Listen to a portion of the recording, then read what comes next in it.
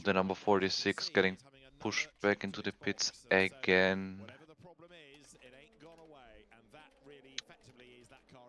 That's not good at all.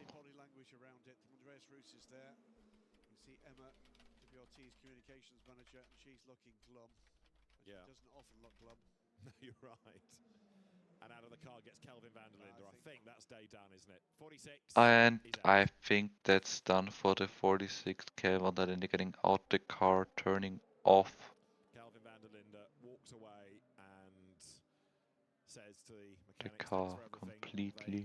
They know how hard this is for him as much as it is for them to take, but that's a retired car.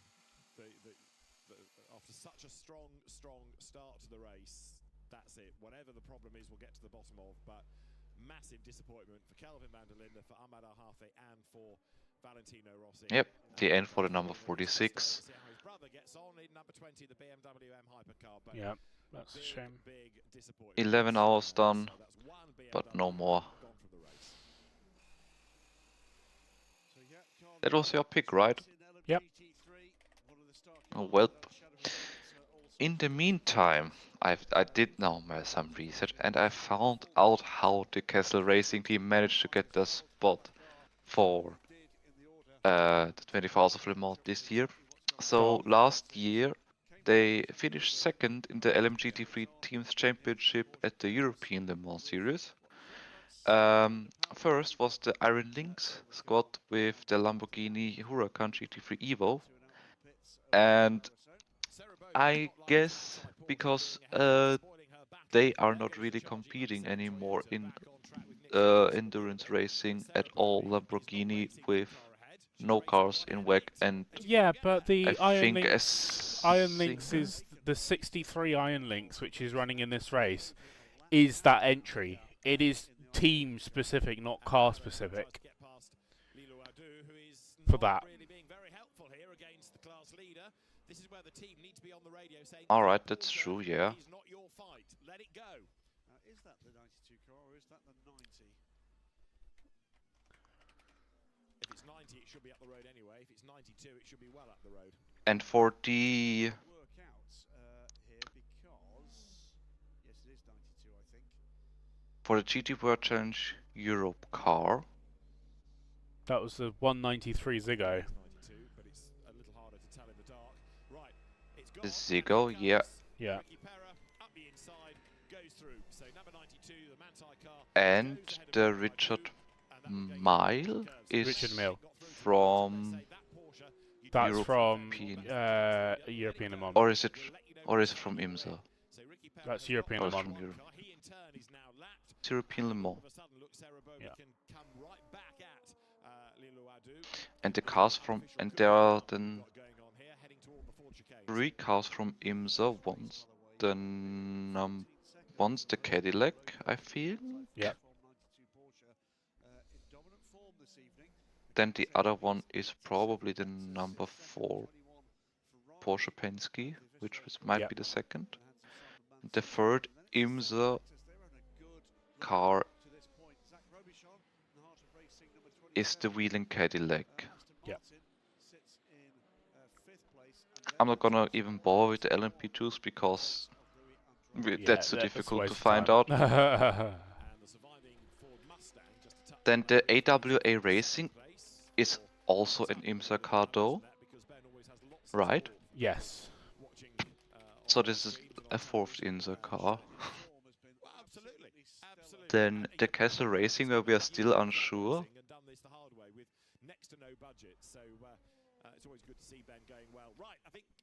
Then the number 63 Iron Lynx from European Le Mans. And the 90 Mantai from Asian Le Mans, I think. So I've just asked ChatGPT. It says the teams that finish high in the European Le Mans standings earn entry. Castle Racing is currently 4th in the standings and earn the Le Mans through this performance. But that doesn't makes sense. Not at all.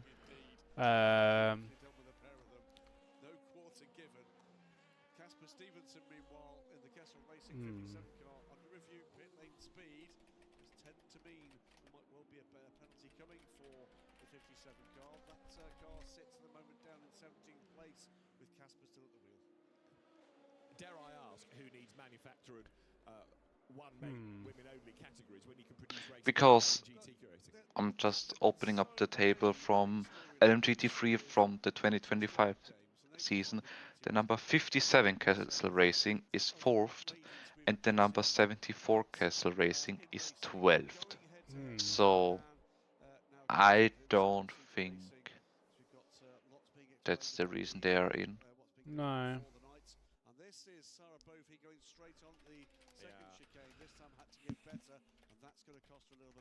Outrated herself, didn't she? She was looking to try and come back at Lilo Wadu, but ran out of real estate. Yeah, I mean, adding to your list, let's not forget that we have had a female winner outright at the Spa 24 Hours. I'm gonna need to look at the IMSA table real quick. Me too. I was in my proud. But as far as I know, Castle Racing isn't racing in there, right? No, they are not. Phew. The man said, coming through the second chicane, and this BMW right now is in 5th place. Now he is on the same kind of. Yeah, I can't find anything about Kessel Racing and why they are in this race.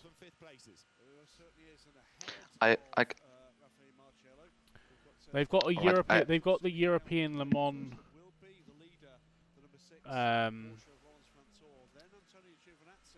They've got the European Mans, so maybe it's a case that any teams that perform well in European Le Mans get an entry regardless if there is space. Maybe? Maybe.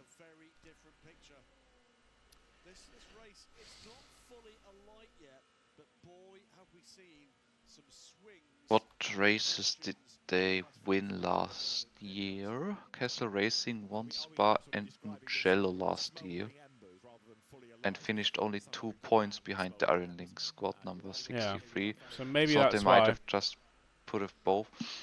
What safety car. Question? We've got safety car. Oh.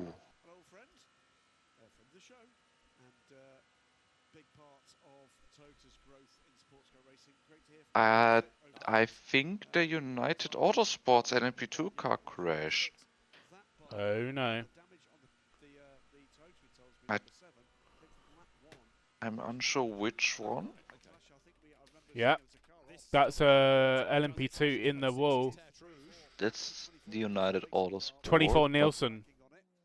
Oh. Was it one of my picks? I don't know. No, I don't think I've picked United Autosports. It's not United. Or did I? This isn't yours though. No, alright, then it's alright. Number 24, which car was the number 24? At the Nielsen Racing. Yeah.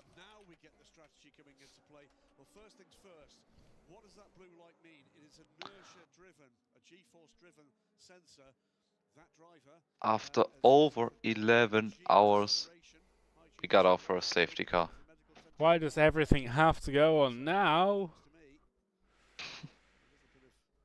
moving in the cockpit, and Marshall's now with him, sideways into the barrier, I think, is what's gone on there, and pretty close to where we saw the incident for the Mustang. Yeah, it doesn't tend to be a place where you go off by yourself. I was going to suggest it's gone in forwards and spun round, but we may well get a replay. If you're thinking those marshals took a long time, bear in mind that that car is properly under the tire barrier. Yeah. Give you permission, especially not in the dark. So the race neutralized, then they're allowed to go. And they went at a run as well. It has to have made contact with another car. You can't tell me that they just lost it by themselves. And so now, as Graham rightly said a moment ago, but even I mean, it's quite a quick corner. You don't have to brake much into it. It's the quick right-hander before the mulls on straight. Could have been steering failure though. Yeah.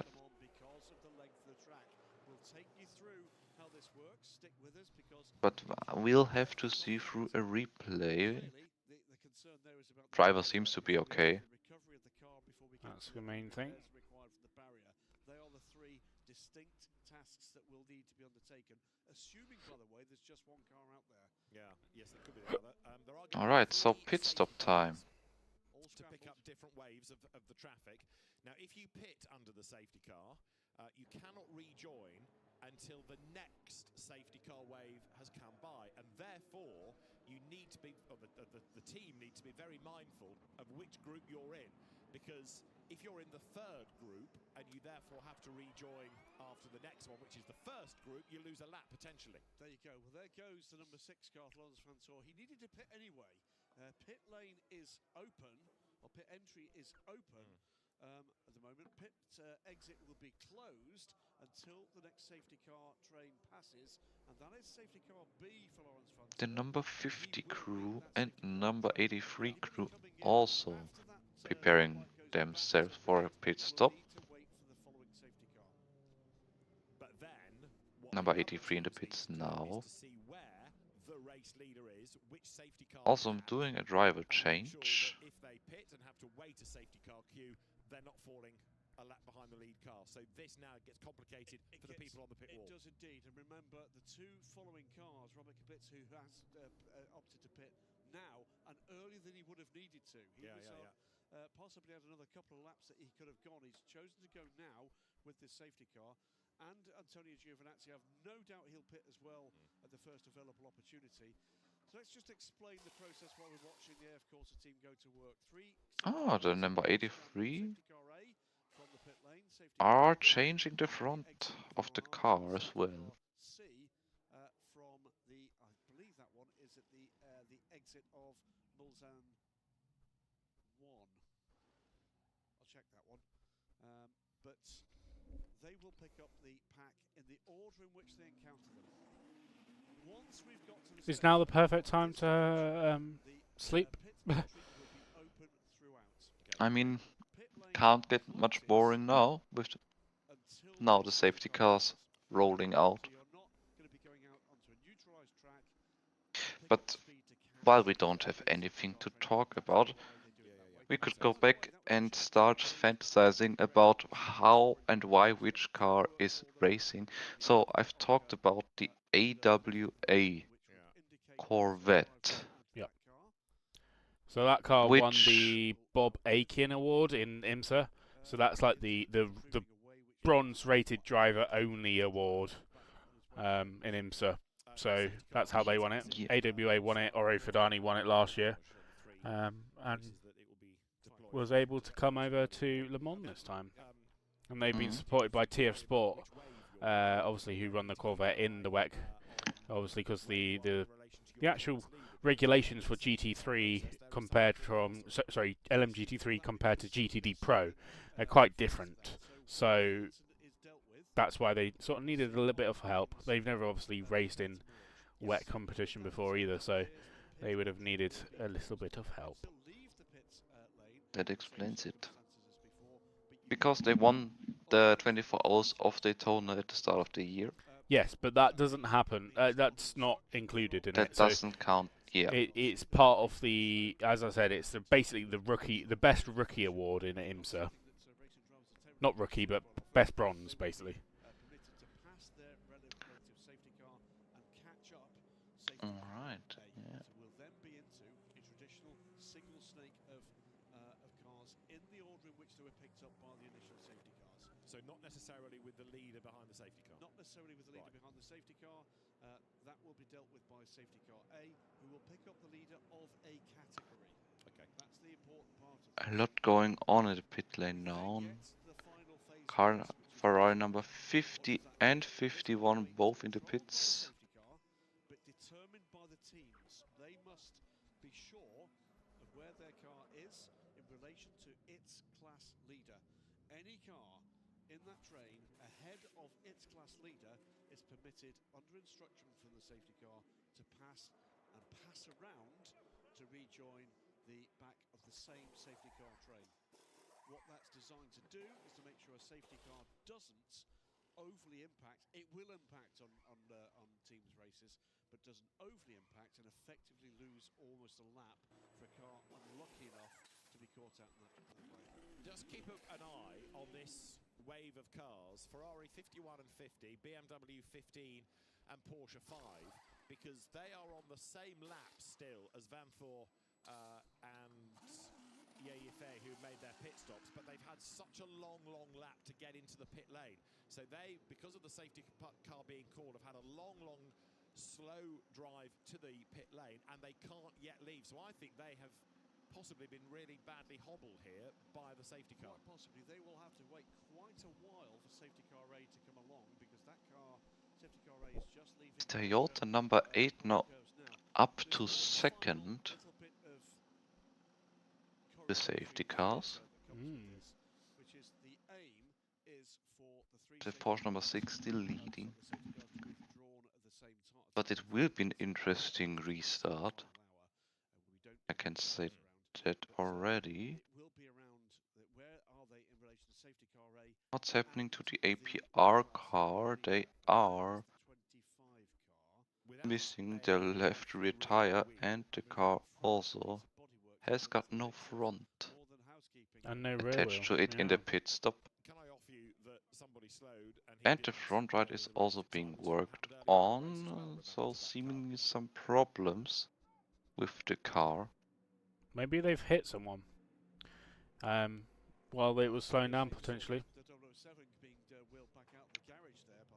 There we can see, we will seeing one of the Aston Martins W07 still going strong without any problems. Oh yeah, look, they've had a tyre go. Oh. Yeah. So has he run over debris? Was this car involved with the 24? Possibly. Very possibly. This could have been involved with the incident that they had earlier, maybe. So right front puncture. Who's at the wheel of 25, Graham? It is... There it is. It is Lorenzo Fluxer. Right. The man from... So did they only have a puncture on the front right, or did they also have an issue on the left rear? Because Could have been they anything. also have a tire missing there. Double trouble could be problematic, if so. But we'll check that out, because if he is, he's going to be then catching up safety car A, and all the cars that have just stopped, including those Ferraris, will go and pass around to rejoin that same safety car queue. Because they will be ahead of him in safety car A's queue when we get the merge taking place. And also, therefore, just to clarify, relative to other championships where there's a similar system, pass around operates for all classes. All classes. Not if you like, the subservient ones. I'm making it very clear, by the way, yet again, this is another reason where the LMP2 class operates as a single class here. We don't pass around for LMP2 and LMP2 Pro-Am, just in the ordinary Pro-Am. The big winner here, I think, in terms of time gained, is going to be the 50 and 51 Ferraris. Yeah, I think they're going to lose out initially. But right now they've lost out. Yeah, but when we get that merge, I think you're right. Yeah. So, out of the cars who are still driving, the car in last place right now is the Racing Spirit of Lemon. Aston Martin. They are attending to damage to the tyre wall. Just go back for the benefit of people that are watching this and trying to keep up with all these but all these different regulations. When we do pass around, does that mean effectively that you're going to have all three classes in the correct order, one behind the other? Sorry, say again. Sorry, I was just catching up with a message from the team. Sorry. So we do pass around. We do. Does that then mean that we have... Wait. The number 92 Porsche is leading in LMGT3? That's Yes. not changed from a couple of years ago. They did give it a try. I thought it was pretty much a success. I didn't expect that. Where we had what they call the drop back. I did not expect that at all. But I'm quite happy about it. The GT cars. That they're not doing this year. And they didn't do last year either, but we did try it. I think one of the Mercedes cars just did a break. swap Okay, Yep, that would make because sense. one of the mechanics had a tray in their hands, so you can see which the usually swept round Tetra. means We know bricks the 24 then with Chairman changed. Buluk Bayesi at the wheel is the main cause of this, but we've got this question mark over 25 of Lorenzo Fluxa, who is in the pits with right front damage and no left rear wheel. Indeed, and we wonder if the two are connected. So it seems like all around the tracks there is some cleaning or repairing made, as we could see one of the marshals at Mulsanne One. Chicane 1, so Daytona, Okay. having some kind of debris in their hands. Safety car B at the moment is just going through the first chicane. So this is safety car B's train that we're looking at. Indeed, it is. Yeah. Safety car A at the moment. It's in Mulsanne corner. That won't matter. Simon Mann is under investigation in car 21, and this could be a big problem for him, exiting pit lane under the same safety car. Now that's going to be potentially quite a big penalty for Simon, numbered in the minutes. Right. So- Any Nope. at the wheel, that could be bad news indeed for the best running of the 5 Ferraris in this race. But again, you're quite right in what you say, but here's AF Corsa as a very, very well drilled outfit, and you think, well, okay, Simon Mann wouldn't just set off of his own volition. Somebody will have told him to go. Did he go through a red light, I wonder? That's what I'm thinking. Yeah. Did he just go under red light? Here's United Autosports 22. They've had a mixed bag of a day Yeah, you're right. and a night so far. The 22 car at the moment sits in 9th place. This is Pietro Fittipaldi at the wheel. This is their LMP2 rather than Pro-Am entry. He's another of our ex-Formula 1 racers on the grid because he drove in a Grand Prix 4. Williams. Haas. Oh, right, okay. He stood in for Romain Grosjean There in you go. Bahrain after Romain had his Right, accident. it's 19 drivers in this race That's right, that have correct. taken part in at least one Formula 1 Grand Prix, Yeah. including, of course, a world champion in Jenson Button. Tends to be well into double figures for the 24 hours of Le Mans. It's actually more than usual this year. And Zach Brown of McLaren and, of course, United Autosports, we saw on the grid, having watched the start of the race, he's flown to Canada. Has he? Yes, because there's something going on there which involves McLaren's, I gather. Safety car lights and boards are all around the Circuit de la Sarthe. We are on lap 186 right now. We have 12 and a half hours just over still to go. You know, I do like to pull the chain of Formula 1. They've got enough fans, they don't need me.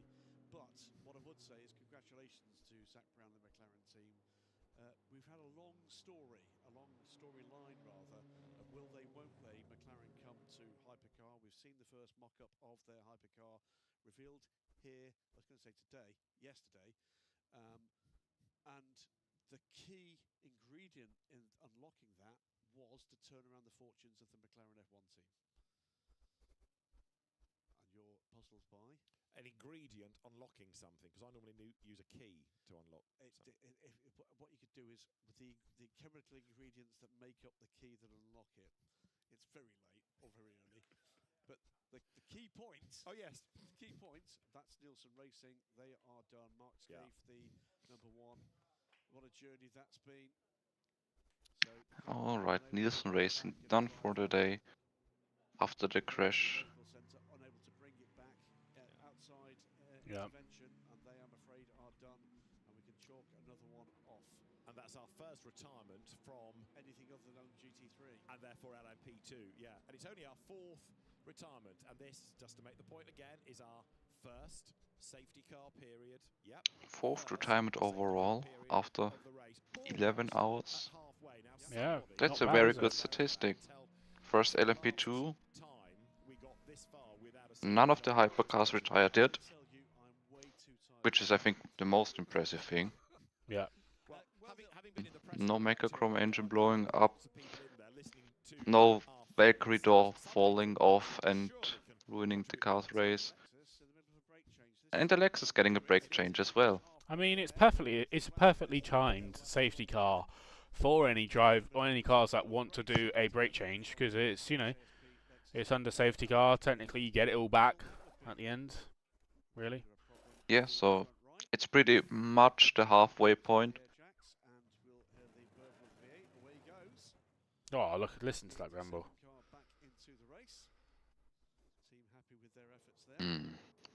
Sounds nice. Yeah. So that is, as you can see on the graphic, that's our order, but there's lots of sorting still to be done. That will only happen when the incident has been fully dealt with. So driver has gone to the medical centre, as he must because the medical light, the G sensor in the windscreen had been activated. There you go. It's an emotional time, you know. It is. That's Jen, data engineer at Nielsen Racing. And after all the effort, all the adrenaline, and now all the tiredness, as well as the disappointment, it all kicks in. So, real shame. Cembo Lekbazi, who has been a very good esports and GT4 and single-seater racer as well. I want to say he drove in Formula 2 for a time. Behind safety car, then you're looking at a BMW.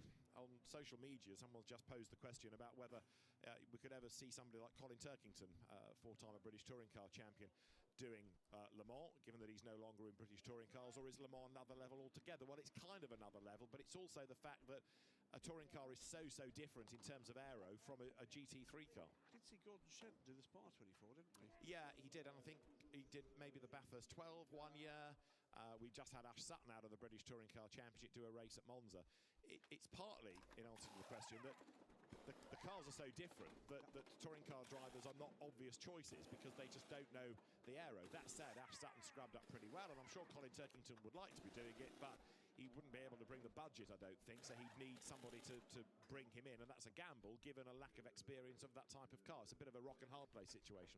There you go, pressurised oil top up there for the number 23 car. This is the second of the United Autosports car, their Pro-Am efforts now on pit lane, and that car in the hands of Ben Hanley.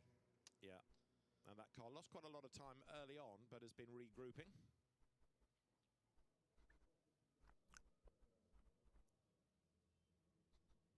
Now, sitting at the end of the pit lane is Ben Hanley because he's got to wait Number for 23, alone at the pit exit. And that's going to be this group here coming into the Porsche curves. Yeah, so we've got quite a wait I was just thinking the very same thing. He's going to have to choose a good podcast to listen to, I think, while he's at the end of the pit lane. I can heartily recommend the Weekend Sports Cars, by the way. Really? Fantastic.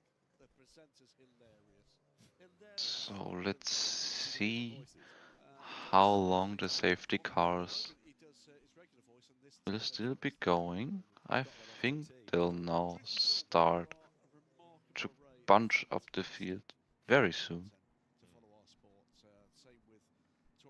The number 4 Porsche, the number 20 BMW in 4th and 5th did not pit under the safety car, as it seems, with 48% and 55% of the virtual energy still left. See their engineers just checking the temperature of the tarmac in the pit lane. Some of these earlier shots all pieced together in this little package, including rather smoking brakes on the Lexus, and the team's hard at work in some instances and trying to catch a little bit of rest in others, and their drivers, engineers all keeping themselves alert because you never know when you're going to have to spring into action. Long chat with one of the legends of the Le Mans pit lane, Howden Haynes, H, and talking about a variety of ways in which they put together a program for Audi Sport on this very subject: is how do you keep the team awake and aware, and in particular the race engineers who do not sleep through the 24 hours, and all sorts of things being put into play, including the lighting on the Pratt perch, the pit wall structures they have with all the wonderful devices they've got to strategize. Can I just ask as well, what has triggered this upsurge this year in cuddly toys? There were so many of them on the grid. Most of the garages seem to have some sort of animal or cuddly toy. You say that with a disapproving air. Do I? Yeah. Oh, okay. Well, maybe I do, but I'm just slightly intrigued. What have you got against plushies? Come on, come on. You're a curmudgeon. They just look a bit twee. You're a curmudgeon. Yeah, that's not a scoop good. When you call yourself a journalist, go have a day off. 10 greatest Le Mans curmudgeons. One, David Addison. Flattery will get you nowhere. We're going to prepare for merging, incidentally. In which case, at this point, Instant is... My pick number 33 Corvette in 18th. The other two's number 81 is 3rd. And the number 13 AWA Racing is in 8th. Come on. Please, number 33. It's not.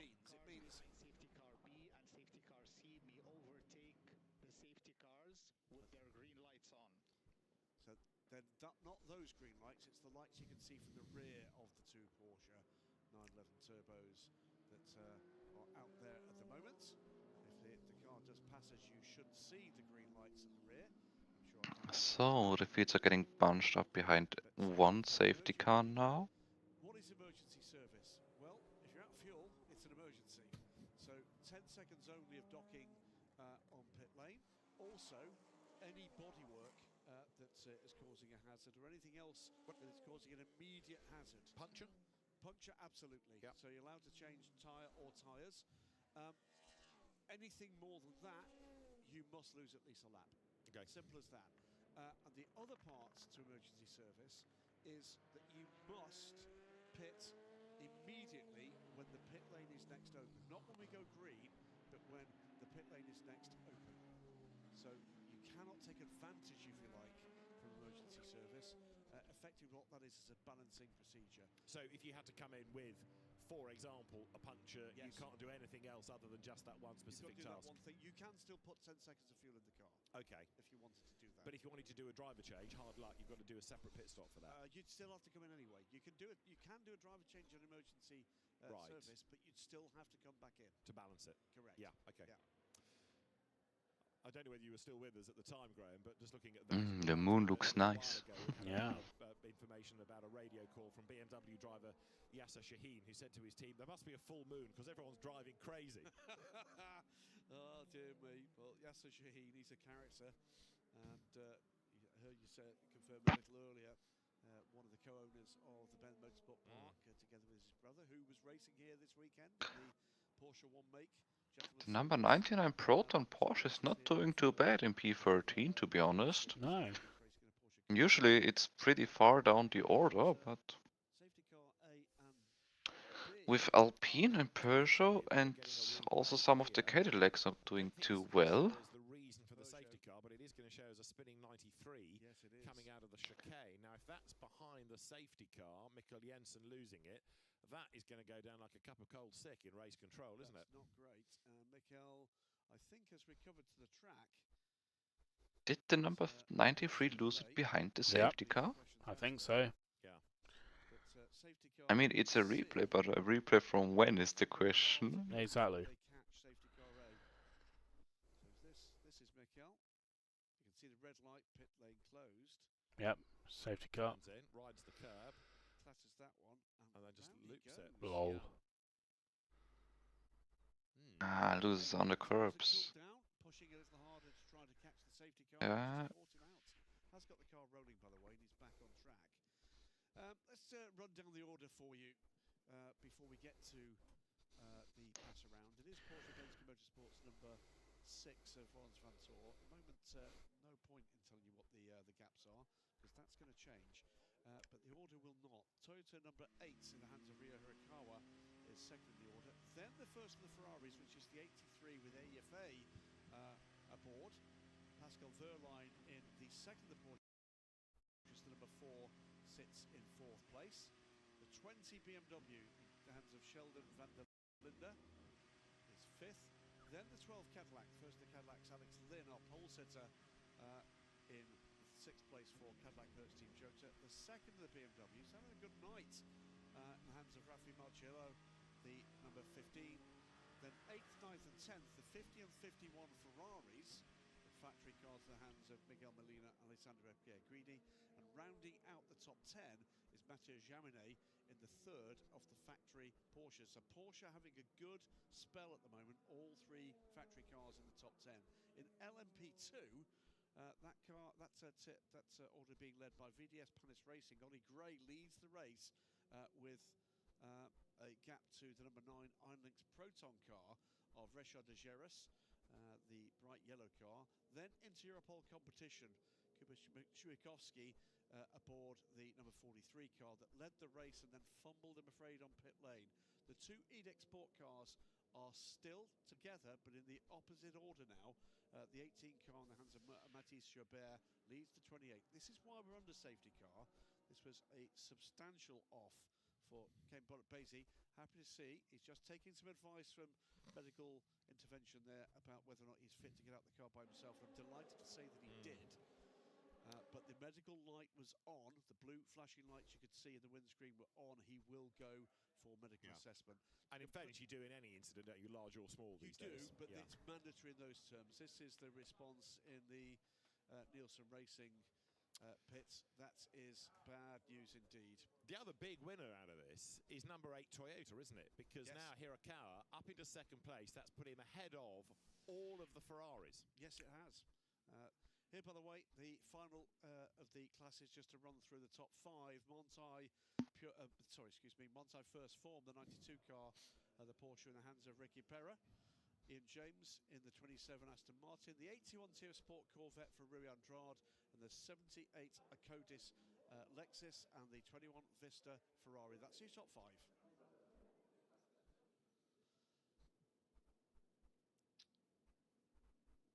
Now we are preparing for pass around. That means that those cars out of position in that class will now be able to move to the next wave. Well, the ocean of light you see there, what you can't see is the cars are in 2 rows. It's the cars that will remain behind the safety car. Alright, time for pass around. So in other words, it will pick up the So it will still take a bit till the fields all sorted out. If you are eligible, as it were, for pass around, is that down to the team to let the driver know, or does that information become apparent from race control? 100% down to the team. Right. So if there's a mistake made, it's on you.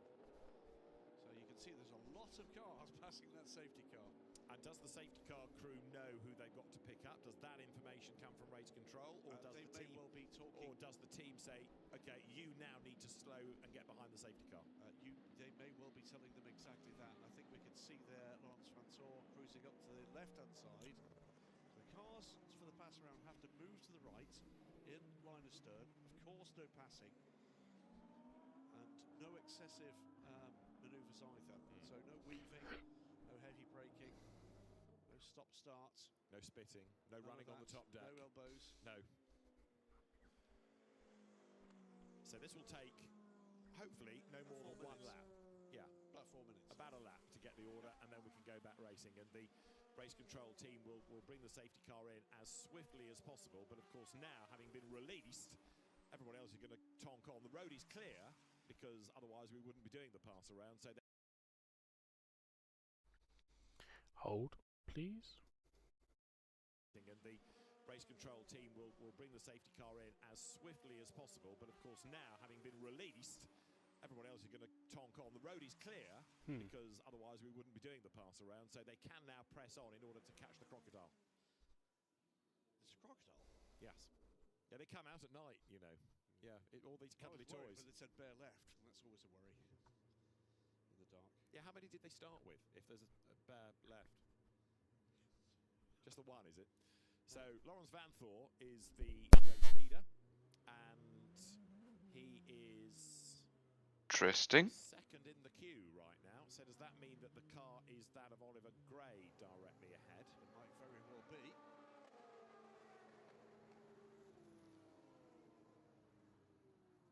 So these are the cars coming over the timing line that are playing catch-up, as it were. So we need to see what the gap is between Vanthoor and Hirakawa. We also need to see where the Ferraris are. I'm not convinced, Graham, with what you were suggesting earlier on about them gaining back all that time. I think the Ferraris are going to be around about 8th and 9th, and they have lost a big chunk of time because their in-lap was so slow. The point I'm making is whilst there might be cars between them, the time behind Laurens Vanthoor is going to be much shorter. It's based on the time of the safety car queue, but they may very well have cars between them. and that's the new challenge for them. Yeah, we're still waiting then for number 6 Porsche in 4th place to come across the line, so there's a lot of bunching up still to do.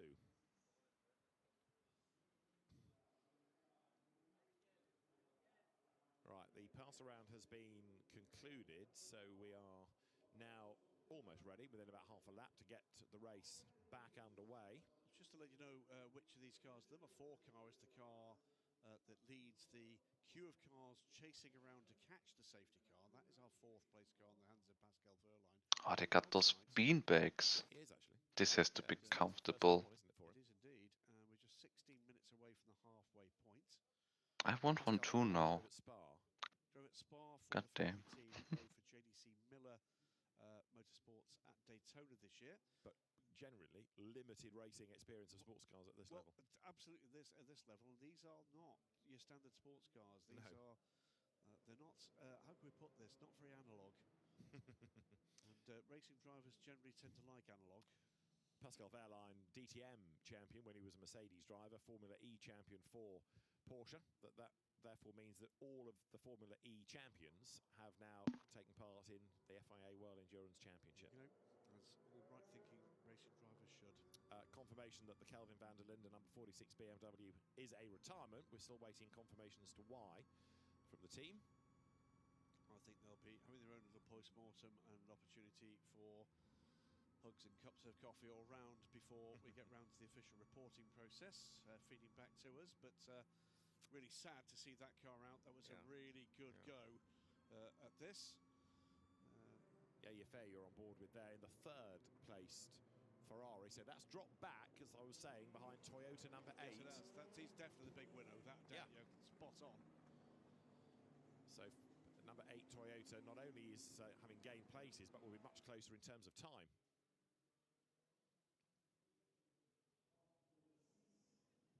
Porsche, Toyota, Ferrari. Porsche, BMW, Cadillac is your top 6, as we are behind the safety car here, almost at the halfway point of the 2025 Le Mans 24 Hours, the 93rd edition of it. And Ria Hirakawa in Toyota number 8 has been the big winner by our calculations on this safety car period, because he's vaulted up into 2nd place and will be much, much closer to the race-leading Porsche of Lawrence Vanthoor when we go green, which ain't that far away. Well, yeah, as we've still got the chasing pack stretched out, by the way, now from the start-finish line all the way back to the run down to Indianapolis.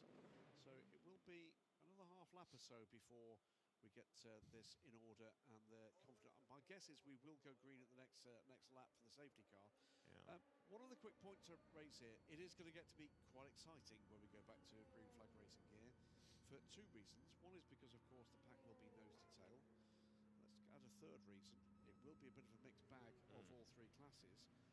But the 3rd reason behind it, David, is that what we've seen into the night with the cooler air is cars that were dropping back a little have come back to life.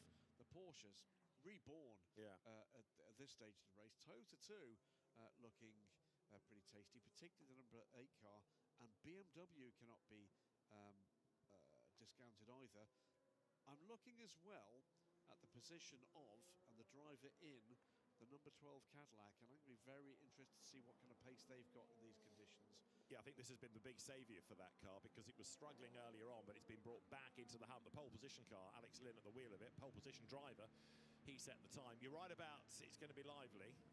That annoying bloke that does the British Touring Car Championship always talks about safety cars breed safety cars, and with everybody together like this, and pretty much everybody know this is a big chance to gain some ground, and it's in the dark.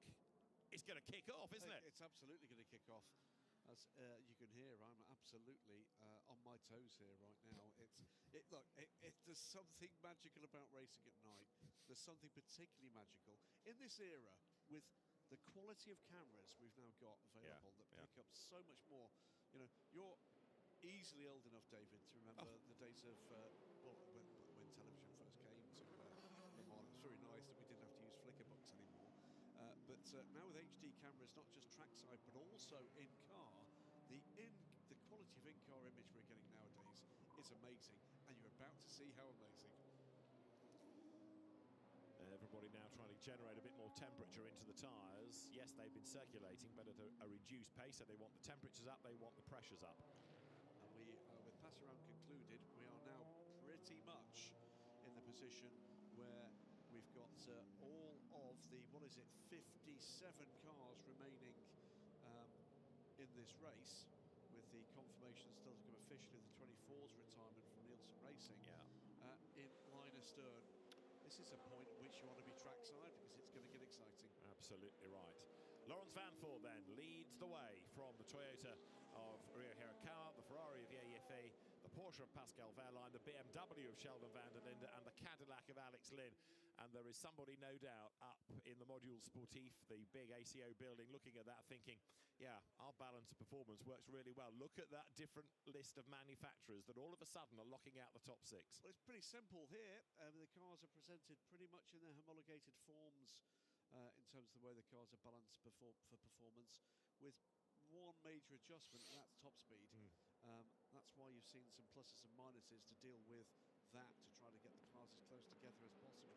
And realistically, whilst we did have a period of time where the Ferraris pretty much dominated and looked as if they might just drive away into the sunset, literally, that was down to the fact that this is a team and a car where they're managing that car very well deep into second and third stints. That's the key. It's basically pursue the sweet spot as long as you can, and that's what Ferrari have shown that they can do, or showed that they can do coming into the darkness. What we've seen now deep into the darkness is that others in the cooler air are beginning to come back into the fray. So this is Yeyife, who is running in 3rd place. We're not yet under green flag conditions, but we're anticipating it might come at the end of the lap as the car here comes down towards Arnage. We are at 10 to 4 in the morning, and it's very busy still trackside. 193, please close the gap. 193, please close the gap. 193 is Eddie Cheever's Ferrari in 55th place. Should be no more than 5 car lengths between them. So Safety car in. Alright, so safety car in this lap, every car has caught up. and the small animals, we're about to go The racing. order is restored and it's going to be close, right? There's no overtaking, of course. Yep, this is going to be interesting. Safety car lights are off. Let's see if we'll see anything happen Under the control. now that everything's bunched up again.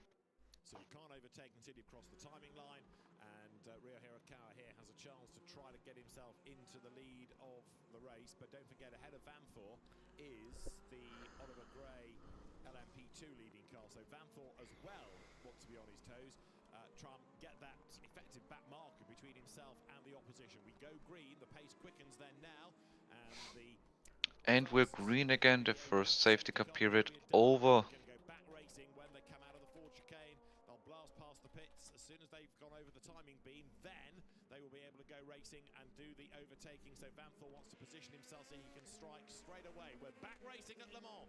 Lawrence Vanford for Porsche.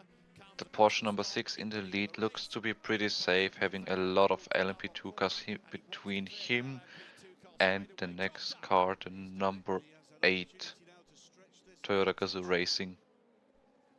Yeah, absolutely. I mean, the LMP2s between him and the next car is important for him to remain in the lead, as it does look like the number 20 BMW Orff René Rast came into the pits. Sorry, Shadow van der Linde came into the pits. Oh, the number 83 Ferrari in 3rd, just behind the number 8 Toyota, who's in 2nd, so this could get interesting.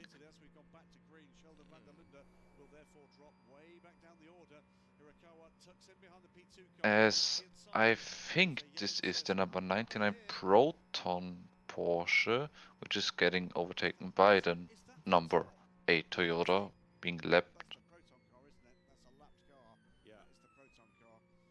See, the lights look very like the Porsche. I didn't think he was anywhere close to Lance Vantor. It's not.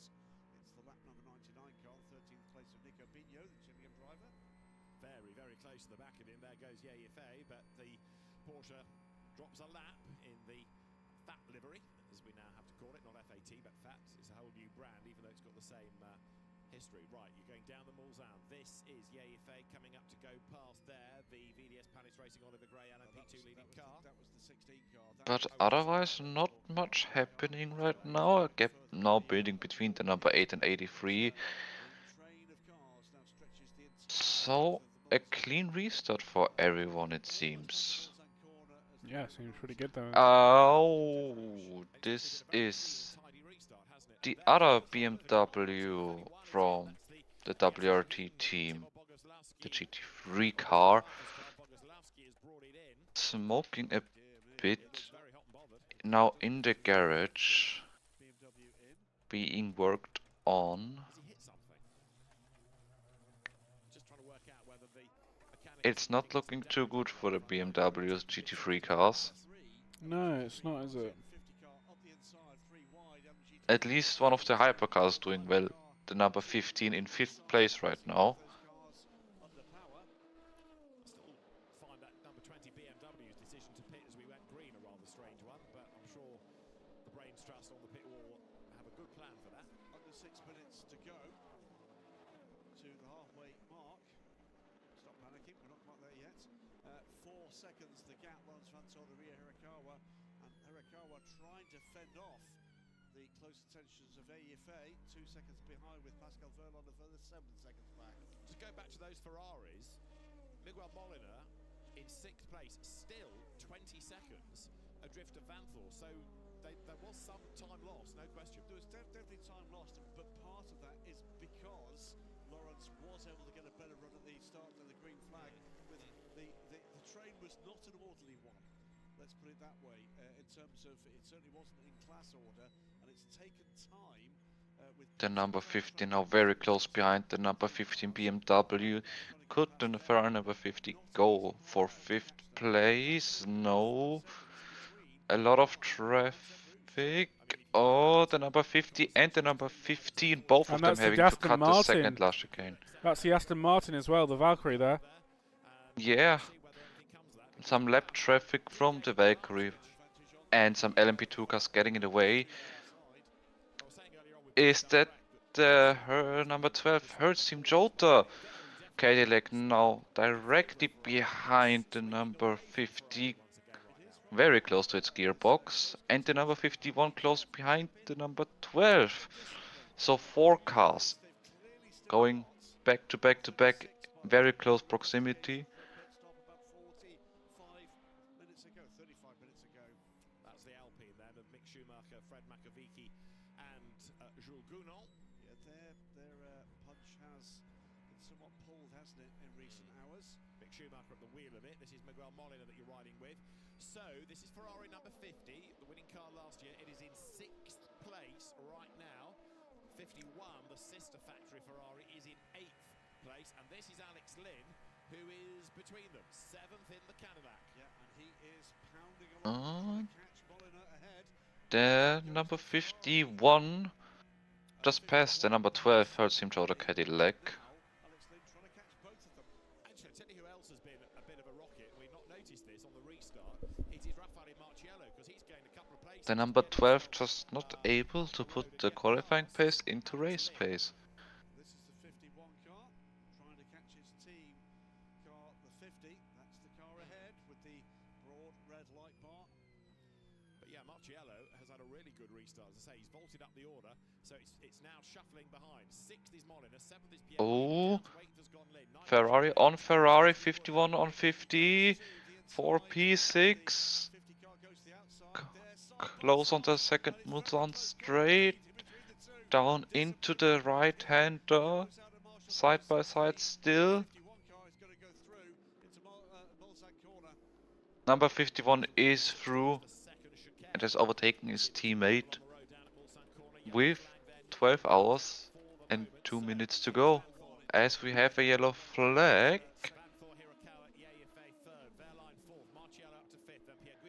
Not sure where.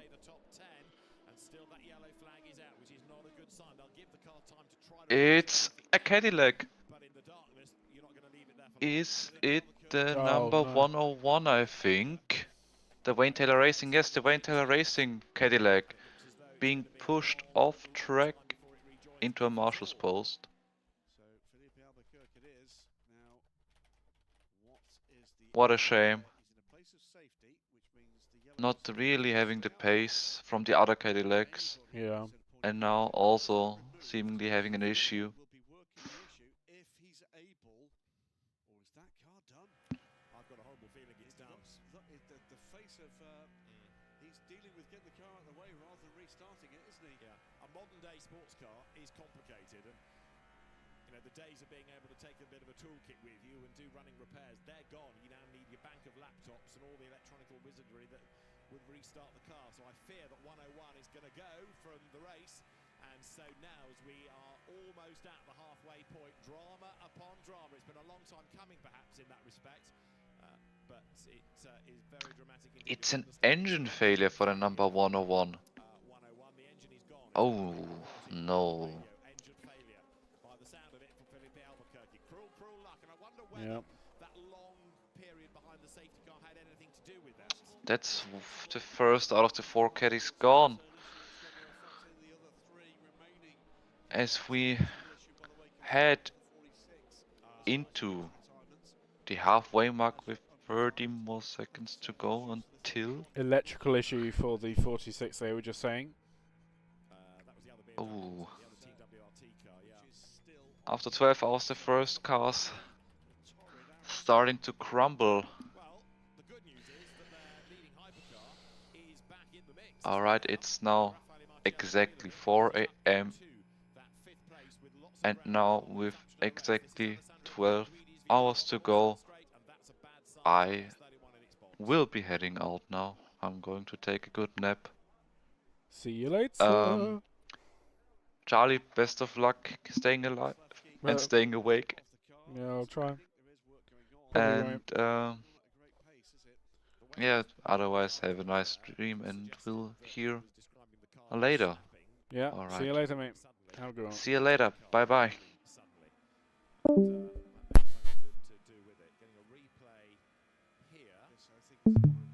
Yeah, this will be Albuquerque's demise.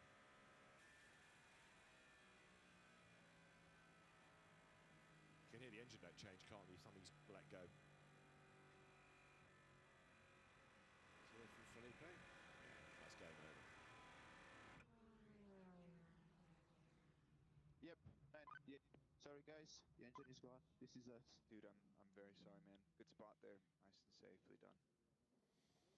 So that is engineer talking to Felipe, and well, no doubt about that. Our first hypercar retirement comes at the halfway point of the 2025 24 Hours of Le Mans. It is the 101 Cadillac WTR, the Wayne Taylor Racing car, and the family outing, I'm afraid, for Wayne, Jordan, and Ricky Taylor with family friend Felipe Albuquerque is done for this year at least. They've got another car still in the race, but that was delayed early on as well, wasn't it?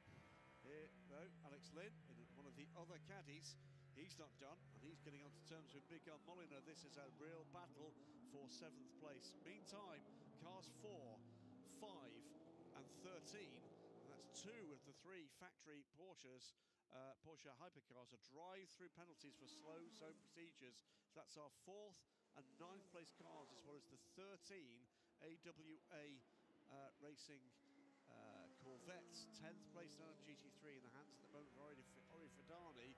All 3 of those cars will be getting drive-through penalties for slow zone procedures. Alex Lynn has not given up this fight. He's pushing on hard and looking to try to get 7th place. There's a bit of a consolation prize. Drive-through penalty coming a little late for the 101 that's just expired. Just retired. Yeah. It's a drive-through penalty. We can dispense with that one. That's the second drive-through for a slow zone infringement for the number 5 Porsche, which has currently got Matthew Jaminet at the wheel of it. And into the pit lane now has come Pascal Wehrlein, so he is straight away serving that drive-through. Yeah, taking that immediately. Which you may as well, while the pack is fairly tightly bunched like this. That's going to promote Alex Lynn. And there on pit lane is the Porsche R. So not serving a drive-through, but a full pit stop, interestingly. Well, there you go. I'm just taking a look as to whether or not that was on schedule. Well, the system is just playing up a little, bear with. There's a drive-through penalty also, let me just mention, to the number 57 Kessel Ferrari. Takeshi Kimura is at the wheel of it. 101's penalty is academic because, as we've just explained, Felipe Albuquerque's engine has detonated, so that's gone. And Pascal Wehrlein, the reigning Formula E champion, stays on board number 4. So they've served that pit stop, but the car's going to have to come back in order to serve a drive-through penalty. That was, by the way, a full stint from Pascal Wehrlein.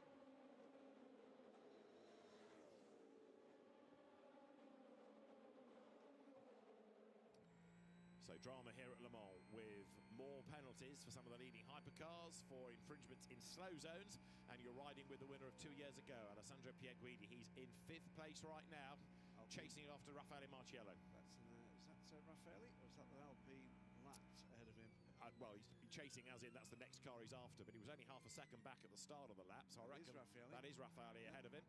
And the two of them flick out of the chicane. Marciello did a lot of the hard yards here on the restart with his brave racecraft. Pierguidi very close at the chicane, drops back a little bit on the other part of the Mulsanne down to the Mulsanne corner. He may well get nearer under braking, but that BMW going better now in terms of classification than we've seen all race. Some great traction, little wayward it looks under braking at the moment, the BMW. A little bit of a wag of the tail into the last 2 corners, but like a scalded cat out the corners. Yeah, that car, many hours ago in Kevin Magnussen's hands, had the engine cut out as he was trying to brake for the Mulsanne corner, and he ran wide, and that was a bit of a concern. But that seems to have just been a tiny glitch, because we've not had anything about it since, and the car's pace is good. Marciello's last lap was a 3:29, and that's on the same sort of pace, roughly, as those in that lead group, although here at Indianapolis, the Ferrari closes. Bad news for the Team WR team, and bad news for, remember, the local wildlife. Hit a rabbit, the 31 car. Oh, right. So I'll leave you to think of a pun that's available for that one, but that's what the damage has been caused by. So there it was, herring down the straight, and it collected a rabbit. Okay. I think we'll just pause whilst the his reputation is commemorated. Not often when you look at Le Mans and it says reasons for retirement, do you see hit a rabbit? Rabbit. Rabbit, rabbit. Yes, indeed. Was the rabbit all right? I strongly suspect that a rabbit headbutting at a BMW M4 that the BMW possibly won, at least briefly. Can we have a minute's silence for the rabbit? I think so. Yeah. Alessandro Pierguidi, in the meantime, presses on. BMW number 31 is still in the pit lane, by the way, as it tries to be de-rabbitized.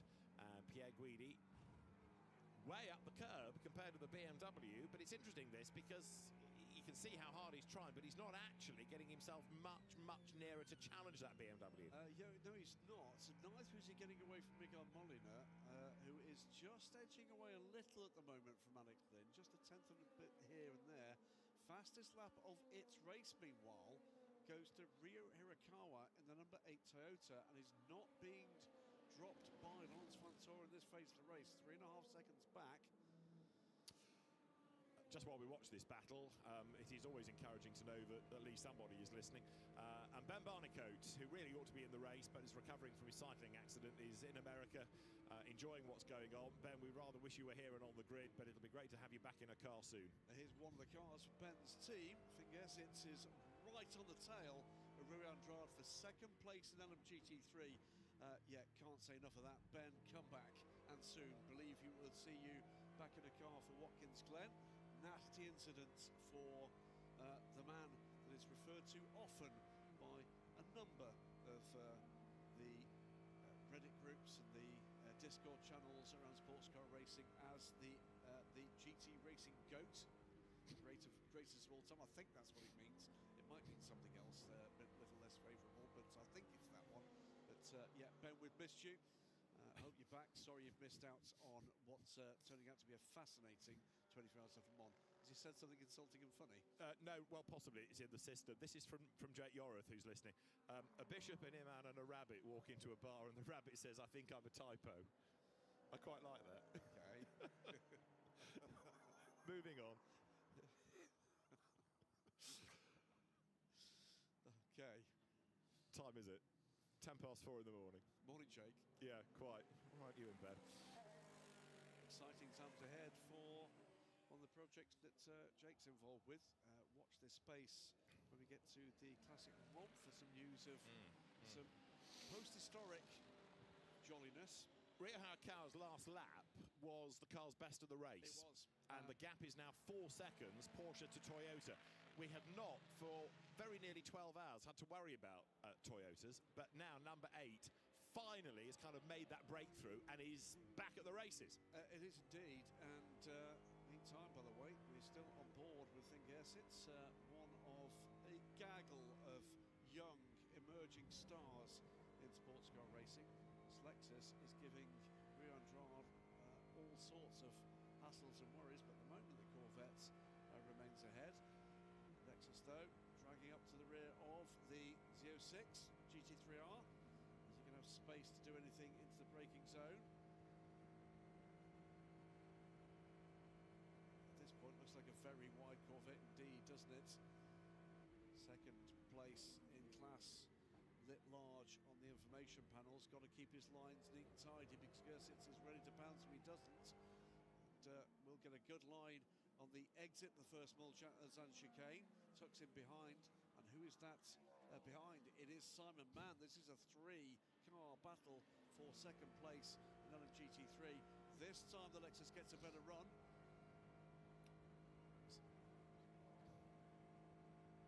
Brave stuff this, isn't it, from the Lexus?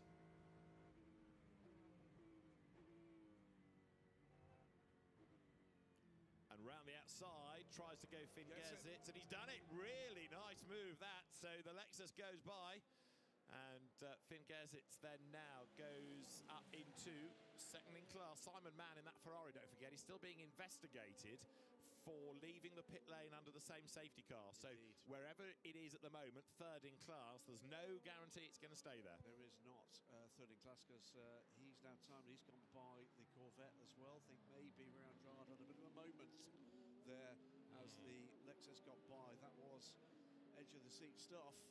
And Simon Mann is all over the back of the Lexus and looking to make progress.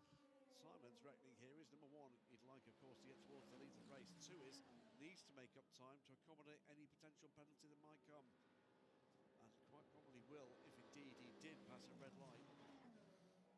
Yeah, Simon Mann with English and American nationality, but born in Paris and has done lots of his racing in Italy. So a global racer. FIWC's communications, one of the communications gurus, Sam Smith, has come up with a pun so poor about the rabbits, I'm not going to read. That's how it is. Okay, well, I bow to your before he got mugged coming down the Mulsanne. Let's see, this is into the second of the chicanes. He went defensive. Yeah, that was Gersitz going round in. Was, and what happened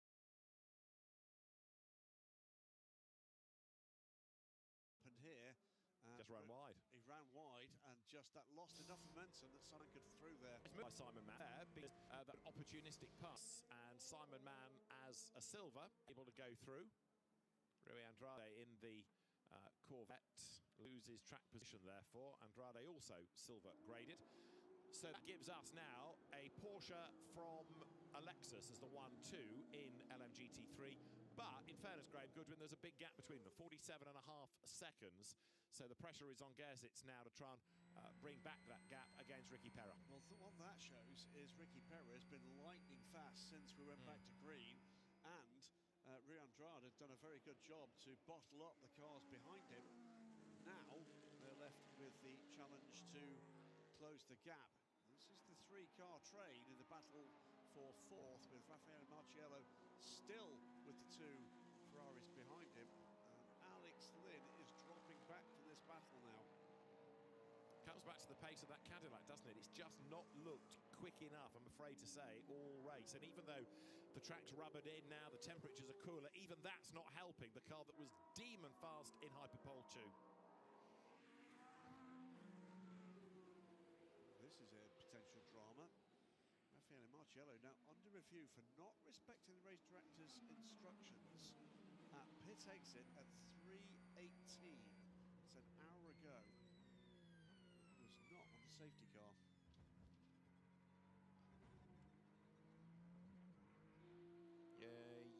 Yeah, it was. Right, in which case it's the same, potentially the same issue as Simon Mann. Yeah, Cembolo Barzi went off at 03:12. Right. So we just tripped into safety car by that stage. Right. Interesting. That could be a serious problem, therefore, for the 15 car that is currently our 4th place car. I'm interested in the way that's phrased, though, because Simon Mann's investigation was quite specific. Yes. Under investigation for leaving the pit lane under the same safety car. This is not respecting race director instructions at pit exit, which sounds completely different to me. WRT are at pit exit, aren't they? Yes. They're right at the end Yes, there. yes. I wonder if it's something about the way in which he joined the queue. Yeah, maybe. But yeah, it's a good shout. I mean, I won't argue with that for a second, but just the totally different phraseology makes me think it might be something different. That damage on the Toyota, you were saying, was done on lap 1. That's what Al Moffat says, and yeah. I always believe what Al says. He's in. Oh, he's taller than you. He's in Motorsport PR, and therefore is incapable of lying. It's quite.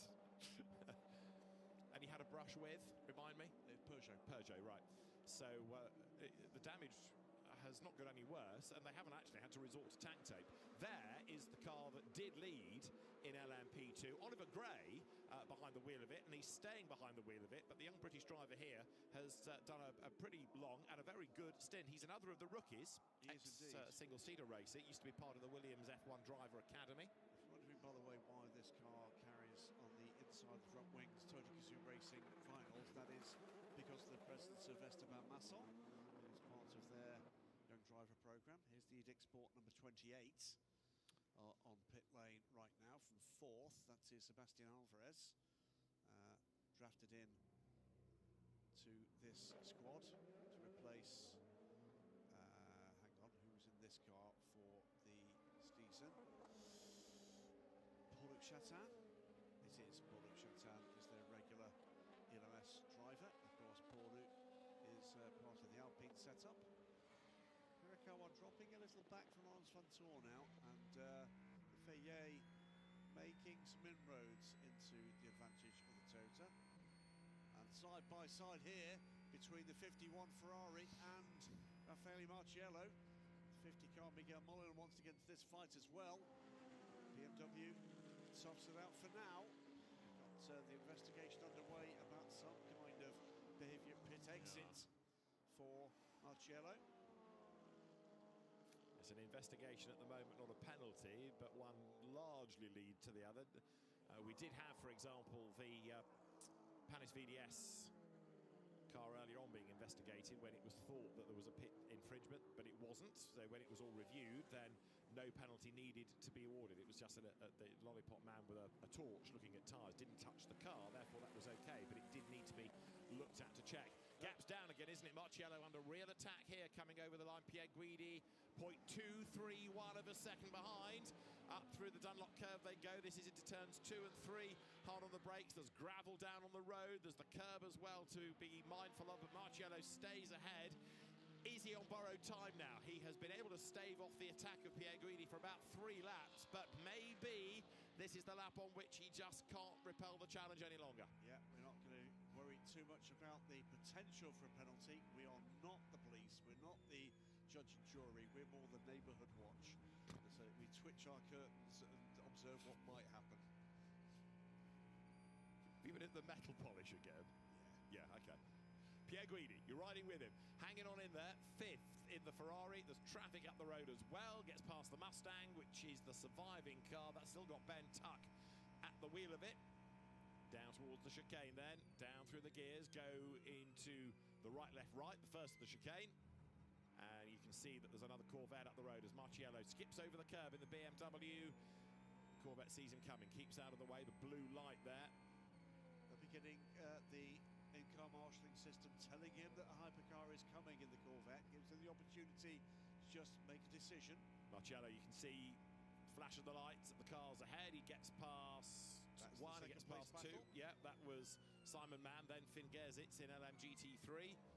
Oof, and a bit too much speed maybe carried into the chicane there, because you saw the way that Marcello's car really darted across as he had to fight it through the midpoint. Keep an eye on this hypercar, but just a note, by the way, Ricky Perra is absolutely herring away in the lead of LMGT3. He's almost a minute up on that battling pack behind. It's not that long since we went back to green flag racing. Fair point, as there again Marcello and Pierre Guidi turn their way from Mulsanne corner on the run now towards Indianapolis. You know, the sporting part of me really wants this not to be a penalty for this BMW, because right now this thing has just come alive. Yeah, no, it has. 20, remember, that pitted under green flag conditions, that's now fallen back to 9th place. And René Rast is 1 minute and 50 away from the leader. The top 7 are all within half a minute of each other, and then there's another 34 seconds before the next car. So in real terms, the battle at the minute is between the leading 7.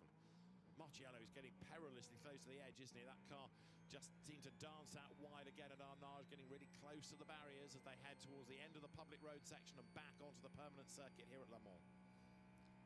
Heading towards the Porsche curves. Still, Alessandro Pierre Guidi running in 5th place then in number 51 Ferrari. Winner 2 years ago, winner at Imola this year in the championship, winner at Spa, and 3rd in Qatar.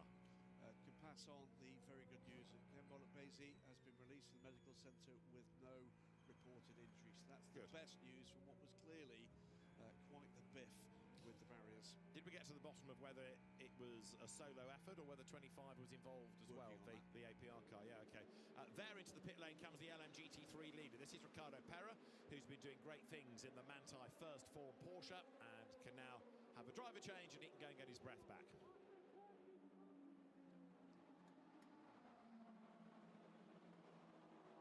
That will put the Acodis ASP team Lexus of Finn Gersitz into the lead of LMGT3 right now. That's number 78, which is the Jack Hawksworth Arnold Robin car.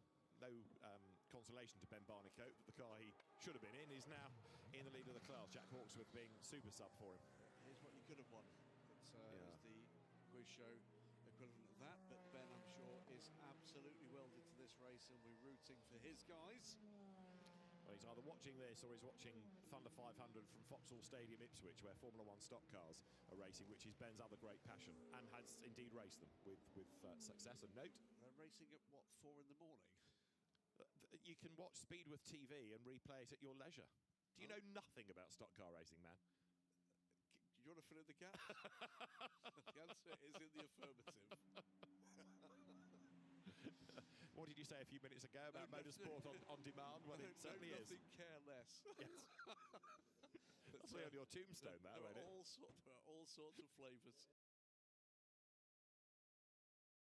Top 4 cars on pit lane. Manthey's first form car goes. There goes the 21 car and the 81. And 54's there, Francesco Castellacci.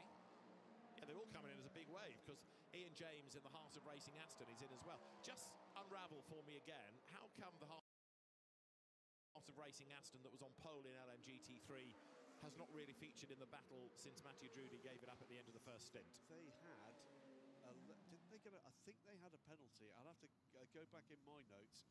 Just a note, by the way, on that pit stop cycle, the 87 Lexus didn't pit on that exchange, and that goes to the lead.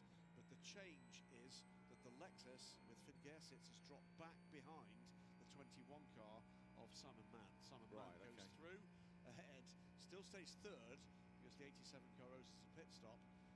But the exchange on pit lane between Vistrev Corsa and Acodis ASP goes the way of the Ferrari this time. Pierre Guidi must be getting bored of the rear end of this BMW.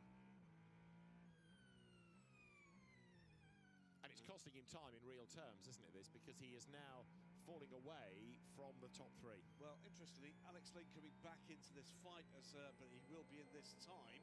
So he will be the first of this group to pit. It may well be that we see 2 two Ferraris continue for a further lap. And the Cadillac that's back with this this train of cars. 1, 2, where's the third? So with LMP2 car, there is the Ferrari, and the next car along is the Cadillac. So they are very tightly spaced. They really haven't dropped each other since the safety car was withdrawn.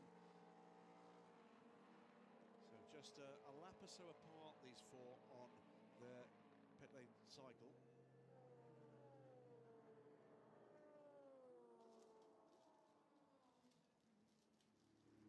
Pretty torrid evening for the number 13 Corvette. Continues with a 100-second stop and go for a technical infringement.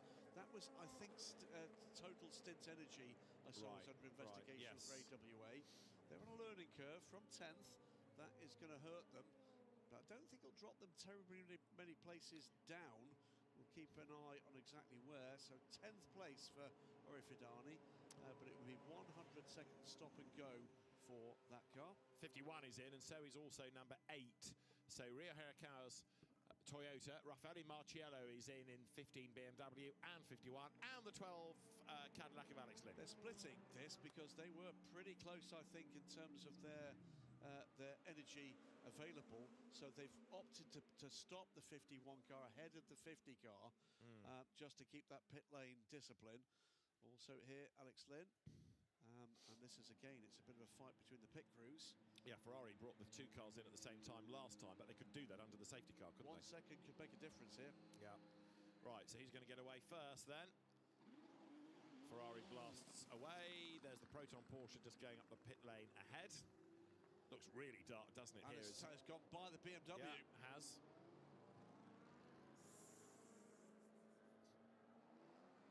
So that was a great turnaround from the F Corsa crew. The 51 car turned the car around in 1 minute 14 seconds, is that? Yes, it is. It's only 1 second faster. That's all it needed. But that's all it needed. You did predict 1 second could be the crunch, and it was absolutely spot on. So 51 gets the place back. Meantime, the LMGT3 leader at that point, 87 car, stopping a lap later than its competitors in the lead group, will cycle back. Monti First Form's Ryan Hardwick takes the lead and will retain quite a hefty lead in this class, getting to the kind of stage that this could make a difference. Close to a minute clear. Raffaele Marciello, no further investigation for whatever he didn't do that the race director thought he had done, so that's in the clear. There you go, and I'm pleased to say that's the case. Wouldn't want a fumble to affect what's been an intriguing, engaging, fascinating and exciting battle. Although he has just lost that place in the pits with that slightly slower stop. Ryan Hardwick's taken over number 92, which was the leading car, is the leading car in the LMGT3 fight, because although that pitted, so did everybody else behind. So 92 is hanging on in there, but Charlie Eastwood in 81, the TF Sport Corvette, could be the one to watch because he's now the highest graded driver in that leading line. Absolutely right. 43 car from the lead of LMP2 once again. Kubish Mikovsky brought the car in. 43 is rolling. It's had a new nose section on that car at some point, unseen by me at least.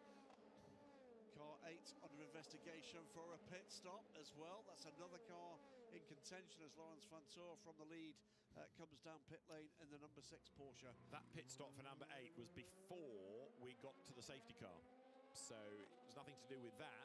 It's taken a while to come through the system, in fairness, over an hour. You're on board now with Louis Delatraz, who is second again in LMP2 and chasing after Oliver Gray. Now also under investigation comes the United Autosports Schneider Jarvis Hanley car for a pit stop at 03:29, and that was under the safety car. Yeah, that's just as Daniel Schneider hits pit lane once again. Drops back down to, what is that? To the back of the LMP2 Pro-Am order. Top 3 cars, 6, 83 and 50, all on pit lane. Complete the current pit stop cycle. Louis Delatraz pushing on, 199. He is right in the wheel tracks of Olly Gray in the VDS Panis Racing number 48. Both these teams have had very strong runs. And for the AO by TF squad, could be 2 podium finishes at this stage.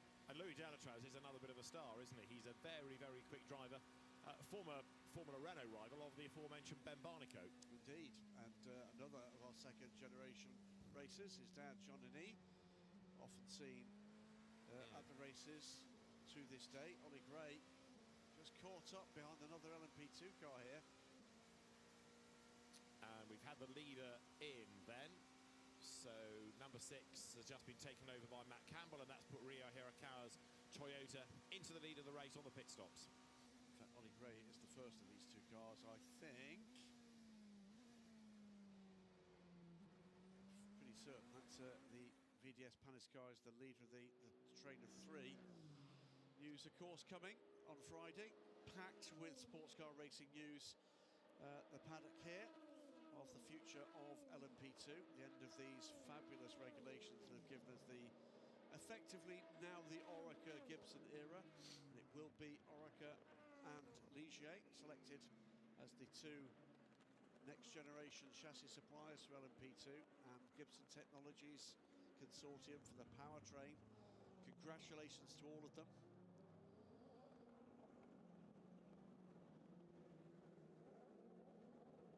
Criticism has come of this formula for becoming one make dominated. Oreca, though, have produced a spectacular piece of motorsport engineering in the Series 7. Can I just over 140 chassis now complete. That's not bad going. Can I just take you back to this Toyota number 8 for a moment? Of course. Just because I'm tired, go with me. It has now taken over the lead of the race because number 6 has pitted, but 8 had pitted a lap earlier, so it's done that on merit, hasn't it? It's not inherited that lead, it's because it had lost time by pitting itself. I don't think it's pitted. I thought we'd just seen Hirakawa come into the pits. Maybe I'm deluding myself. I thought I'd just seen it come in a lap or so before. You're correct.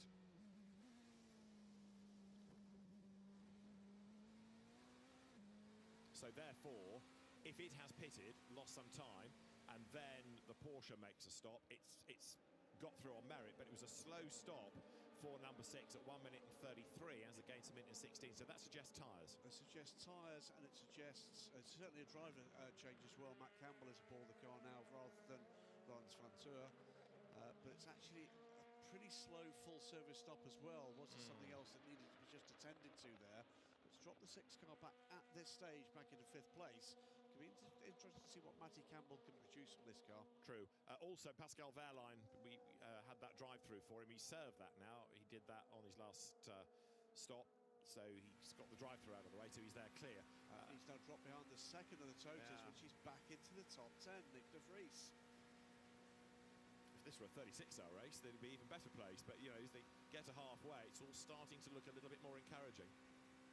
So the baton being passed from Porsche then to Ferrari, now maybe having gone back to Porsche, it's heading towards Toyota. Louis Delatraz in the meantime comes now through the first of the chicanes. He's still chasing after Oliver Gray, and that's Gray ahead of him. 0.6 of a second at the last timing point was the gap. Cracking stuff here from Olly Gray, I have to say. Yeah.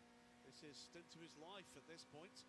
Will confirm, by the way, with thanks to my colleague and friend Stephen Kilby in the media room doing the night shift for Daily Sports here on Racer.com, that it was a single car incident for the Nielsen Racing car. Oh, right. Hit the curbs and lost a bit of freight on his own Ken Basie, so not involved with the other car we saw in trouble at about the same time, the 25.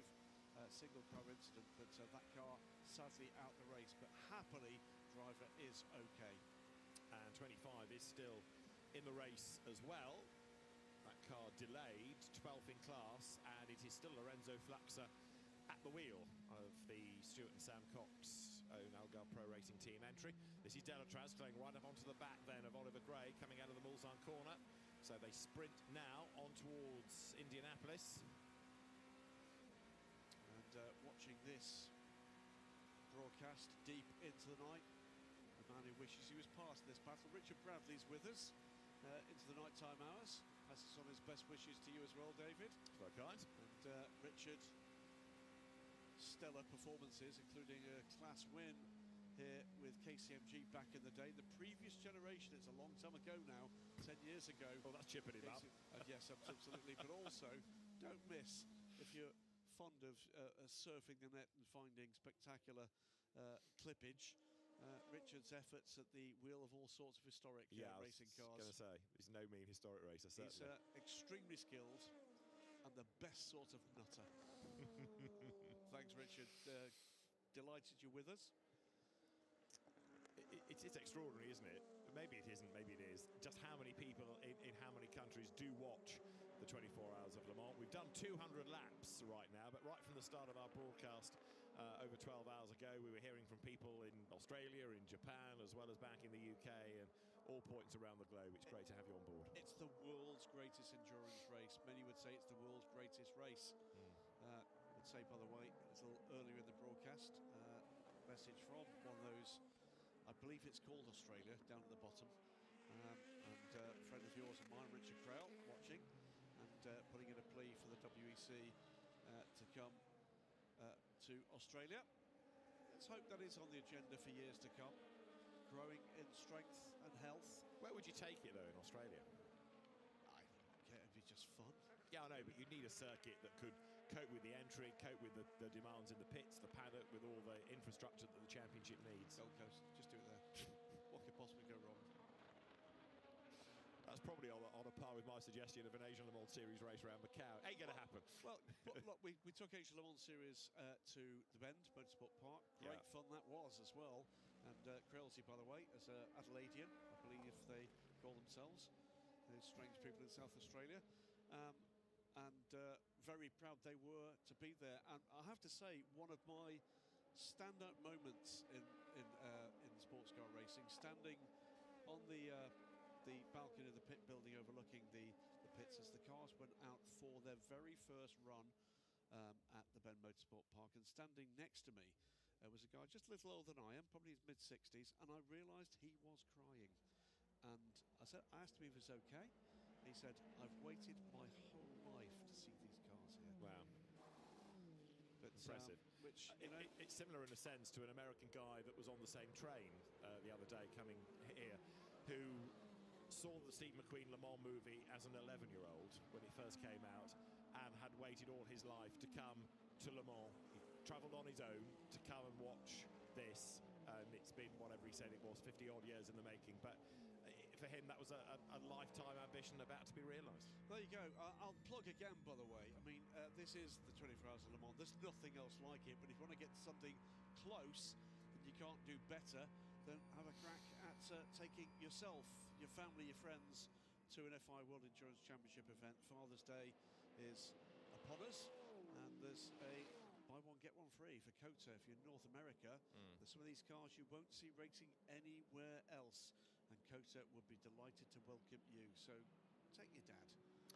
Well, here's the lead battle, and Ria Hirakawa and Ye Yifei now split by 1.4 seconds at the start of the lap. So the Toyota took the lead on that most recent pit stop against number 6 Porsche, which was a longer stop. Okay, so we can explain why some of the time has been dropped, because the car took on a set of boots, whereas the Toyota didn't. It was just for fuel and for the battery recharge. Second gear then in the Ferrari. This is the Chinese driver Ye Yifei.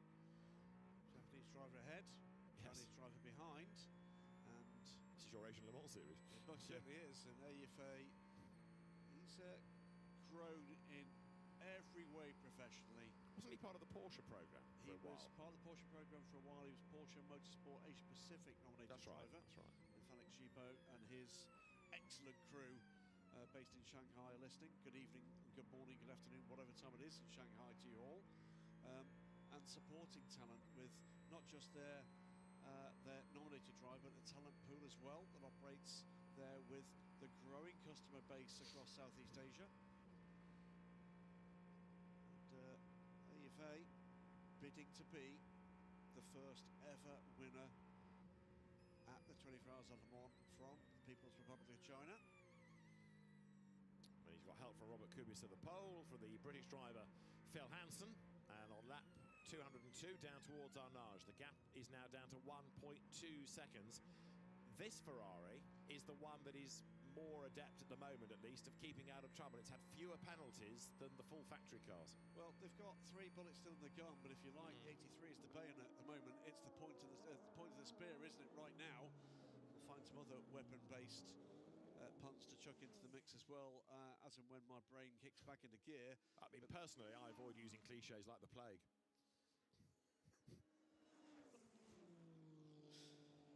It's 4:38 in the morning, and boy, does it feel it. It's around this time that Martin Haven regularly inflicts some outrages on the internet, and happily he's still asleep, so you can put up with us. He also commits outrages to the English language, which is rather more serious, quite frankly. Matt Campbell being chased by Miguel Molina. Now, the gap at the start of the lap between these two was 9/10 of a second. They're pretty much par for par in terms of the virtual energy tank that the cars have. It's Porsche versus Ferrari. Now, Campbell, in theory, should have an advantage because he's on fresher tyres. Yes, indeed, and 4 seconds back from Raffaele Marcello, so instead of Ferraris chasing the BMW, it's now a Porsche. We've got the top 8 cars with the 38 car, the Cadillac Hurst Team Joda car. They're sitting 7th and 8th, Alex Lynn and now Sebastian Bourdais at the wheel. The top 8 cars under 30 seconds apart, assisted, of course, by that safety car a little wee while ago. But nonetheless, they've stayed close together for what has been now an hour since the safety car was withdrawn. So it's 20 to 5 in the morning here at the Circuit de la Sarthe. You're riding on board with the car that started on pole position, although not this driver, because it was Will Stevens that started. Alex Lynn put the car on pole position, and right now Alex Lynn is hunting after Miguel Molina. The gap between them is 8/10, and Molina in turn is not that far from Matt Campbell, so that gives you 5th, 6th and 7th getting themselves together in a fight. Indeed it does. Toyota from Ferrari, Ferrari, BMW, Porsche, Ferrari, Cadillac, Cadillac. Still, that the battle is deep and the number of makes is large.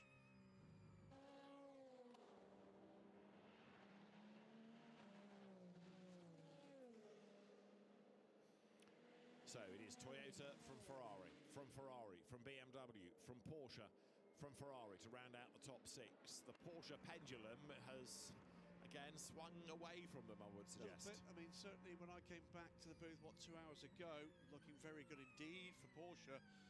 They were just in a bit of a sweet spot. Gone away from them a little bit, still very much in the fight. And the interesting thing here, you were saying tyre advantage here for Ifeye, correct? No, I was thinking more Matt Campbell over Miguel Molina, because we knew that it was a slower stop, didn't we, from number 6, and therefore we were putting that down to tyres. Notice, by the way, Ryo Hirakawa is on 4 soft tyres. Ah, okay. And so is Raffaele Marcello. Neglected there. I try not to touch Anne Davidson's strategy thing here, because he can get feisty. Is that the second stint for those softs? We're waiting to see on this stint whether or not he's kept the tyres on. Right, okay. Well, right now, it is the Toyota up front.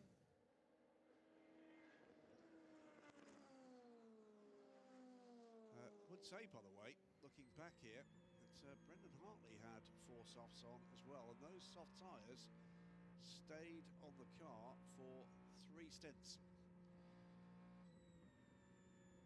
36 laps on that set of softs, and Separuemi did the same. So the 8th car, since you'll recall, having that front right soft for 2 tyre changes, since then has run softs all around from about 6 hours and 45 minutes. On the 8th. Okay. Quick look and see what the 7 has done. While you're doing that, let me just go back to what you've seen on the onboard. That was Ifeye giving the curb a big whack at the second part of the Ford chicanes, plural, because it's effectively 2 linked together. So he's certainly pressing on, but Ryo Hirakawa then in the Toyota leading the way. And Alessandro Pierguidi then in 3rd position now, ahead of Raffaele Marcello on that pit stop. What are his lap times like? He's closing on the top 2. 7 seconds back from Ye is Pierguidi. Yeah, We'll add as well the 36 Alpine also going the soft route, as is the 009 Aston Martin. Okay. And what's 51 on, sorry? 51 is on, I'm pretty certain it's on mediums. I'm going to just double check that. System's behaving a little funky at the moment. It is on mediums. All right, interesting, because the lap times are really good at the minute for Alessandro Pierguidi. And Marcello, I think you said, was on soft as well, didn't you, in the BMW? So both Pierguidi and Marcello are doing 3:29s. One's on medium and one's on soft. So actually, there's not that much difference in terms of the lap time. Fastest time for the number 4 car of the race, 3:27.816 for Pascal Wehrlein, 10th.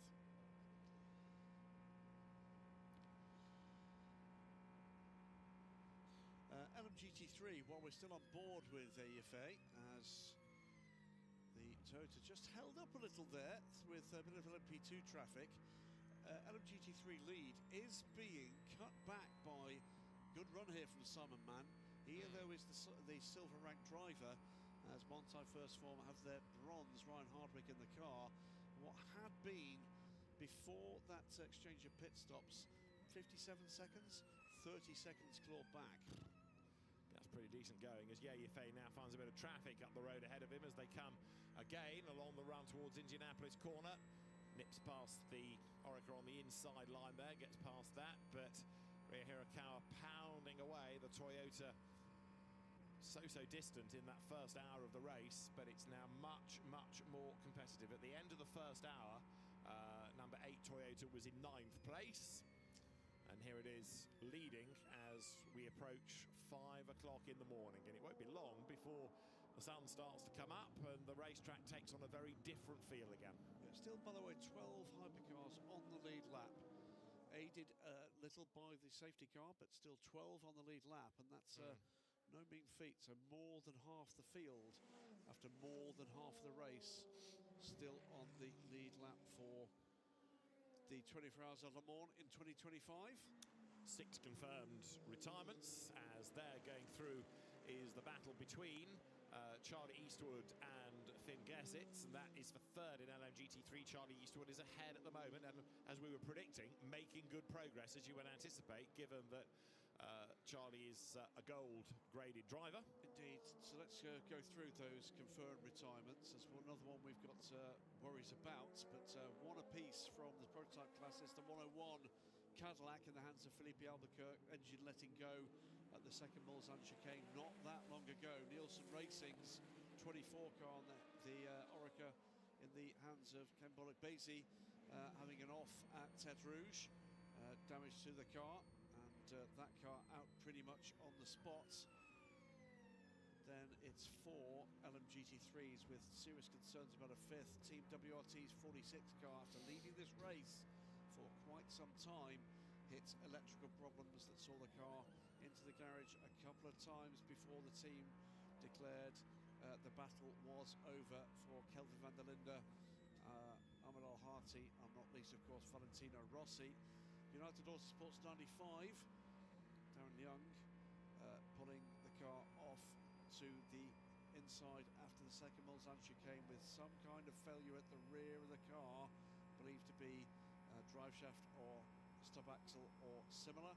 Lorcan Hannafin and the 60 Iron Lynx AMG, a big engine failure, I'm afraid, for the 60 car. And then Proton Competitions number 88 Mustang, the first retirement after 46 laps.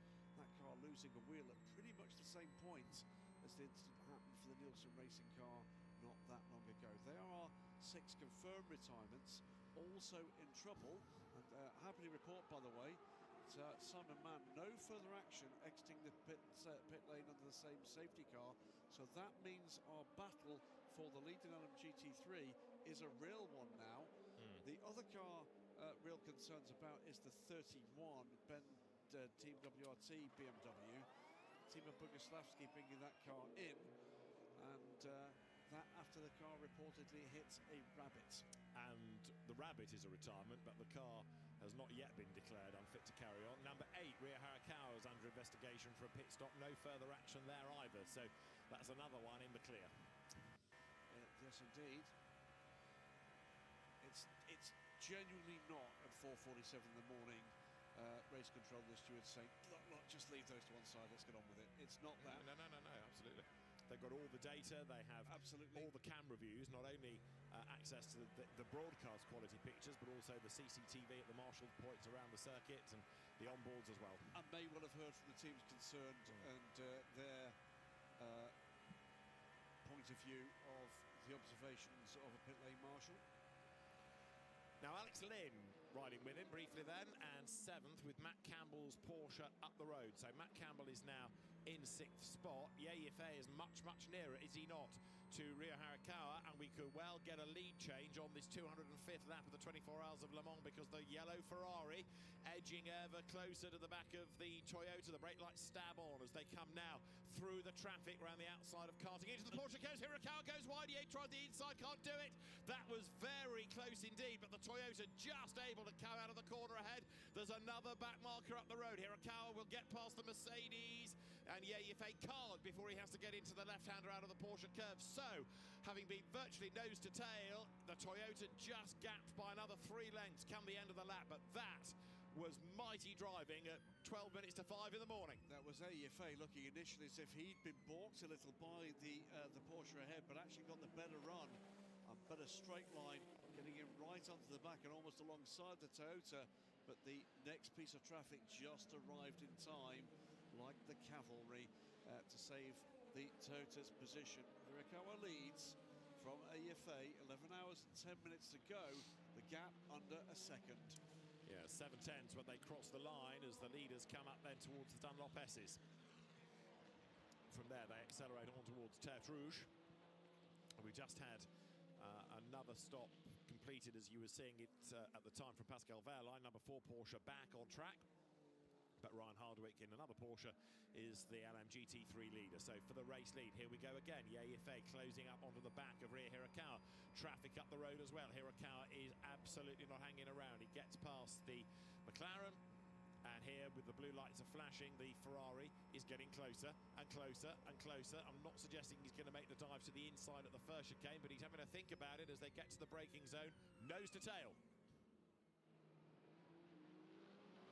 From chicane 1 back onto the Mulsanne, the cars twitching as they ride the curb. The Toyota in particular having a bit of a twitch there. The Porsche, the Ferrari looking a little more stable and getting a better drive out of the chicane. Back all over Hirakawa, trying to exert the pressure, trying to get the slipstream this time. Goes to the inside. It's the outside of the chicane, isn't it? Let's see. Yep, side by side into the corner. Job done. Round the outside goes the Ferrari, but he's going to scrabble for grip a little bit. Hirakawa comes back in it, but no, Yeife is able to take the advantage unless the Toyota now gets back into the slipstream, which it does. And here he comes back up the inside. Which pair of headlights is going to come over the brow first as they make that run towards Mulsanne corner? It looks as though Yeife was just about hanging on to it, but Hirakawa comes back up the inside line, and it's going to be, no, Ferrari ahead. He's done it. He's hung on to it. Great racing between the two, and Yeife puts Ferrari back into the lead. Wow, great stuff from these two racers. Two young guns for two big teams in two great cars. They, of course, as 83 car back to the lead of the 24 Hours of Le Mans for 2025 at 4:51 in the morning. And, those who have gone to bed for a couple of hours might be getting up as we start to see the shards of light piercing the night sky very shortly. We'll think, well, no dramas there then. There have been plenty. Rio Hirakawa sticking with the program. Alessandro Pierguidi 4.4 seconds behind. Rafi Marciello 6 seconds back from that. Then Miguel Molina, Matt Campbell, Alex Lynn, Sebastian Bourdais. It's we get down to 9th place before we see a gap in that lead group that's more than 10 seconds. So that 83 Ferrari, as we said a few minutes ago, has been perhaps the better at keeping out of trouble. And there it is, back into the lead of the race. But that was done on racecraft. That wasn't on a pit stop. It wasn't done on a penalty. That was by chipping away at that margin and eventually being able to get by with some very, very fierce racing indeed down to the Mulsanne corner. And this is how it looked on board. Yes, indeed. He's been following, maybe just stymied a little with the traffic. But it was a good slipstreaming move here from Yeife. Tried to go defensive, wasn't the room to do it though this time. Watch to the right, there goes the Ferrari. Compromises entry though there, over the curb to the inside. That gave the opportunity for Ryo Hirakawa to go to the right hand, to driver's right. That was blocked, but that then caused a little bit of reduction in the straight line over to the curb for Ryo Hirakawa. Didn't manage to get up the inside, and it was the Ferrari that managed to hold the inside line all the way down to Mulsanne corner. Great stuff from both of them. On pit lane from second place, AO by TF, Louis Delatraz. Olly Gray fending off Louis Delatraz there. Cracking stuff from the young English driver in the 48 VDS Panis car. Totally agree. Not easy to do when you've got somebody like Delatraz bearing down on you. So the LMP2 battle, as we've been saying all weekend, it was going to be good. So it is now. And it may be a subordinate class to Hypercar, but it is no less dramatic. Alex Lynn back on board with him. So he is now 7th. The sister car of Sebastian Bourdais has just made a pit stop. Bourdais actually has done, of anybody, the best third sector in the race. So the Cadillacs just not quite as quick, and all the optimism after qualifying, sadly, it looks like it's going to go unrewarded here. This is Lynn coming through chicane number 1. Been one of the Inter-Europol cars, and it's 43 car in the hands of Kubica Bukowski, sits now 3rd in the fight for LMP2. They of course lead the race. Cadillac, they just going into the nighttime hours seem to have drifted away from ultimate contention. Still not there at the tip of the spear, but there and lurking as we get the 38 car on pit lane in the hands of Jenson Button. Yeah, another of those 19 Formula 1 drivers in the entry, and he lights up the rears to try and get a bit of warmth into them as he blasts out of the pit lane. This is the sister car then. Alex Lynn still hustling on. Alex Lynn's target is Matt Campbell, and he's almost there. There's only about a second between them at the start of this lap, so getting closer and closer all the while. It is tight stuff here. It's not going to take much, is it, for a big turnaround in this order? Impressive pace, sustained pace from this whole pack. If you're joining us in these very early hours of the morning, we did get the first safety car of this race. What was that, 90 minutes ago now, but almost 2 hours ago. Now with the incident that eliminated the Nielsen Racing Orica. Accident for Kimball and Basie at Tete Rouge that's put the car out of the race. Driver is fine. There is an utterly relaxed looking Sebastian Bourdais. But with a hint of frustration maybe, that the car is just not quite as quick as they were anticipating or hoping it might be. It's popping up onto the first timing screen with those 2 prototype retirements in the nighttime hours. The other one is the 101 Cadillac, engine failure for Felipe Albuquerque. Very suddenly indeed. Harder Racing's Aston Martin, the number 27, the hands of Ian James, and he is being tracked by the second of the Akonis ASP Lexus, Petra Berescu, Romanian driver, right with the now US domiciled Englishman. Yeah, Berescu's not looked bad, has he, in this stint? No, and picking up pace. Fresh-faced Ant Davidson bounds in. He'd have been for, I would have thought, 10 or 12 kilometre run this morning. He'll have run in. He'll have run in this. Yeah, absolutely. Yeah. He looks like a new man. He's a machine. Yeah, he looks like a new man, and if we find one, we'll send him over. Yeah. So at the moment we're approaching 5 a.m. Graham, you say about joining us in these early hours, we're not that far off. The sun coming up, you know, it's going to be probably about an hour or so. The racetrack has a totally different feel and look to it once again. It is, and the one thing we're missing, I think I said a little earlier about the familiarity of these hours of the day, is that we've not had Martin Haven say anything outrageous. I will, though, on the back of the outrageous thing he said last year, say good morning to John Brooks, who rather sadly Martin Haven described as being passed away last year. And I did say last year that John was in the midst of writing a book. That book is now published. It's the latest in the decades of celebration of this great race, 2000, 2009. And I think it's John's first authored work, and that book, a fabulous piece of work, and I'm looking forward to reading it once I return home. But good morning to you, John. Definitely not dead.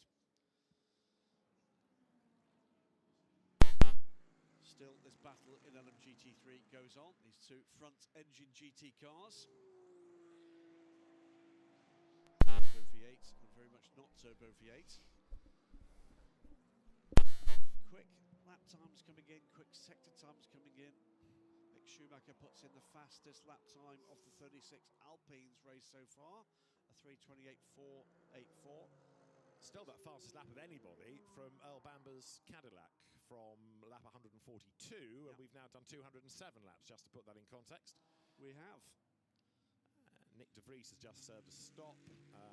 Felipe Drugovich has served a stop in the surviving WTR Cadillac, because we'd lost the Felipe Albuquerque car, hadn't we, with that engine failure. Will De Angelis in the 009 Aston Martin on pit lane right now. There will be those that are going to be wondering what's going on with the Valkyries, the newest hypercars in this race, both running and running strongly, 17th and 18th. But the 009 made Hyperpole. And we're going to give Van Davidson a little while to get himself sorted out, but he will be excited to see the tyre choices that we've been seeing into the night. Multiple teams going for the soft option and triple stinting those softs, and doing so successfully, principally the Toyotas.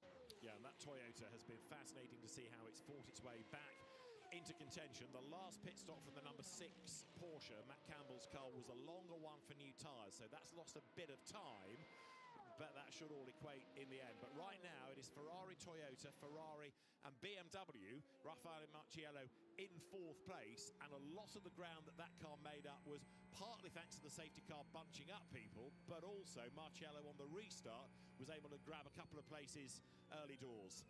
It's 5 a.m. It is indeed 5 a.m. here at the Circuit de les Arts, and the action is still pounding around this circuit.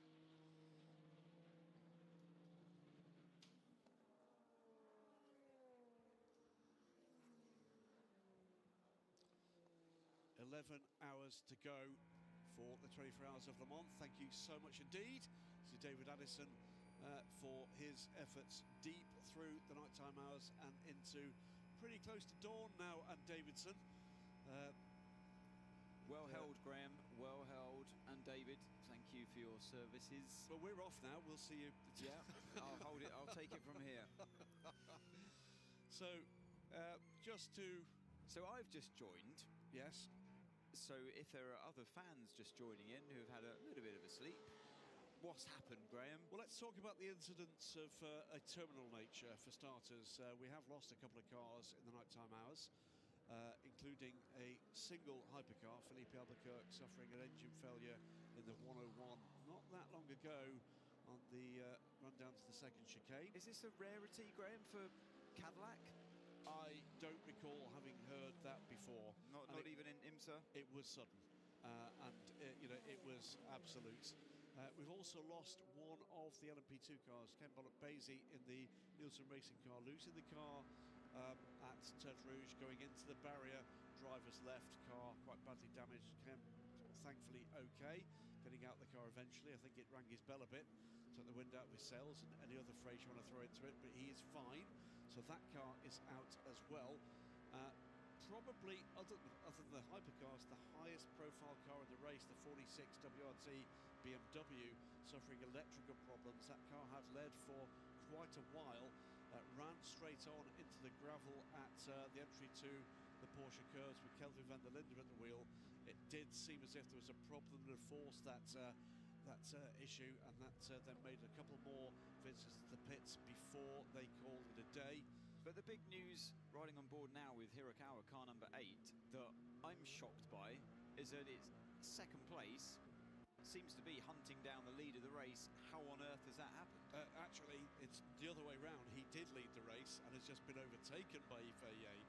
So what we've seen, numerous problems for, issues for, in terms of mistakes being made and penalties levied to a couple of the Ferraris, which has meant that from being the 1, 2, 3 we saw going into darkness, all three of them have cycled back and had to fight their way back into this race. Because the issues. last time I left, the Toyota car number 8 was over 40 seconds behind the race leader. So this is quite remarkable. Well, it's a remarkable turnaround, or maybe a stroke of luck from car number 8's point of view. Well, there's two or three things you can say. They certainly picked pace back up as we got into the cooler air. They've made that change. You noted early on in the race that they were shifting to a strategy of putting a soft tyre on the front right of the car. They've shifted some time ago to soft tyres all round the car. I've just BMW been looking the at same, that. Yeah, Alpine the same. Yeah, so the tyre usage, so YFA's 83 Ferrari took a brand new set of medium tyres 2 stints ago, and Hirakawa has stuck to those soft tyres all the way through the night, it seems.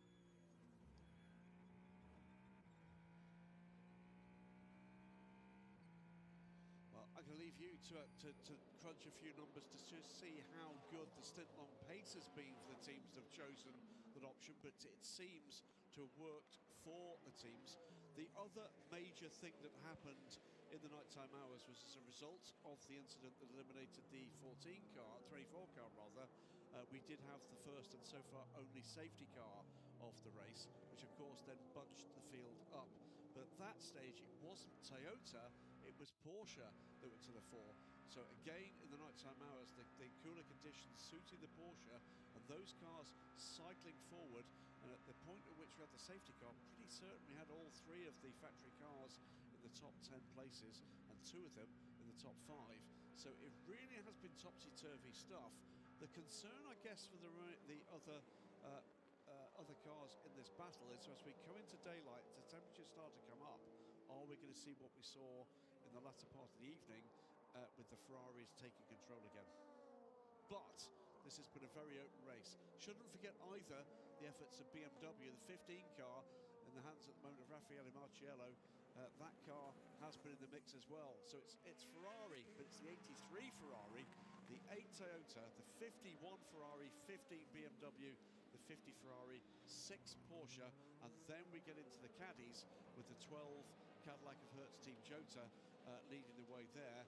All those cars, the top 7 cars separated at the moment by under 18 seconds. Nick de Vries chasing down the car number 38, Jota Cadillac.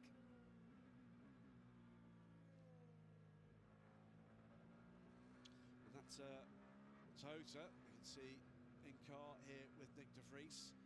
We've seen very visibly the damage that car has been carrying since lap 1 after a clash with one of the Peugeots all the way down the side bodywork and side pod.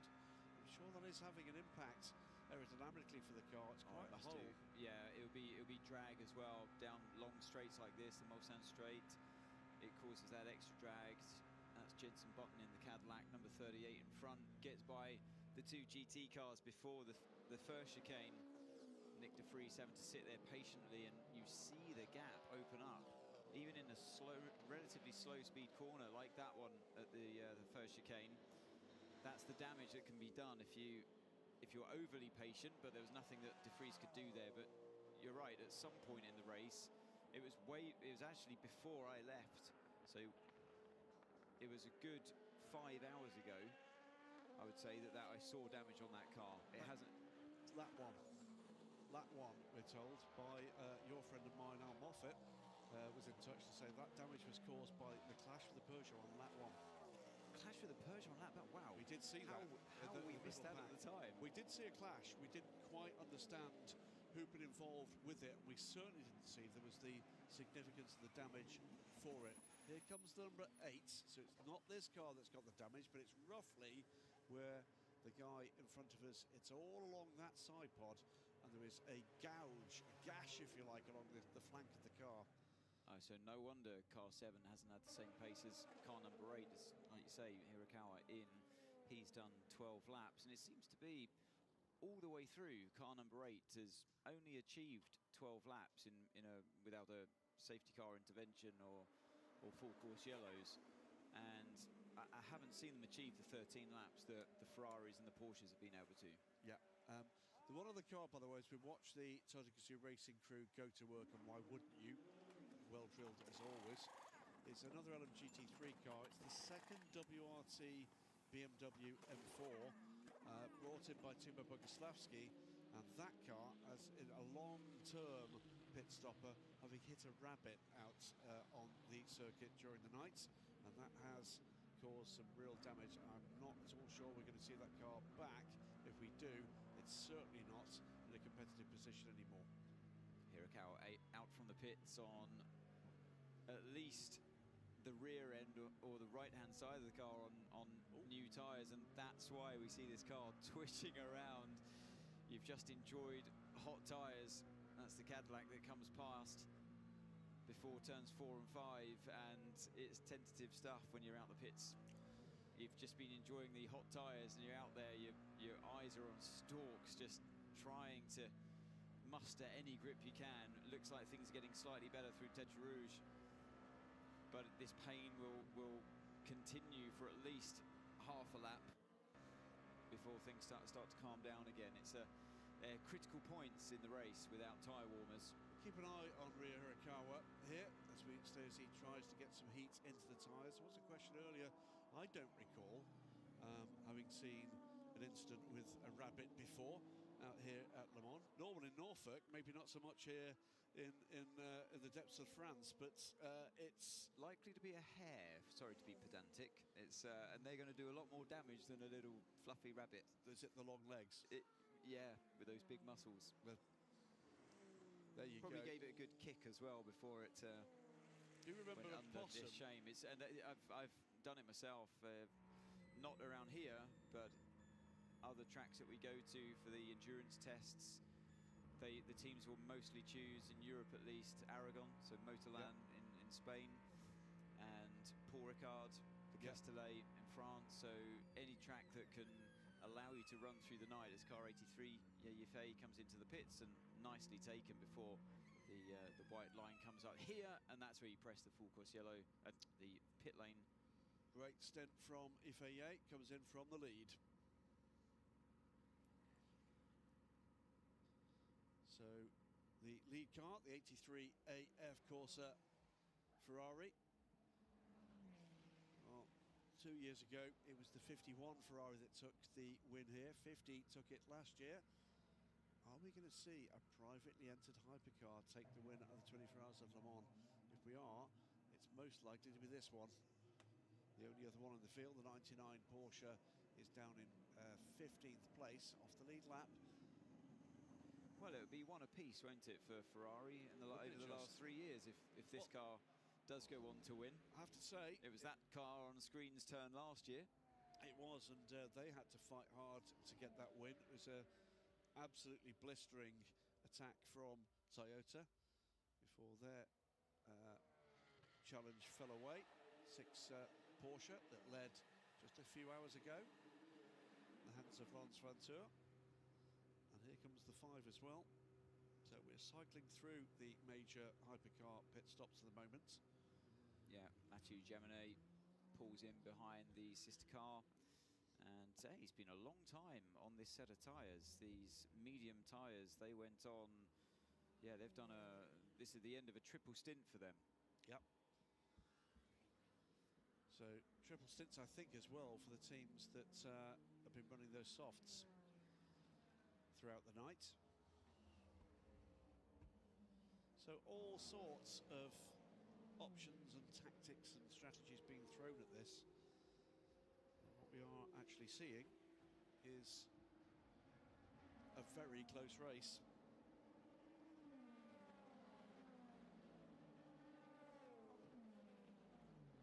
Yeah, hearing from WRT's Emma Ladiman, good news that the 31 will go back again.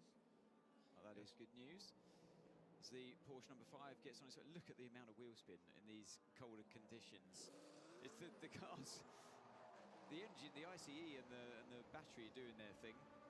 but the car just doesn't. They're rotating, but the car doesn't propel forwards. And that's one maybe disadvantage of cars that run the hybrid system only through the rear wheels. Yep. In those moments, so look at the understeer through turn 1, and you'll see the same thing. Look how careful the driver is. It's like walking on ice. It really is.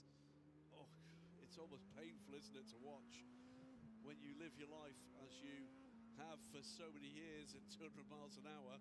There goes the Proton Porsche through a more normal speed. And for the other cars coming streaming through as well, LMP2 cars, even GT cars, you can see straight away. You read the body language of a car like this. Look, they're being overtaken left, right, centre, and you read the body and you just assume that car's fresh out of the pits on new tyres. It's amazing how quick. Oh, the cone's being displaced. Yes. Yeah. Oh, is that out of the first chicane? It is, isn't it? This is the replay. Is this the so you've got a car going down the inside, the LMP2 battle, and you can see one go straight on. Yeah, through the Europole 34, I think. Ouch. Now that is going to need to be picked up, so that could be a full course yellow. Rolled off the track surface and then gets collected. Oh, the cars have done the job for the marshals. But where's it gone after that last hit? Belgium, I think.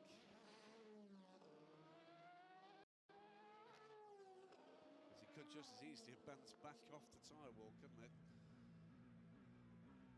Well, if we're lucky here, then like I say, the cars have done the job. I bet he felt that though. Yeah, you do. I mean, the small strakes that you have on the front end of the car, they're quite fragile. That's the first or second time 3 cars of all 3 different classes side by side there. This is De Vries back on Jenson Button. There is a double yellow being waved at Marshall Post 11. That is that chicane, isn't it? It is. Marshall Post 11 is the in at the first chicane, so they will be just collecting that. So what's this tyre battle like between 38 and number 7? Just having a look. So while you're doing that, they have removed the double yellows there now, so that has been removed from a place of risk. So Button took a brand new set of medium tyres in that last stop. He's done 6 laps on them. Car 7, Nick De Vries, he took a brand new set, but 3 soft tyres and then 1 new left rear. It's medium. So that's an interesting tyre choice from car number 7. But so yeah, even Stevens between the two, at least in terms of age of tyres, but different compounds. Car number 8, meanwhile, in the hands of still of Rio Hirakawa on new tyres there. 3:27.811. That's the fastest lap of that car and Toyota's race as he continues his pursuit of Miguel Molina. Hirakawa down now in 5th place, has led this race, dropped back a little as he took a full service stop, and is back on the hunt for Ferrari blood.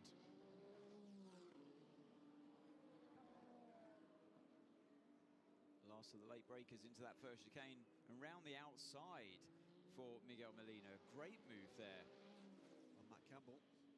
So that is for the first time in many an hour, we're back to a Ferrari 1-2-3 at 5:16 in the morning. Say, those who we're watching this move, notice Matt Campbell coming back at him. Well, we know that the Porsche's had pretty good straight line speed as well. Yeah. Oh, but he's not done it because he's gone across the inside. He's going to have to give that place back up, I think. Yeah, and he knew it as well. He didn't accelerate as quickly as you usually would out of that corner, so he gave it a go. It was a good move. It looked like the move was on, but a little too deep in. Yeah, just a bit too deep. It's hard to pick your braking zone. That's why I was so impressed with what Molina did around the outside before. Stick with the program here, coming out of Ulsan corner might well be an opportunity to have another drag up to the rear of the Ferrari, but a bit of a wiggle off the apex there for Matt Campbell. That's probably the chance gone. And disappointingly for Matt Campbell, he's on actually the fresher tyre than Molina.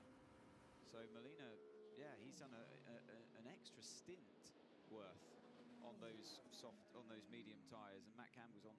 Yeah, he took him just a stint to go. So it's not a tyre advantage at all that Molina's had. That's just pure pace of the car at this stage. Yeah, it does strike me, by the way, I think I said a little earlier, that people might be coming back to spectator banks after a little bit of breakfast and a cup of coffee, or back to the TV broadcast, see Ferrari's 1, 2, 3, and think there's been no change there. See this again.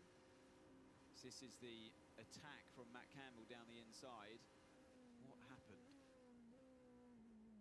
Oh, looks like, yeah, he might have just grabbed the inside front wheel, just locked up a little bit there. No harm done, but yeah, he survived to get back going in, but he did absolutely the right thing. He feathered the throttle there. He knew exactly what he had to do. No point in risking a penalty at this stage of the race. The storylines have been myriad over the last, what is it, about 3 hours since I came back into the booth. And before that too, with the ebb and flow going the way of Porsche, going the way of Toyota, edging the way of BMW, Cadillac coming a little further back into it as well, but Ferrari beginning to reapply the pressure now. Yeah, I'm impressed with Molina's turn of speed here, actually, with now knowing the age of his tyres and what he's just done with the number 6 Porsche. Meanwhile, by the way, in the classes, A by TF go to the front of the order in LMP2. After Louis Delatraz held off for quite a while by Olly in the VDS Palace Racing car that cycled back to 4th. Esteban Masson aboard that car now. It's then Edic Sports 28 and 18, 2nd and 3rd. And as down pit lane comes the number 4 Porsche in the hands of Pascal Wehrlein. He's had a long stint during the night here. In LMGT3, Charlie Eastwood has cycled round to the lead for Corvette, going by Ryan Hardwick in the Monti First Form Porsche. Yeah, Eastwood's had a really strong race so far, hasn't he? Personally, inside that car, he's been phenomenally fast. So we've got Corvette leads Porsche, leads Ferrari, the 21 car in the hands of Alessio Rivera, and then the first of the Lexus. They're both running very strongly, both in the top 6. Esteban Masson, by the way, puts in the fastest lap of his race in the VDS Panis car, trying to chase down the first of the 2 EDEC cars.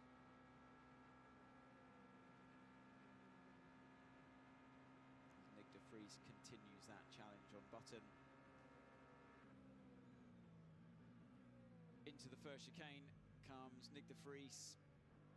You look at the virtual energy tank at the bottom of your screen, 49% there for Nick de Vries. He's got almost that 10% advantage over the Cadillac of Button. Yeah. And although they're completely out of this race down in P9, P8, it gives de Vries something to get his teeth into in this fight at least. Within a minute of the lead, the safety car, things could be different, but I'm as certain as I can be. Carrying that damage that de Vries has got. That's the point, isn't it? That's going to be the story from the 7 crew post-race.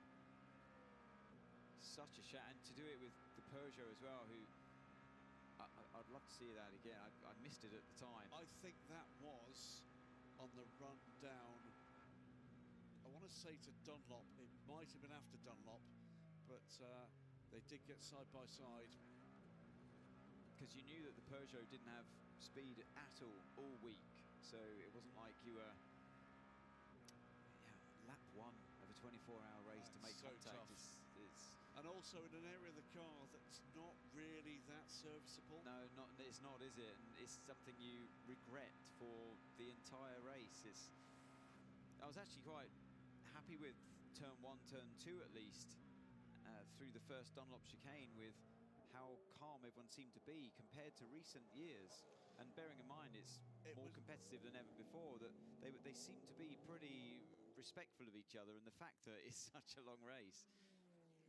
I don't remember how long ago it was that we had so little incident drama for such a long time in this race.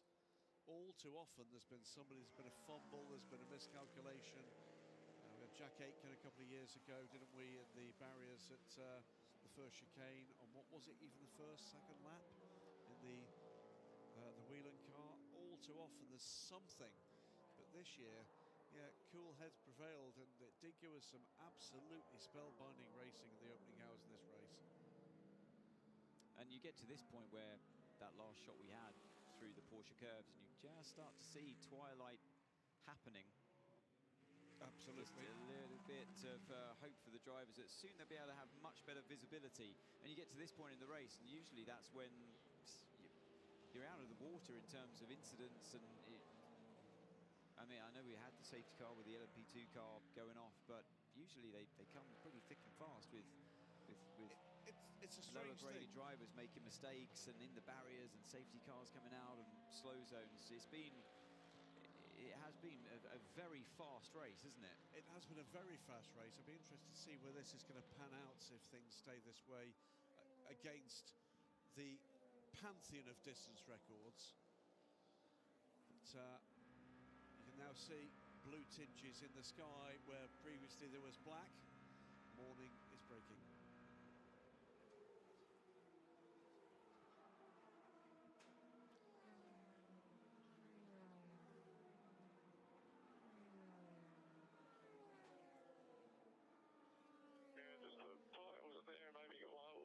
Sorry, Will. I don't think it's badly damaged, but it was just a kiss. Copy that. So auto kill ready. Stop on the board. Well, guys, we just check the car, whether we touch the wall, and then we go again. If it's all okay. Auto kill ready. Stop on the board. So looks as if the 31 car will be going back out. No urgency. There's a Shaheen I can see behind the car there. So the 31 car, we're told by the team, will go back out. But the driver not back aboard the car. That must have been a message from quite a long time ago. This is the car that we know hit a rabbit quite some time ago now.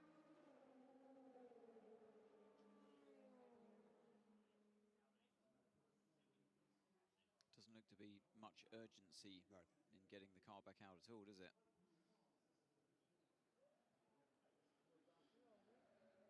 So heading towards the end of the 14th hour here, 35 minutes till we get to that mark, and now we start to see dawn arriving here. Brilliant time for spectators, bleary-eyed, finding where there might be coffee, hot chocolate, anything to get some go juice back. But meantime, speaking of go juice back, Matt Campbell somehow hasn't lost touch with the number 50 Ferrari of Miguel Molina. How has that happened? Because Molina comfortably chased him down, overtook him, but Campbell seems to have found some extra speed. Has Molina had an issue somewhere? And so too is Ryo Hirakawa is right with him. This is a three-car battle. Molina, Campbell, Hirakawa separated by 1.5 seconds here. Campbell not being dropped, but he is being caught. I'm convinced that something must have happened with Molina, because he seems to be pulling away again from car 6. It would only take a... Thing is, things are so close here. All it needs is a minor miscalculation at one of the chicanes or at Mulsanne corner to cost you a second and a half, and all of a sudden what looked like a comfortable gap is back in the risk zone. I didn't clock the distance between the gap between Molina and the sister car of number 51. It's at 17.5 seconds now. I think it has come out. I think he has lost time.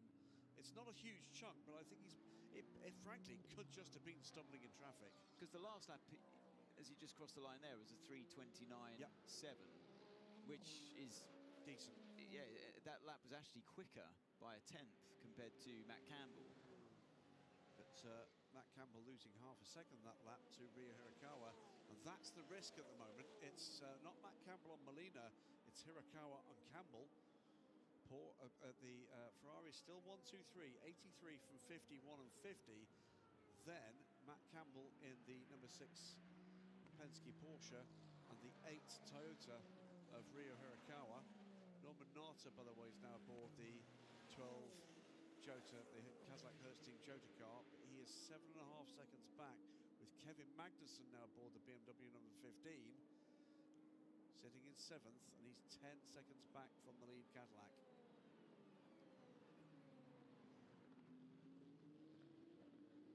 Positions to be made up here. Here is Hirakawa. There is the one of the 3 cars in line astern battling for 3rd position. Ferrari, Porsche, Toyota. They go by as quickly as I can say it.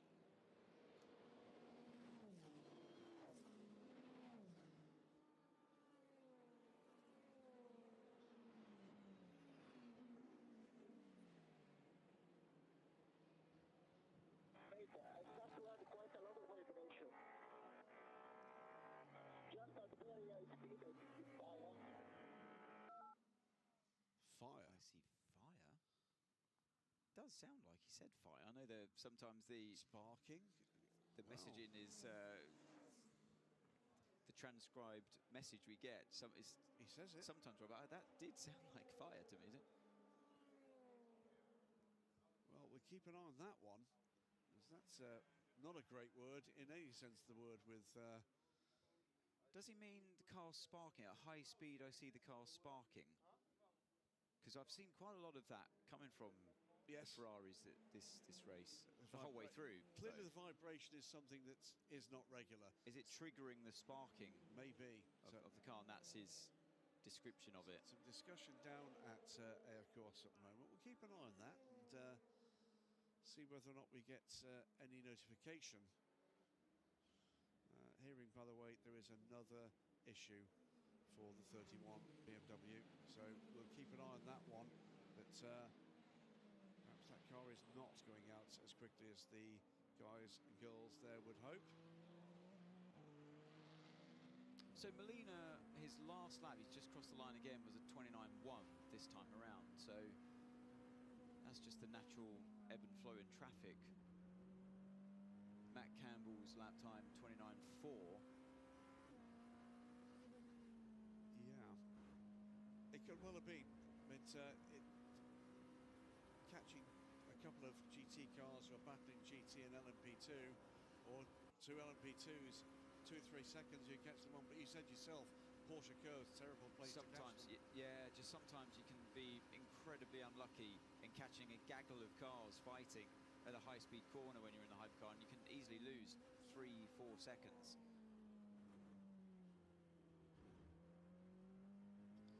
5:30 in the morning, passes here at Le Mans, getting deeper and deeper into what's been a fascinating 93rd edition of the 24 Hours of Le Mans here. It is a Ferrari 1-2-3, but that's been achieved or re-achieved after some topsy-turvy moves during the night. We've included the first and so far only safety car period of this race. And, we've seen time at the front of the race from Porsche, from Toyota, and up into the top 3 from BMW as well. Cadillac fighting back at the moment. Dramas for one, though, the caddies out of the race, the 101. Wilson Racing's LMP2, the only other prototype to have retired after the incident that did bring out that safety car, the elimination of the 24 car. 28 IDEC Sport car driver change. They were in P4 just as they came into the pits there. So full service about to take place for this car. They've had looks like a pretty strong race up to this point. Yeah, EDEC. Still have to keep an eye, by the way, on the Pro-Am cars that will have bronze time that they will need to utilise in daylight generally. That's when we'll expect to see the bronze drivers back aboard the cars. So 1 or 2 of the Pro-Am cars running strongly. Yeah, and as a pro driver, it's very hard actually in LMP2. I didn't expect that when I joined that category. What a tough time it is at Le Mans, particularly because the lower grade of driver, they try to keep them away from driving in the night. I never knew that was a thing before I joined the category, and to share, you top and tail it between you and another pro through the night. Tough. It's very brutal. So actually, yeah, for the pro drivers, getting through the night in the LMP2 or the race in general, I always found was much tougher physically, mentally on the body than it was in the back in my LMP1 days, for example. And particularly if there's weather involved as well, which all too often here in Le Mans there has been. So far, totally dry race, by the way, and looking set to be a glorious morning. And anybody coming trackside, or even those that can be lucky enough to get a bit of a go on the Goodyear blimp, and we've got a friend that's going to do that a little later. Do we? We do. Is it really going to happen for him? He's absolutely going to do it. That's why we've I will say right now that that's why we've rejigged some of the stints of the overnight to allow our good friends at Goodyear to have offered the opportunity to Martin Haven, who famously has never been on the blimp. Wow. And, his birthdays and Christmases have all come at once. And what a great time this will be to do it. And it is a quite astonishing way to travel. Matt Campbell on his way past an LMP2, and he sees the lights in the distance of Miguel Molina. Still hasn't quite escaped, has he? This resilience from Matt Campbell's.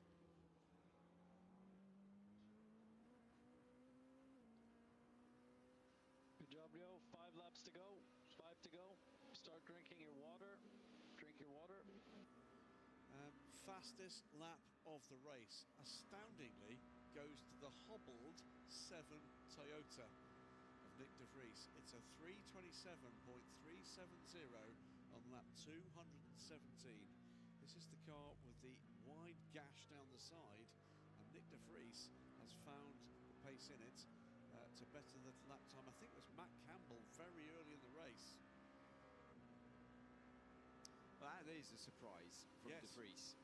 So he is, yes, he's found his way past Button, and he's been unleashed now. So I wonder how much that damage is actually slowing him down, if at all. I still fail to believe there's no extra drag. There has to be.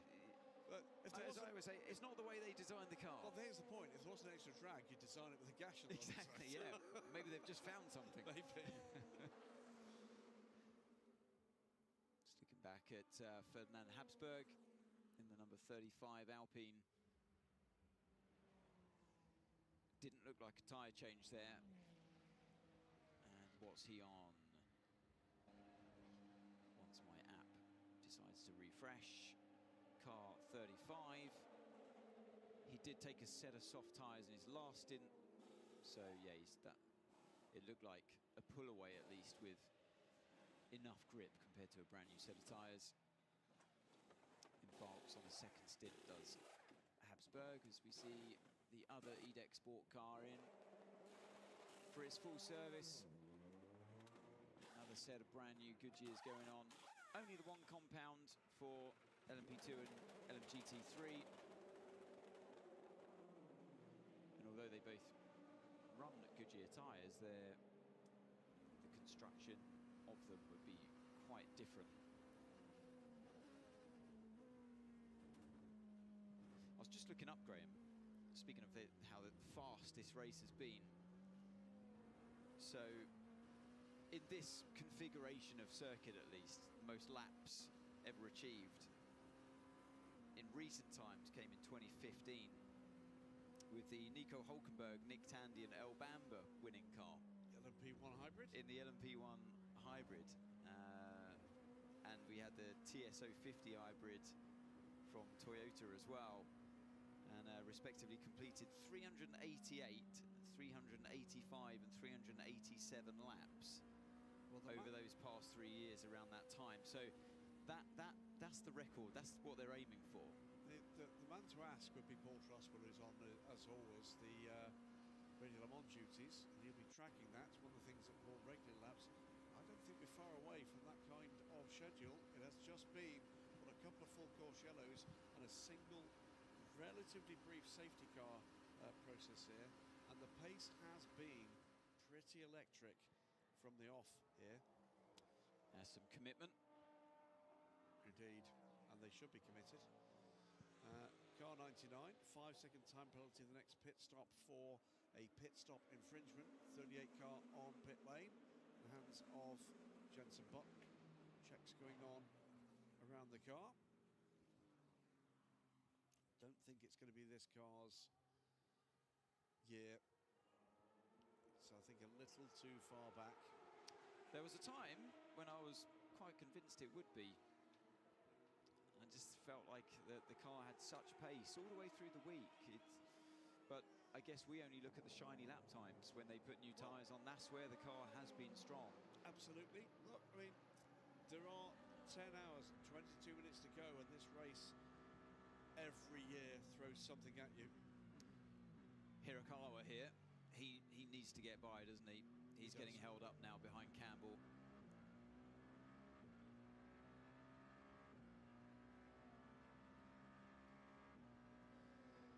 27 seconds is the gap between Yeyefei and Ryo Hirakawa in 5th place. You're right. The gap between Miguel Molina and Matt Campbell is just edging out a bit. It's time, it's go time for Toto if they want to take this fight to the Ferraris. But interestingly, remember I said it was 17 seconds before with Molina versus... Oh, trouble. This is a wheel off. That's the 18 car. That is the Genesis Magnum racing car. That is on the outlap for Andre Lotterer, and that you would guess would be finger trouble. So it's the outlap for the 18. We were watching that pit stop, weren't we? And you can see the right rear, the drive shaft just spinning round. That is Marshall's post 16. Oh dear. Now that is, of course, a driven wheel as well. Yeah, that's game over. Race done for car 18. Oh, it's just, you know, this time of day where, like you say, Graham, the finger trouble's there. Yeah. We saw that service taking place, didn't we? We said full service. I wonder what's happened. Double yellows at the moment there. And just how close is he to a point of available recovery? And also, where's that wheel gone? And that's something you really do not want to hit at high speed. Despair. There's Nick Minassian. He knows game over. That's a car that's been running in the top 3 for hour after hour. And you just know there's going to be one young crew member here is going to be utterly crushed. We don't know. Let's have a look here what happens. Wheel's already gone at that point. Wow, look how it was for the other cars following. I think the wheel might have still been on at that point, Graham, because there it is. Well, there's that on the racing surface. Pull out. Let's have a look. Oh, so it is off the track. Yeah, yes, in the middle of the second chicane. Will need to be recovered. We're going to go to a slow zone for this, which will allow sight line for recovery from a marshal's post. Because you can't have a marshal running out with cars. Because if a car that we've seen so many go across that gravel trap, you can't put marshals in that kind of danger. So yeah, Lotterer still sitting in the car, but there's nothing that can be done there. The way the differential works in a LMP2 car is you can't just get three-wheel it back. You can't just get drive on one wheel alone. It's going to spin up the side of least resistance. Yeah. This is the number 7 car on pit lane. You didn't get to see the damage, unfortunately, there. Screech of tyres, away he goes.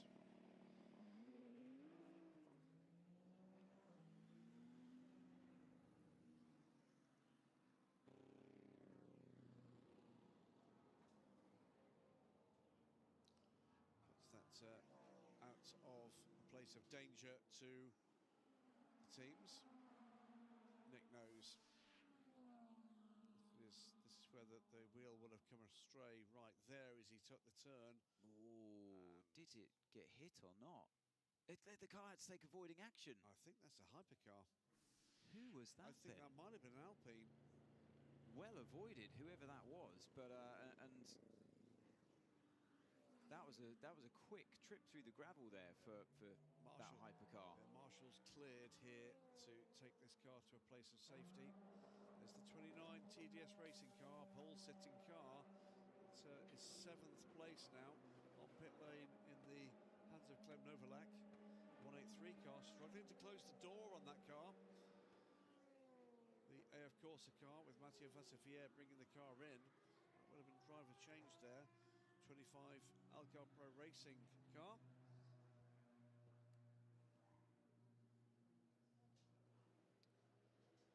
And during full service, you kind of have to see exactly what's going on now. I'm watching these wheel guns on for every car, and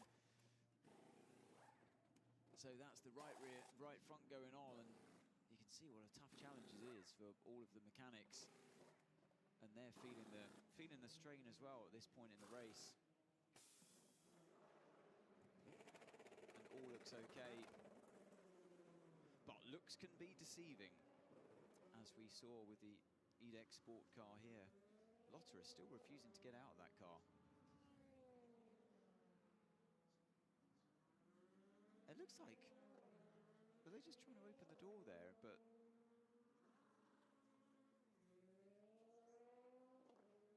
at least that's what it seemed to me. Eyes everywhere for Andre Lotterer. I'm convinced that the marshals are trying to open the door there, but no, not coming out. Nothing happened. Not coming out. No, no. I've glued it shut. Sorry. You get me back to the get pits. it back. 92 car here. I'll tow it with my teeth if I have to. Long-time leader in LMGT3. Just off mic there as Shea Adam joins us in the booth, preparing for another mammoth stint into the morning on pit lane. Welcome addition to the Le Mans TV crew this year. Our good friend from the US and the IMSA WeatherTech Sports Car Championship for many years.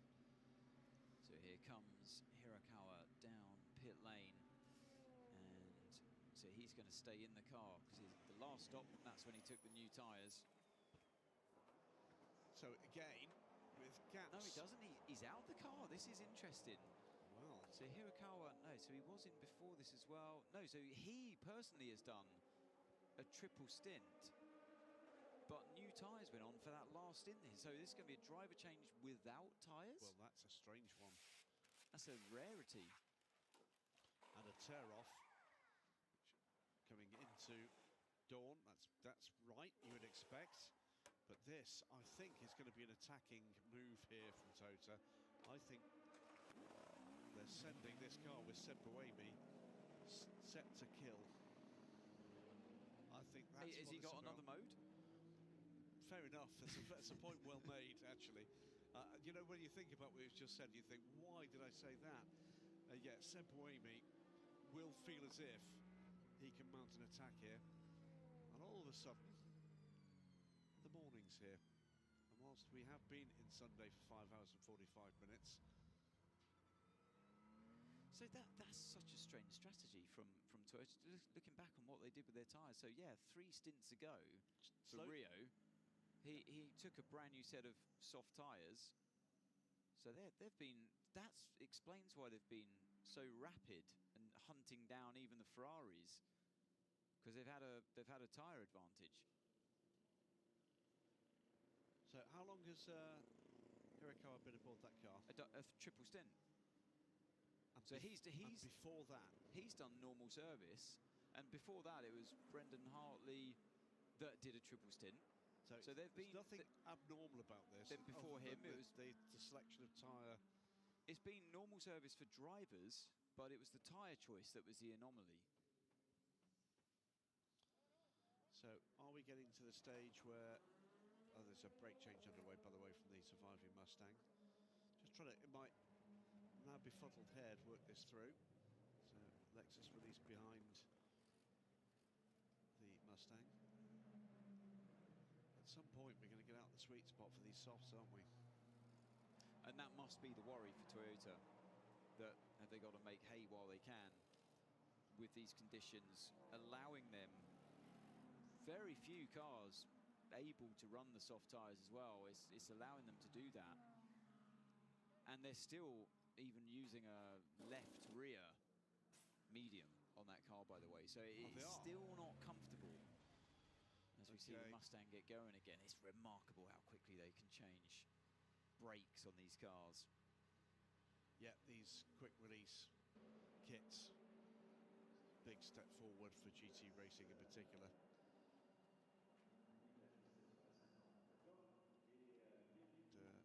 For those familiar perhaps with the Spa 24 Hours, we don't have the defined technical stop that you have at Spa.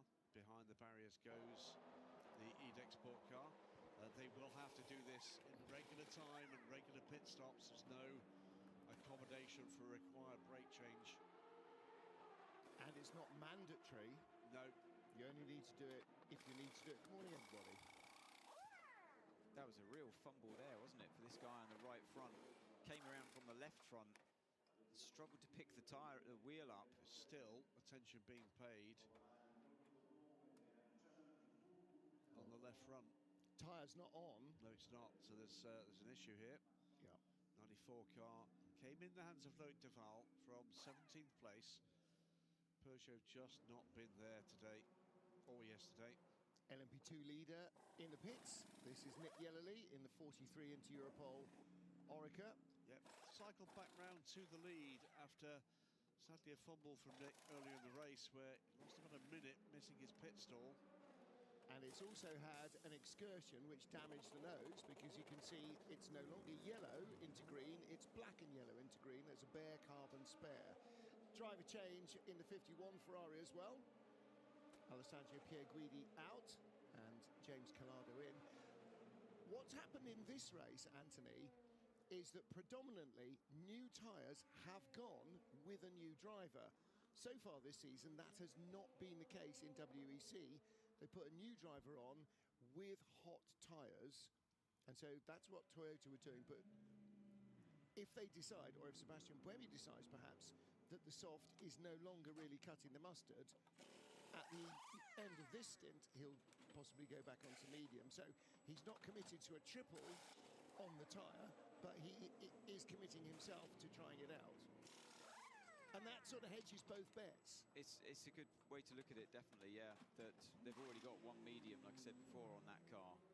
And even though Buemi's jumped in and he's going to embark on a triple, because that's what they've been doing with their drivers, as all the other hypercar teams have, gives you that chance to then. But then you might be always having a situation where you're out of sync then with new tyres versus driver change. Replay. At some point they're going to have to do a driver change with a brand new set again. So yeah, we're just seeing the EDEX Sport of Lotterer and that's the moment where the wheel came off, avoiding action from whoever that was in the hypercar. Is this was it the BMW 15? It was. And look at that wheel in the way of your apex. Thank you very much. And caught between the devil and the deep blue sea. Didn't want to go down the escape road and fill the tyres with gravel. Didn't want to go into the gravel trap and fill the cars with gravel and bury it. Couldn't make the corner. So in the end, unfortunately, sort of hedged very slightly and gravel trapped and escape roaded his way through. But good avoidance. Now then, having just had both my hours sleep, what happened to the number 101 Wayne Taylor Racing Cadillac, which I see... failure, Martin. Yeah, and just been having a quick chat with Sinead about that and picking up on her experience with these cars in IMSA competition. That's the first on her, and it was sudden, and they knew immediately it had gone.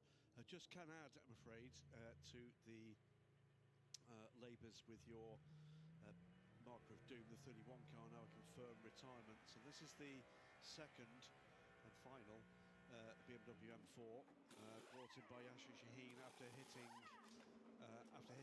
a. Well, I'm going to bow to the defenceless little bunny. I'm going to bow to the knowledge of my learned colleague Mr. Davidson, but likely a hare. Oh, he's that good on identification of lupine species.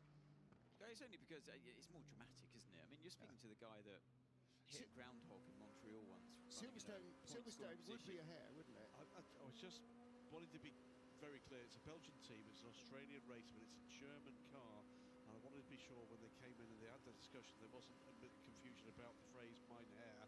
But apparently not. Dear. I've been working for, come on, I've been working for 2 hours on a Honda woodwork. Since I arrived in the bit, you've been on that one, haven't you? Riding well done, you got it in. riding on board with our race leader, Matt Campbell. Last year raced in the number 5 lineup for Porsche Penske Motorsport. This year replaces Andre Lotterer in the number 6 title-winning car. Due in once his 18% of energy is done. So out of sync there with the rest of the cars around him. Brief slow zone for Y. Keats for Y. Was that for Lotterer? That was a Lotterer. Okay, and to recover the tyre. Yes, and PJ Hyatt, car number 199, unfortunately the AO by TF LMP2 car is being investigated for slow zone procedures, which normally means not going slow enough in the zone. That car has been leading the race in LMP2 for quite a while. PJ, as we get back into the daylight hours, we were saying this just a few moments before you get back into the booth. Expect to see the bronze drivers cycling back into some of these cars, to steer them away from the nighttime hours if they can, if things stay green, which for the most part it has. Earlier in the night there were a couple of quad stints on tyres by hypercar drivers and Miller-Need colleagues at the Corvette and Cadillac rather. There was another C in there somewhere. Desk have told me that Ben Keating pulled a 5er. Wow. In the number 33 Corvette, so a quintuple stint. And as they're getting up towards an hour of driving, that's a long time. So it must have been 4 hours as the driver maximum in any 6 that he was doing. Yeah, this is on board Mattia Drudi, the Art of Racing Aston Martin, dragging up to the back of the Acodis ASP Lexus of Clemens Schmidt, and looking to see whether or not there might be a way through into the second chicane. Oh, he's gone for it. He was very late in the brakes there, wasn't he? Wow. Managed to get that was beautifully done by Mattia. And it's hard to do that in the LMGT3s because of the ABS, so the anti-lock braking system allows even the lowest grade of driver, the bronze drivers, to stamp on the brake pedal for all it's worth at the set marker point that they've chosen with the braking marker boards. So that was a really brave move there on the brakes for the number 27 Aston Martin. Managed to pull a gap as well. Just to say, it was not just PJ Hyatt that is under investigation for slow zone procedures. Lucas Stoltz as well in the 63 Iron Lynx AMG. That car still running, 18th in GT3. A few laps out of the lead group. On board now with Phil Hansen, who's aboard the 83 car. Yeah, he's taken over from Yeve. Oh, big smoky lockup from someone down into the Mustang corner. That's a Porsche. I know it didn't come from the car directly in front of him. It was lingering from someone else in front of them. 1.6 in front of him, 1.6 seconds in front of him is the race leader Matt Campbell.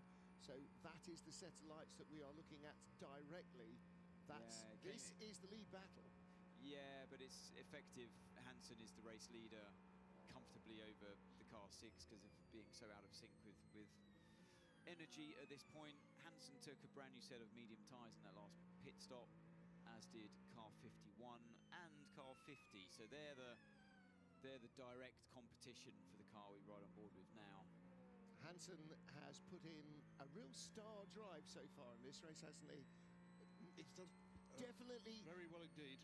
Definitely not batting under par for this team. No. It's really shone, has been quick, has kept them right in the mix, has been clean. One tiny little off at Mulsanne corner, which cost them a couple of seconds, but he's been very parsimonious with the fuel. He's managed to eke out another lap or keep it on the 13-lap schedule every time he's been in the car.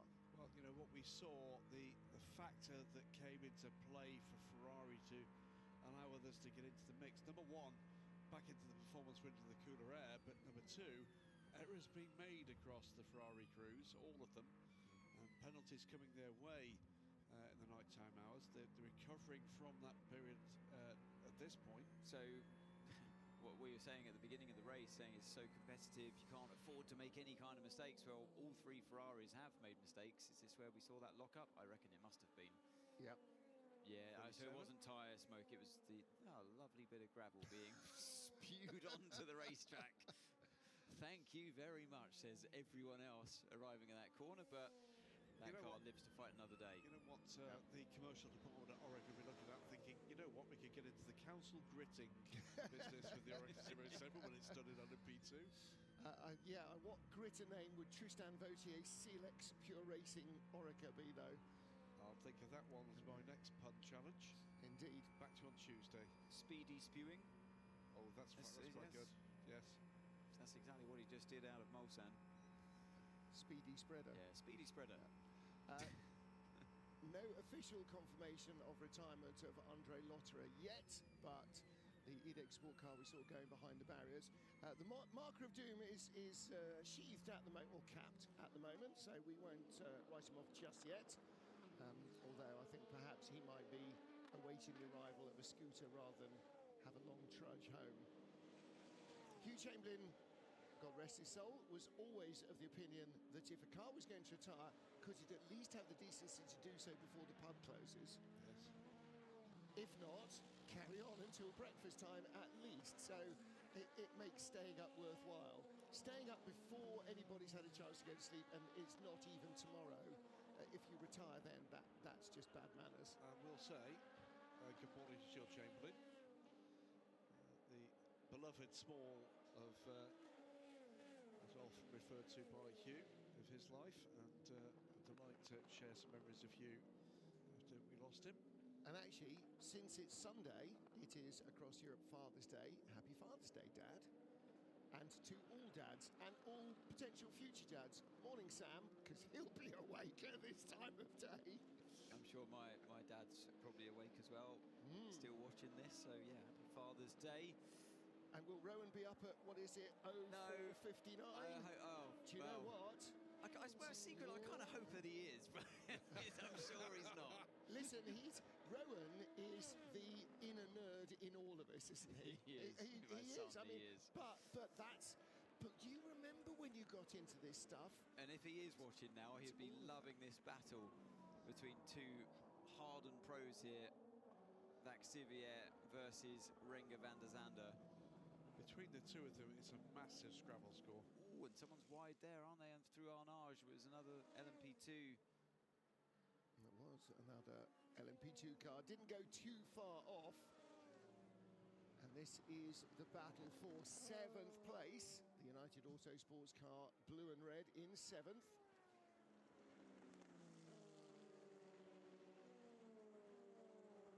Starting to get a really good view of our cars now. No longer just a glare of headlights, although as they come towards the camera, there is predominantly a glare of headlights, but the sun is up. As I left the caravan, the moon was still out as well. Had a blood moon a couple of nights ago here, so the nights haven't been either long or especially dark. Looking here at the battle for 7th place in LMP2, Red and Blue United Autosports, car number 22, Renger van der Zande, there he is, just ahead and meters ahead of 183, the gold car of Mathieu Vaxivier, as the leader comes on 3rd place. No, drops in from the lead into 3rd place. Matt Campbell out of the car. Kevin Est returning behind the wheel of the number 6 Porsche Penske Motorsport 963. Now, of the Penske run trio, this is the one that has least drawn the attention of the stewards. And Anthony, that tends to keep your speed up, because by drawing the attention of the stewards, you almost always involve yourself in another trip down the pit lane for something or other. Exactly, you're likely to come out of it worse as soon as the, yes. the stewards get involved and start analysing your misdemeanours out there. As tyre changes take place. Still committing to those mediums, aren't they? Oh, and that left rear a little bit slow in coming off. And going on. What is going on with that wheel gun there? Well, he wasn't quite low enough, and so the wheel gun was coming down at an angle, so it wasn't engaging fully. And that's the attempt to get the stop done and the tyres changed as quickly as humanly possible, but also having been up for 24 hours already. Yeah, I said this already, how it's everyone starts to feel the strain at this point. Is when the sun starts coming up, that's, well, so I always said, that's when this race really gets tough. We're feeling it here as commentators. Drivers are feeling it out on track. Look at this, a potential pass, no, into the second chicane. So car 183, Vaxivier, has gone from hunter to hunted there, because he was the one putting the pressure on Van der Zande, who just flashes by out of screen. And now Vaxivier's got his mirrors full, the car behind. That's not a battle for position, because the car behind the blue and black car is car number 25, and here's a lap behind the leaders. So AF Corsa 183, that is a battle for position with the United Autosports car 2 up the road, but the number 25 car is out of sync. However, lurking right behind him is the green and yellow Inter-Europol car, which is in a battle for position with Algarve Pro. So there's 2 battles going on there. The one you're seeing shown on screen, Van der Zande versus Vaxivier, but right behind the blue and black Algarve Pro car is desperately trying to hold off Luca Giotto's Inter-Europol machine. So there is the Algarve Pro car, blue and black, and there is Inter-Europol's 43. That's the other car. That's Nick Yellerly. Yeah, that's the one that's had the nose change. He's just pitted from the lead. Yeah, that's the one that's had the nose change, isn't it, with the black fronted. Yes. So ahead of this lot on the road is the current leader, the VDS Panis racing car of Esteban Masson, and that's the car with the predominantly purple colours, dark purple colours, claret maybe, with a yellow lion's head on, the colours of Mark van der Straten's racing team. So there's 3 different battles mixed up in there. The leader, the man who was the leader before he pitted, the battle for 7th, and a separate battle for 9th, which is a lap behind. This is Kevin Estra in front of Kevin Magnussen. So fresh out the pits for Estra, and Magnussen looking for a way by as they stream through into Indianapolis, but it's only going to be a matter of time as Estra makes a mistake there on his colder tyres. Yep. I thought he was going to have a trip through the gravel trap there, which is so easily done. And Magnussen couldn't quite find a way through there at Arnage, but he's still all over the back of the Porsche. On the last lap, literally just this moment, Nicolas Nielsen in the number 50 Ferrari, recovering from its enormous stop-and-go penalty for speeding, has just set the fastest race lap. 1:27.1. So the battle of the 2 Kevins, and it's Estra that just manages to stay in front, and I think Magnussen had to back out of that one. We saw the sparks fly as Estra politely pushed him towards the edge of the track in desperation to hold on to his track position, because it's the last thing that he wants, like we were seeing the LMP2 battle as well, where you've got a lapped car behind you.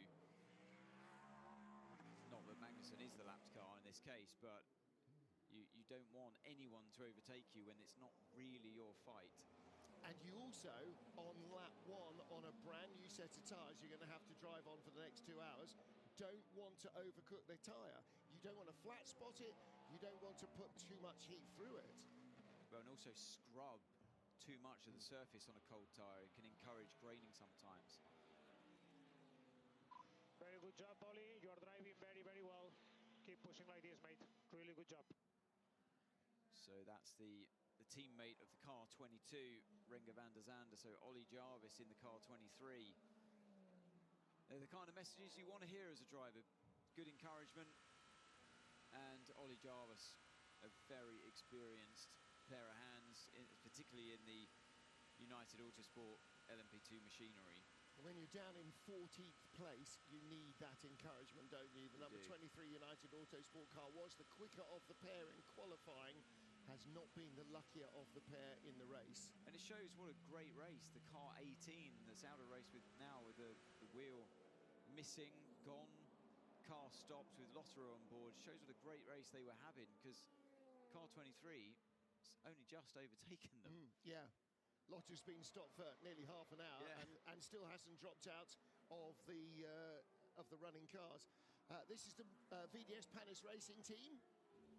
It's all part of trying to keep the crew awake, but also limber up before the car comes in. So we just saw that sort of slightly stiff-kneed change on the Porsche and on the Peugeot rather, and the wheel gun not quite going on. You do really have to throw yourself into it, and you have to get right down to ground level as well to level up these wheel guns. If they don't go on square, they don't go on. And it's funny, it's like anything, isn't it? They make it look easy. When someone's good at something, they usually make it look easy, and you have a go yourself. I would say most people in the racing paddock involved with the racing team at some point has had a go at changing a wheel. Yep. And the joy laughing at others' misfortune when the mechanics, they take great pleasure in seeing others struggle, because it is, my goodness, it's a hard job. Not just the racing fraternity either. Years ago, the NBC commentary team was invited by the Panos crew to do a full tyre change on an LMP1 Roadster.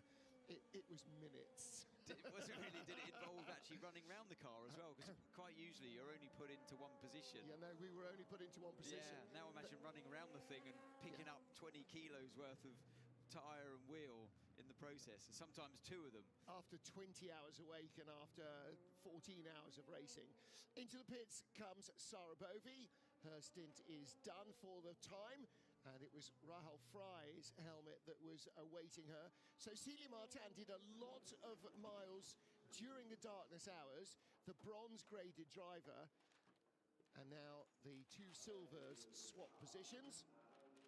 Their regular gold driver, Michelle Gatting, car was dropped on her foot during the test day, broke clearly some major bones in her foot, and she was not able to take part.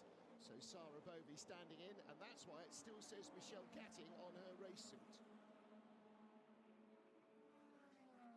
Okay, you're staying in the car, so that slow zone did not help. It's basically ruined the race, because 83, 51, one big. Means that we're under threat of losing a lap again when we come out. So yeah, Robin Friends here being told, as we so often see, don't we, Martin, if it's a full course yellow or particularly slow zones that they had there, it's really gone south for the car 20. You never, maybe a bit bit negative, say ruined our race for now maybe, but you never know. Speaking of ruining races. Yep. 99, that's Proton Competition's Neil Jarney in their white Porsche, and it was 311, the Whelen Cadillac of Frederick Vesti, that tentatively nosed inside and into the rear wheel. It was a late move, wasn't it, by Vesti? It was the move on too late, and he might be facing an investigation there by the stewards. They don't like contact between these cars, and I think Vesti, you know at that point when you're in the car that it was a bit of a late one.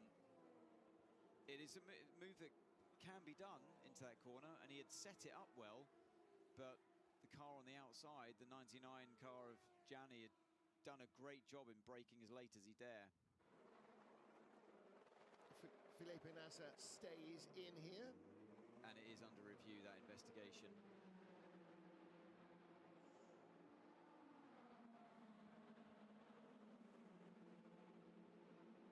Thumbs up from Michelin tyre engineer.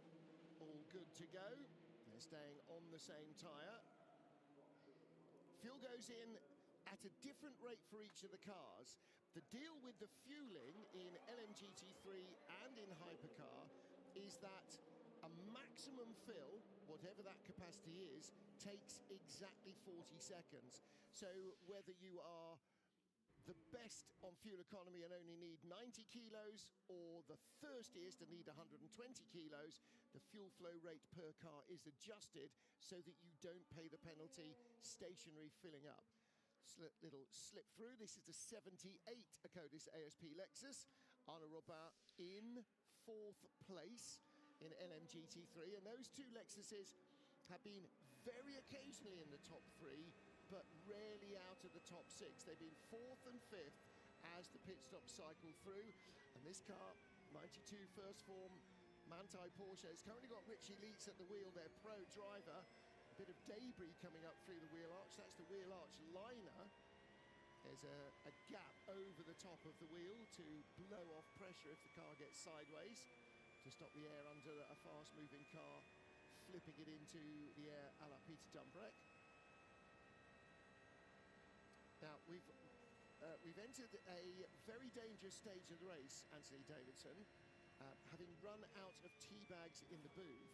If only we knew somebody who is closely related to somebody in a team hospitality unit with access to British tea, that would have been such a bonus. Would be good, wouldn't it? It would have been great, but luckily for all of us, he has at least come in with his own isotonic drink, so he's all right, Jack, or should I say Johnny. Good morning, Johnny Adam. Good morning. How's the very short night been for you? Yes, it was nice to get a few hours sleep there and come back and just see where everyone's filtered out, really.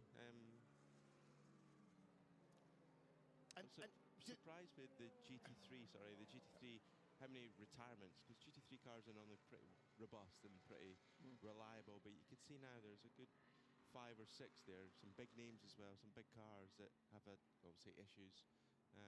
But the GT3 pack, it looks like there's 3 that are very much there within 20 seconds of each other.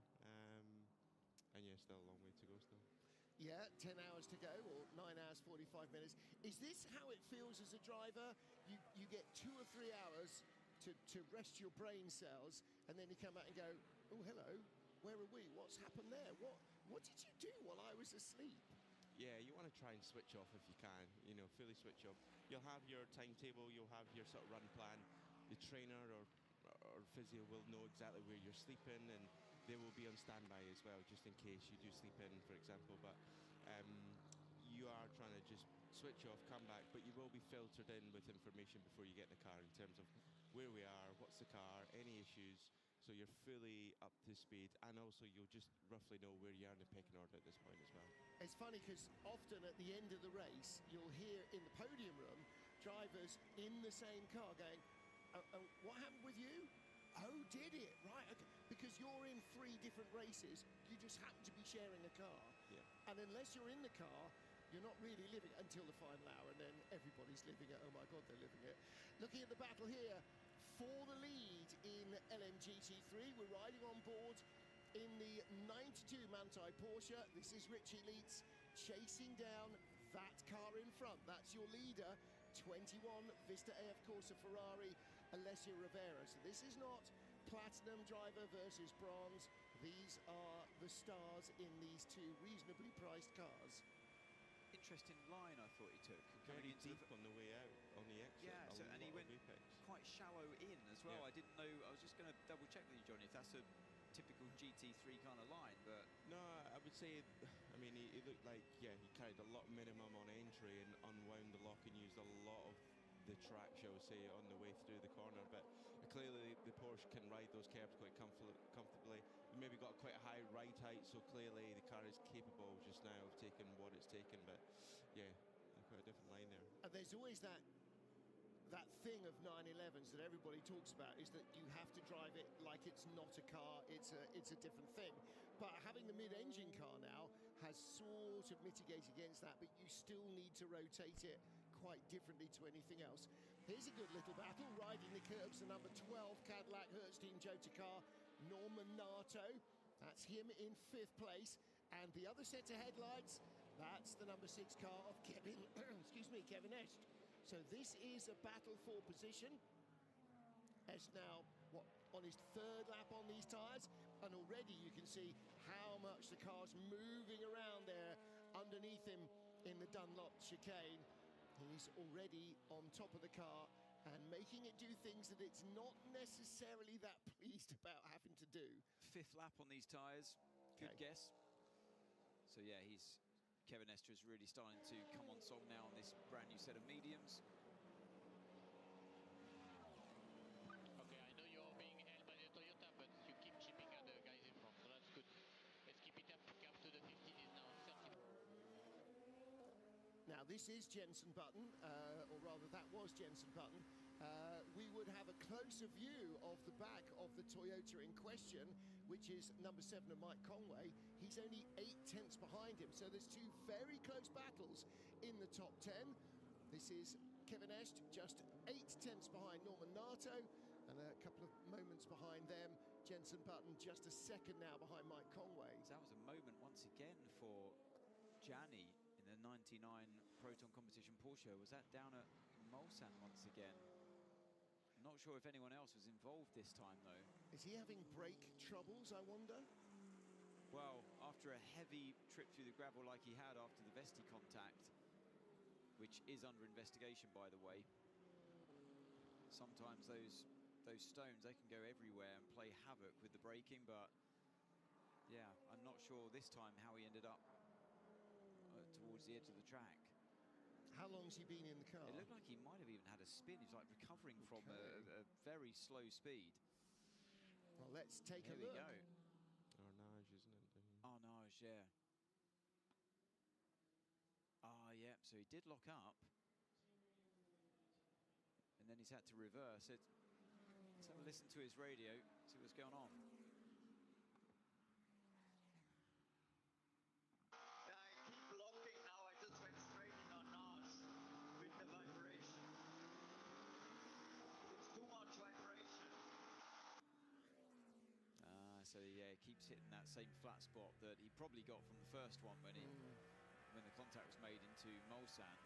The corner had just been through here with Jenson Button, but see how unusually quickly he selected reverse gear. Who was it earlier in the weekend? We were talking about cars getting reverse gear, and somebody said, "Have they still made a chocolate?" Was that you? Yeah, it's a seldom used item, and as a result is built as light as humanly possible, and often as a result possibly too light to be of much use. Much use as a chocolate teapot. Oh, tea! There's the thing. This is interesting. Jenson Button was under attack by Nick de Vries in the car number 7. There's been a driver change in car 7.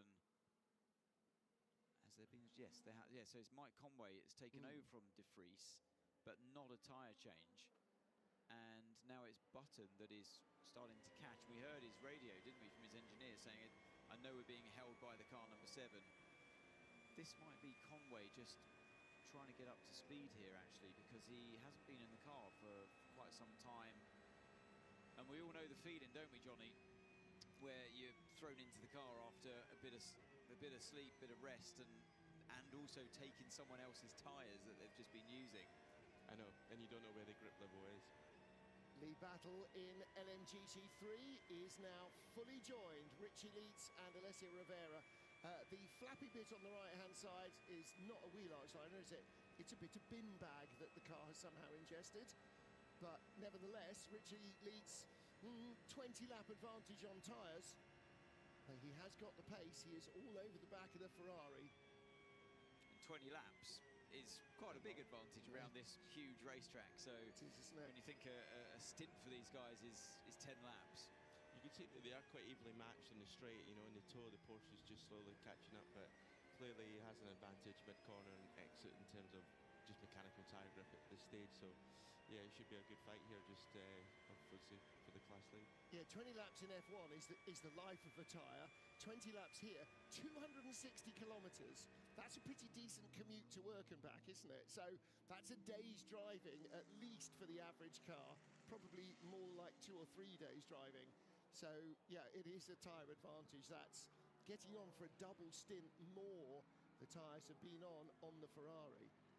They tend to degrade quite slowly on this circuit. That's why we see triples, sometimes even quadruple stints from them.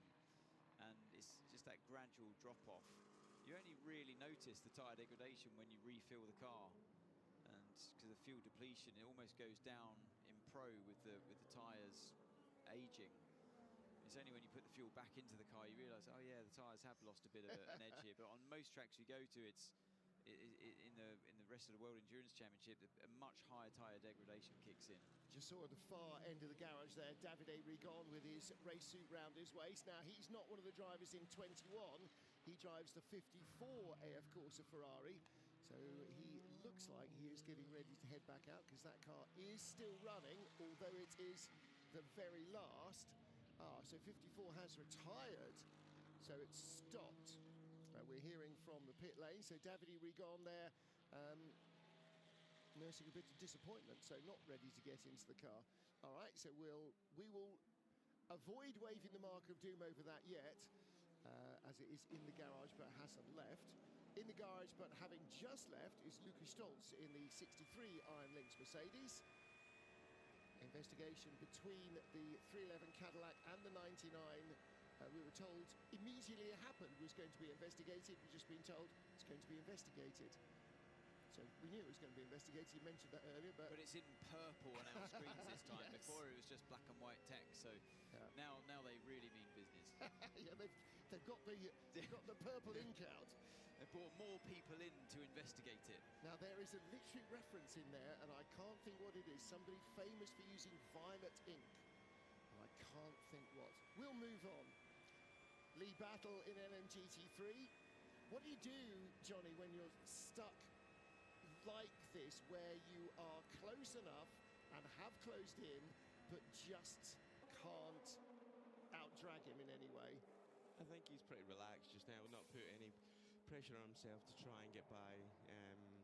He's clearly got an advantage on the tyre, but at the same time, two professional drivers in the car, there's going to be very little between them, so it's just basically maybe it comes down to a mistake to see if he can get by. But they're in a great place. They've done a lot of the groundwork with Ryan Hardwick early on in the race, done a lot of his drive time, and clearly used Richards and De Silva through the night to get them back to the front of the field. Still in the battle for a podium in LMGT3, 81 in third place, the TF Sport Corvette, and that's Tom van Rompuy. Now that we're back in the morning light, Van Rompuy back in the car. He's their bronze driver, been in the FIA World Championship now. This is his third year. Sorry, Martin, this is another message that's popped up on our timing page. Cars number 6 and 15. Marshall post 29 under review for causing a collision. Could this be the moment when I said it was the two Kevins battling it out? Yep. And I thought, and I said that I saw that Magnussen got pushed wide and we saw the sparks fly. We had the bright lights heading towards us. We couldn't see the details. With the stewards having a different angle of that, was there contact? And all the data. It sounds like there might have been, yeah. If there was, then car number 6 will be in trouble here. Yeah. And that will be bad news for them, less so for 15, who are still in the points. Car 7. Looking here at our LMGT3 lead battle. And you've just got to stick to it, I suppose, when you're in this situation. When you're Richie leads, stick right with him, right behind him. You have got a tyre advantage, and that means that their pit stop, their next stop for the Ferrari, is going to be longer because it's done a double stint more on its tyre. I mean, it's gone forever on its tyres, so they will have to change, whereas the 92 car, when they pit, are possibly not going to. What they will need to do is remove that bit of debris from the car, because if you hold your hand out of the window at 70 miles an hour, never mind 170 miles an hour, you know how much drag it causes. That won't be helping performance at all. But there's a gap of the bodywork that's also opening up under speed, isn't there? So I'm not sure it's just as simple as a bit of... It's been like that for quite a long time. It was like that last night, at least. There was some tape or something that's peeled itself back, but... You see the bodywork join to the kind of bonnet area. That seems to get wider under high speed, so... So is that then actually one of those big patches of gaffer that they stick on to hold stuff down that is unsticking itself? Might well be. Whistling through comes the number 8 Toyota, and he's followed by the Ferrari. So this is the battle for third that's just gone by. Sebastian Buemi and Nick Nielsen. Nick Nielsen set another faster lap, 5 laps after the previous, and that was last time round, 3 minutes 27.0. So Nielsen, the fastest car on track in the entire race, never mind right now, but also right now, all over the back of Sebastian Buemi. Now, Buemi, we know, took over triple stinted tyres from Rio Hirakawa. No, single stinted tyres. Oh, single stinted only, okay. It was Rio that had done a triple himself. Gotcha. But Buemi jumped in on Rio's single stinted tyres, so all the Ferraris at this point with the tyre advantage over Toyota car number 8, they all took new tyres in that last stop. So that's why Nielsen, sorry, is hunting down Buemi. That, and he's also an absolute star in this car, isn't he? He really is. He's grown so much into being a massive anchor part of this team. Let's see how he handles Buemi here. And Buemi, was that a bit of a lock-up, maybe, just as he turned in through the first part of the braking zone? I did wonder, but yeah. Bit of looked a little bit like it, didn't it? But Buemi in full sleeves rolled up mode. He's going to make this as hard as humanly possible for Nielsen to get past. But they shall not pass. Exactly, but Nielsen, we know the Ferrari's got the straight line speed advantage on the Toyota anyway, combined with the fact that he's going to be getting better exits out of corners like Mulsanne with that extra traction that he'll have.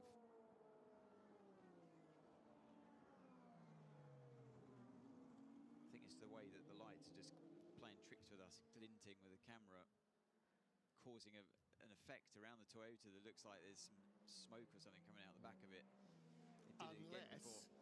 No, unless Martin. I don't want to see it. I don't want to see anybody rolling to a smoky halt. I want to see them all with their hand on each other's throats, wrestling to try and grab this trophy off each other. Because this is what it's all about. Contact in one lap, well, hopefully not, but what they mean is, yeah, he'll be right with him. He is right with him. He's feeling the turbulent air through the Porsche curves, and you get that natural separation. It's not as much as you'd see in Formula 1. Oh, and both cars dive into the pits this time. That caught me out. I was too busy looking at their tyre usage and didn't look at their stint lengths. Well, that's interesting because the 50 Ferrari and the 51 stopped a lap later. 50 Ferrari and the number 8 Toyota stopped on the same lap previously. So both 12 laps there on the board for 50 and number 8. 83 is in as well, and this is Phil Hansen.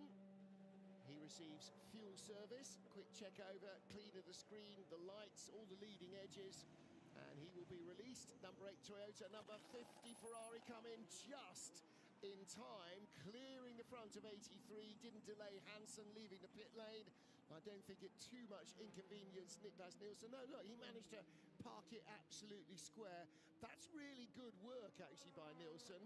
He only had one car length to get around the yellow Ferrari and square it up, and that's important. It might only take 1 second to lift the car, slide it sideways and drop it, but it will be more like 2 or 3, and that's your position lost or won. And now it's down to, so the driver's done their job. Now it's down to the car crews, the pit crews on each respective car of car 83 and car 8. Quite a slew of pit stops here. Kevin Magnussen in the number 15, 36 Alpine in as well, Mick Schumacher. Marco Sorensen has just pitted and left in the 009 Aston Martin. And Phil Hansen, Sebastian Buemi and Nick Nielsen have all come and So where are they? I want to see, where is the Ferrari of car 50? They had that race in the pit lane.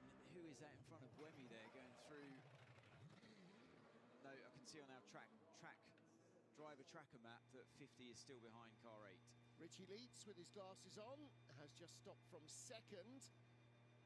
And Tom van Rompuy has left the pit lane third in LMGT3, the 81 TF Sport. Richie Leeds, the 92 Manthey Porsche. See how I love the way this team make it so clear what onboard camera you're looking at.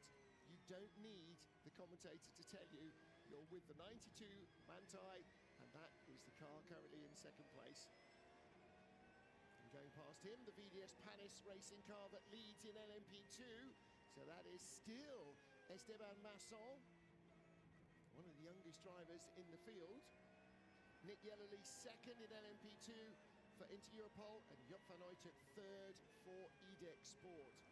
But Manthey stopping there has relieved a little bit of the pressure on the Vista AF Corsa Ferrari, car number 21. Alessio Rivera still leads. Now he's on tyres that looked with the mileage like they not only started this race but possibly the previous 2 as well, so can imagine that the AF Corsa team will be changing the GT3 leaders' tyres at the next stop, whenever that comes. So it was a good service there, wasn't it, for car number 8? They managed to stretch out that gap to car 50 that we now see on screen. Yeah, by 2 seconds. 1 minute 16 second pit stop for Toyota, 1 minute 18 second stop for the Ferrari.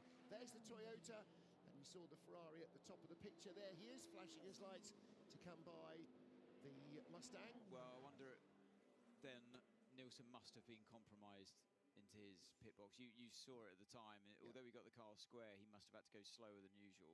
Yeah. So that it probably Quite explains possibly that one. so. Fuel for the number 51 Ferrari. This too, the race leader in the pits. That has also had penalties for speeding and actually for contact as well. And we were talking in the darkness hours. We heard the engineer calming the situation with Antonio Giovinazzi. It is what it is. Let's get on with it. Let's get our heads down. I did suggest at the time that he probably had an easier time from Giovinazzi, who was maybe not fuming quite as much about the penalties as, say, Alessandro Pierguidi might have been. That would have been a very much more Sebastian Buemi style radio rantage. Norminato into the pits from 4th place in the number 12 Hertz Team Jota Cadillac. So Caddy in the night had gradually kind of crept a little bit further back into the equation, because in the morning, or in the afternoon yesterday, from the start of the race, they just basically sank down the order inexplicably, not finding pace. Nielsen is on the attack again. He got a little bit compromised by the Lexus that he just had to pass there through the Ford chicane. But it's only going to be a matter of time until he's back to where he was, right behind car 8.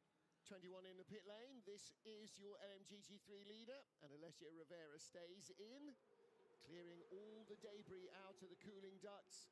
They get filled up with all these little balls of rubber that get rubbed off the tyre. This is how you generate grip, basically, as the tyre is scrubbed sideways across the track. As the asphalt pulls a layer of rubber off it, that's where the grip comes from. And it all just rolls up into little balls. Like if you're rubbing chewing gum off the sole of your shoe, that's exactly the same situation. And it's just as sticky when you run over it.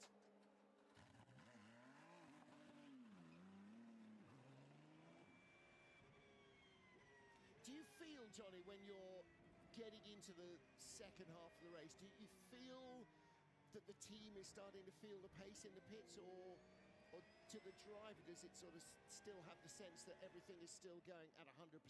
Yeah, it just feels like everything's still 100%, but you can see cold tyres on the Ferrari here on the outlap. This will be quite interesting on the fight, because Richard Leach has done 1 lap already, so he's got warm tyres, and I think the gap will be very small at the end of this lap. And don't forget, Richie's tyres were 20 laps newer, so 2 stints newer, so not sure that he changed tyres either. So although the Ferrari with fresher tyres should be quicker, now Richie Leach unfortunately has got himself stuck behind Tom van Rompuy. Is that van Rompuy, or is that the 33 Corvette? I think that might be the 33 car of Ben Keating, so a lap behind. And he's not in a position to close on the Ferrari. The Ferrari is further up the road, and the Iron Danger in the gravel. That's Rahel Frey in car number 85. And where is that? Is that the chicane? Yeah, it's down at the second chicane. All right, so yellow flags at Marshall's Post 16. She hasn't long been in the car, half a dozen laps at the most. One of the 2 silver drivers in the car, and she'll be talking on the radio.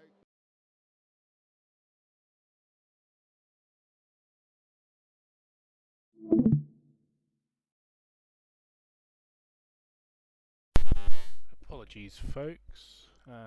Bit of a misclick there.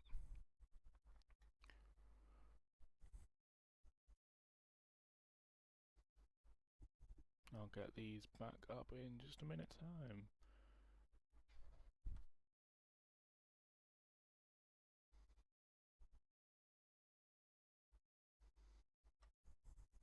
Hopefully you should be able to see that now. And what was spinning behind it? That was an LMP2 car. Let's see that one again. I mean, I'm not a steward or a driver advisor, but I find it hard to blame the Porsche for that one. Lexus is too far back. That's why I say it's slam dunk that one. Yeah. Can't blame Rahal Frey at all for that.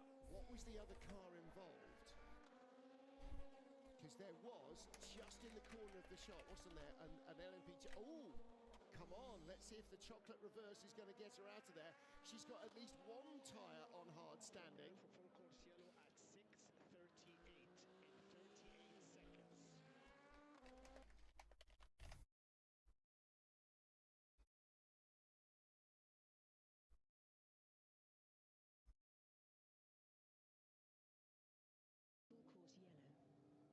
Not AI like some of the dodgy promo videos you see on screen. That is the voice of Lisa Weishart, our assistant race director.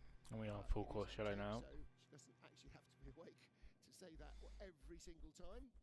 Full course yellow then, everybody down to 80 kilometers an hour, which is handily programmed into the cars on their button.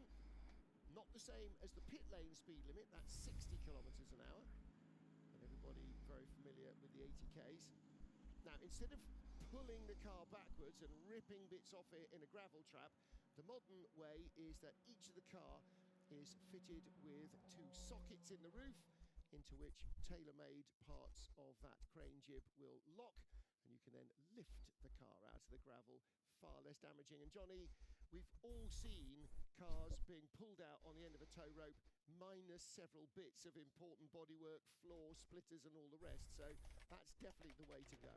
Yeah, this will obviously save a bit of damage, or potentially more damage. He's very unlucky because it looks like the left-hand set of wheels are on the tarmac, but the right-hand set are in the gravel, and you could see she was very, very close, engaging reverse and first gear, to not being able to rock it and actually get going in the gravel trap. So pretty unfortunate there for Rahal to just be in that situation. And the other problem there, of course, is she's unsighted. She's basically reversing into traffic at the chicane, even with a yellow flag out. That's a little bit of an uncomfortable situation.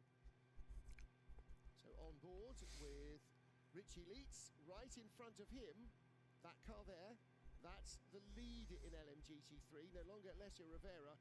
That's Francois Heriot. Now, Francois Heriot is the bronze-graded driver in that Ferrari. This should be easy pickings for the Porsche. It is not a battle of equals. Not a fun situation. Who's been on the air, up in the air on the lift? Yeah, I've been there once or twice. Yeah, you're just waiting for the marshal to spin you around and sort of point you in the right direction. And they do a great job. You know, these guys have trained to do this. They'll have practiced. There's probably an exercise that they've done this week with certain teams to check the equipment and make sure everything's as it should. And it's a great job that the marshals always do. Yeah, header post there, turning the car around. No, let's point her in the right direction. Otherwise, we're just going to have to rescue her from somewhere else if she sets off in the wrong way round. So, wisely done. And again, that extra strap there, just for balancing the car. It's not always on the exact centre of ballast because the fuel tank is not always weighing the same. Impressed actually with the marshal on the right front there, actually rotating the wheel round, making sure a lot of the gravel and dirt was coming out from that right front. Look at that. So who's the car behind these two? We know the Lexus is to blame, but yeah, you're right. It was an Alpine. It was the Alpine, Johnny. Ooh, good spot. Great spot. Don't know which one. 36. And there we go. Well done in the truck, boys. There's Makawiki. Yeah. Big handful of Oppo trying to get out of that one. We will be removing full course yellow in 40 seconds. I mean, she was in the corner. Yeah. It was too late, wasn't it? Yeah, way too late. So it was 87. 30 seconds to remove full course yellow. And we will be removing full course yellow in 20 seconds. Clemens Schmidt, the driver of that Lexus, who is likely to incur the penalty. Remove full course yellow in less than 15 seconds. Richie Leitz has crept right up behind the Ferrari under full course yellow. 5, 4, 3, 2, 1. Full course yellow removed. Green, green, green. Richie Leitz responds a fraction quicker than Francois Heriot, and that shows that the speed limiter may not be exactly set the same on each of the cars. They've been going for 4 or 5 minutes behind full course yellow, and if we're even a tenth of a kilometre an hour quicker, you are going to creep up behind the car in front. Leaks on the outside here. He's got a chance as they run down towards this first chicane. But not on the braking line, but he gets it done anyway. And you would normally have said before LMGT3, the pro driver on the inside, he will brake later. He's just got that ability than the gentleman driver. But with ABS, they can both leap on the middle pedal with both feet.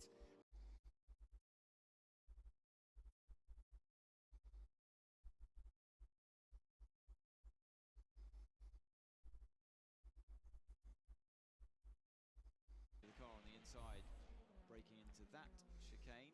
As we look at the front runners. Yeah, this is our lead battle. Phil Hansen, the yellow Ferrari, coming under the Dunlop Bridge. James Collado, the red one, right behind him.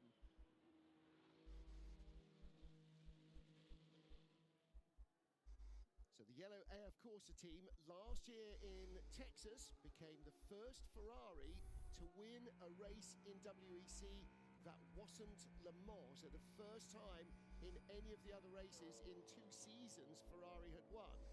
The number 50 car won Le Mans last year. 51 you're looking at there, they won in 2023, but had not won since June 2023 until we went to Imola this spring. Then they won a first on the road race, if you like, and they have also just won a month ago at Spa. So 51 team are the championship points leaders from Ferrari number 50. Tiniest of mistakes there by Hansen in the left-hand part of that first chicane. Just let the rear twitch a little bit too much. Gave Collado the run down towards the second chicane. Has a look, but can't do anything this time around. Now, we've been here before when Collado was on the radio to the Ferrari team saying, let me by, I'm quicker. Couldn't get within a couple of seconds of Phil Hansen, just could not close the gap. And then down at Mulsanne corner in the middle of the night, Hansen made a tiny error under braking, couple of wheels in the gravel, didn't stop him, but it did allow Collado to close that 1 second, 1.5 second gap and go by. And so we're back in the same situation, but Ferrari need to have learned from that and diffuse the situation rather than encourage it. And follow the trace. Look at the way their paths have conflated and diverged very slightly over the course of the last 20 or 30 laps. Yeah. Collado's done it. I wonder if that was a message that came through. It must have been. Hansen didn't place his car in a defensive manner there. I think he was close enough, and if AF Corsa had asked the team, the yellow car, to move aside, then I'm sure Phil Hansen and his crew would have gone, we're going longer than them on fuel, sit in the slipstream, save that energy, save that energy. Yes, we would like to lead, but we would like to lead in 9 hours from now. It's not critical at this moment. Yeah, there was no resistance whatsoever from Hansen there. I would have expected you'd go to the inside to defend that.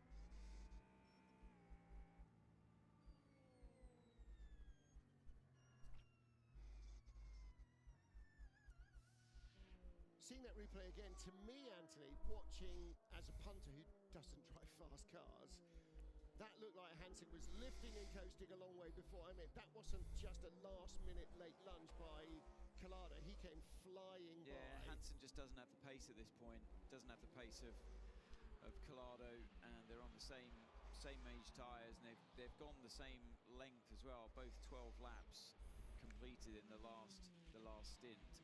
And that was the outlap for both cars, wasn't it?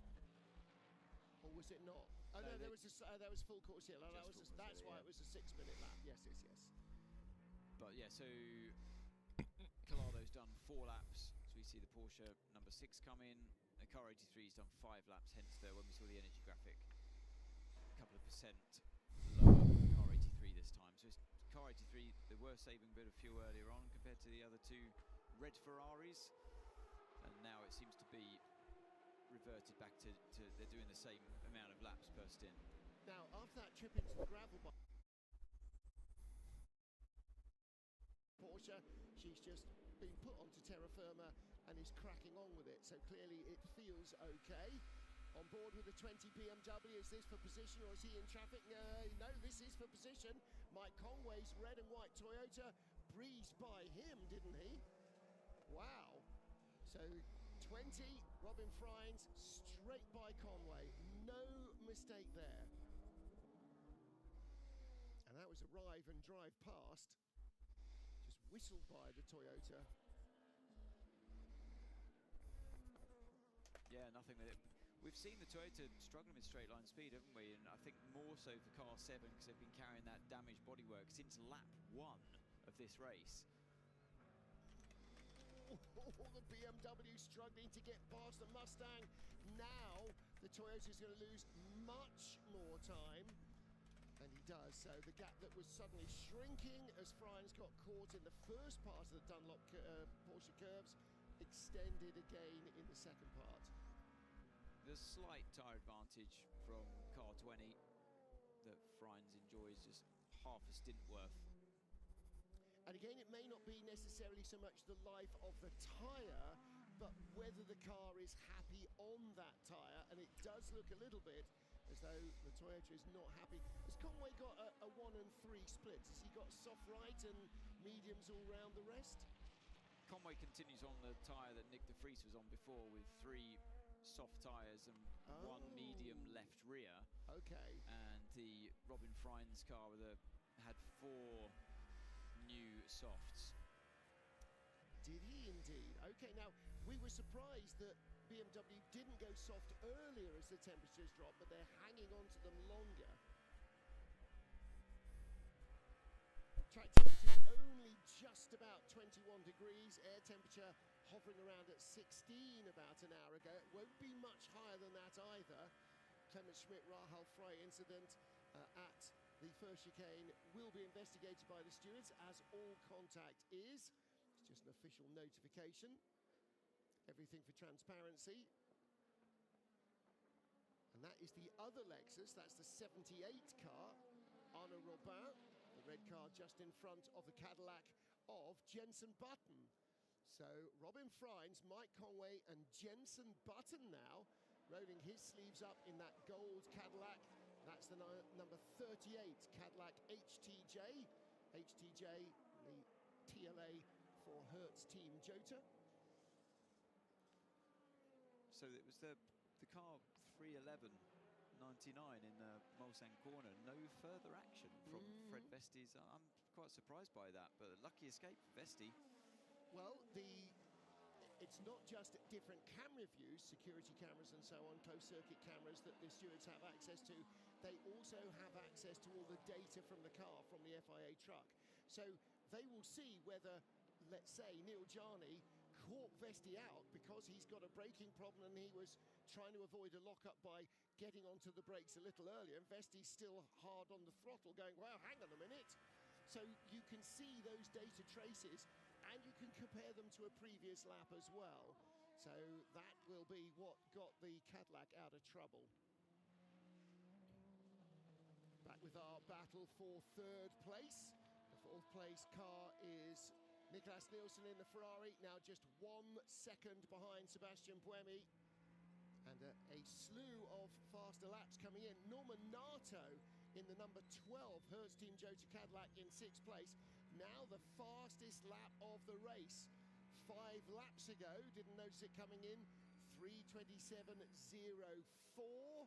Just 100th of a second quicker than the previous best of Niklas Nielsen in the Ferrari. So in these cooler conditions, cooler track, cooler air, it seems as though the Cadillac teams have worked out the balance of the car a little better. Certainly it's been the quickest lap that anybody has recorded so far in the race. Yeah, we're getting towards happy hour, aren't we, Johnny, where the track becomes super quick. Oh, look at that. Go left, go right, pick your line. Yeah, this is the stint that on the driver rotation you sort of roughly gauge, oh, I could be in when the track is at its prime, you know, when it's cool and rubbered up, and yeah, chance to lay down a good lap time. And at this stage, now the sun's up, it sort of feels we've got night time behind us.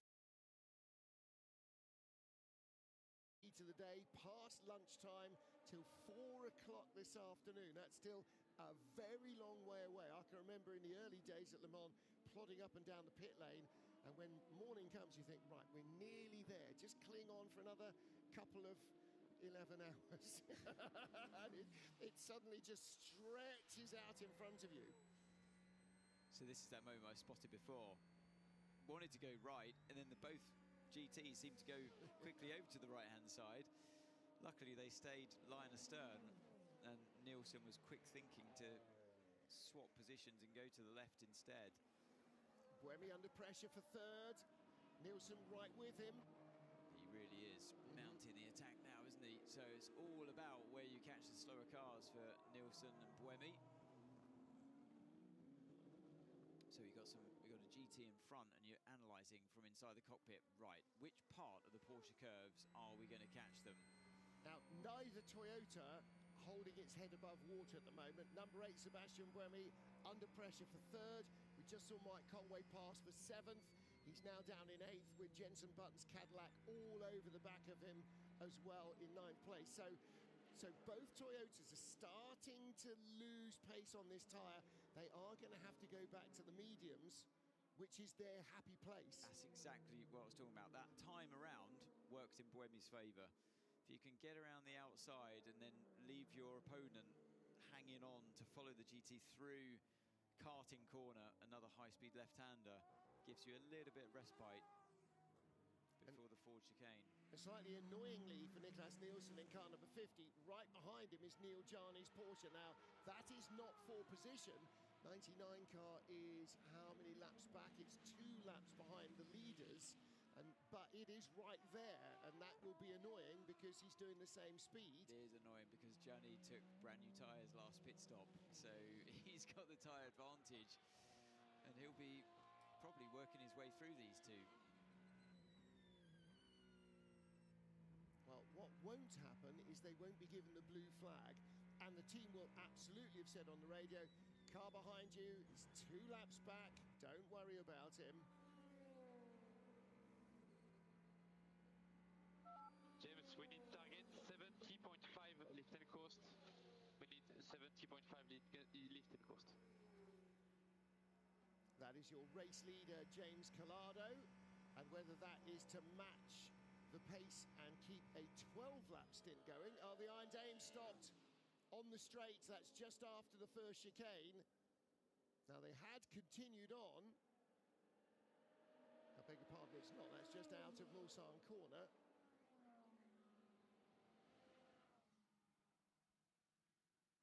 Rahal says she's okay. Looks like she's working through a few controls on the steering wheel, a bit of Control-Alt-Delete.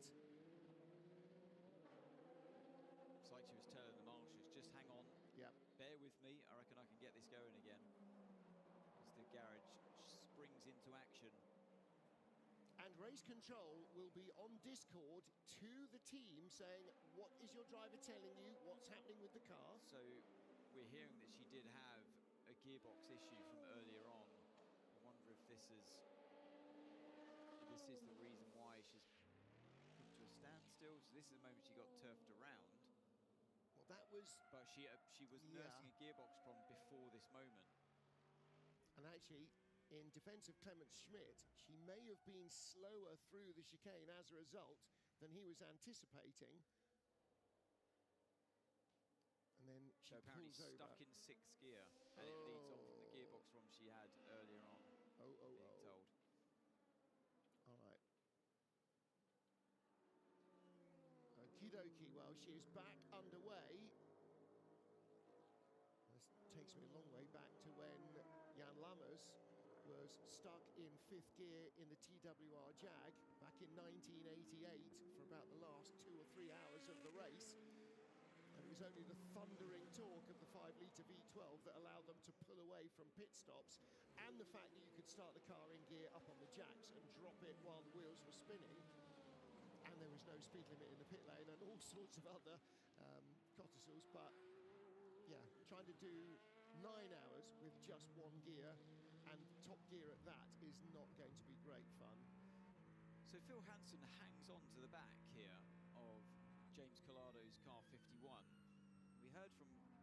Ricciardo's engineer telling him to basically do more fuel saving, the 70.5 target.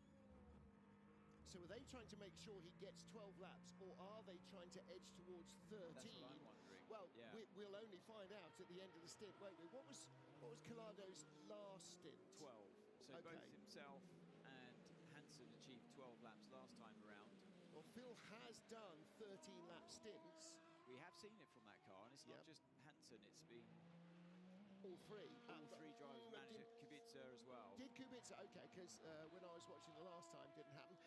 87 drive-through penalty, I'm afraid, for Clement Schmidt. So they have looked at the data and have discerned that he was not caught out by an anomalous corner from the Iron Dames, but that he overcommitted into a hole that wasn't there by the time he arrived at it.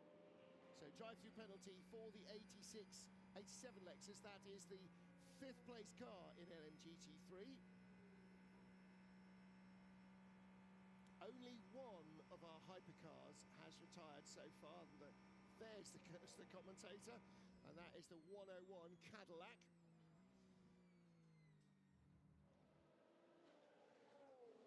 Good job, Seb. Gap to the lead, 43.2. Gap behind 1.0. Well, yeah, Buemi has been doing a good job, hasn't he, in holding this faster Ferrari at bay.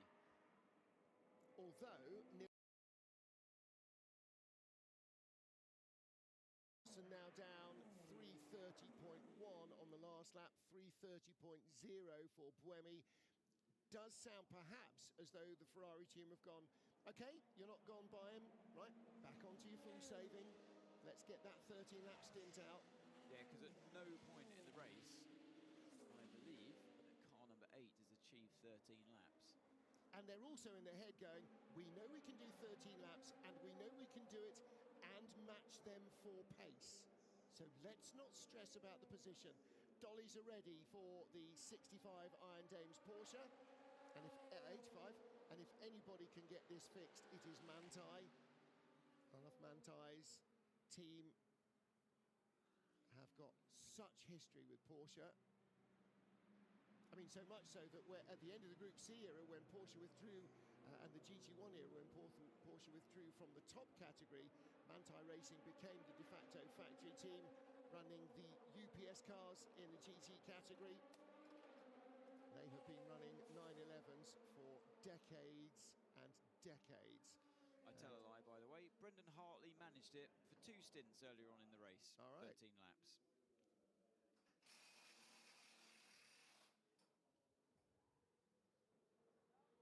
In the pits is the 85 Iron Dames Porsche. And I don't think Rahal Fry will stay in the car. That doesn't look like it's going to be a particularly quick fix. And once you hit trouble like that, you've got 2 options. Either bin the car and park it, or fight it tooth and nail and make it finish the darn race. This has been awful for Nielsen. Look at the traffic. He's had a P2 car, very slow in overtaking the GT through the Porsche curves, and you're just having to sit there waiting. Buemi, meanwhile, disappearing off down the road, seeing the gap grow between the 2 of you. So we look at the Iron Dames back in the garage there. And as I confidently predicted, Rahal Frey is staying in the car. So it looks like they think they may be able to fix it. Oh, door. Yeah, and it might be that their illuminated number panel is no longer illuminated. Now, that tends to be less of an issue when it's not night time. Brake check. Okay. Well, you might as well at the same time. Might as well. Full service wash and brush up. But she is still in the car, so they don't think it's going to be a long fix. Well, hopefully it's software. Yeah, that's a very valid point, actually. So you might as well check to see if it's a software glitch. Sometimes even a steering wheel change can sort that. We've seen it in the past. Plug in the laptop. 9 hours to go, just inside the final 9 hours. So we now have the same distance pretty much as the longest other race in the championship, the 10 hours that we race in Qatar. So this remaining race will be longer than anything else that we do in the rest of the season. What do you find harder, Martin, in terms of commentary, doing the full 11 hours straight commentary for Qatar, or the 12 hours but over 24-hour period here at Le Mans? This is harder because I find this harder too. It is much harder. And after Spa, when we turned off the microphones, we were sort of going, I really hope Le Mans isn't like this for 24 hours because none of us will survive. And if anyone watching this hasn't seen the race from Spa, it's an absolute must. I would go as far to say it's the most exciting endurance race I've ever seen. From start to finish, it was so unpredictable, brilliant stuff. And if you haven't got the time to watch that, watch the full access program on YouTube.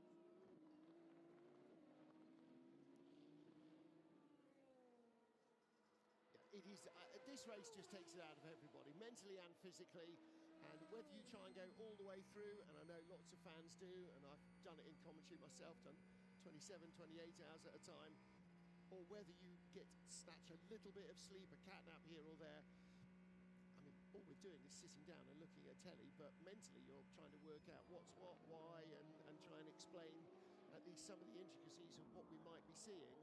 But it's just the relentless staying awakeness of it, and I do admire the teams in the pit lane because they just get no break at all.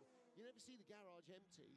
They're always in the chairs, fast asleep with their teammates, comically making fun of them and painting things on their forehead and stuff during the race. Yeah, a while ago we saw a glimpse of David Fleury down at Toyota, just staring at the screens, the laptop on the pit wall, and they don't move, do they? They stay every time, Johnny. You're on the radio inside the car, no matter which driver it is, it's always the same voice coming back to you.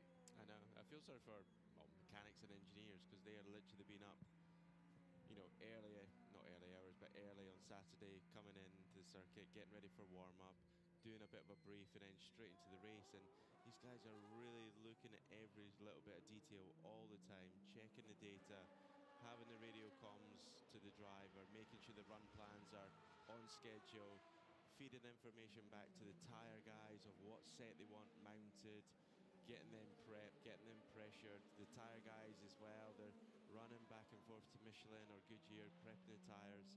Yeah, there is no respite for these guys that are in the garage. And yes, drivers can get a little bit of sleep here or there, but yeah, it's pretty grueling task for these guys all the way through the 24. And now you've got the sun coming up. We've had the daylights there, but now you look at it, the low sun as it pops up here. You head towards this corner here, Touch and Rouge. This is, it can really play havoc with it. If you've got a dirty windscreen and you're heading towards that rising sun, you are so blinded for a good couple of minutes, aren't you, Johnny? It's an awful time in the race. This where visors or helmets are important. These guys will maybe have tinted visors and maybe dropping that slightly just to try and stop the glare as much as they can. Yeah, because unlike a road car, you can't just flip the sun visor down on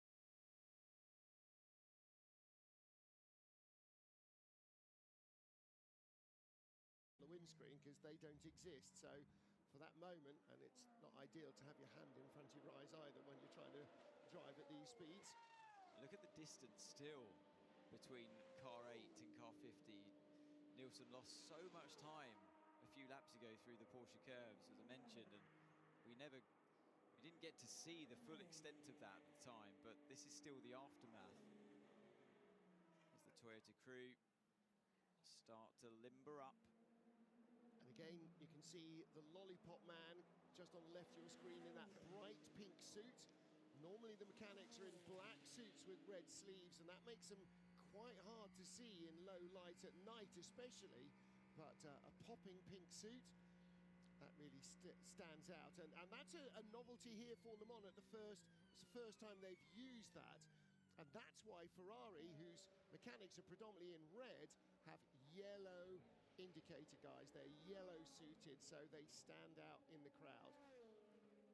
VDS Panis Racing in LMP2, the race leader Esteban Masson on pit lane, and he is out after what looks like it might have been a quad stint.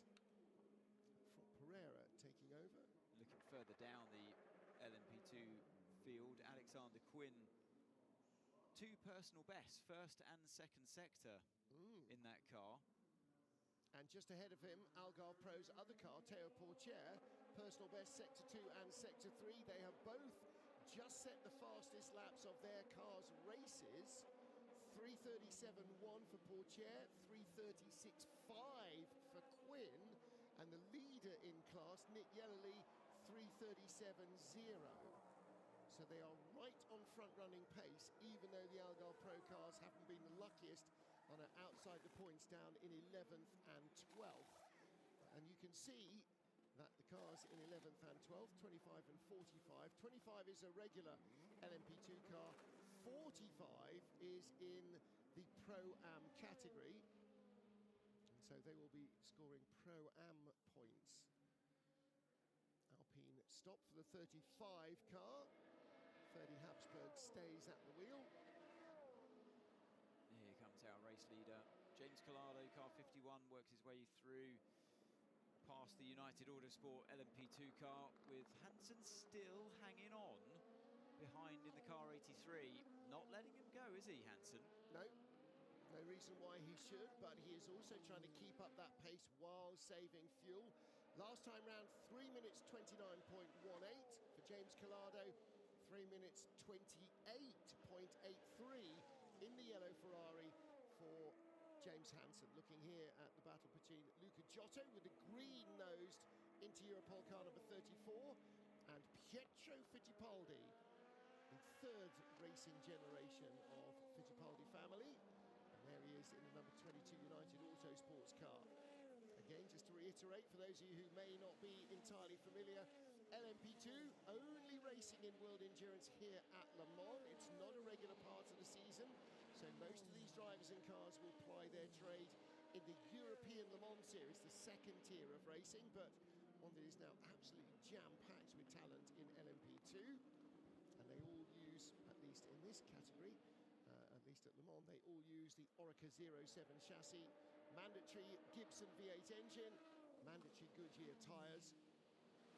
And although chassis choice is open, it is the Oreca that has been the dominant force in LMP2 for a number of years. And the new LMP2 regulations have been announced going forward. Gibson have won the tender to supply engines for the category, and Oreca will be one of two chassis manufacturers that it will be licensed to build the new generation of LMP2 cars. So into your pole, leading with car number 43, Nick Yellerly back at the wheel. It was Franck Pereira that took over the VDS Panis Racing number 48 car. That's now back down to third place. And Jonas Reed in the Iron Lynx Proton car number 9. He's in second. Jonas Reed, the still teenage son, certainly very young son, of Christian Reed, the Proton Racing boss. So we're on 11 laps for car 83, 10 laps for car 51, getting close to pit stop time. Car 8, 11 laps for Buemi and 11 laps for Nielsen. And that fight continues further back from the duo we're watching on screen now. And on that timing pylon for LMP2, you can see the P next to number 25, Algarve Pro Racing. And Théo Pourchaire has just pitted. So too has his teammate in 45, Alex Quinn, as in comes 22. And so those fastest laps for Algarve Pro set on very low fuel at the end of their stint.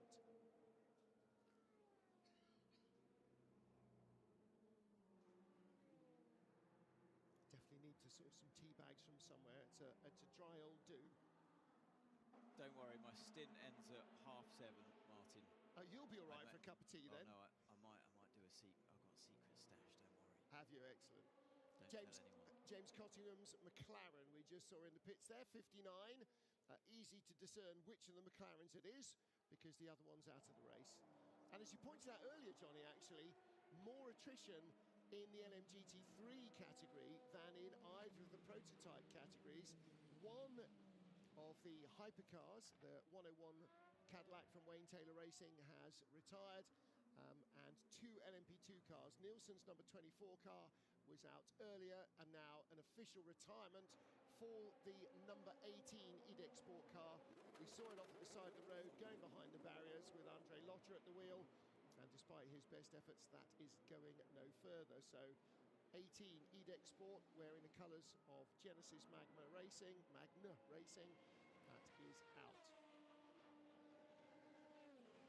And the Iron Dames, still in the garage, have dropped to the last running car as they try and solve those gearbox issues. And determination not to let this Ferrari pass. We saw in Imola, didn't we? Actually, it was the same cars. It was Fuoco who was, in that particular race, desperately trying to get by. Buemi ended up actually getting a penalty that day, Fuoco, in his desperation to get by and making contact into the first chicane there, Tamburello chicane. And this time, it's Nilsson feeling the resilience from the Toyota driver. It's great stuff. And I Buemi wonder, using all of his skill and expertise and experience to do that. do we think the Ferrari team just said to Nick Nielsen, okay, it's not our battle yet, let's just save that fuel, keep the speed up? I think he is. He's trying, and he has got the speed, and he has been just ready to pounce if the traffic falls against Buemi. But consistently, it's been going the other way, and that's why we're seeing Nielsen just catching back up once again after that disastrous moment he had through the Porsche curves where he lost I reckon it must have been about 5 seconds worth compared to the Toyota driver. So it edging closer again. Well, his last lap, Niklas Nielsen, 3:28.8 as a go against 3:30.8 for Buemi. So you're absolutely right. He has got a real speed advantage when he's not right up behind the Toyota. Now they're coming up behind one of the Aston Martin Valkyries, both of which are still running. So they've got 2/3 of the way through the race. They may not have the ultimate race pace, but they do seem, and the team were actually fairly hopeful at Spa that they had enough endurance running that they kind of thought the cars would make it all the way through. Now, unfortunately, the attrition has not been high so far in the hypercar class, so they're not in the points. 009 is 14th, and in the pit lane, 007 Harry Tincknell, you can see just ahead of this little battle, and that car is down in 18th. Into the pits together come the 3rd and 4th place cars. Yeah, once again, they're on exactly the same strategy, these two, but on different tyres. So let's see how they get on this time around. Is the car 50 going to be compromised on the way in? Because it was last time. 51 is not in the pit lane, nor is 83, so he won't have to come round the yellow Ferrari. In fact, that was 51 that was compromised, wasn't it, coming in? James Collado lost ground because he'd had to come, no, it was 50 that had come around 83 because there was a car gap. So yeah, that didn't go Nilsson's way last time as well. So yeah. Buemi comes in. Are they going to change tyres here? I should imagine they will, because these tyres have done 3 stints now. Buemi just the 2 himself. So intrigued to see how Toyota are going to play this. And this will get them out of sync with their tyre choices if they do, because it's Nilsson with the fresher tyres at the moment, but then Buemi will come out on fresher but cold tyres. So I'm expecting Nilsson just to carry on. Yeah, he's done 2 stints himself, and so have the tyres. And look, they are ready to make a change at Toyota. Either that or they're foxing. Now that's a soft. That's a soft going on the rear. What's going on? Well, if they're going soft left rear, then they're going soft all round, except for maybe... Oh no, what's happened to the left rear?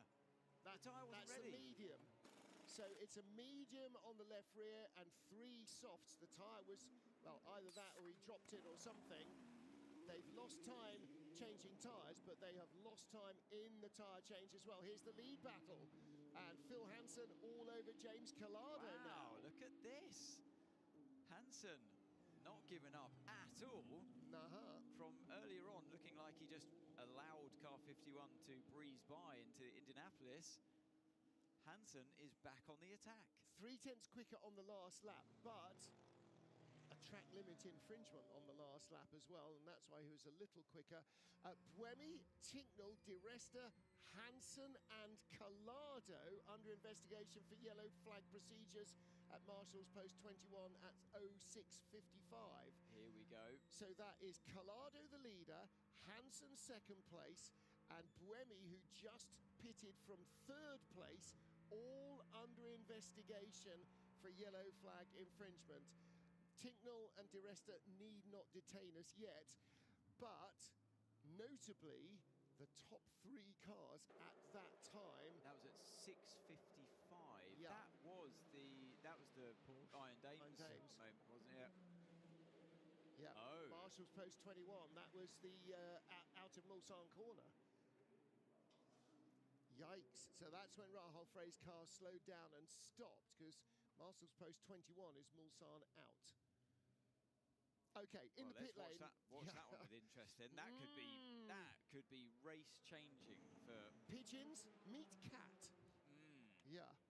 Manthey first form, pitting from the lead in LMGT3. So too did the Vesta AF Corsa Ferrari from 2nd. You saw the Porsche on its way. Phil Hansen is in. There is the Ferrari 2nd in LMGT3. And that little illuminated panel showing that it is filling up with energy. Doesn't have battery energy here. Although bizarrely, because they're used to doing it with hypercar, the Cadillac and Corvette team still say a fuel stop is fuel and energy for LMGT3. And unless they're giving a driver a protein shake or something, not quite sure where the extra energy is coming from other than fuel, but it's just a force of habit in their radio procedures. Off goes 83, Phil Hansen. Yes, he's just that 1 lap out of sync with the car 51, so we'll be expecting Collado in this lap if he is to do... he'll be doing 13 laps as well. So both drivers, I just looked at the app here, both drivers 13 laps for this stint just gone by. But Collado doing 13 laps on this stint. The previous lap, it was only 12. Both of them were 12 in the last one, so this time both cars saving fuel. I wonder if Hansen was on the fuel save earlier than Collado, and that's why he got overtaken. Could and then be. Collado got track position, and then that's what happened. Yeah. And then was told to save more than he was. Yeah. Whoa, baby. Yeah, get in front, then save the fuel. That's what was going on there. So they're doing everything right. This is the way you win races. You go further on fuel at the same speed as your rivals. Apart from a yellow flag. Well, yeah. And the penalty they got before as well for whatever it was. Yeah, 51 was for contact. Has 83 had a penalty? I think almost everybody in hypercar has. And actually, Anthony, maybe it's the modern era where there are so many cars that are so close together. Johnny, thinking back to those big days of GTE Pro with 4 or 5 manufacturers, was it a penalty fest because everybody is so on the limit? There's just no chance to take any kind of, moderate line. You just have to force everything. Do you remember it being that way? A few times, yeah. I mean, they cost you massively. You just could not make those mistakes. But we saw it earlier, didn't we? There was about 6 cars that got pulled up, as we've seen on the screen there, and it took a while to filter through. They'll go through every single one individually. We'll probably see in the next half an hour, 45 minutes, they will filter through to see if people have maybe not slowed down under those yellow flags, for the Iron Danes car. So, yeah, it could flip the race on its head. Yeah, we had 5 cars pinged there, and among them, the lead trio at the time.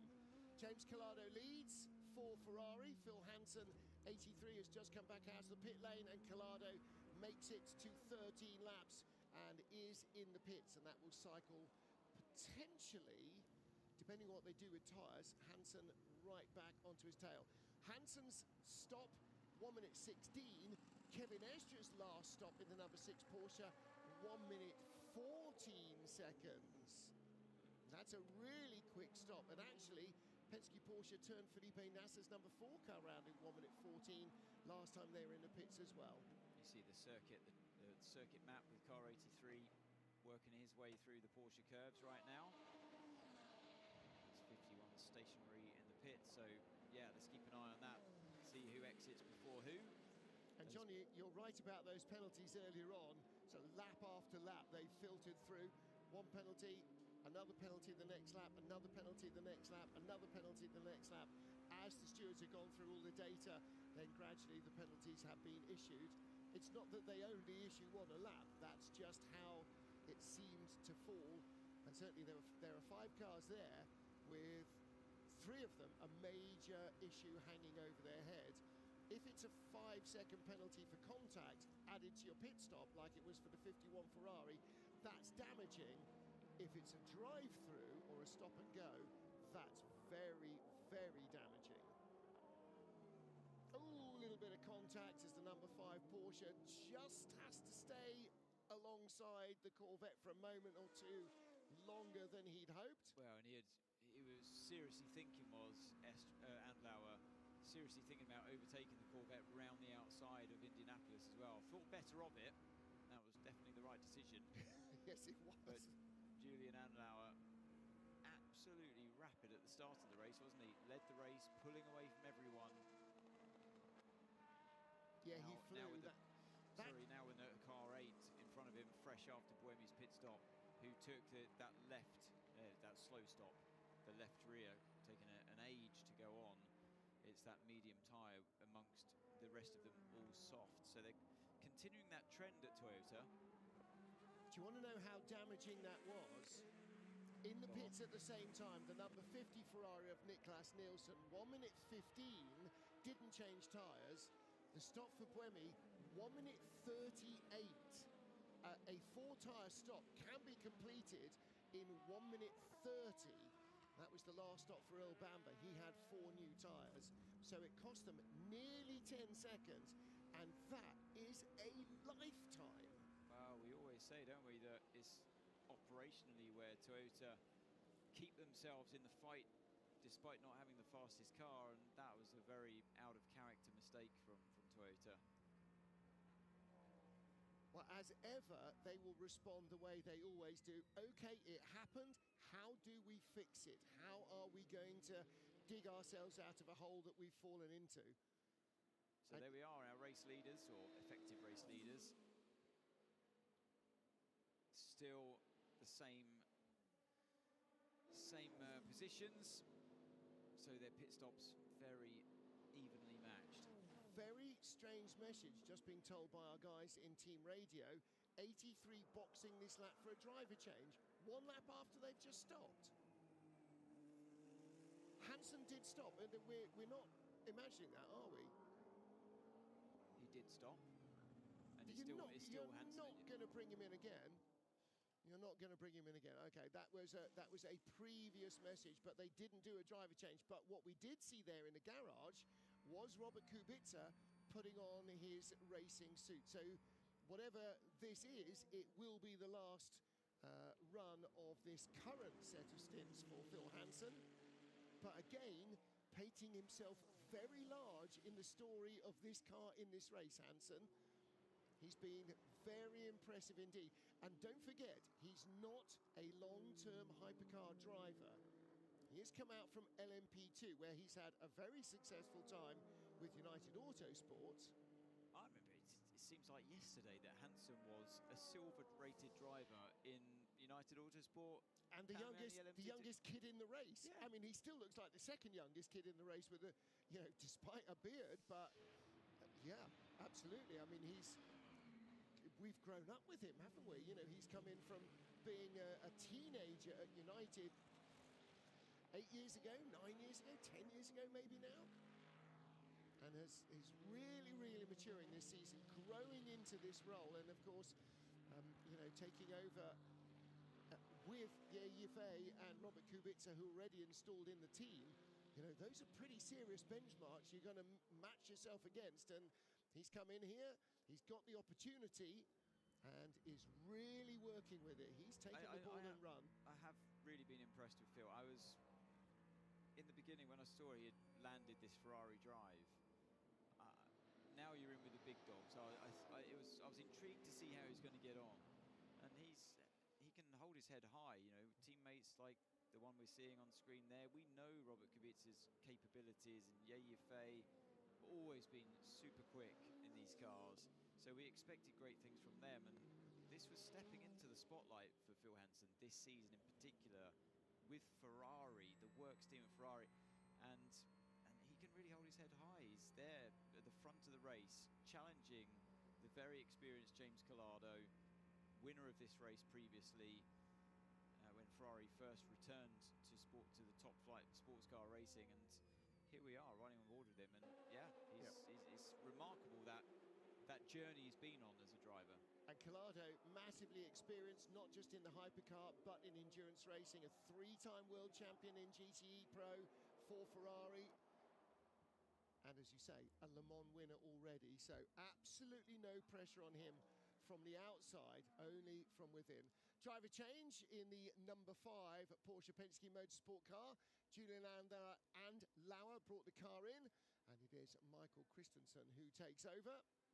So the Dane back at the wheel, and that will please the, I don't know how many, 60,000 Danish fans who come down every year. There's a massive campsite just for one tour company from Denmark. Of course, the most successful racing driver ever in terms of victories at Le Mans, Tom Christensen, reignited that passion for sports car racing in Denmark. Lots of wheels spin on the apron. I saw this earlier on. The wheels are spinning frantically. The car's barely moving an inch. Now then, adding to our list of those who might be in trouble for that Iron Dames yellow flag, number 9 LMP2 car Christian Reed, Jonas Reed, number 11 in LMP2, and that is Giorgio Rowe. Oh God, the list is endless. We've just had 5 cars replaced by 77, 90, 27, 13, 92, 33 and 57. Another 7 cars, and they've actually done it class by class. There are so darn many of them. So 5 in hypercar, 5 in LMP2 and 7 in LMGT3, all being investigated. So 7 out of 18 cars remaining running in LMGT3, almost half the field being investigated for yellow flag procedures. Did nobody see the yellow flag? I mean, literally no, because they didn't all go through it. It wasn't out for the entire field to come round a lap. So basically everybody that passed it didn't slow down enough. Yeah, and it's the leader of LMGT3 as well at the moment. Yes. So yeah, it could again massively change or swing that class as well. But yeah, quite a few drivers are going to be looked at for this. Okay. It does come up on the marshalling system as well. Inside the car, it's not completely foolproof. Well, there have been... It can go wrong sometimes, but it's not like... It's strange. It's almost unprecedented that so many drivers for a yellow flag procedure have got it wrong. That's 19 or 20 cars. Yeah. And we have seen penalties. Drivers have said of penalties, we got a penalty for yellow flag infringement. I did lift, but clearly they didn't think I lifted enough. And in the driver's briefing, Eduardo Freitas always says that the onus is on the driver to show that you have demonstrably lifted. A quick off and on again, when you see that there's a car at the side of the track, is not necessarily judged to be enough. They could, obviously with the second chicane as well, it could have been that people realised the flag was there, but maybe haven't bricked early or lifted off the throttle, and I don't know if they have that GPS or that data. I wonder if they've just... you might be in a situation where happy hour wasn't too far away and lap times have started to improve, and they've seen multiple improvements just in terms of the speed carried through that corner. The driver's going to put their hands up and say, I was lifting, I was trying to go slow, but I just got more grip than I have, and I can actually see where I'm going now, and that's why I was going faster than laps previous to this one. It's the only thing I can think. And that's a valid point, and actually that was at Mulsanne, so they are coming in there at a heck of a lick. And so that Rahel Frey had pulled over on the exit of Mulsanne, so there would have been yellow flags at Mulsanne corner. But, yeah. Nick Bull just out of the Inter-Europol car. Now, where did they stop from? They have just headed back out on track. So his most recent stint has been completed.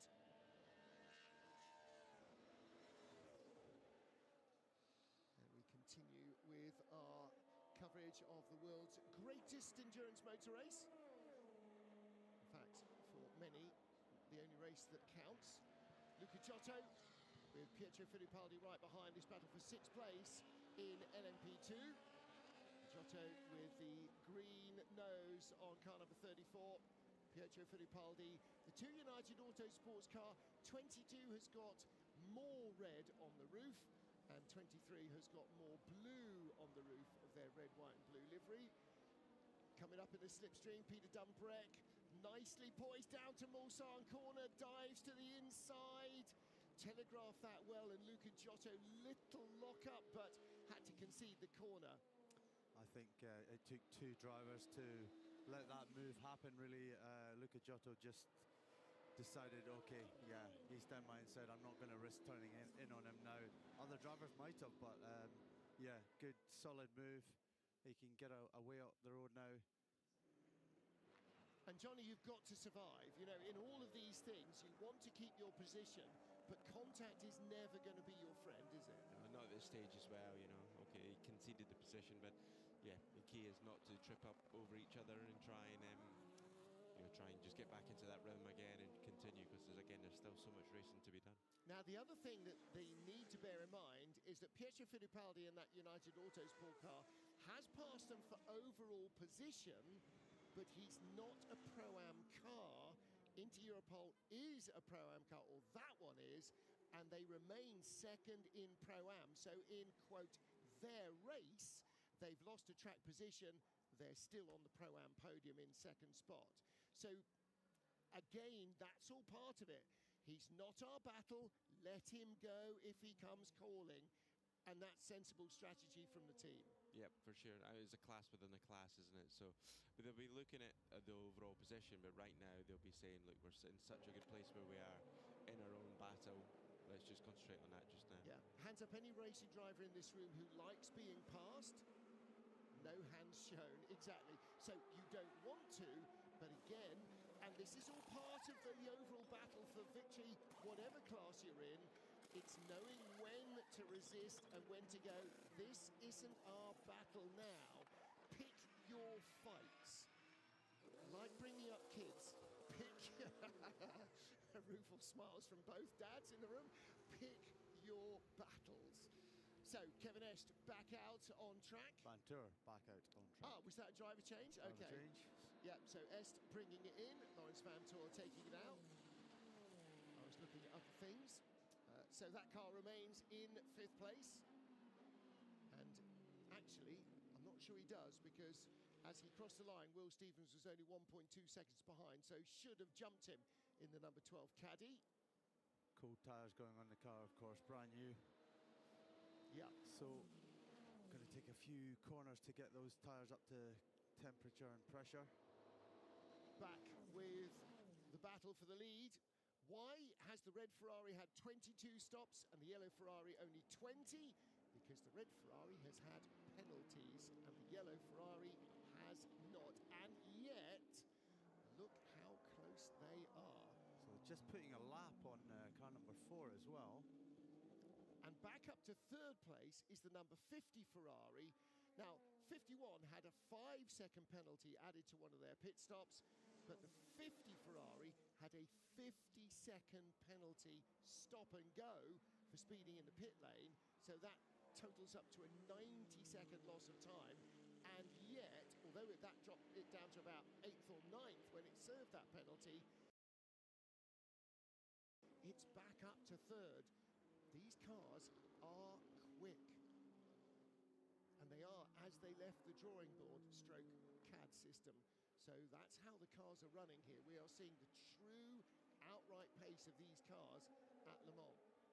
In the pit lane, car number 20, Sheldon van der Linde. It's funny because we were talking about, let's say, 4 or 5 hours ago, and it was looking like Ferrari were falling to pieces. On the ropes, yeah. The 51 car had several penalties. I remember sitting in the pit lane for a 50-second penalty at the stop and go. Yeah, that was the 50 car, but you're right, yeah, 51's had 2 penalties. And yet they're all 3 currently are, maybe it's because of the pit stop schedule, but they're 1, 2, 3 in a race. So yeah, they've bounced back. We see that Cadillac Hertz Team Jota carry back up to 5th place as well. Again, for me, I didn't think they had it in them, and they've bounced back and they're back up again. I want to see a replay of Felipe Nasser just getting out of the car now. The body language, it was just like, As he walked away from the car, he is spent. There is nothing in the tank. Just how everybody feels, I'm sure, among the mechanics as they get back into the garage while the team is left. Flump into the chair. Oh, how much more of this? And again, putting heat into those rear tyres. There is no longer a penalty for spinning tyres on the pit lane. Now, we've already had one hypercar retirement from Cadillac, the only hypercar retirement, and 311, the Whelan Cadillac is in the pit lane now. What is it with the left front corner that ails them? We'll try and find out from our pit lane operatives. Shea Adam is already up and about. Changing brakes as a precaution. Haven't had a brake change in the top class in a donkey's age. Well, there's Felipe Nasser. Can remember when he was a young kid just arriving in British Formula 3. Now look at him, hugely experienced sports car racer. Spent most of his career racing in North America in the IMSA WeatherTech Sports Car Series. Always a delight to see him back on European soil here at Le Mans. Hasn't even got the energy to undo the helmet properly. Oh, I can't get this off. It just absolutely looks broken. Well, they've gone from a very promising start to the race, haven't they, to currently lying 13th, so it's clearly not gone quite their way. And 38 as we ride with Earl Bamber behind Mike Conway. Cadillac have fought their way back to a competitive state through the darkness hours. Now, whether or not Cadillac's ability to find the sweet spot for the car again actually remains as the temperature starts to climb once more or not, I don't know. But don't bet on Jota slipping out of that operating window again. I think maybe the cooler conditions, they weren't quite set up ready for at the beginning of the race, and it took time for them to dial out the understeer that the cooler track was bringing to their car. Mike Conway still only just ahead of Earl Bamber. And again, I'm sure in a lot of this, if he gets the opportunity in traffic to get to that red Toyota, then Bamber will try and make a move. Other than that, they're all trying to make sure they don't over-indulge in their energy allowance for the stint and have to stop a lap early, because in there lies all sorts of danger. So we follow their progress. Pit stop for Conway, dropping him down to 11th. Came right back up again to the Hertz team Jota car, and then got by as he works through traffic, just staying just out of touch of Earl Bamber. So we've got the Toyota tripped up now, so Bamber has a chance.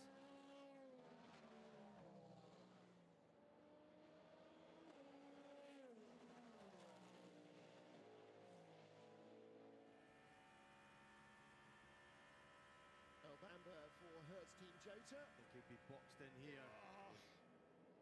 Well, there was the chance. That was the chance, but yeah, Conway was too wise to that one. The traffic done for him. It wasn't Jonas Reed's LMP2 car. It was the Ferrari, one of the Air Corsa Ferraris, that held up the Toyota, and then the number 9 LMP2 car got in the way. But Bamber is where he needs to be now. He hasn't had to burn fuel to get to the Toyota. Can he use the extra downforce of the Cadillac? Yes, he can. Sweeps around into what is turning into the most popular overtaking corner on the track, Indianapolis. Yeah, it's not one of the ones you really think about because it's so high speed, and you're not really braking very hard for that corner. So it's usually the harder braking corners, the two chicanes, and then perhaps into Mulsanne as well. They would be your 3 top spots normally. I think it's the long, high-speed run that gives you the chance to use that slipstream, and it just seems to become an overtaking opportunity. And as I talked about earlier, in the Group C days, you would never thought twice about doing that. Just you're asking to have an enormous accident. And what about in GT, Johnny? Is that a genuine passing opportunity, do you think, in the GT category? Yeah, if you can get the run out of Mulsanne and sort of get a bit of a slipstream on the way to Indy, yeah, normally your initial reaction is to try, if your car in front is to defend. But it is, you know, it's still a break in a GT car. It's still fast, but clearly the track is so rubbered up now. You could have a bit more risk there and hang it around the outside. And that must feel properly heart in mouth. I know you're going to do it, but you are still going around the outside at big speed into Indianapolis, and then you know you've got to somehow control the braking episode into that tight left-hander and not go skating straight off, go from hero to zero in one moment. All French battle here. Got the Peugeot versus the Alpine. This is for 14th. 94, the white car, that's Malte Jakobsen in the Peugeot. And just behind him, the blue Alpine, and that is Charles Milesi in car number 35. So it's a little shuffle around of driver lineups in Alpine over the winter as they rested Mathieu Vassivière. Milesi went from the 36 to the 35 crew. A little move around in the Peugeot team as well, as Malte Jakobsen was brought in from support race driver standing into the full team. Another young Dane. Another one for whom the Danish flags fly. What are we looking at here? Whoa! Zigging and zagging. 009 down at Mulsanne corner. Going the long way round the roundabout.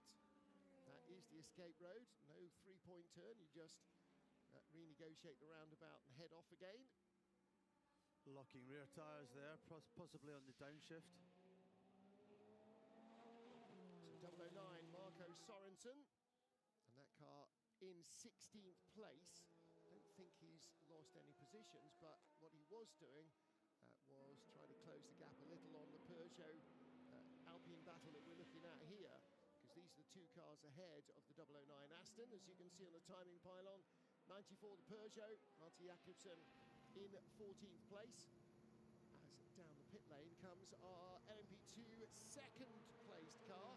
Now the VDS Panis Racing car normally pits from the lead, but it looks as though Inter Europol have crept another lap out of the car in the hands of Nick Yellowly. That's Franck Pereira, who took over from Esteban Masson last time round. TDS, very experienced LMP2 team and multiple race podium finishers here at Le Mans. I think the Aston Martin must have actually been in front of those two cars, because it would have had to go round the roundabout and lost a bit of time. So he'll be really kicking himself because he's lost 2 positions in that mistake down in Mulsanne corner. No, I think he's a lap behind them. So he may have been in front of them on the road, but they might have been coming up to put another lap on him. Or they might have been coming up to put a lap on him. So he's a lap off the leader. He's not. He's 3 laps off the leader. These guys are 2 laps off the leader. So yeah, I think he was in front of them, as you say. Contact on the front of 311 is now back out to the garage. So we'll try and find out what was going on with that.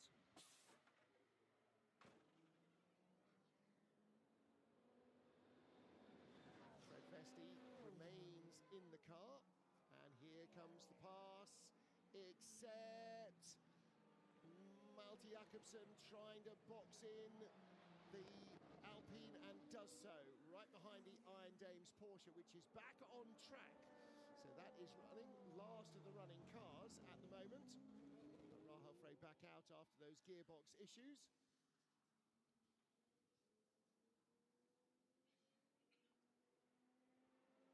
So Malte Jakobsen using traffic, but it does show that he is under pressure from the Alpine. Charles Milesi had a good run at him, got alongside, just didn't quite trust the space to be there when he needed it. And on board with Marco Sorensen. He is catching up on them, isn't he? He is on the same lap as them. No, he really did lose out 2 positions when he if it was Sorensen that went wide down in Mulsanne, he did lose 2 positions. Yeah, I think he's dropped back, isn't he? Yeah, you're absolutely right. Actually, I was looking at the wrong Aston. Harry Tingle in 007 is a lap further back. You're right. He did lose 2 spots.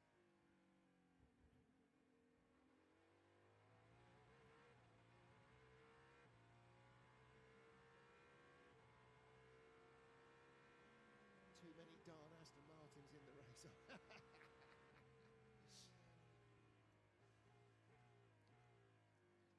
So we saw a brake change on the number 311 Whelen Cadillac, and apparently that was the reason they were in the pit lane in the garage. They were just in for brake work, so it wasn't a standard brake change as we used to see quite often in LMGT3 and really don't see anymore, but they had a braking issue, so they have renewed the braking system at the front and possibly the rear as well, but we definitely saw them working on the front. So Fred Vesti back out, and again that car's dropped right back down the order. That was at one stage the best of the Cadillacs, up in the top 6 or 7, and leading both Hertz Team Jota cars. Wayne Taylor Racing car 101 was never really quite on that front-running pace. Didn't challenge the points at any stage and has dropped out of the race. So we still have 53 cars running from our 62 starters. The Iron Dames, Porsche, the last of those. And that really reflects the sort of luck they've been having in the last couple of weeks. The Iron Dames had to withdraw their Road to Le Mans Porsche when Vanina X was not well enough to race it, and then we had the car dropped on Michelle Gatting in the LMGT3 class, and she had to pull out of the race as well, and now with that gearbox issue.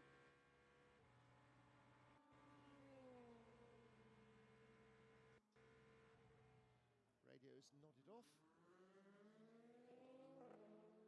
Okay, Marco, 2 cars in front, number 35 and 94, they are for position. We just need to stay close,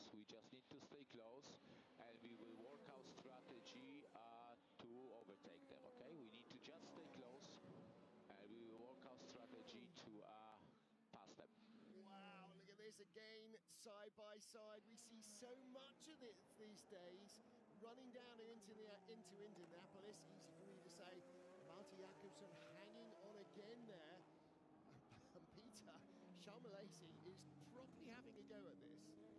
He is. I think that the pace of the cars are quite similar. Just he can't quite get the run. He might need to use, as I said before, a GT3 car or something. He keeps coming up the side, but again, and then is he going to sweep round the outside? Oh, it's a close one. Oh, that's brave. That is a brave move. That's not your normal overtaking spot, so well done in the end. Just a fractional delay for Malte Jacobsen behind that yellow Corvette, dropped him down the order. Philippe Signot closest to us. Nico Lapierre, the team manager. Philippe Signot, the owner of Signotech that created the Alpine program. And into the pits comes the Alpine. It was his in-lap as well, so properly brave stuff. And that then leaves Malte Jacobsen to fight off the Aston Martin Vantage. And behind them, red and yellow just getting out a shot at the top. I think that's the race leader. So I was just going to point out that it was one of our 2 Ferraris. I think it is James Collado. In comes the 35 car. You see the spider cam on the wires over the pit lane, giving one view, drones giving another, pit lane camera giving a third. Let's hear from Shay Adam. Good morning, Shay, down in the pit lane. What's been happening to your buddies at Action Express, the 311 Cadillac? Good morning, friends in the booth. Well, I just checked in with them. They said as far down as we are running, when we noticed some uneven brake wear in the rear, we decided to just do a precautionary brake change. It's not worth risking the driver or the car when you're not fighting for any positions, you're not in the championship. They are continuing, however, because they want to continue to gather data for the other Cadillacs. It really is one team for GM this year. And even though Whelen is here of their own accord and with their own budget, they still want to do their part to help see the American manufacturer claim a victory. It's a really good spirit down here in the garage. And even though they know that giving up, and they're not going to stop turning laps. Shea Adam in the pit lane, and yeah, all 4 Cadillacs we saw at the beginning of the weekend working as one team, no matter which team they actually are. Leader going by Malte Jakobsen. He will have had the green flags, blue flags for that, rather, green flags, but he won't be getting the blue flags now because the car behind him, the green Aston Martin Valkyrie, is not a lapping him car. That will be for position. So Malte Jakobsen, Marco Sorensen, plenty for Danish fans to get their teeth into. That is a literal Dane train, even if it's only 2 cars long. It was the race leader that went by them, James Collado. So Phil Hansen will be on them in a couple more seconds, unless that is the 50 Ferrari of Niklas Nielsen. Actually, since there's no Ferrari, yellow Ferrari behind, that is Nick Nielsen. Misidentified it from above. There's the Peugeot Total Energies team. Mick Schumacher looking bushy-eyed and bright. Bright-eyed and bushy-tailed, one of those. So Sorensen in a battle for position with the Peugeot. And the second Peugeot, driven by Jean-Eric Verne, 93. How close is he behind Harry Tinkle's 007? Not that close behind, certainly not as poised as these are. And it, I'm afraid, rather shows the disappointing pace of Peugeot after they've shown sparks of brilliance in the couple of races so far this season, and in grim conditions last year at Le Mans. They have not had the pace here. They don't seem to have picked up any speed, whereas everybody else has. And the fact that a car that's only 3 races old is challenging them for position, and they're 3 seasons into this programme, 4th season of this programme, that's not great news for Peugeot. 2 cars on 2 different tyre strategies. Aston Martin running the soft tyre right now and the medium tyre on the Peugeot.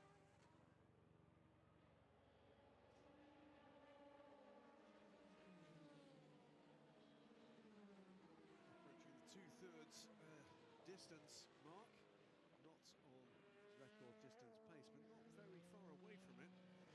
Still very few major interventions to this one, Peter. Just that one safety car, and that wasn't terribly long because it got 3 full course yellows, I think, now. I slept through that one. Did you? Well done, mate. Dear me. I didn't sleep through the fireworks display, but that's another story. But my guess would be, watch and listen, not just on air, but through the windows and the walls as well. The Valkyrie is still powering around. They, Aston Martin, Thor team, Martin racing team, must be delighted with the mileage they're getting on these Valkyries. I think we've had 1 car in the garage I spotted once. Right. Yeah, I mean, I'm pretty sure they've gone into this race with the knowledge that, well, for them to win it would be a minor miracle. So let's just try and get the cars to the end. Let's pick up the pieces when other cars falter.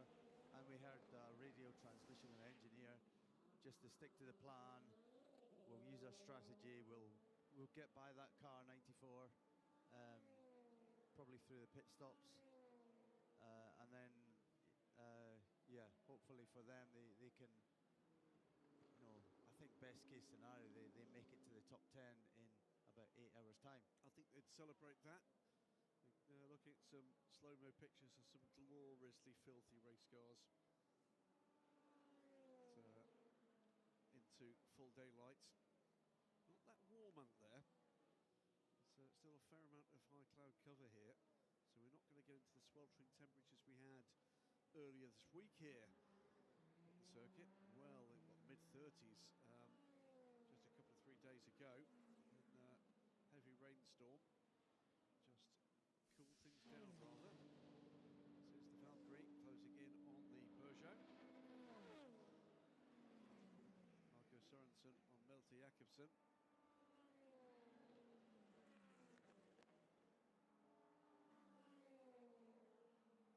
The young Dane, so much I think is expected in his career. Marco Sorensen. Small lock up there. You can see the slight loss of time. Yeah, but all the success that Marco's had in his career, GT cars principally, but showing he can get it done in a hypercar as well. World champion with Aston Martin in the GT back in 16, 17, something like that. Something like that. The Dane train. It's a cracking little battle here. It's just approaching 8 a.m. on Sunday morning. Happy Father's Day around the world to everybody, which that is a thing.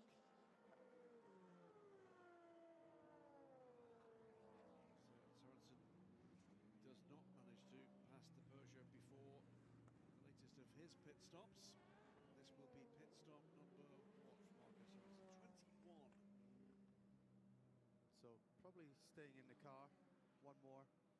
The tyres probably going to stay on as well.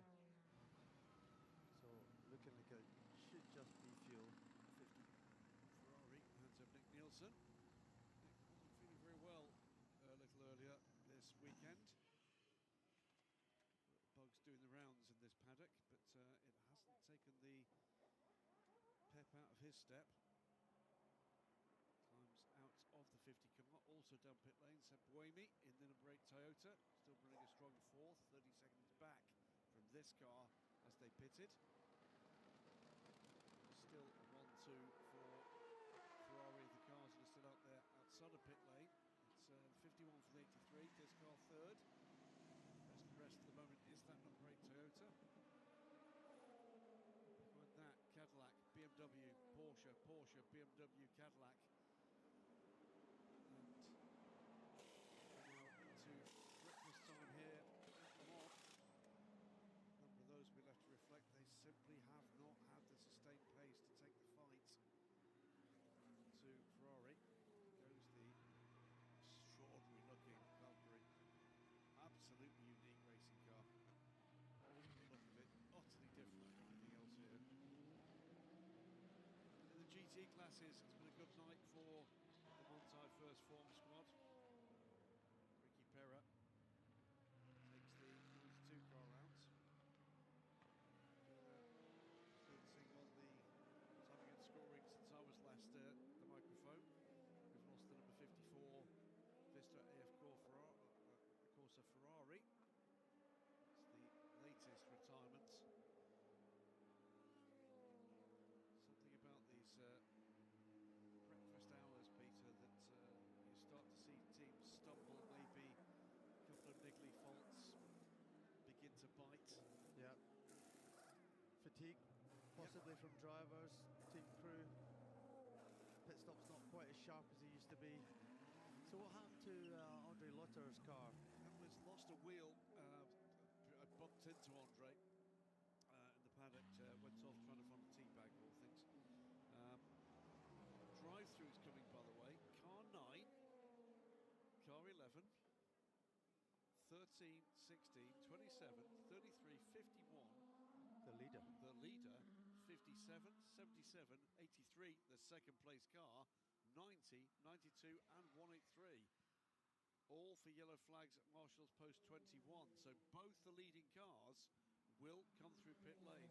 That will not be enough on pace alone to allow the Cadillac that's sitting in third place to take the lead of this race, but it's going to take the shine off for the moment.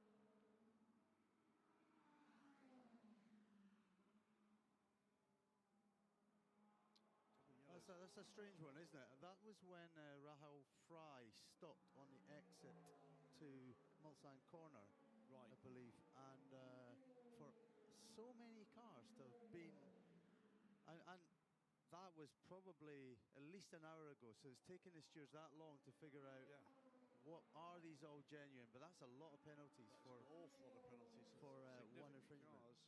We've got a car, by the look of it, stopped. We're just trying to spot on our tracker, but I think we've got.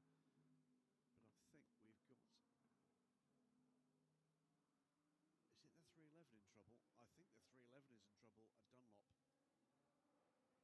It is. Fred Vesti appears to have stopped. There's a slow zone coming as well. So they've had their issues through this race. Here he is. So trouble for the second of the IMSA entered Cadillacs. We saw the end of the race for the Wade Taylor Racing car with a blown engine. Let's have a listen in what's going on with the 311 shortly. Fred Vesti in the car. I think at this stage, he's not working the problem. I think he's waiting for intervention here.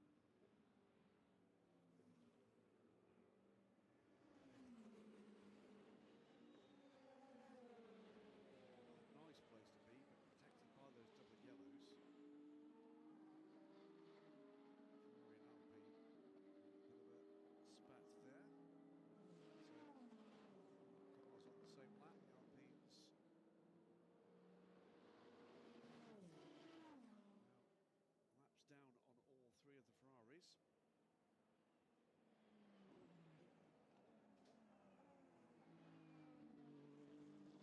Now, laps down on all three of the Ferraris. So,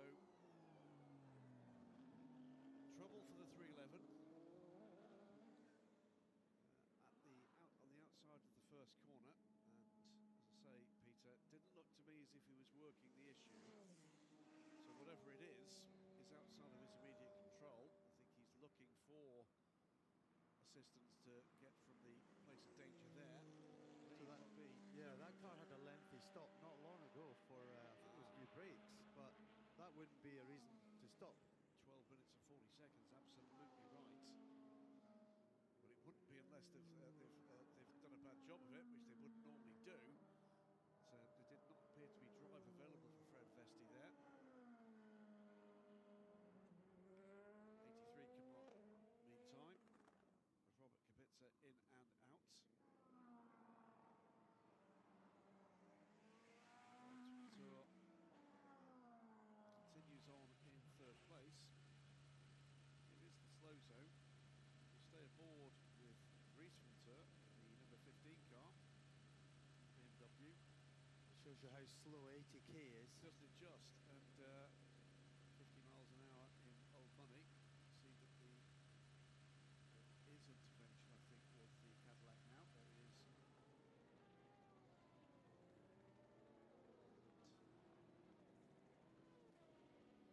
There is. He's not stuck for anything, any environmental reason. I think he's done.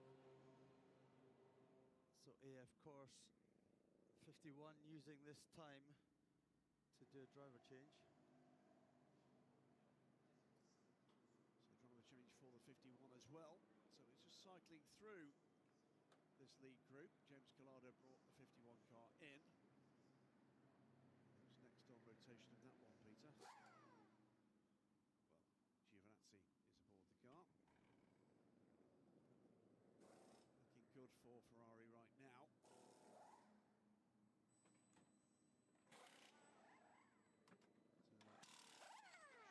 is patrolling pit lane for us, and she'll be popping along back to the Whelan Cadillac team to find out what they can tell us. Looks to me as if that car is going to go behind the barrier, and I suspect that is the last we'll see of the 311 this morning. Well, it's had a troubled time, as I mentioned, so for some of the crew. Well, it's had a troubled time, as I mentioned, so for some of the crew, they'll welcome that. Others, they'd like to continue. Brake smoke all from there and straight off, and does he manage to get it through the gravel trap, the 15? I think he does. He does. That could have been significantly worse for Dries van Toor. He's pushing on, or trying to. So he's in that situation. Technically, he maybe should have turned left there and gone round the roundabout instead of rejoining through the gravel. But if he could rejoin on, well, what does he do? Does he turn left and bogate, and if he thinks he can make it safety? That comes down to exactly what the instructions were in the driver's briefing, doesn't it? Exactly, and that's all the drivers. Well, what does he do? Does he turn left and bogate, and if he thinks he can make it safety? That comes down to exactly what the instructions were in the driver's briefing, doesn't it? Exactly, and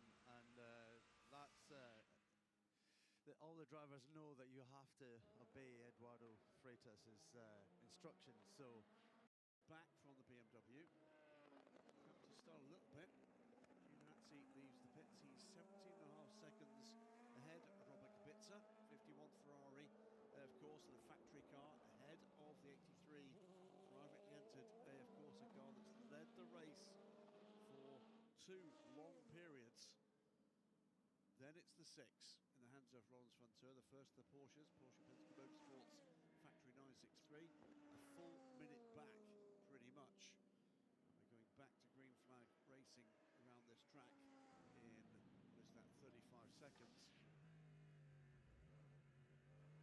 Let's listen on. This is what happened with Frovesti. Listen.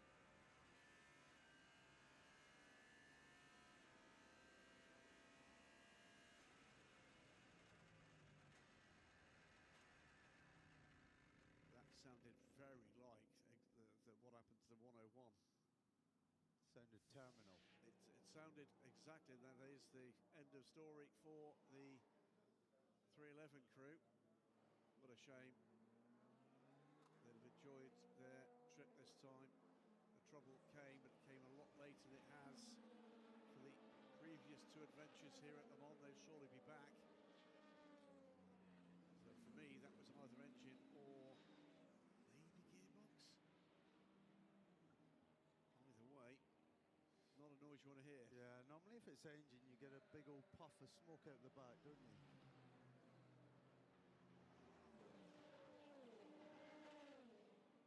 Shane, I'm sure, will be able to fill in a couple of gaps for us side by side between the 29 and the 37. These are not battling for position. So a bit of a battle pack there of LMP2 cars, with the 150 Ferrari amongst them. Class being led again by the 43 from Inter-Europol, Tom Dillman. 7 seconds to the good from Frank Pereira in the VDS Panis racing car. Gray put in a fantastic stint in that car overnight, fending off Louis Delatraz. It exports surviving car, sits third in the hands of Paul Lafargue. A good night 12 for the Iron Lynx Proton number 9. Gio Capieto sits fourth, head of the Pro-Am leading car. Dane Cameron wheel of the 199 owned by TF car is another of our Pro-Am cars, the 45 Alcon Pro Racing car. Courtesy through investigation for slow zone procedures. Saying about issues on pit lane and people showing tiredness. The same as well, I'm sure, with a few of the kind of the reactions of the drivers out there. Of the cars that are going to take their penalty, the drive-through, was 6 one of those cars? 6. I don't think 6 was. We've seen the 51 car take a drive-through just now. That means the gap, just waiting for the car to clear sector 1 before we call that gap. It's going to be about 10 seconds. So drive-through is generally, it's going to be about, what, 35 seconds, isn't it? It's a loss of, I'll have to drag that stat back out. 32 seconds on pit lane, but that's not the time they lose, is it? Losing speed and getting back up to speed. So yeah, let's see. It's 10 seconds is the gap. Meantime, we've just had, well, the reason we've not got that gap is because obviously Robert Kubica has done the same. So the top 2 cars have both taken it, but that is going to drag the number 6 car back into a little bit more contention. 30 seconds back now from the 2 Ferraris. Lance Ventoux. He's just completed his outlap after his latest regular stop. It was a fuel-only stop for the number 6 car. He'll be fully up to speed. League 3 from A, of course, that comes down pit lane. Sits in 3rd place in Pro-Am, 8th overall in the LMP2 class. Antonio Felix da Costa chased down Nick Poole, but a long way back on 183. I think another team 6, that stop was slightly earlier than normal. I think they used the slow zone to make their stop and not lose any time. So again, saving time that otherwise would have been lost in a slow zone. Smart move from them to top up energy with a limited loss. Put them on a slightly different strategy now, of course.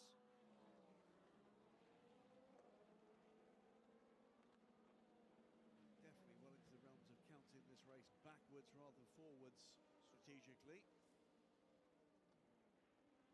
But an astonishing amount of green flag running here for such a busy track. Easy to forget, Peter, that 62 cars, pretty much an all-time high here for the entry for the 24 Hours of Le Mans. Your time here as a driver, probably what, 50, 55 for the most part? Yeah, and it was a big thing to have Garage 56, wasn't it? It was indeed. That's not so long ago. It's not that long ago, a decade or just a little bit more back. Since then, we've had the so-called granny annex, we've had the temporary pits that are now effectively permanent. We didn't get an announcement this week of an extension to the pit lane. I feel that's coming. Don't think it'll be long before we see the entry extended from 62 cars. Car 25, by the way, is the latest car to get a drive-through penalty. This time for a pit stop infringement. It's not been a race clockwork. Not been a race that's gone like clockwork for Algarve Pro Racing for either of their cars. 25 car sits down in 11th in LMP2.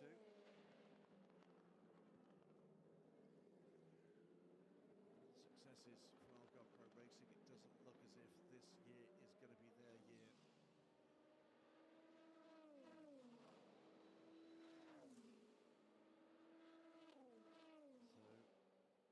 Two hypercars down, both Cadillacs, both appear to be mechanical, what we know, one sounded it, and it's both of the cars that have the caddies that have come from the IMSA paddock, where the caddy has had significant success. Focusing at the moment on LMP2. The 43 leads the race in the hands of Tom Dillman. The car behind him is the Pro-Am leader.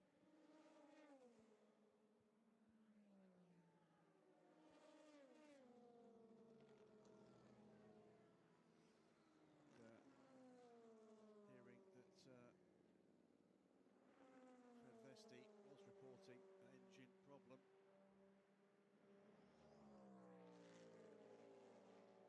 I mean, my recollection, Peter, is well. While they're recollecting, let's go to Shay Adam. Shay, you're down with the Cadillac Whelan efforts. What have they got to tell you? They need to do some more investigating, but they simply lost drive. And where it happened, where Fred pulled off the track as he should have as a responsible driver, meant that they can't get the car back. So that means stay done. But we'll be seeing more information in the coming days, I'm sure, as to what was the actual issue. But for now, they just can't make it go anymore. Thank you very much for that. Bad news for another of our visiting teams. Not a full World Endurance Championship issue, of course. Cars W 9, 8 and 93, no further action, the yellow flag for any of those three cars, but we have had a number of cars taking those drive-through penalties. So we've got the two LMP2 class leaders, P2 and P2 Pro-Am, but a lap apart. All but the 199 trying to get back onto the lead lap. With Dillman and Dane Cameron here, the yellow and green car threading the needle there between the TDS car and the Lexus. Here comes the 199 to the inside with the hypercar up the inside of that. This is going to be Dane Cameron doing what he can, as safely as he can, just to put the AO by TF car in a position to be able to take advantage should we get another safety car. That's the main point of this manoeuvre at this point, Peter. Yeah, it's an interesting one because, okay, they're kind of in different classes, but if I'm Dane Cameron, I kind of want to win overall in LMP2. B2, regardless of whether I'm Pro-Am or not. Absolutely, and that's the option here. My understanding of the way this will work at the end is the Pro-Am cars will have their own podium, but in the overall order, because let's face it, that's the way we've operated this entire race, should a Pro-Am car get onto the overall podium, that's where they will stand as well. So potential for 2 trophies. Here's a drive-through penalty confirmed for the 45 Algarve Pro Racing car at the moment in the hands of George Kurtz. That's a drive-through for slow zone infringement. Dane Cameron's not giving this one up, is he? Well, yeah, the worst case scenario for Tom Dillman is if Dane Cameron makes a small error and taps him into a spin or something like that. But can't relax. Frank Pereira is only 4 seconds back, by the way, from the Hyperpole car. At what point, if you're into Hyperpole, do you say just let him go? If he's clearly got the pace, then yeah, it wouldn't be a bad idea, and then he could drag you along. But if you end up giving him that space, conceding, and then he ends up holding you back, and you get trapped in between,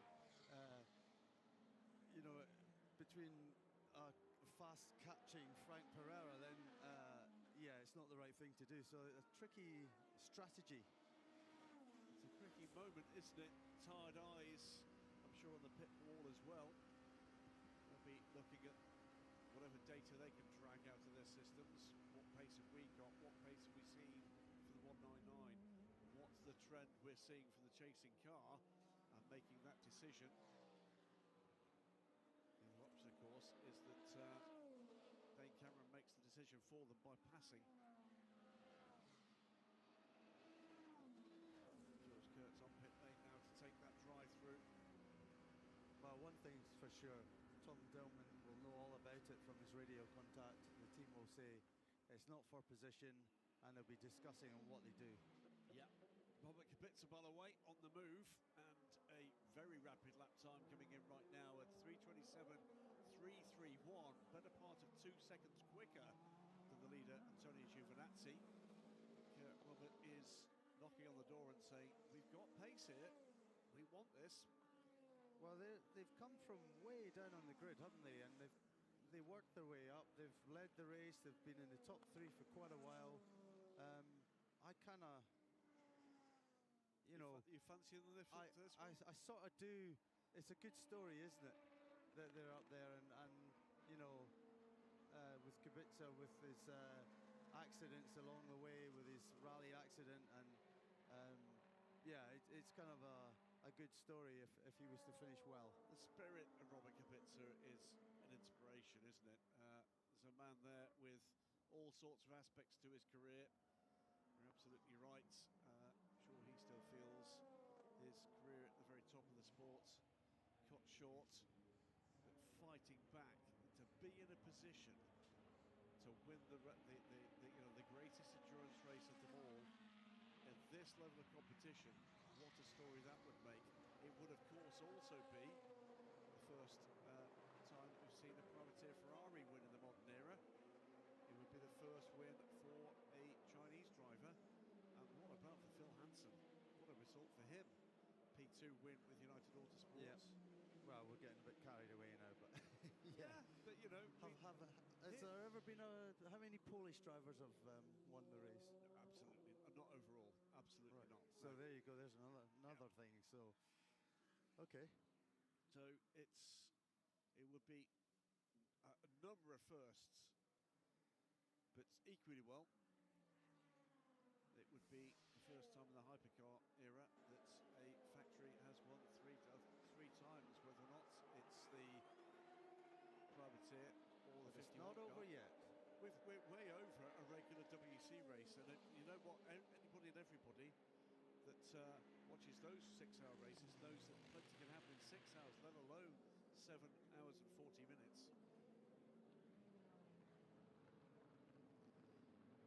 Potentially bad news again for George Kurtz. That's a drive-through penalty for slow zone infringements.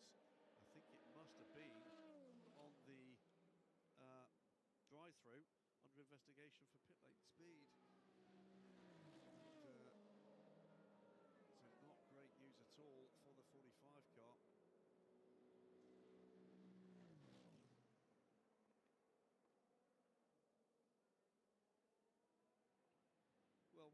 exciting potential headlines. Here's one that would be an astonishing one.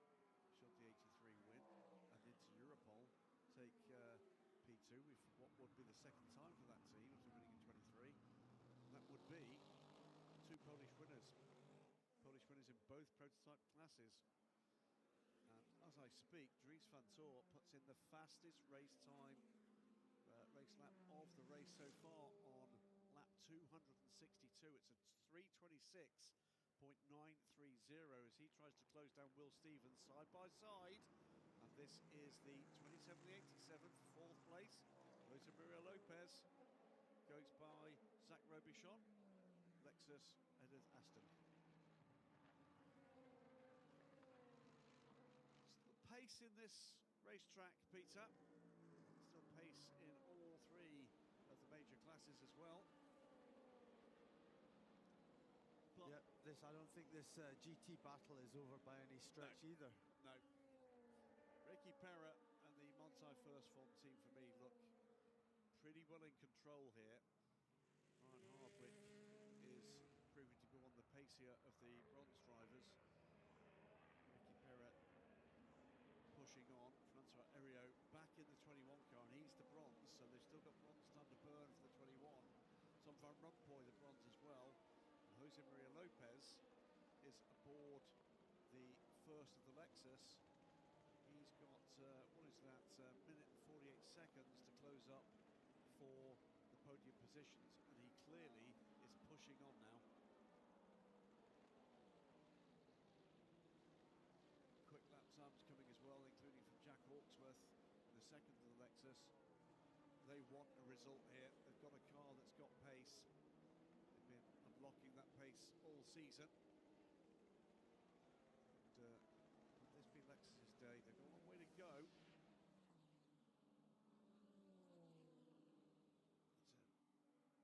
Well, to still be in the fight with both cars and both cars running very closely together. Yeah.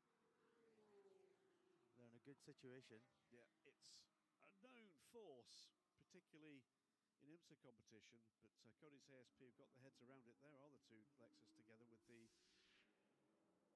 Aston Martin sandwich. This is the real life battle for 4th, with Lexus, Aston Martin Lexus passing pretty much as quickly as I can say it. Jack Hawksworth dragging up to the back of Zach Robichon, so it's the 2 full pro drivers.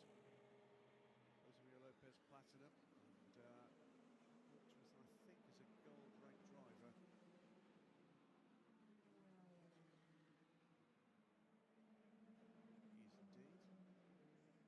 indeed getting to grips with silver ranked Zach Robichon.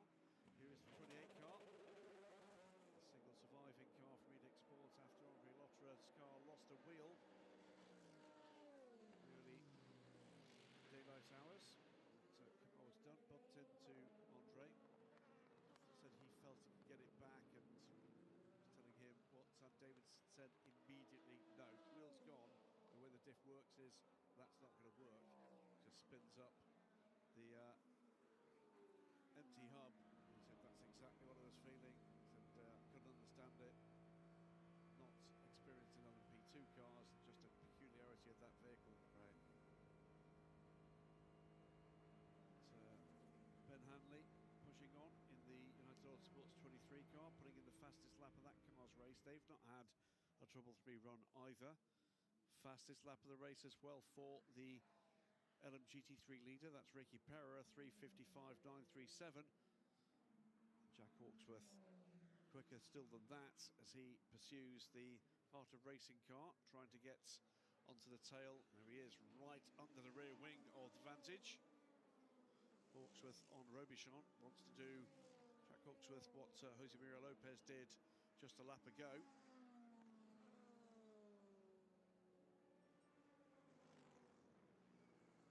Comes sweeping into the Porsche curves. And Cody's ASP, I know, would dearly love to get these 2 cars together and then work with each other. So gap the Aston Martin. It's been a good run from the Heart of Racing 27 car.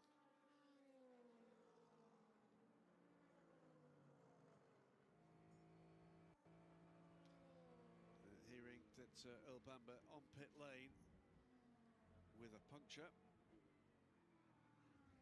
Front left. So their challenge fading a little here.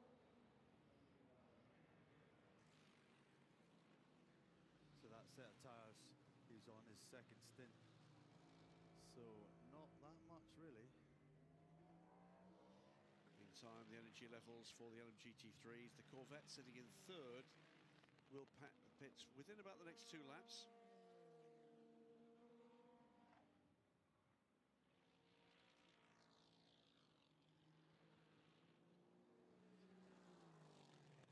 Meantime,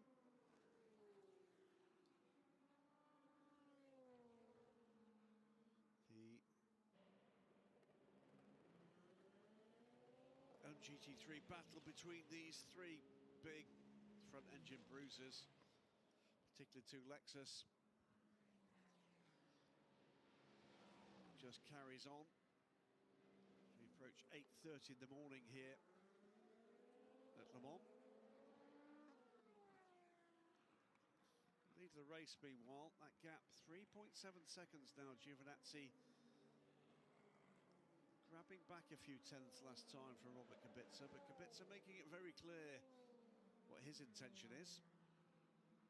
Looking behind that battle, Lance Vanthoor now 38 seconds back. Fuoco pushing hard, but at the moment Vanthoor just a little quicker. Brendan Hartley beginning to edge towards Fuoco in what is an emerging battle here for 4th. There's the Ferrari just getting between the 2 cars, the lead car coming through this battle. Won't be long before there is the 83 car in the background. Will want to make as rapid progress as the 51 car is through here. He's in a hurry.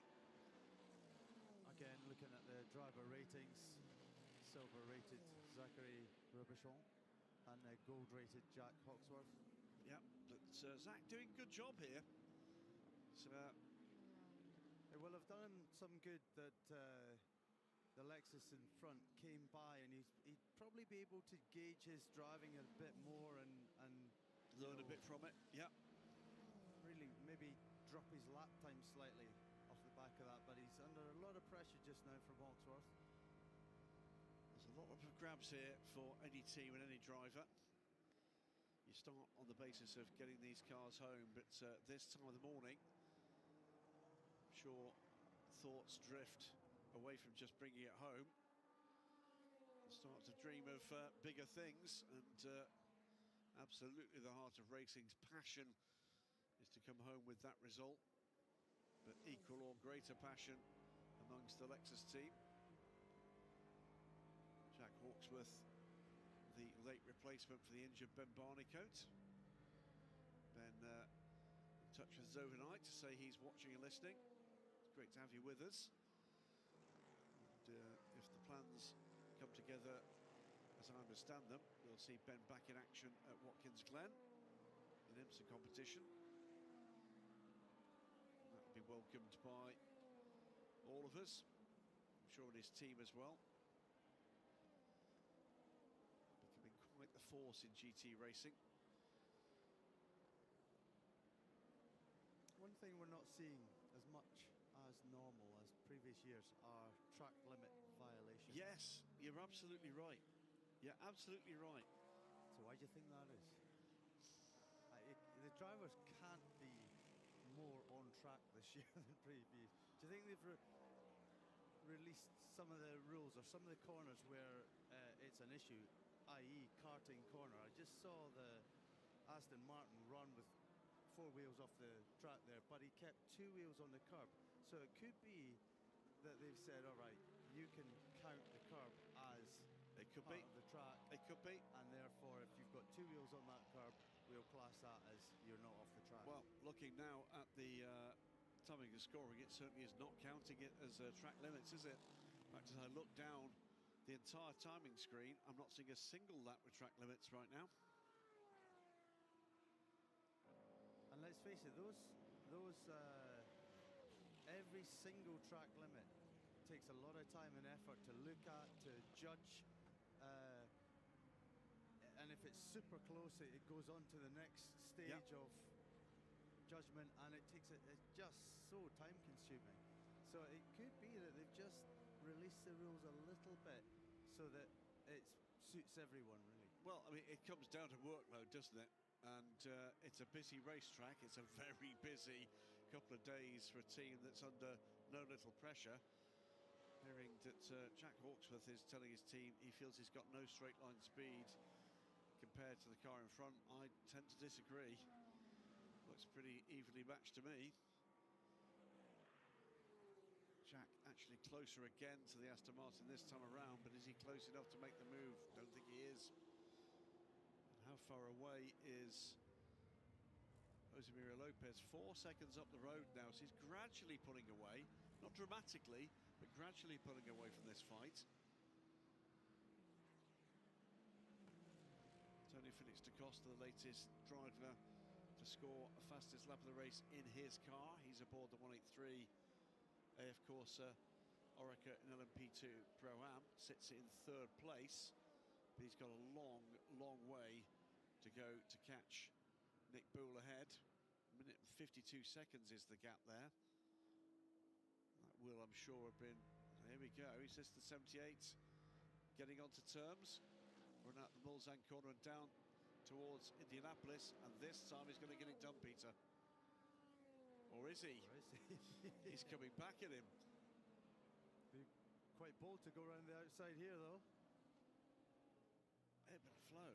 Talk about ebb and flow of this drag race. Gets it done this time into Indianapolis.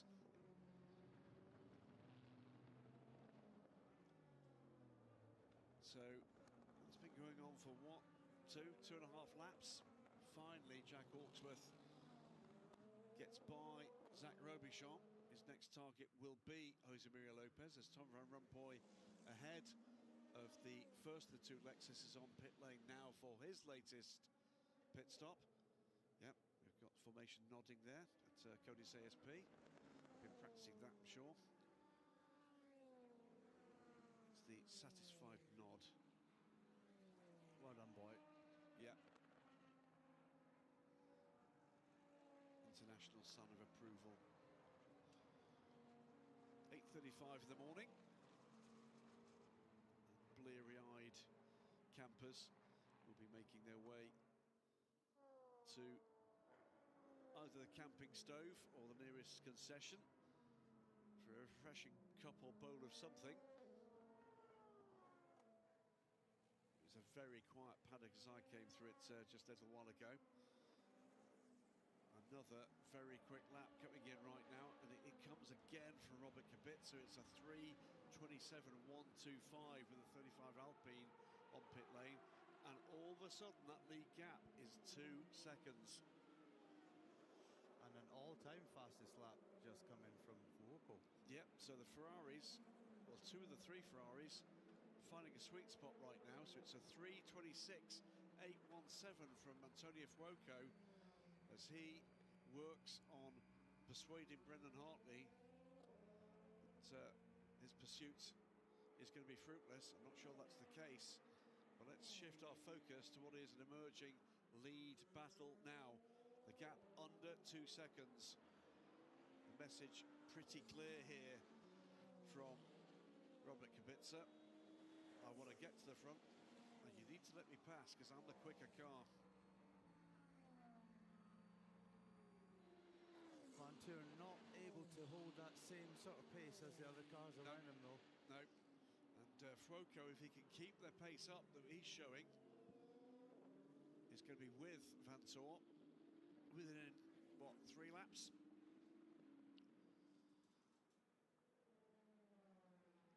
So the 51 car is gradually losing time to the chasing 83. Dragged by the 99 Proton Porsche. That car, by the way, sitting down in 17th place on his outlap, Nico Veroni. What do you do here, Peter, if you're on the Ferrari pit wall? You don't want these 2 at this stage to be in a scrap. You do want to be fair, but you surely want the Ferrari factory car to win. if you're the Ferrari guy with the Ferrari jacket in the Ferrari prep perch and you make the call, do you go with the car that's running faster at the moment? Well, I don't think you do anything to the positions. You let them race with the knowledge that they're both professional drivers and they're not going to do anything silly. Yeah. Are they?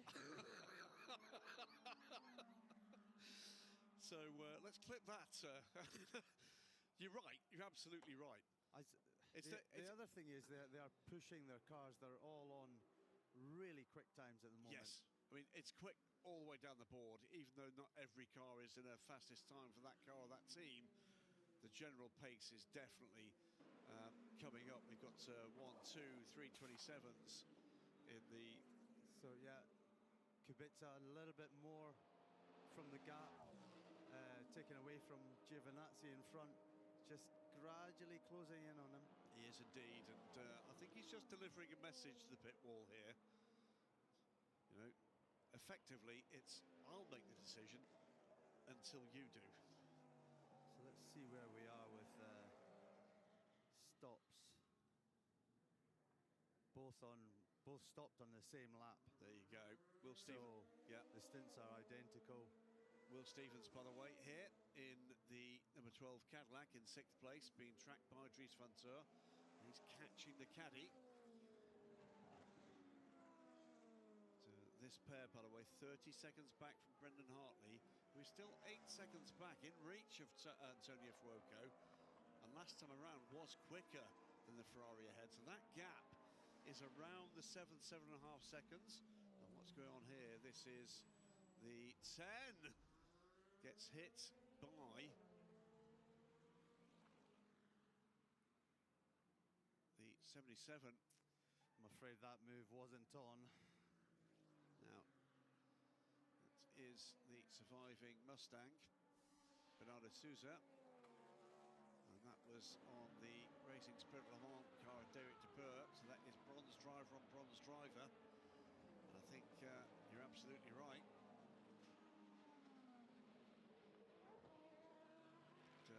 Before they decided that one, we hear that the Aston Martin is under investigation in any case for a pit stop about 35 minutes ago. It's another quick lap from Robert Kubica. The gap is still 1.6 seconds. And Giovinazzi is responding with his quickest middle sector. So the pace is being pushed here. And the net result of that is the gap to Laurens Vanthoor is growing.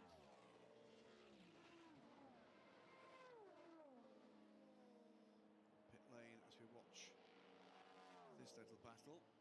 I think Porsche will be on the radio to Vanthoor, and yeah, they'll be informing him what the situation is, but I think they probably have their own game plan. They'll realise that maybe they just don't have the ultimate pace of the Ferrari, and that if they're going to win this race, it's got to be done a different way. Absolutely. I think you're absolutely right. There's the number 7 car, still with that damage on the side pod that is sported since lap 1, we are told. It's not helping. 10 seconds going to be added, by the way, to car 10 for the pit stop infringements. So there will be, I'm sure, an investigation with the clash between that car, well, rather rudely assaulted, it's fair to say, by the number 77 Ford Mustang. Off goes the 7, and Kamui Kobayashi brought the car in. Kamui Kobayashi will take the car out, and it retains its top 10 place. New fastest lap of the race goes to Robert Kubica. It's a 3:26.562, and ahead of him, his target also in the 3:26s. Wait to see what Laurens Vanthoor can produce this lap, but last time he was in the high 28s. Kubica in the mid 26s. That tells, I think, pretty much the core story of this race. When required and under pressure, the Ferraris have had pace. They've had pace deep into not just one stint but more. they've hit trouble, Peter, it's tended to be with errors rather than struggling for pace. Yeah, we've seen multiple penalties for car 51, and yet they still lead the race. 83 not so much. 50's taking penalties. 50 on pit lane now, as is the chasing Toyota. So 8.5 seconds. Big slide from the Lexus there. You see him on karting corner. The one corner is that you really don't want to drop the wheel off because it's off camber, and the car tends to oversteer there anyway. So Dries van der Tor ducks into the pits, right on the tail of Will Stevens and this car, the 12 Cadillac Hertz Team Jota entry. As he did so, the 12 has got one more lap, I think, before we see him down pit lane.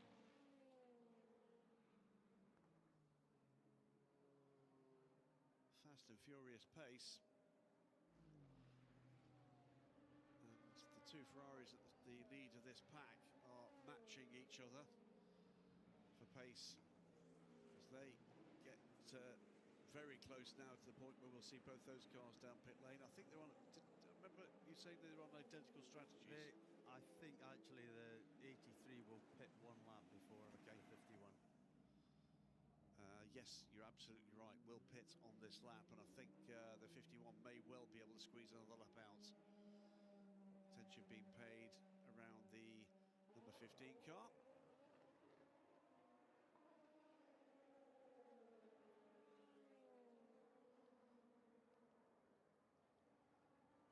Two big French makes here. Alpine. What was expected of them, it's not quite been produced. Peugeot, perhaps less expected. They were struggling for pace from the very beginning. So their best placed car in 14th, 13th at the moment for the 36 Alpine.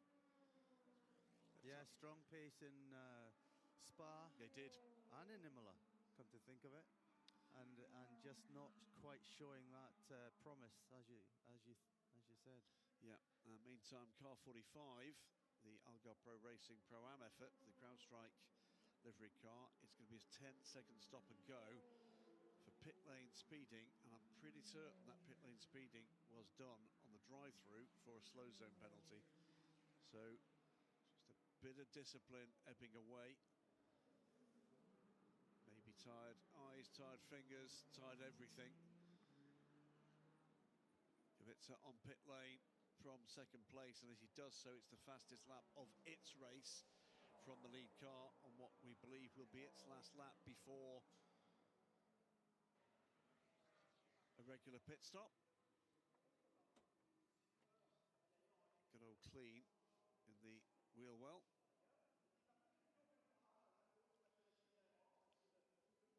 This crew hoping for the opportunity to get back to the lead of this race. It has led for significant periods. See the energy filling there. The 6 car cycles through, back up into second, but will require a pit stop in about another lap's time. 51, the 12 and the 5 set to pit at the end of this lap, as is the 20 BMW. Staying on the same tyre. Away he goes. So the pit stop time for Robert Kubica, 1 minute and 15 seconds. So he needs a strong outlap to be able to challenge the 51 car.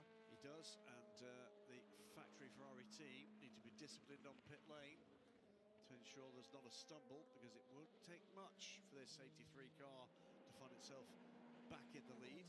Here comes the 51.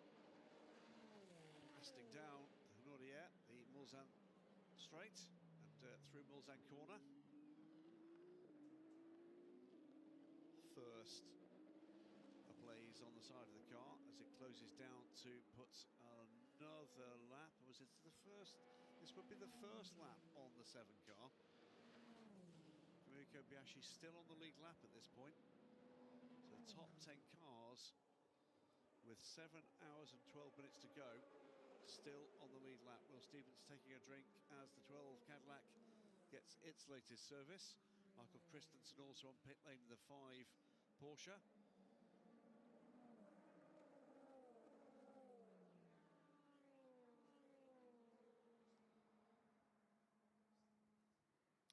There'll be lots of analysis done after this race. Could this be a drama, by the way, for the lead car in LMP2? Off-track and a lasting advantage. Marshall's post 35, that's the Ford chicane, under investigation. And the current lead gap between Tom Dillman and Olly Gray is under a second. Any penalty, and that's gone. Which means he straight lined the chicane and potentially kept his foot down. We haven't seen that car for a while actually, but last time we saw Dillman had a 5-second gap, but obviously that's closed right down. It has. Olly Gray having the race of his life.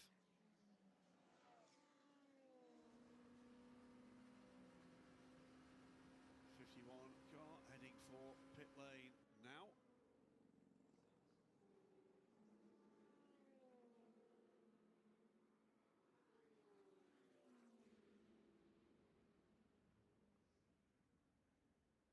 So no tyres going on this car either. No tyres on this car, and it's been a point that we've heard comment from some viewers with the energy graphic down to 0%. Is that a problem? Well, it's not a problem if the figure, the real world figure, is anything other than 0.0. If it's 0.1, it's fine. Anything less than 1%, it will show as 0. On pit lane as well is the chasing number 6 Porsche. Lance Vantour comes in 49 seconds back. So that gap has gone out. Penske Porsche team descend upon the Porsche as out comes the 51. Where is Robert Kubica?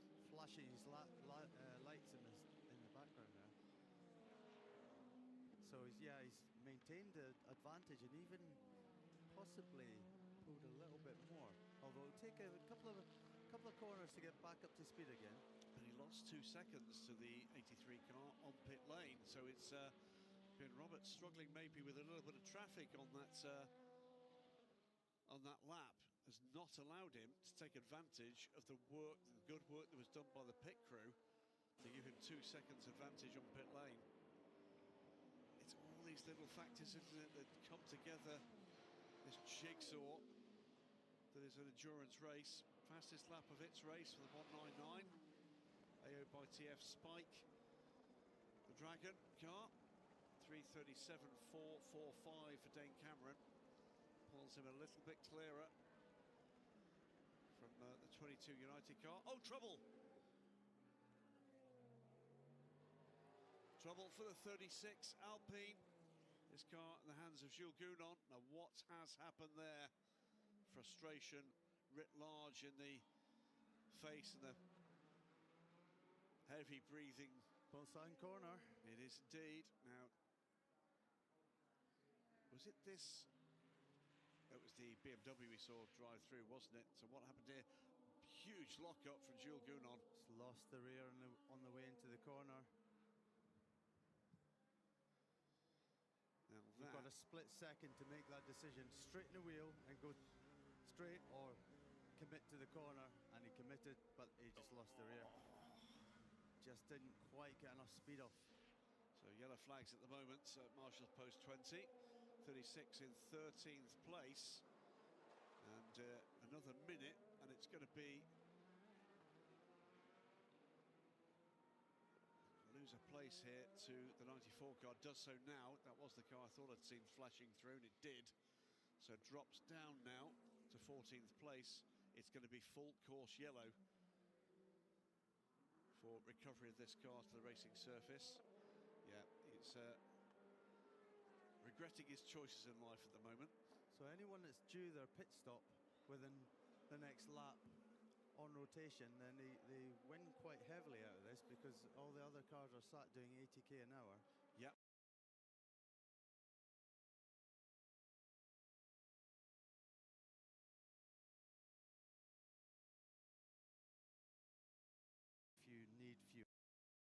get.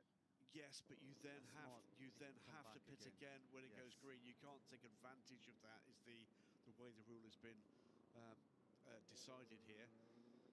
There is the car that took advantage of the whoopsie for Jules Gounon.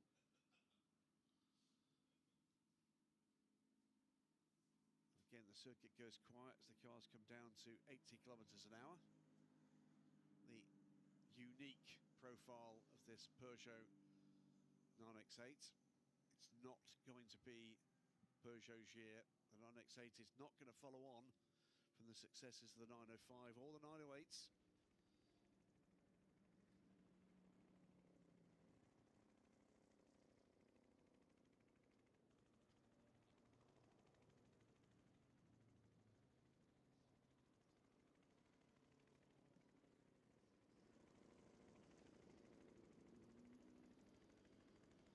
Sorry, I looked up and then just lost the rear.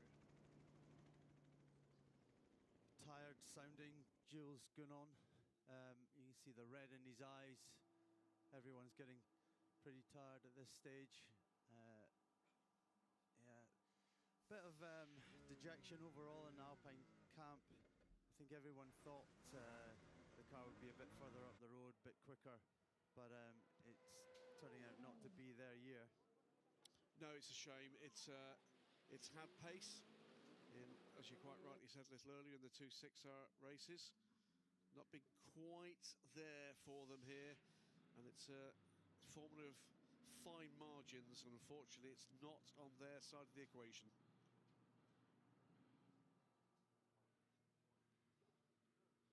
Faces do tell the story, don't they, in the pit garage? Bruno Famat from Alpine and Nico Lapierre, the sporting director of this team. Something about a team when they've got success in sight that just lifts them, and they don't look lifted. No, I'm sure if we looked into the Ferrari paddock or pit, you'd probably see a different set of faces. I think that's exactly it. It's They're looking a little bit more happy. Different concerns. They've got to sort. They've got a 1-2-3 currently, with some very feisty drivers on track. And, I'm very happy to report, by the way, breaking news. You're having a baby?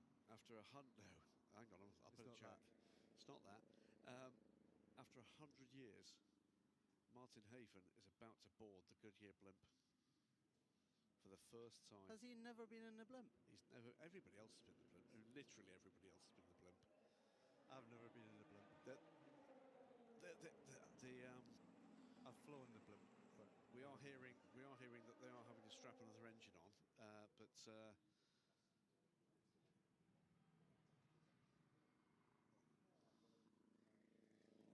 So we're listening to what's going on with the chasing 83 Ferrari. At the moment, we follow. We are looking into it, what the best possible strategy is, to be fair, and we'll come back to you. Yeah, but it's already not fair since 10 hours. We let them buy twice, we short our team to give the priority, and now... They are on it, they are on it.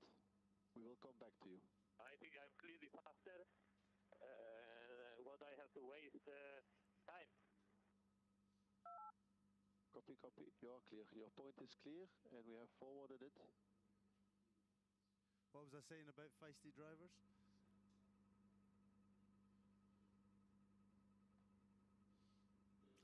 That's a developing storyline if ever there was one. Now that could go all sorts of different directions pretty clearly. Robert Kubica is basically asking for fairness, and it seems pretty clear to me that there's been a pushback from the factory crew. They do not want him involved in any kind of tussle at this stage, and he feels differently. He feels he's got the pace. He's shown the pace to be ahead of the lead car. Is expected to be given at this stage, as he said, with 7 hours to go, a fair crack of the whip here. Yeah, it's a kind of funny situation. First of all, we've got to get back up to racing speed, haven't we? We do. And then Kubica has to close right in on 51 to be given a chance. If he can't do that, then nothing will happen. I mean, look, he's a professional driver, as disciplined as they come. He's not a Ferrari factory driver. He's not. This is a privately entered car. Yes, there's all sorts of systems in place that allow AF Corsa to share some data between those three cars. It's been a massive help to the factory program, without a shadow of a doubt. He's there, amongst other things, to encourage and help along Ife, young factory driver for Ferrari. But let's just point out the blindingly obvious. Robert Kubica's never won the 24 Hours of Le Mans. And the three guys ahead of him have. And who do you think's more hungry at this moment? Yeah, no, he's absolutely hungry. We just got a good image of Jules Gounon dropping gravel all over the track there as he's come back out of the trap. Not ideal for all the other cars. It's not green flags again. Just over 7 hours to go for the 2025 24 Hours of Le Mans. It is Antonio Giovinazzi leads for Ferrari AF Corsa by a smidge from Robert Kubica in the 83 AF Corsa Ferrari. Identical cars, they're all operated by pretty much the same team. One wears factory colours, the other one doesn't, and one is being driven at the moment by a somewhat irritated Polish guy. Stay here for further bulletins.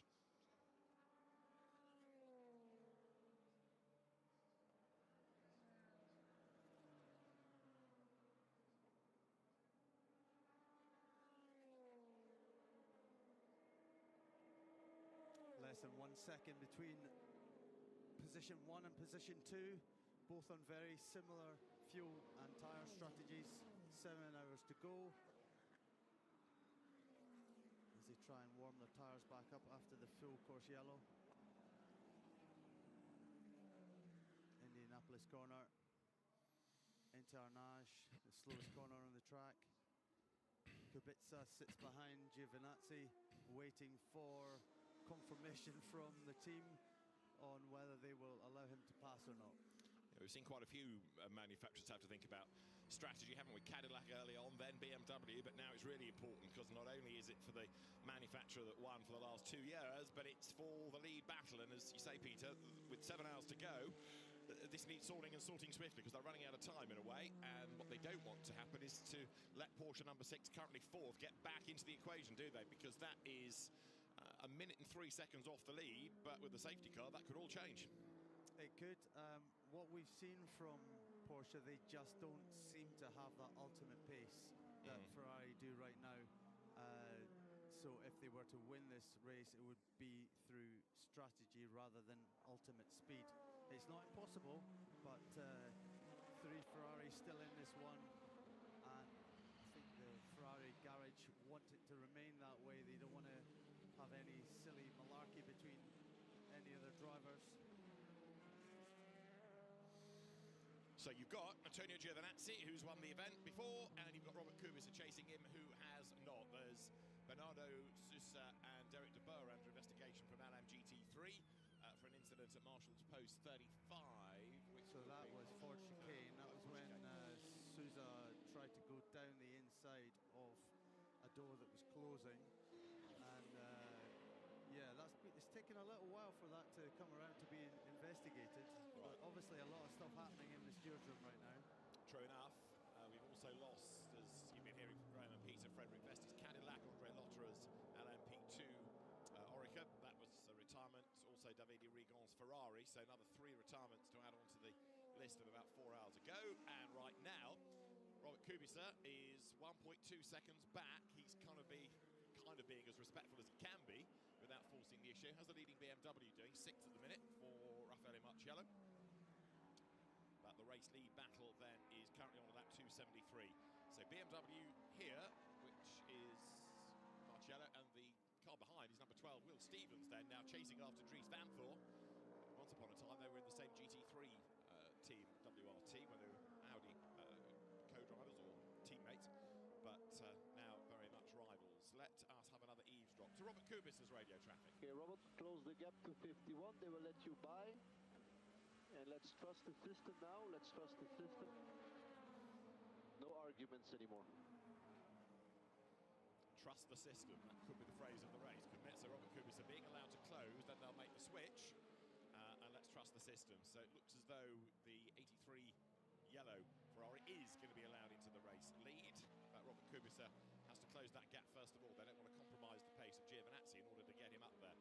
So the two Ferraris then are going to close and expect a switch fairly soon to put 83 back ahead of 51. Meanwhile, at the Cadillac Hertz Team Jota pit, progress monitored of Will Stevens' car that is in 7th place, and 10th is where you find Earl Bamber.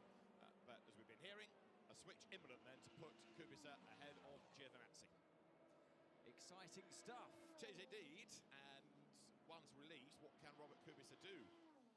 And does the race have a sting in the tail for them? Because, you know, we've still got 7 hours and counting, and anything can yet happen. We know how cruel this race can be. So although 83 looks strong, and has looked strong really all race, it's not accrued the same number of penalties, it's not had incidents in the same way that others have.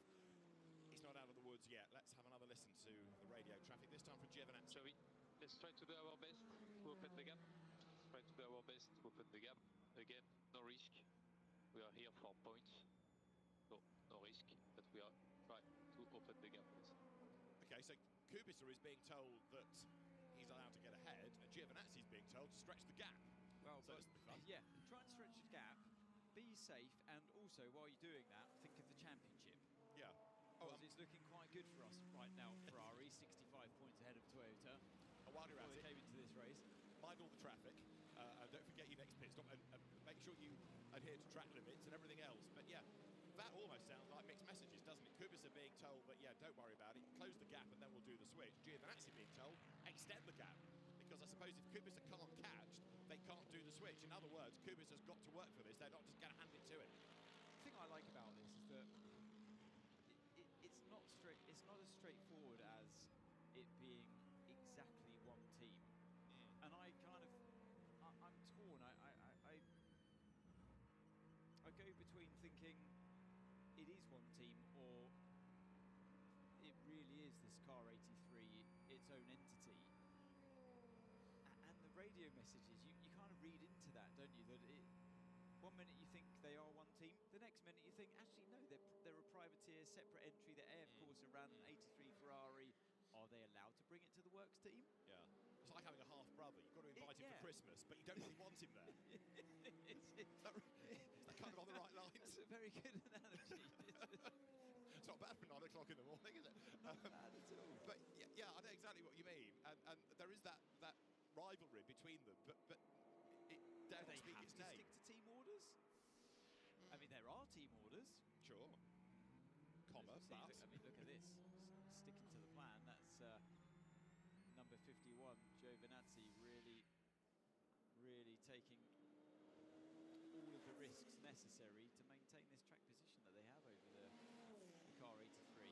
Yeah, so that's what I like about this. It isn't just as straightforward as it just being, oh, here goes another inevitable team order between two red Ferrari cars. No, this could be different. Yeah, Robert Kubica is having to work to close the gap. So if you're just tuning in, this is the lead situation. 51 Ferrari, Antonio Giovinazzi, being chased by the yellow Ferrari 83 of Robert Kubica. And Robert is being told that if you close the gap to Giovinazzi, then there will be a switch. Giovinazzi is being told, try and maintain or extend that gap, then we don't need to do the switch.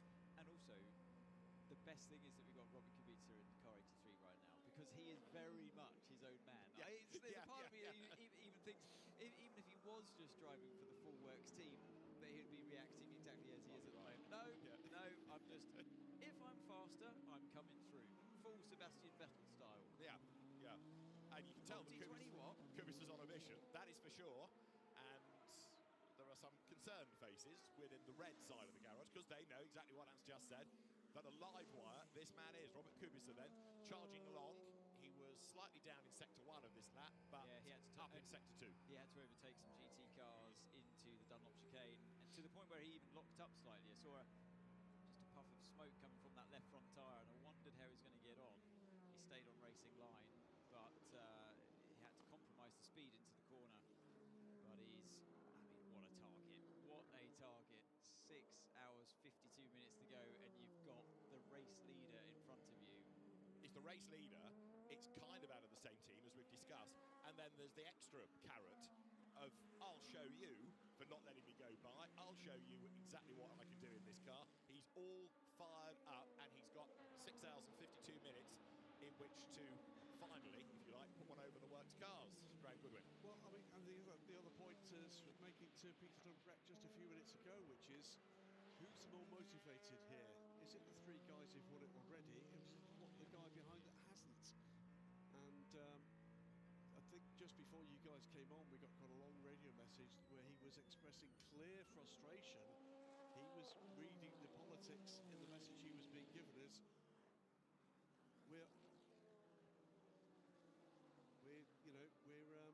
basically he's realising that there's an attempt being made to manage this. I'm telling you right now, and we're not going to put it to air, but he's very feisty in that car right now.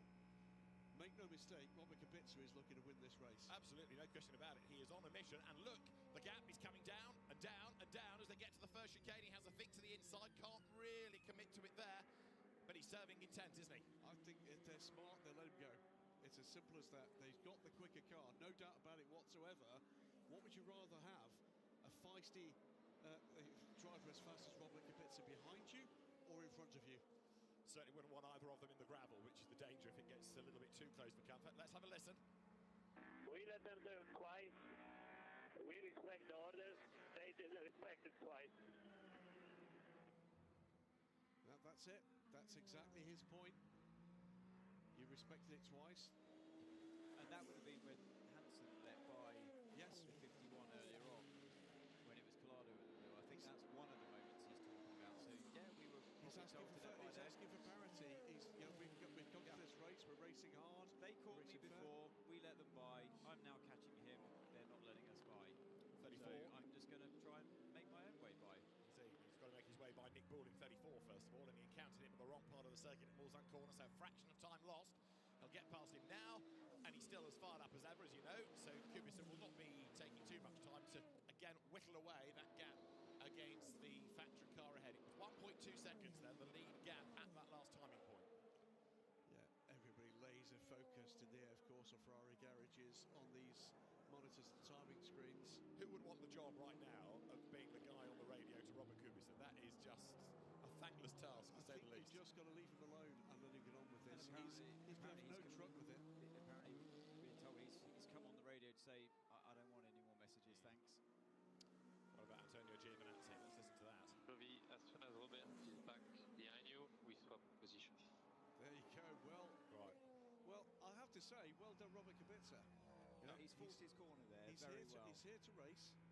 I completely respect the politics of managing a team, but you can't have it both ways. You can't have the advantages of having a privately entered car and expect that to behave like a factory car. You cannot do that. This is Robert Kubica, who's not won this race. Neither has Feyye, neither has Phil Hansen. But Robert Kubica, Graham, he's a very binary character. Yes. He's just he's an uncomplicated person, and he's just saying it how he's seen it, and actually all he's doing is just stating facts. Yeah, and by the way, his own brand of politics here, and by the way, it's working. There was that caveat to say when Robert is back with you. Well, he's not there yet, so Giovinazzi is still pressing on as best he can, but the gap is down fractionally again. It's to a second, so it is when, not if, Kubica finds a way by or is given the lead as we start now lap 2.76. He's always been so observant. Oh yeah. Also, he wants the right thing to be done. I go right back to my early karting days, where we were in the Italian Championship. I remember this young kid came up to me, Robert Kubica, never heard of him before, and I was in Parc Fermé. In Parc Fermé after the race, I'd finished second or third or something, and this kid comes up to me, he's like, he shakes my shoulder, and he's pointing at another character, one of the drivers, pointing at him, he's saying something in Italian to me. I didn't understand Italian, and it worked out. He had spotted some weights being gifted to a driver post-race, so he could go onto the scales and be heavier, so they would make, and he had spotted this going on, in the Parc Fermé and was tapping my shoulder saying, look at this guy, he's in your race. I'm not in your race, but he's in your race, and you should do something about it. That's the kind of guy he is. I'll load the gun for you, you fire it.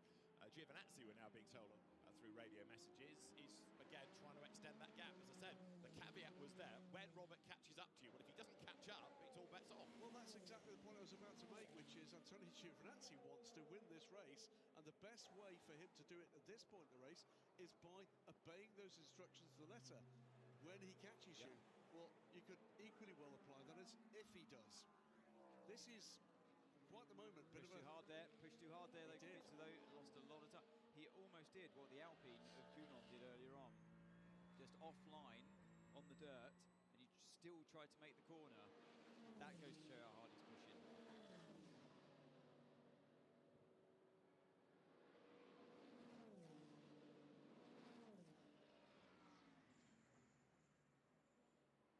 So head down for Robert Kubica now after that small error in Mustang corner. And it shows Giovinazzi as well that, yeah, he might be calling on the radio to swap positions, but I reckon I might just have this covered now because he's shown me a little sign of weakness. When we talk about LMP2 post-race, I think we're going to be talking about this being a breakthrough race for young Oliver Gray in that 48 car. He's been a huge part of putting that car where it needed to be and keeping it there. We have a special guest in the booth in just a few moments. It's held up by some traffic here, seriously through the Porsche curves. Around the outside of the Mustang and the Iron Dames Porsche, though, before karting, that was critical that he get that one done, but still, look at the difference between the 51 car and 83 now. Yeah, we're suddenly up to over 3 seconds now with the gap between the two Ferraris. So you've partly got the traffic, you've partly got Giovinazzi responding, and he's going to be angry in a different way from Kubica, isn't he? To be told that there might be a switch on the cards. He's not going to like that any more than Kubica won't like the fact that a switch hasn't been given to him. Right, exactly. These are two big dogs fighting it out right now. Giovinazzi is going to do it in his own way.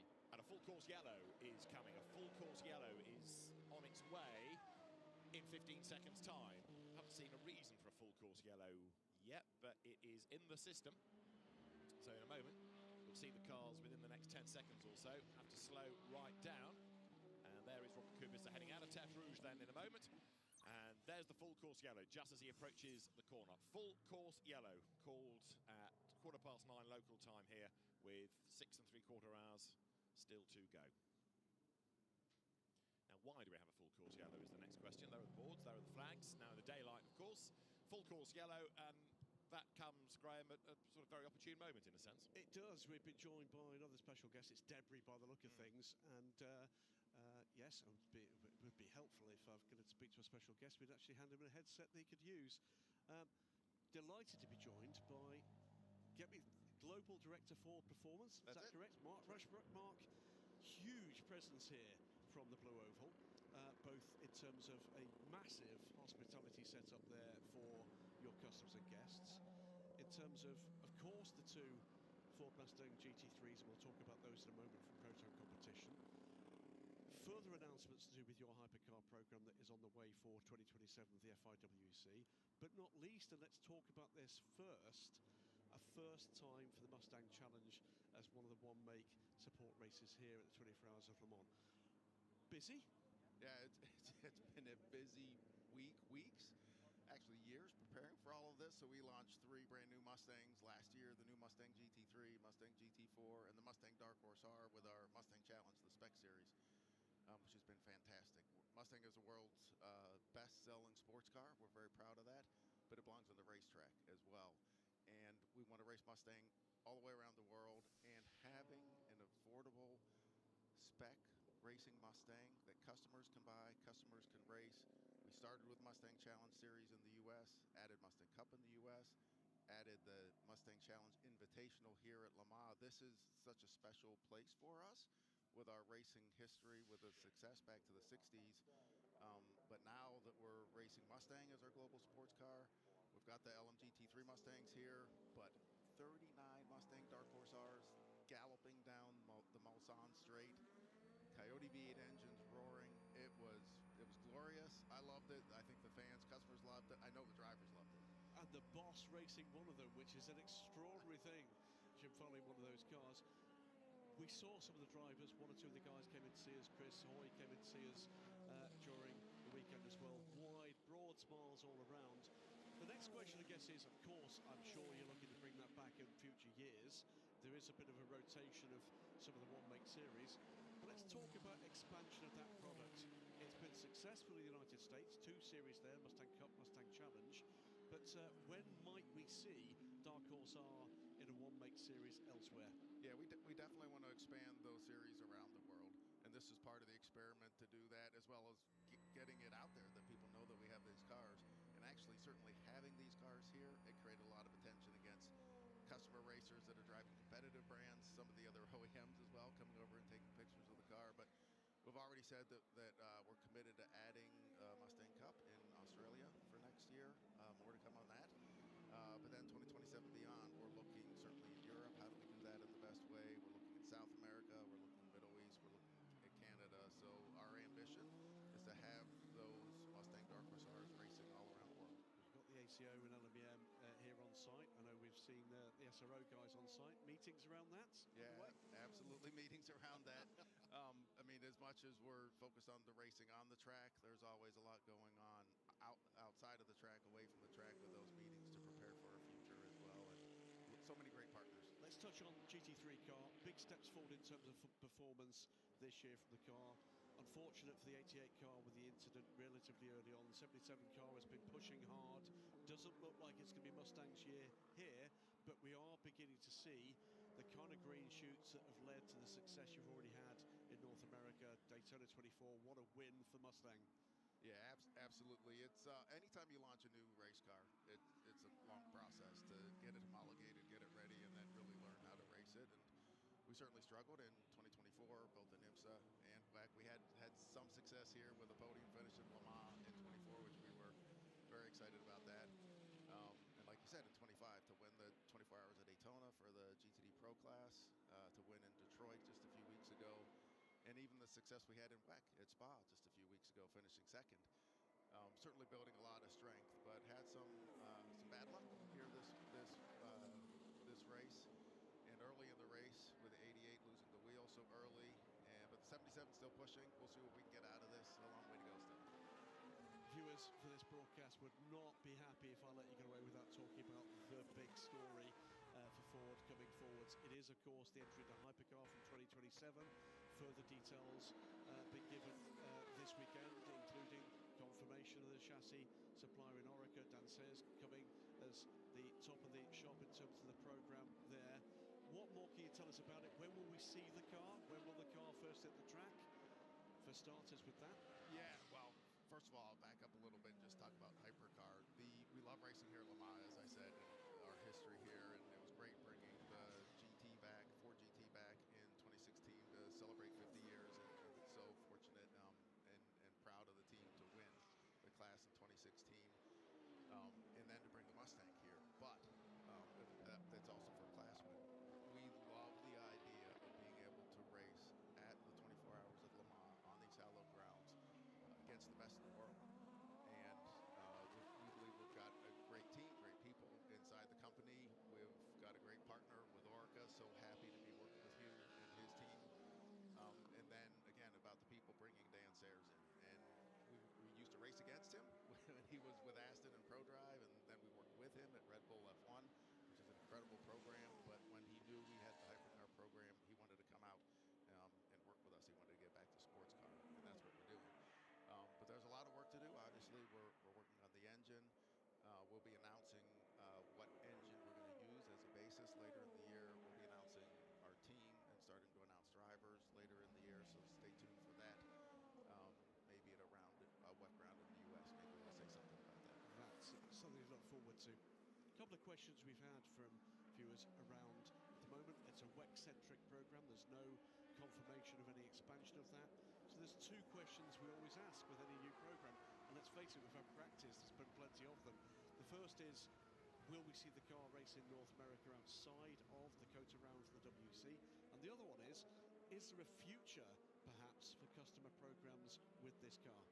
Yeah, the what was said and our commitment at this point is that we're going to do the full season for WEC in 2027. We haven't committed or said anything beyond that. I'll also say that our timing wouldn't support 24 hours of Daytona in 2027 anyway. We just can't make it given where we are. But for 2028 and beyond, still to be decided. We're committed to WEC long term and racing here at Le Mans. As we go through the program, as we see how the car is, the reception to it, then we'll make those final decisions about IMSA. There's also the possibility of doing the Endurance Series races only in IMSA instead of the full season, but we'll see. We love racing there. Well, for fans listening in, I can tell you the last 3 occasions I sat down and spoke to Mark, he gave me the same answer to the same question, which is, do you want to come to Hypercar? We're looking at it. You've come and done it, and you mean what you say on those fronts. Final question, because I know you've got a very busy morning. Ford versus Ferrari has been part of the folklore of this great race for the better part of 60 years. But beyond that, you've got a great big market rival in North America in GM here, and they took Ford's. We were the last US mark to take pole position. You've got a hefty list of possibilities. Who do you most want to beat? Honestly, we want to say it's Ford versus the world, and it's Detroit as an American company. Yes, we love racing against our domestic competitors, whether it's going to be Cadillac here in Hypercar or Chevy in NASCAR and other series. But we want to go race. They are great companies with great cars, great people. But to race against Ferrari, Porsche, Toyota, BMW, Cadillac, everybody, Alpine, there's so many great companies here, and we're just looking forward to being able to compete with them and go for the win. Simon, that question was superb because we've got some of Ferrari's important guests in the booth watching at the moment. So just for the benefit of the tifosi we've got in here, this is Mark Rushbrook. He's the head of Ford Performance, and he's looking forward to beating you when they come in 2027. Hang on a minute, I'm outnumbered here. There's more red shirts, and I'm in the corner. You've got a couple of big guys in here with you. For now, Mark Rushbrook, thanks for everything that's happening so far. We look forward to more details, hopefully at COTA, and good luck with the rest of the day and the weekend. And Graham, good luck with that career in the diplomatic corps as well. Beautifully done. Keep applying pressure. Jovi's complaining about thermal deck. Just trying to give the driver extra bit of, not motivation, but information to just help the encouragement levels along. But it seems to be it's stagnated in terms of lap times at the moment, and the 2 cars holding station in that regard. I was just thinking, in fairness to Giovinazzi, he's managed to stabilise that gap, hasn't he? He's not been caught. Okay, he's not disappeared up the road, but he has maintained a gap sufficient that it prevents Kubica from getting close enough, and therefore from the switch happening. Yes, you get into that situation, of course, if you're in the turbulent air, then your tyres start to overheat, they start to degrade more, and the lead car understands that as well, and Giovinazzi's definitely experienced enough in his time in Formula One, driving tyres that are quite fragile and where tyre strategy is a huge part of their overall performance. So understanding that that effect does exist, he's able to apply that here as well. So it's another sign of, like when I said, you got 2 big name drivers here fighting it out. They know exactly what's going on. So any kind of information that Kubica can have to help just keep his head up a little bit is key. So his engineer's doing the right thing as well.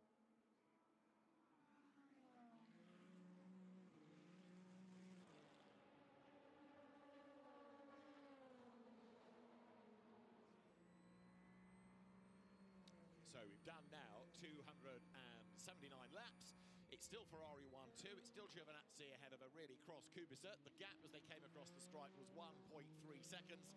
And for the team, not only do they need to worry about managing the car and tyres and strategy, they've got drivers and egos to manage right now. Johnny Adam, Le Mans class winner, British GT champion, joins us in the booth. And this is going to take some mediation, really, from Ferrari. They've got to balance this properly. They want to win the race, but they can't have a falling out, really, amongst 2 drivers, especially when, at this stage of the race, you're getting close to the end, drivers are tired, there's a bit more emotion creeping in as well.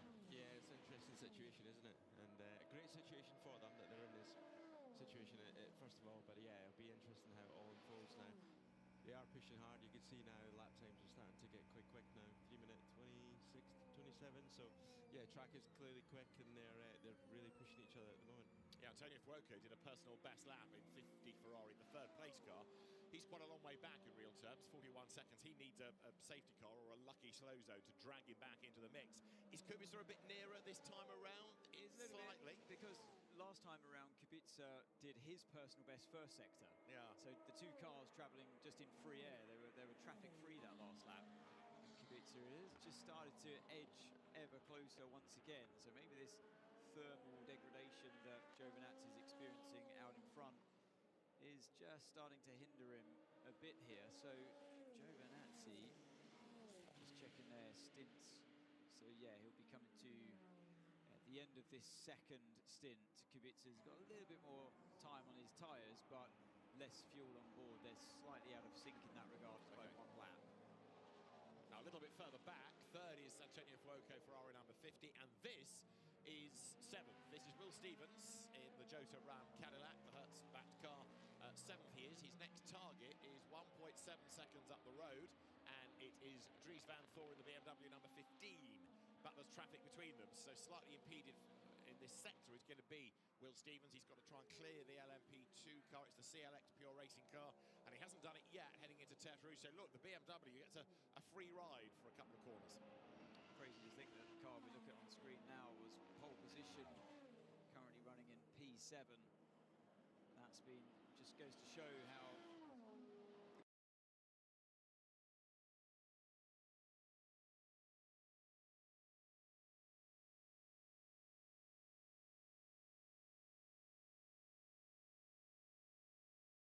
just like a very, just goes to show how the qualifying speed is one thing, a completely different requirement from the car around this track compared to race pace, as we see the 183 LMP2 car in the pits, which looks like a very unhealthy number panel, doesn't it? Luckily it's not nighttime anymore, because that should be lit up the whole time. Scrutineers might want to have a look at that.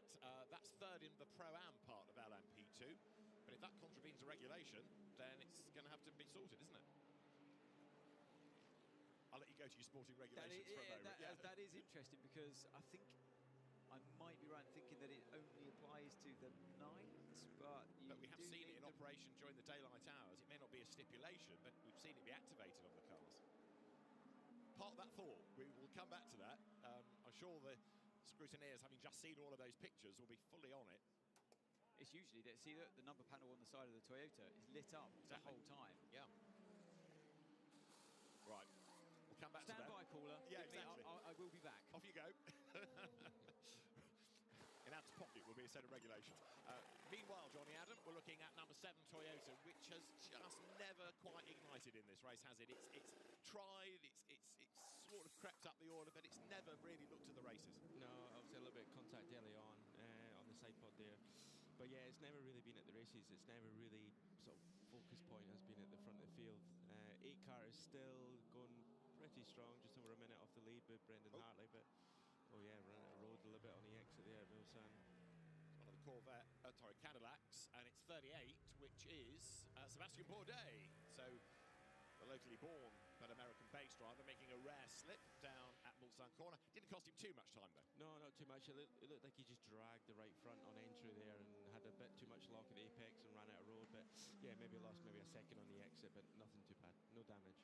No, he did. Although it just brings a bit more gravel onto the road for the pack behind. They're going through then is Dries van Thor, 6th in the BMW, number 50, Antonio Fuoco, then into the pit lane. That puts Matt Campbell's Porsche back up into 3rd place. You're getting to that point now where, of course, places are traded depending on who pits first, and therefore you're trying to second guess and work out who is going to be the last one to pit up before the checkered flag, and therefore how that's going to affect the relevant battle. But number 50, Antonio Fuoco's car, he was behind the wheel when it came in, winner 2 years ago. The board is made ready. You can see a little bit of traffic ahead in the pit lane, and the Porsche engineers watching what's going on, because that's their fight. Yeah, they'll be keeping an eye on exactly what tyre they've gone on, or what driver's gone in the car. So any information like that, they all kind of try and have one step ahead of each other and try and kind of predict what they're all doing. But I like in this modern age, you've got apps, you've got all of these different sneaky methods of doing it. Bloke with a set of binoculars staring down the pit lane. How terribly old school. Yeah, you see it often at Le Mans, to be fair. You know, it must be something that they always have to pack in the kit when they come to Le Mans, is make sure they're on the truck. And then if somebody from Ferrari turns around and glares, you say, oh, look, a sparrow. I'm just yeah. Right, meanwhile, in regulation watch. Well, yeah, the only thing I can find so far is the leader light panel, which is different from the number panel. So that's probably what I was thinking of. The leader light panel system, which the LMP zoos have, must be operational at all times during the competition. In case of malfunction, a penalty is applied at the steward's discretion, but I can't find anywhere about the actual number itself. So that's probably how they've got it, because I think from memory it looked like the number order panel was still in operation. The light system was in operation, but I'm hesitating, but I think so, the number of the car wasn't, and that's, at least in my sporting regulation book, I can't find it. Okay, well, nothing has yet come up from race control to suggest that the officials are concerned about that. So we'll monitor it, but I think we might be safe for the minute as we look at number 9 coming over the line, which is 4th in LMP2. It has got the yellow car, Rached de Geras at the wheel. This, in the meantime, is the car behind it, and it's Dane Cameron now, another driver from Hypercar coming to LMP2, and he is chasing after de Geras. In real terms, Johnny, you might anticipate that Dane Cameron would gobble up the French driver ahead and make that move. Yeah, for sure. I mean, Dane's got a great track record with Porsche previously, and you know, it's taken to LMP2 very well with TF Sport, but AO by TF Sport here. So yeah, and they are still leading their class as well within Pro-Am with LMP2. Right, yeah. So yeah, good place they are. They are 4th overall in LMP2. So yeah, they'll be pushing to try and maybe sneak a podium overall. Yeah, the 199 entry with Dan Cameron at the wheel, leading Pro-Am. They've had a few penalties in terms of either slow zone or full course yellow procedural infringement. You're looking there at number 28, which is the 3rd car in LMP2 in super slow-mo. Sebastian Alvarez at the wheel of it. Rached de Geras then here doing a pretty decent job, but he's got traffic up the road ahead. He's got an Aston Martin that he needs to wriggle past. In LMGT3, it is Porsche versus Ferrari. So funny echo here, really. But it is at the moment Ricard Leeds in the 911 ahead of Simon Mann in the 296, and the margin between them is 64 seconds. So it's very much advantage Porsche in LMGT3 for the moment. Yeah, they've definitely been at the forefront for the last 3 or 4 hours as the 92 car. It was a lot closer between the two. I don't know if they filtered maybe a bronze driver through for a bit longer now. So, but those two cars have definitely got a small advantage to the TF Sport Corvette that's now back up to sort of 4th, but potentially 3rd place. And there you've got the car in the background, the blue Aston Martin, was on pole position in class. The Hunts of Racing entry, which Mathieu Drudy did all the hard yards in. It's got Zach Robichon behind the wheel of it now. In Hypercar, incidentally, Matt Campbell's now 2nd placed Porsche did its fastest lap of the race last time around. There is number 8, a car that in the night time and in the early hours of this morning looked like it was becoming rather more combative. The car now in the hands of Brendan Hartley. It's the Toyota Gazoo Racing entry, the better of the two. The black as opposed to the red Toyota. But now that we've gone through dawn and we are just after 9:30 in the morning, it's sort of dropping back again and just can't match the pace of Porsche, and certainly not Ferrari. Intrigued to see what they're going to do with the tyre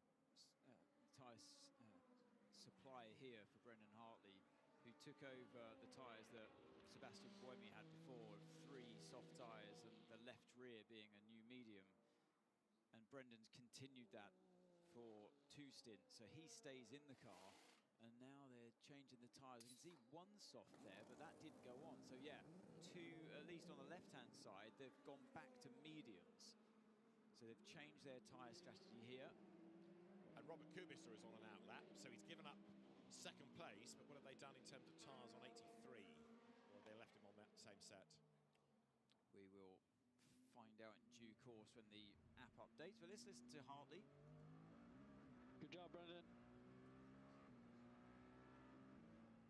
Short, sharp. Short and sweet. Good job. Yeah, he did do a good job.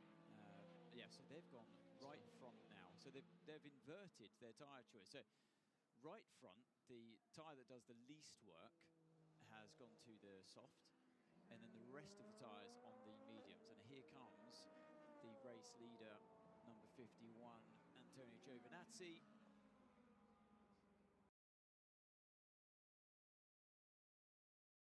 Number of penalties for speeding in the pit lane. Early, all right, you might lose a second, but it's better than copping the penalty. If he loses a second, car 83 is going to be in front.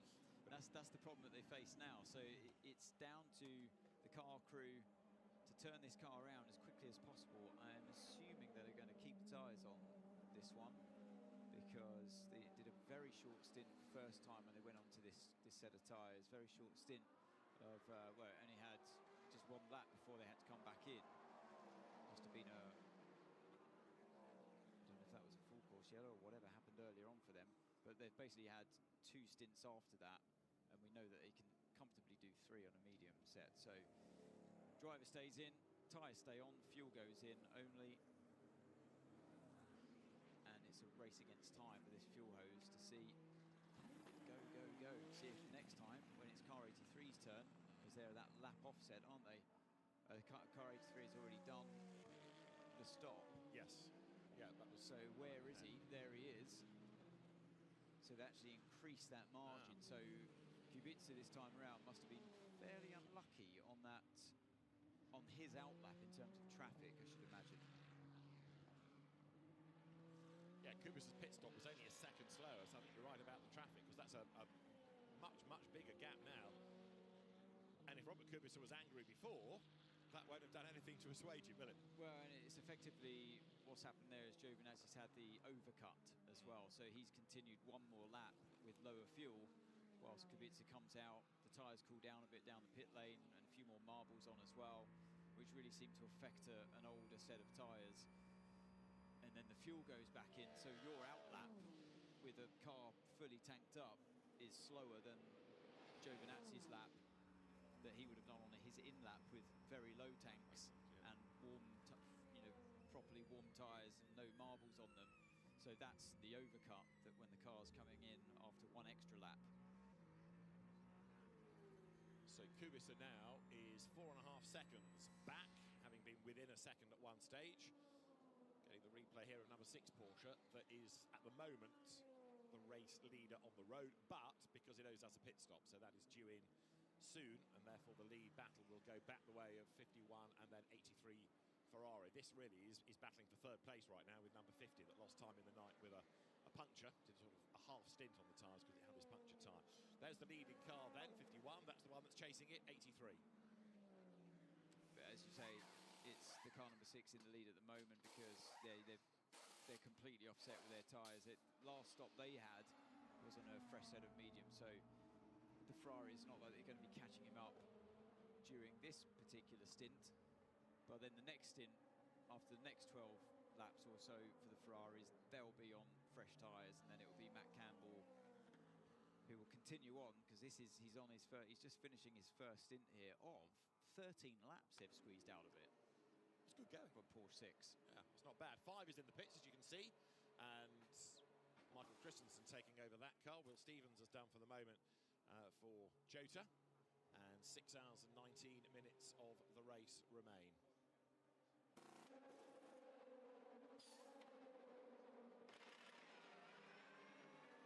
Blast off for number 5 then, so that's Michael Christensen rejoining.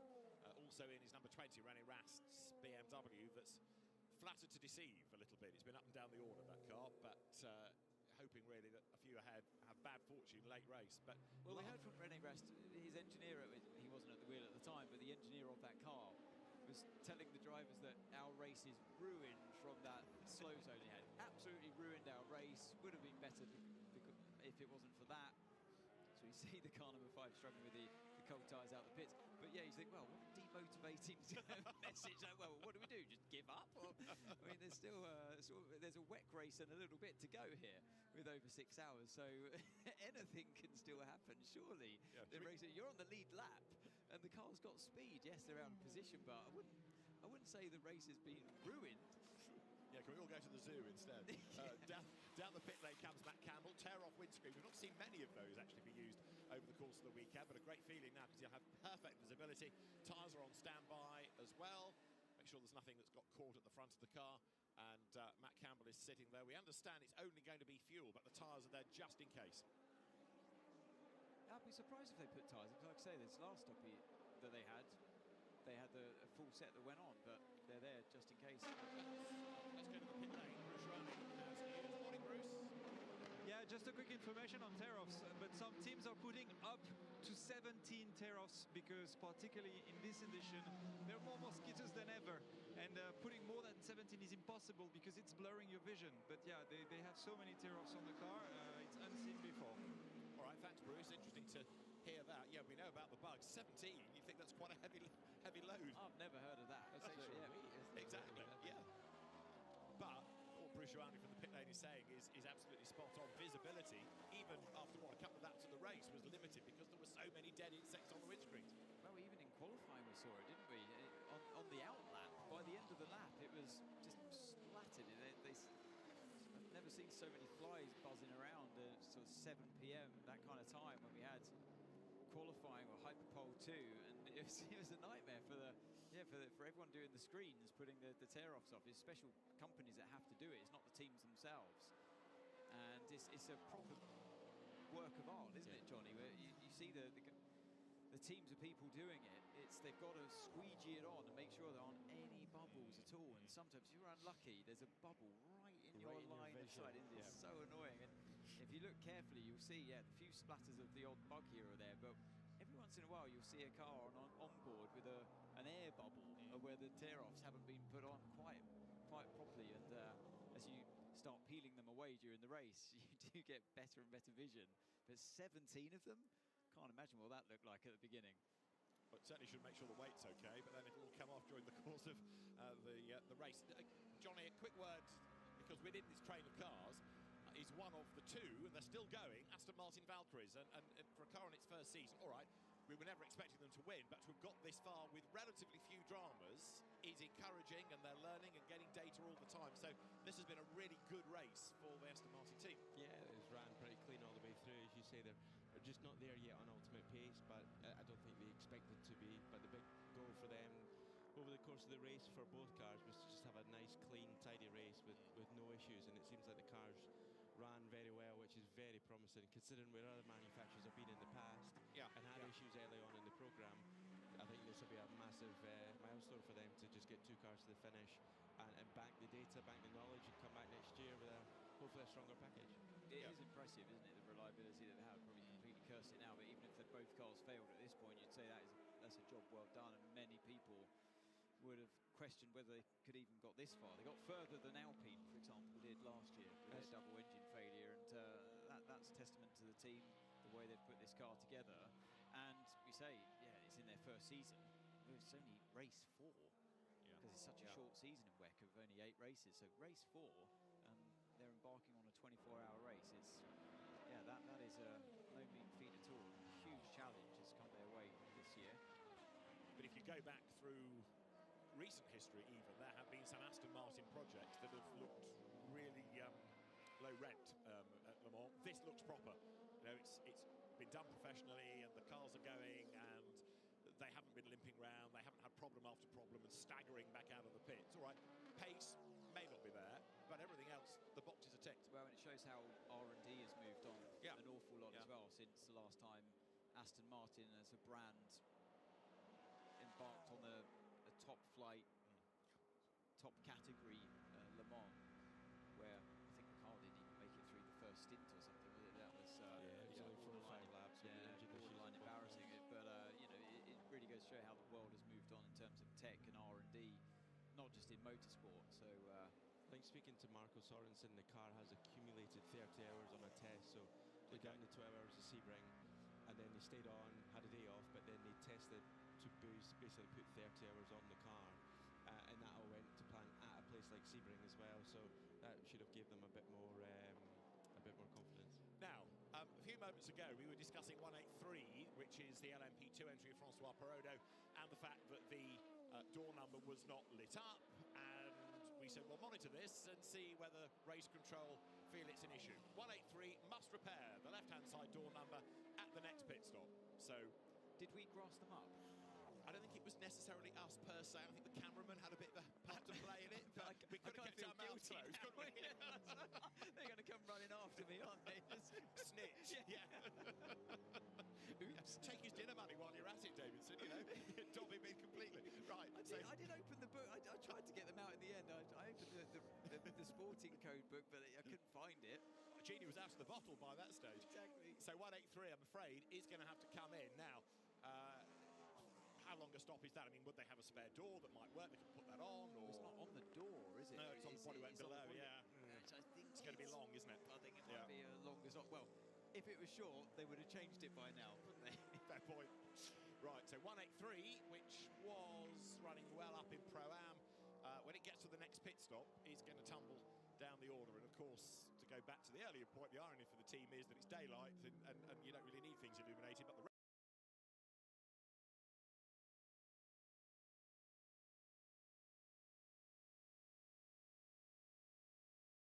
down the order. And of course, to go back to the earlier point, the irony for the team is that it's daylight and you don't really need things illuminated, but the regulations say you must have it illuminated, ergo, get it fixed.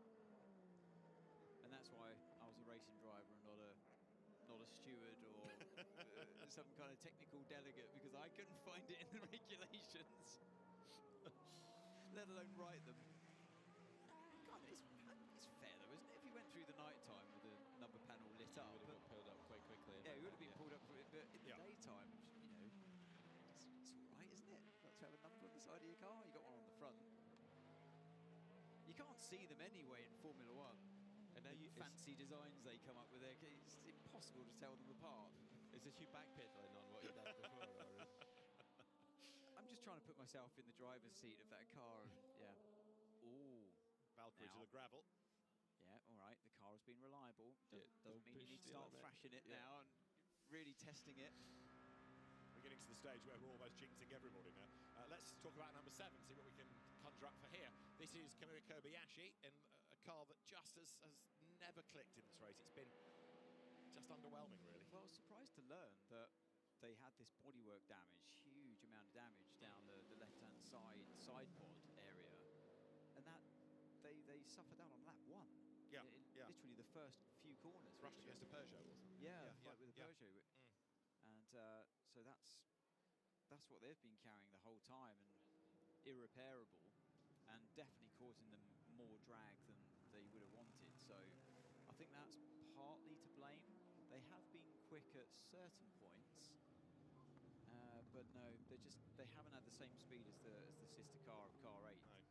And in fairness, they've been on the back foot all weekend, really. They have, that's true. All through qualifying, they didn't get the time in, and they've never been able to recover. They didn't make it out of qualifying into the Hyperpole 1 session. So the first knockout round, they didn't make it through with Nick de Vries, as we know, is super quick. Yeah. And it's just...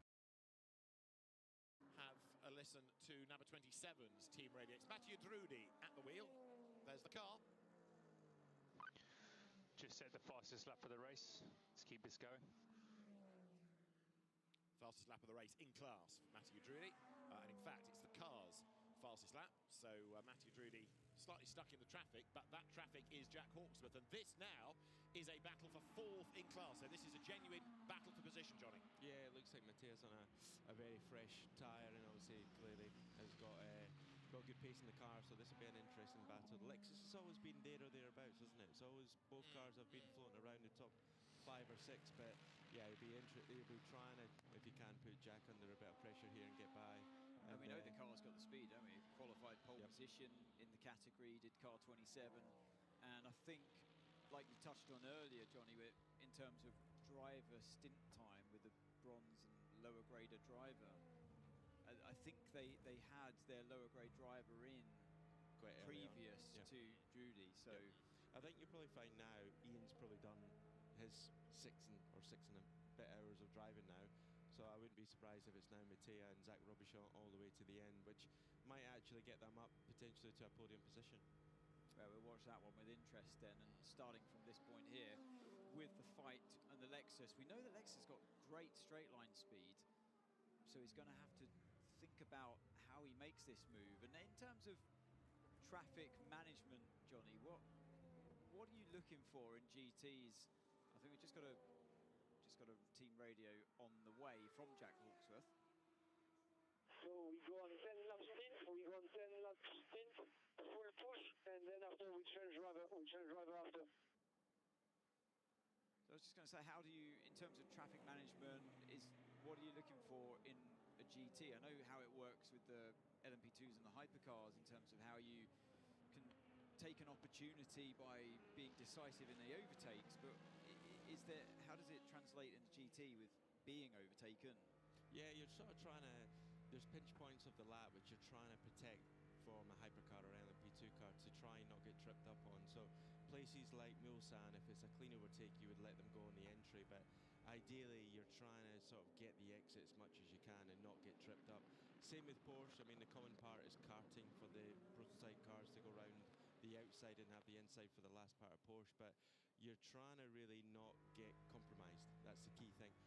The key thing is, for me as well, I got taught this from Darren Turner, is you better to actually lift on a straight, let somebody go by, lose 2/10, but actually keep the momentum going rather than defend and actually get tripped up at the apex of a corner and lose a second on the exit and ultimately maybe lose a run from the guy behind. So it's totally, it's the absolute opposite of the mentality of the hypercar drivers, which is, I do need to get by before the apex, I do need to lunge down the inside and get through the corner without being caught behind the GT car. So the two kind of go hand in hand, don't they? The two opposite mentalities kind of all works out for the greater good for both drivers. But yeah, if a hypercar driver's not decisive enough, you'll lose time by sitting behind. And like you say, with the GT driver, it's interesting to hear your view on it, how, yeah, you back off intentionally early to carry more momentum through the corner. And it's just keeping that rolling resistance and that speed all the way through. Sebastian Bourdais doing absolute bests in the first sector now. So Sebastian Bourdais has taken over number 38 Cadillac. He's down in 8th place, but he's hustling on. Matthew Drudy, you're still looking at, he hasn't been able to crack Jack Hawksworth, has he? He was a little bit closer earlier on in the lap, but here you've got two front-engine grunt-and-go GT3 cars, and it's a good fight, this. Jack Hawksworth drafted in for the injured Ben Barnicoat, who was sending messages to us during the night, listening in and eager to get back behind the wheel of a car next weekend in America. But come the end of the lap, Johnny, the Aston's right back on the tail of the Lexus that just slides a little bit through the chicane. As Ant said, it looks like the Lexus has good straight line speed, but you can see, you know, the 27 car there is good in sector 3. So it's a bit of a cat and mouse, you know, how they're sort of trying to play this, but Matteo try and put Jack under as much pressure as he can, but clearly the Lexus is good in sector 2, which is mostly straight line speed. As a pro driver driving these cars, Johnny, with traction control and ABS, the anti-lock braking system, is it, as a pro driver, is it frustrating to have this driver aid, particularly the ABS? I've heard some drivers complain about that. Yeah, the GT concept was great because it was pure done on feel, and some even amateur drivers very much enjoyed that part because it was down to their technique. Where with ABS, your brake pressure in general could be 30 bar more in braking zones. 30 bar? So in a GT car, you were sometimes locking up at 90 bar of brake pressure, when I've seen 125, 130 bar of pressure because you're using the aids. I think he's got a good run here. This is the best chance yet, isn't it? Do you see him duck to the inside at the last minute?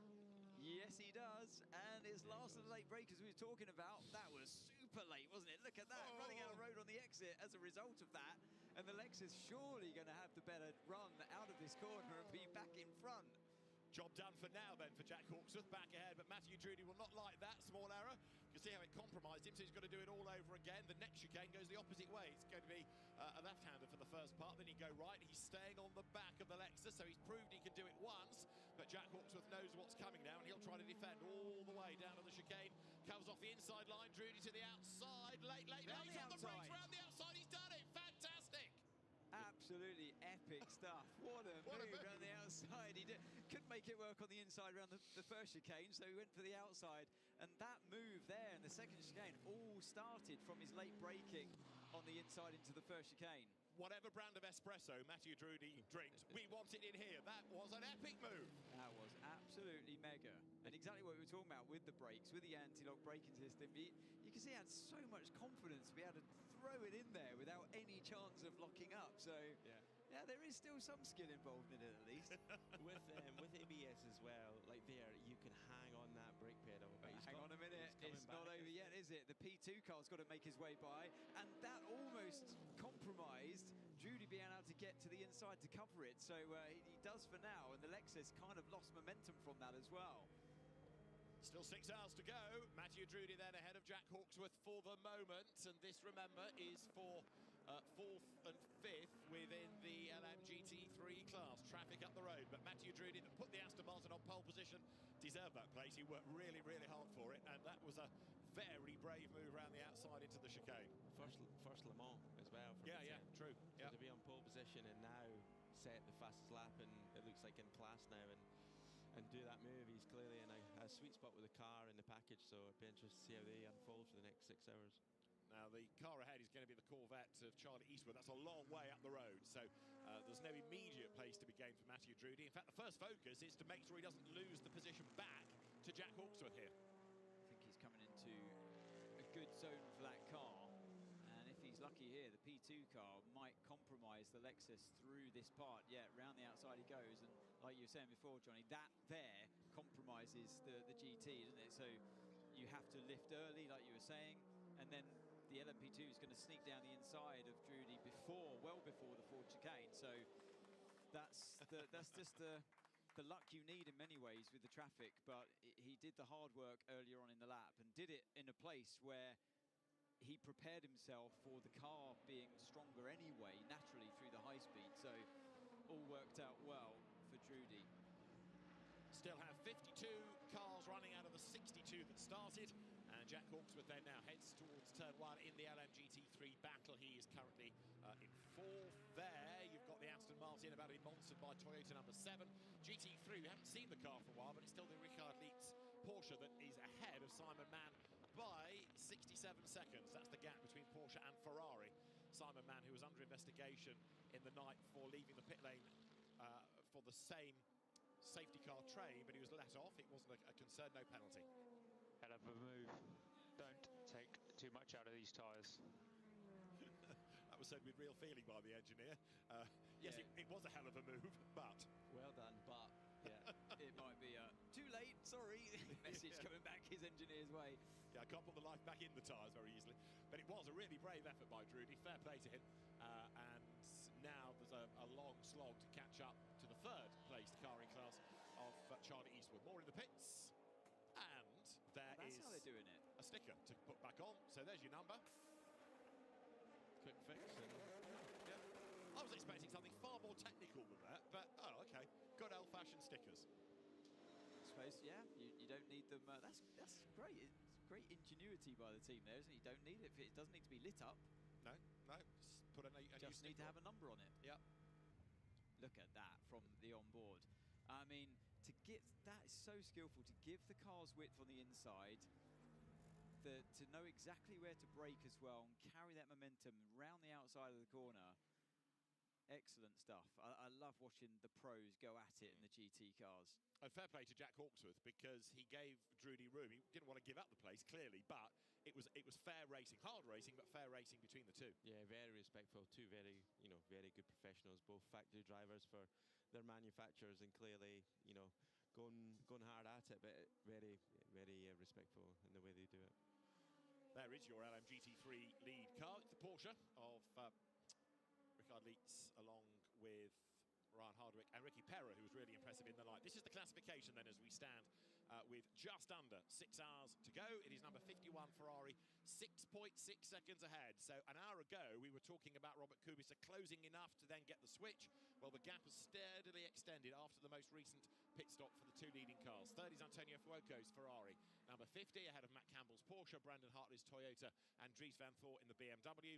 The leader of LMP2 is 20th overall. It's Tom Dillman, advantage for the moment to enter Europole competition from Oliver Gray, who seems to have done a lot of driving for the VDS Panis Racing team, and then Dane Cameron third for AO by TF, and 35th is where you will find the LMGT3 leader. It's Porsche, the Manthey first form entry. Leaked at the wheel from the Vista AF Corsa Ferrari of Simon Mann, and then Charlie Eastwood for TF Sport is next. 62 started, 52 are still going, and that is, again, a pretty impressive figure at this stage of the race. It is, yeah. We started, what, 62 cars on the grid? Correct. For this race, and I'm looking at Martin Haven's chart of cars that he's struck off in front of me, and there aren't many. So, unless he's missed quite a few. But he has been away from hang on, the pen's coming out. Yeah, we haven't really updated, because we did lose a Cadillac, so we'll cross out 311. And we also lost 18. No, 18 has gone. Yeah, that was the Lotterer car, wasn't it, with the EDEX Sport?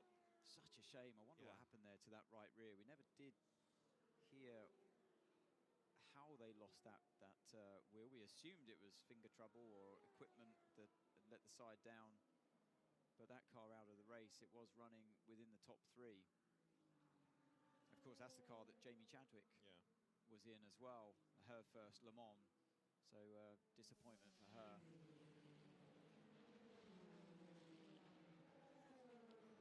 Yeah, here is our race leader overall in the hypercar category. Still, Giovinazzi doing his thing.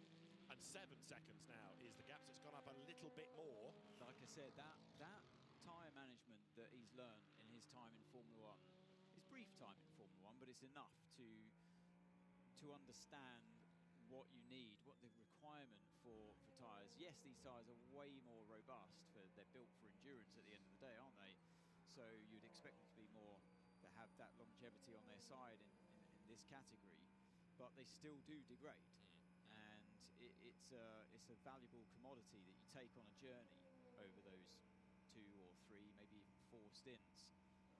And he's understood that journey from A to B and resisted the temptation to push a bit too hard and slide the car too much with the attack from Kubica, and maybe you could say Kubica pushed too hard in the beginning, and combined in the turbulence as well. Yeah, that he's now starting to drop off the cliff of performance. And if Kubica was angry and therefore all fired up, and extra commitment goes in, then yeah, you can certainly construct an argument for why those tyres would have had more abuse. Talking of which, that's number 99 Porsche, which has got Nicola Veroni at the wheel, going wide in Indianapolis, rattling over the curb, and look at that gravel, Johnny Adam, that's dragged onto the racetrack to catch out the traffic behind. Yeah, I mean, when there's a bit of gravel down, it's a knock-on effect, isn't it, for the cars behind for the next lap or so. But yeah, it's and it's not like we haven't seen slow punctures for all the way through this week, is it? So it's because of the gravel. And we saw quite a few red flags and full course yellows during free practice sessions to clear the circuit, but they're not going to do that in the race. So the chance of a puncture in the race is therefore higher, particularly if you're triple stinting a tyre and the gauge goes down of the rubber. They're more prone to being punctured. So when you see how sharp those stones are, you can see why.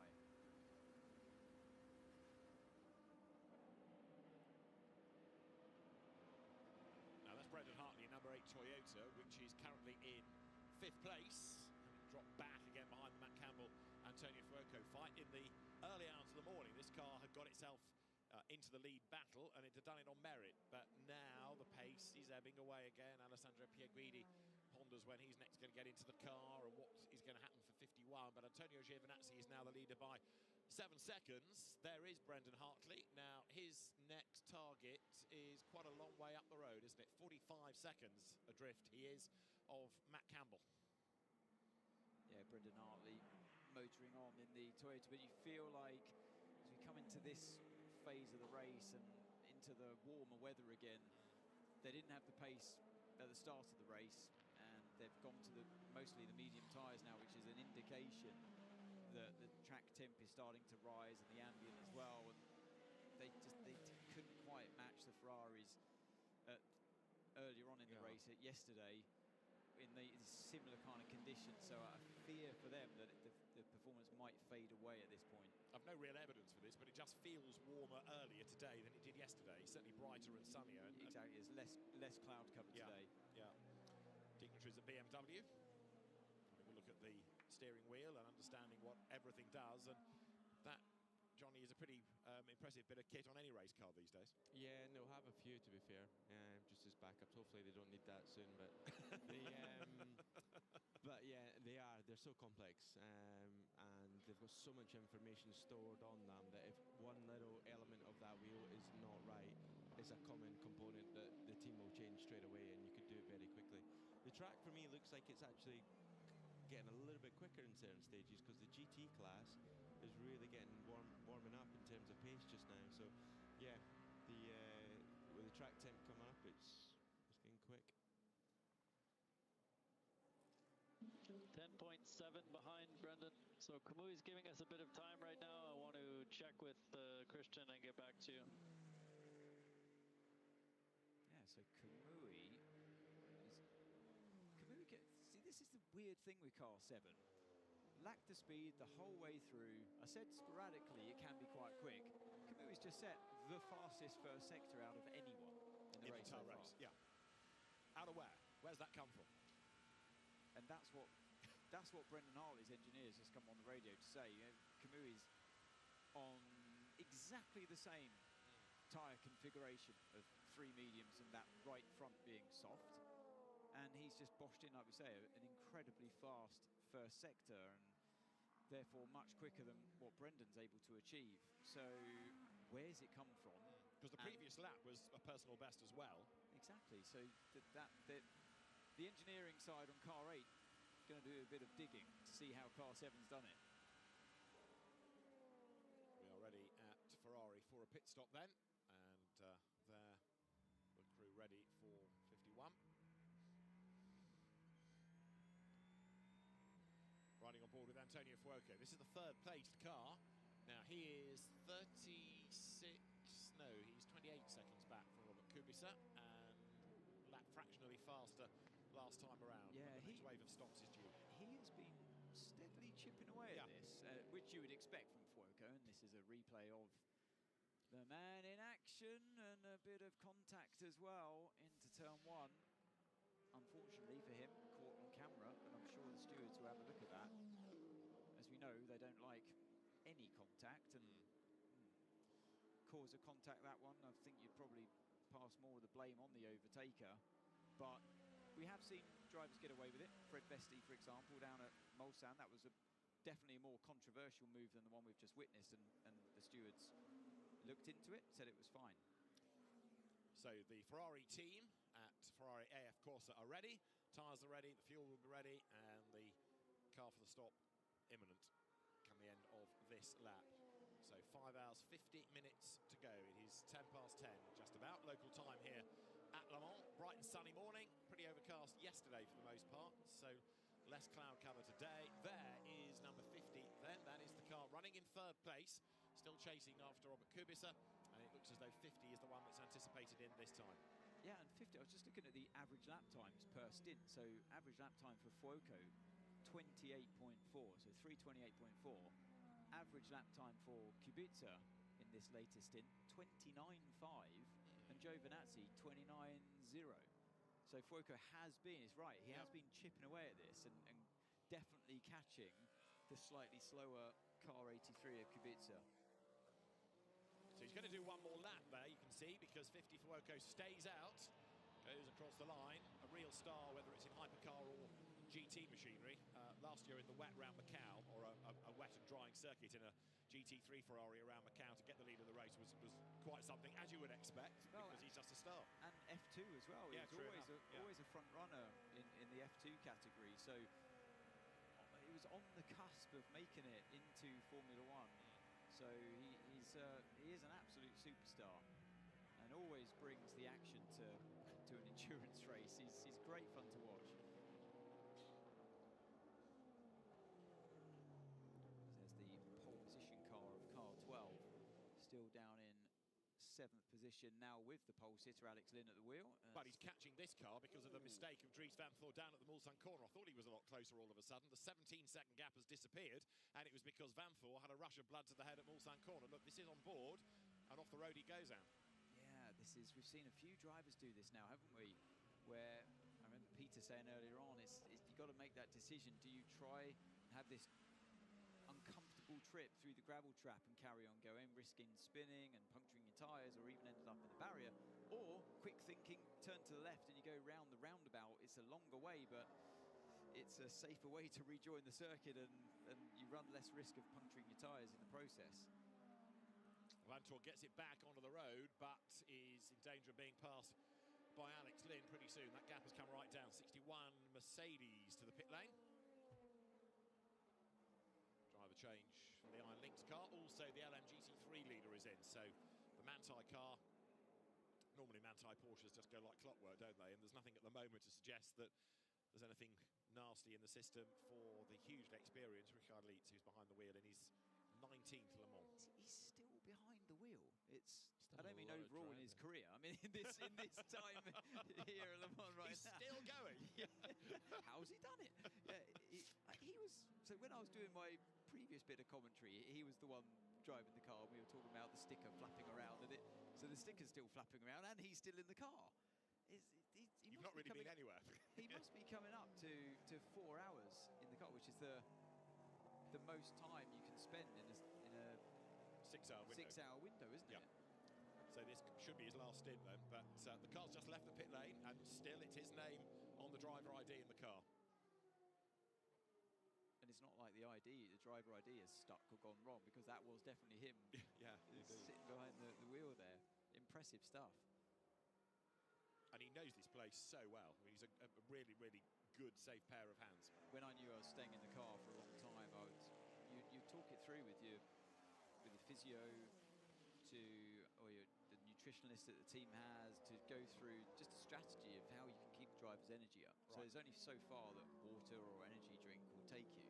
When you know in the car for 4 hours, doing anything within a 4-hour window, these lean machines of racing drivers, you start feeling hungry at the best of times, let alone driving a hot racing car. So you would strategically hand the driver some extra nutrition, munch on a bit of energy bar, for example, rather than just a drink, just to give you that just a bit of a wake up and stop the stomach going into cramps and things like that, because the energy drinks, to have so much of it consistently, it's not good for you. So a bit like a marathon runner might believe in something. Exactly the same way. Yeah. Because it is a marathon for them in there. And Johnny, for you it was Tunnocks, was it?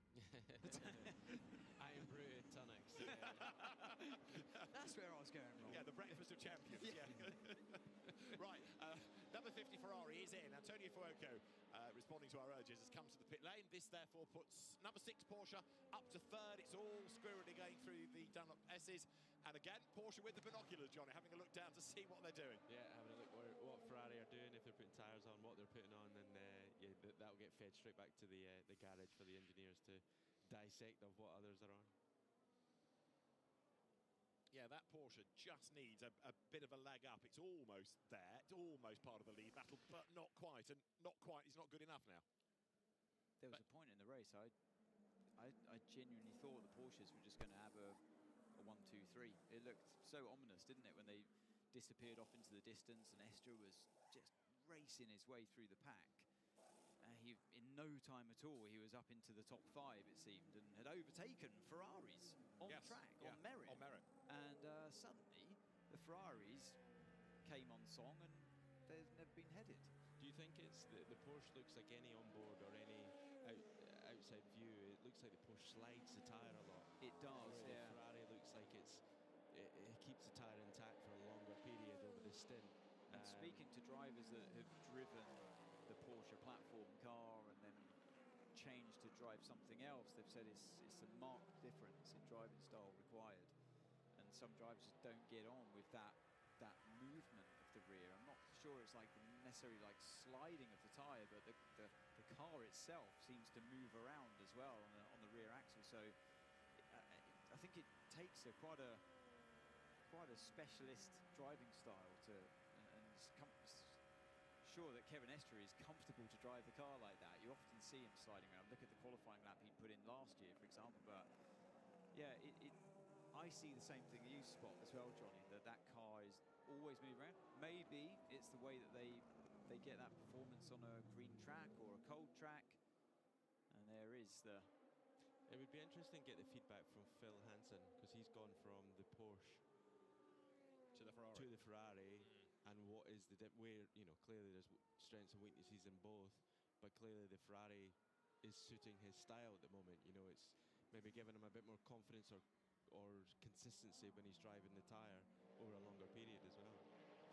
Yeah, good point, Matt, because Phil Hansen has moved to Ferrari, the AF Corsa, the yellow car, in other words, the one he shares with Ye Yifei and Robert Kubica, and that's the one in second place right now. As you look at number 38, which is Sebastian Bourdais, hustling on, and he's not that far now. Is he behind Kamui Kobe? Actually, half a second, in fact, to the last timing point. So the battle is on here for 10th place.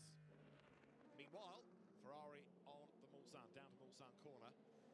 So Giovinazzi and Right, into the pits has just come Robert Kubica then, out of second place in number 83. And so that must mean that 51's on his way in this lap around. There is Robert Kubica out of the car. Driver change for 83. Yeah, you I think it is, that's getting in. But Robert Kubica, I get the feeling, will not be a happy man. Not only was he not allowed into the lead, but the car lost time on the pit stops and then dropped back a little bit more. Go close to him at your peril. I think it was an interesting case of using your tyre at different points during the stints. Maybe a lesson learned there for the 83 car crew. Giovinazzi's been right. He's driven exactly how he needed to, as we now see that tyre change going on for the 83. And how many laps? I think it was 12 laps this time around for Kubica in this stint. Right, the car blast out of its area in the pit lane. Lots of wheel spin to try and generate a bit of warmth into the rear rubber. Crosses the pit exit line, accelerates away, and it is indeed Yefe behind the wheel of it. So Robert Kubica gives way. But the beauty is for the LMH cars, the platform that the Ferrari is compared to the LMDH cars, which have a rear-only motor, rear-only drive. In the pits, you'll see that the Ferrari actually spins the front wheels as well as the rear wheels. Let's give me your best for 12 laps, Miguel, and if we struggle, we'll change tires, no problem. Well, they really are on the attack then, aren't they, car 50?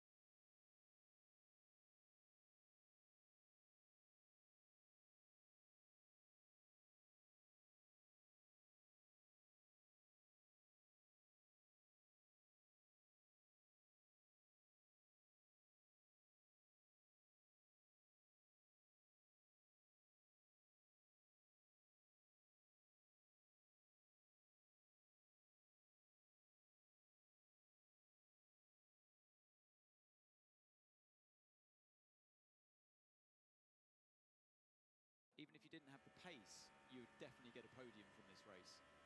You can't rely on that anymore. It doesn't work anymore. No, and again, we touched on it during the course of this. It's a 24-hour sprint now. Yeah, more so now because the reliability is so strong now. And small gains, small margins like penalties or pit stops or team messing up on a tyre call can have a massive knock-on effect because reliability is there for everyone. But the good old days of a team having a hair to go off at a fast pace and break the opposition, that's gone because everybody is at that flat-out pace because you have to be. It's absolutely spot on. Yeah, and therefore the demands on the driver have increased tenfold over the years. So, yeah, they are mentally so drained at the end of this now because you are on full attack the whole time. And therefore, just to make another point, bear in mind that there are 2 or 3 drivers in this that are going to do 3 24-hour races on the bounce. Nürburgring next week, Spa the week after. Different sorts of circuits, I know, but I mean, by the end of the month, they will be spent, won't they? Honestly, I don't know how they do it. Have you've done that before, Johnny? Have you the 3 in a row? I've not done 3 in a row. No, I've done like Le Mans weekend off, then Spa, but there is drivers, as you say, that will do all 3, and they'll have to be in Nürburgring probably Tuesday or Wednesday next week, so it is a case of just rolling into one weekend to another, and they will be absolutely knackered by the end of June. They'll be definitely booking a holiday. The technical term for it. That was Dr. Adam speaking.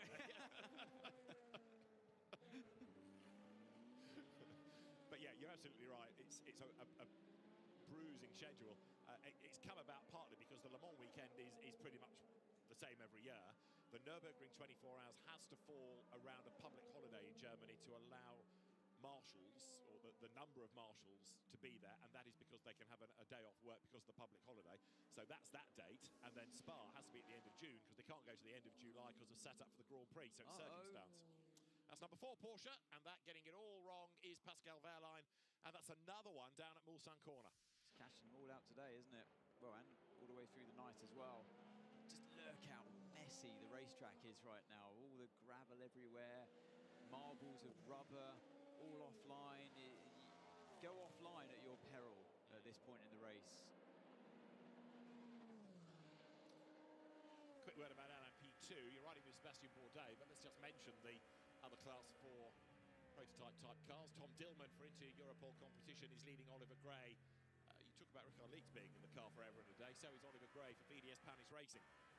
He's been in it seemingly forever. And then third for EDEX Sport is Sebastian Alvarez. But yeah, Oliver Gray having a very, very impressive run here for the Olivier Panis team, especially given that Oliver Gray is in his first Le Mans 24 hours. He's had a European Le Mans Series season, but largely Formula 4 and then FIA Formula 3 prior to that. This is Bourdais, and he's heading up to Indianapolis.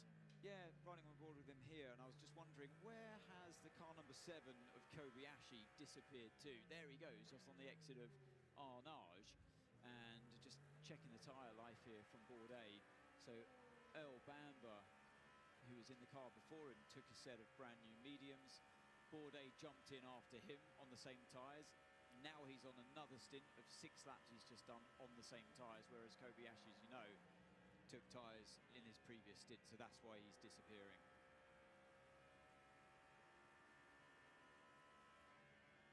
Through the Porsche curves, Bourdais goes. And you can see the best laps and the last lap averages from the two of them.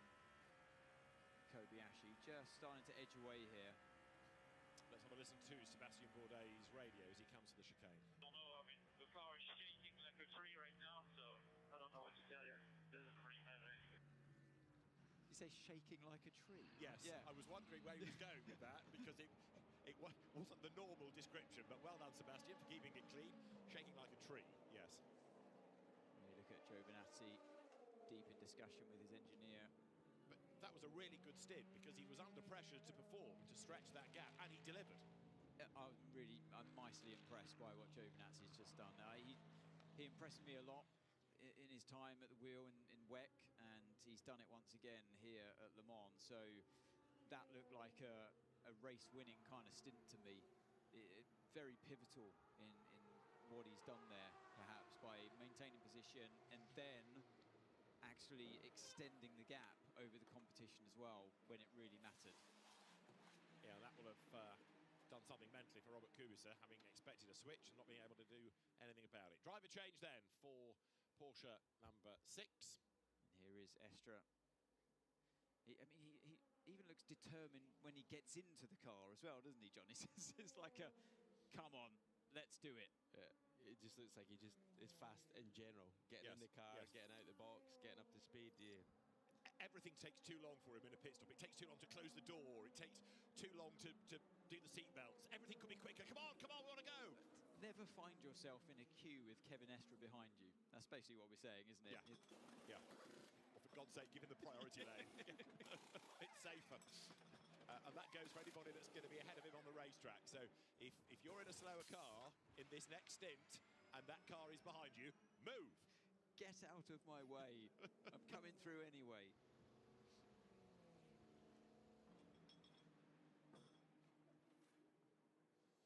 Yeah, so the ever-competitive Kevin Estra leaves the pit lane. His son's now in Formula 4, so can't wait to see what he's going to be like. Kevin Estra will take the car back into the race from 4th position and light the blue touch paper and stand well back. I think this is a slow-mo of that slight oversteer we had before, yeah. That Campbell's slide. Impressive. Might not be the fastest way to get through that corner, but then, like we were saying, Johnny, that car seems to slide on like the being driven, yeah. And it's great to watch. Well, you saw last year's Estra's onboard in Hyperpole. The car was constantly moving, and he liked it. You know, he clearly can adapt to it, and that's maybe why this package suits his style. You know. The problem is in terms of car development, though, is if you have a driver like Estra that is quite comfortable to slide a car around like that and can be faster than all of his teammates by driving like that, it takes car development down that path. Yep. And then it might not be necessarily the fastest car development path to go down, but and this is in similar ways like maybe what Verstappen's doing at Red Bull with the car development. And there's less development, of course, in hypercar because of the static rules of the homologation, but the smaller elements like roll bar, damper design, and how you run the car, it might be, you know, you always end up listening to the fastest driver, don't you? It's the same in GT3 when you're developing a customer car, in effect, and as a platform. It has to be an easy platform for the amateur to drive. It cannot be a small window, and it has to be very confident inspiring. You know, very easy to drive on the entry to a corner, because ultimately they will be nervous if the car isn't, and their lap time will definitely not be as strong. So if Estra were to drive, for example, with an amateur driver of a bronze-rated driver as part of his car crew, back in his GT days, it might not have been, if he was uncompromising in his car setup, it might not have been the best way as a collective car crew to go on to success, because the bronze driver would just never be able to drive it. You still see it nowadays, to be fair. There's so many pros that get wrapped up in customer racing, and it's about them, but actually it's not. It's the greater picture. It's about the customer, because it's the customer that's ultimately paying for the weekend, but ultimately it's their lap time that's the important thing. For me, they are pure performance, and you're spot on with what you say. It's easy to get in that window of it's about me, it's about this. Actually, it's the bigger picture. So when we're therefore talking about the pro drivers in the GTs, we've seen a great battle earlier on, for example, but they might be carrying an inherent deficit of car setup because of their lower grade driver in that car as that compromise. So for the greater good of the whole trio of drivers, it's a selfless task in many ways as the pro, and it's your responsibility, isn't it? I've been there myself with in LMP2 driving with a silver driver, so it's not quite as extreme as the bronze case, but I learned how you had to be selfless in many ways to give the backbone of your team a chance to, which is the silver driver, the chance to perform. Yeah, you'll set the car up with a mild little bit of understeer, a bit more wing maybe for downforce, and ultimately give them a new tyre when they need it, rather than you taking that, because it's their confidence that's the key element to the weekend, and it's 3 guys or 2 guys that stand on that podium, so you need the whole collective thing to work together. We've just seen Peugeot number 94, the car that's in 13th place. They've had a tough Le Mans across both cars, just like last year. Still going, reliability is okay, but pace, different story. It just hasn't been there since they turned up, and they have more of a helping hand the way the balance of performance works in the World Endurance Championship. There's a second layer, basically, of balance of performance for WEC. And the last race, for example, in Spa, they were right in the mix. But they come here, and that second layer is stripped away. It's back to basic BOP, balance of performance, for this particular race at Le Mans. It doesn't matter what you've done in WEC up to this point. Le Mans has its own base BOP, set by the inherent drag, downforce, power and weight of the car. It's a 4 criteria the ACO and FIA look at based from your homologation. So you have to say, in its base form, the Peugeot is just not fast enough around this track. Yeah, that's what it boils It's down nothing to. do with balance of performance. Ooh. Very lively here. Look, the Aston Martin Valkyrie almost up against the barrier, bouncing back towards tarmac, skimming the guardrail. Wow, that was quite a moment, wasn't it? Yeah, that was definitely hard, and well, yeah, there. It looked like the grass was actually dragging him to the barrier, and he was trying to get off the grass. He didn't actually touch it, did he? No. It did look like, but I was just expecting that at one moment when you're going over grass like that. It's not a perfectly straight affair, and it's just at some point you can often see the cars just suddenly take a huge jump, and bodywork goes. That's what I was expecting. Bodywork go flying, but so lucky that that particular part of grass was flat enough that he lives to fight another day, and the car seems to be all right. But rough speed at that part of the racetrack. Oh, 180 miles an hour or more. Proper Code Brown moment then.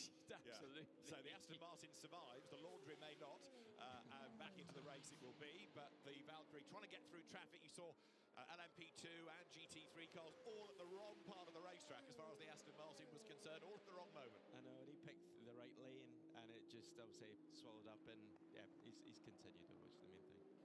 Big heart in mouth moment all round, right. So, race continues for the Aston Martins, as it does for all.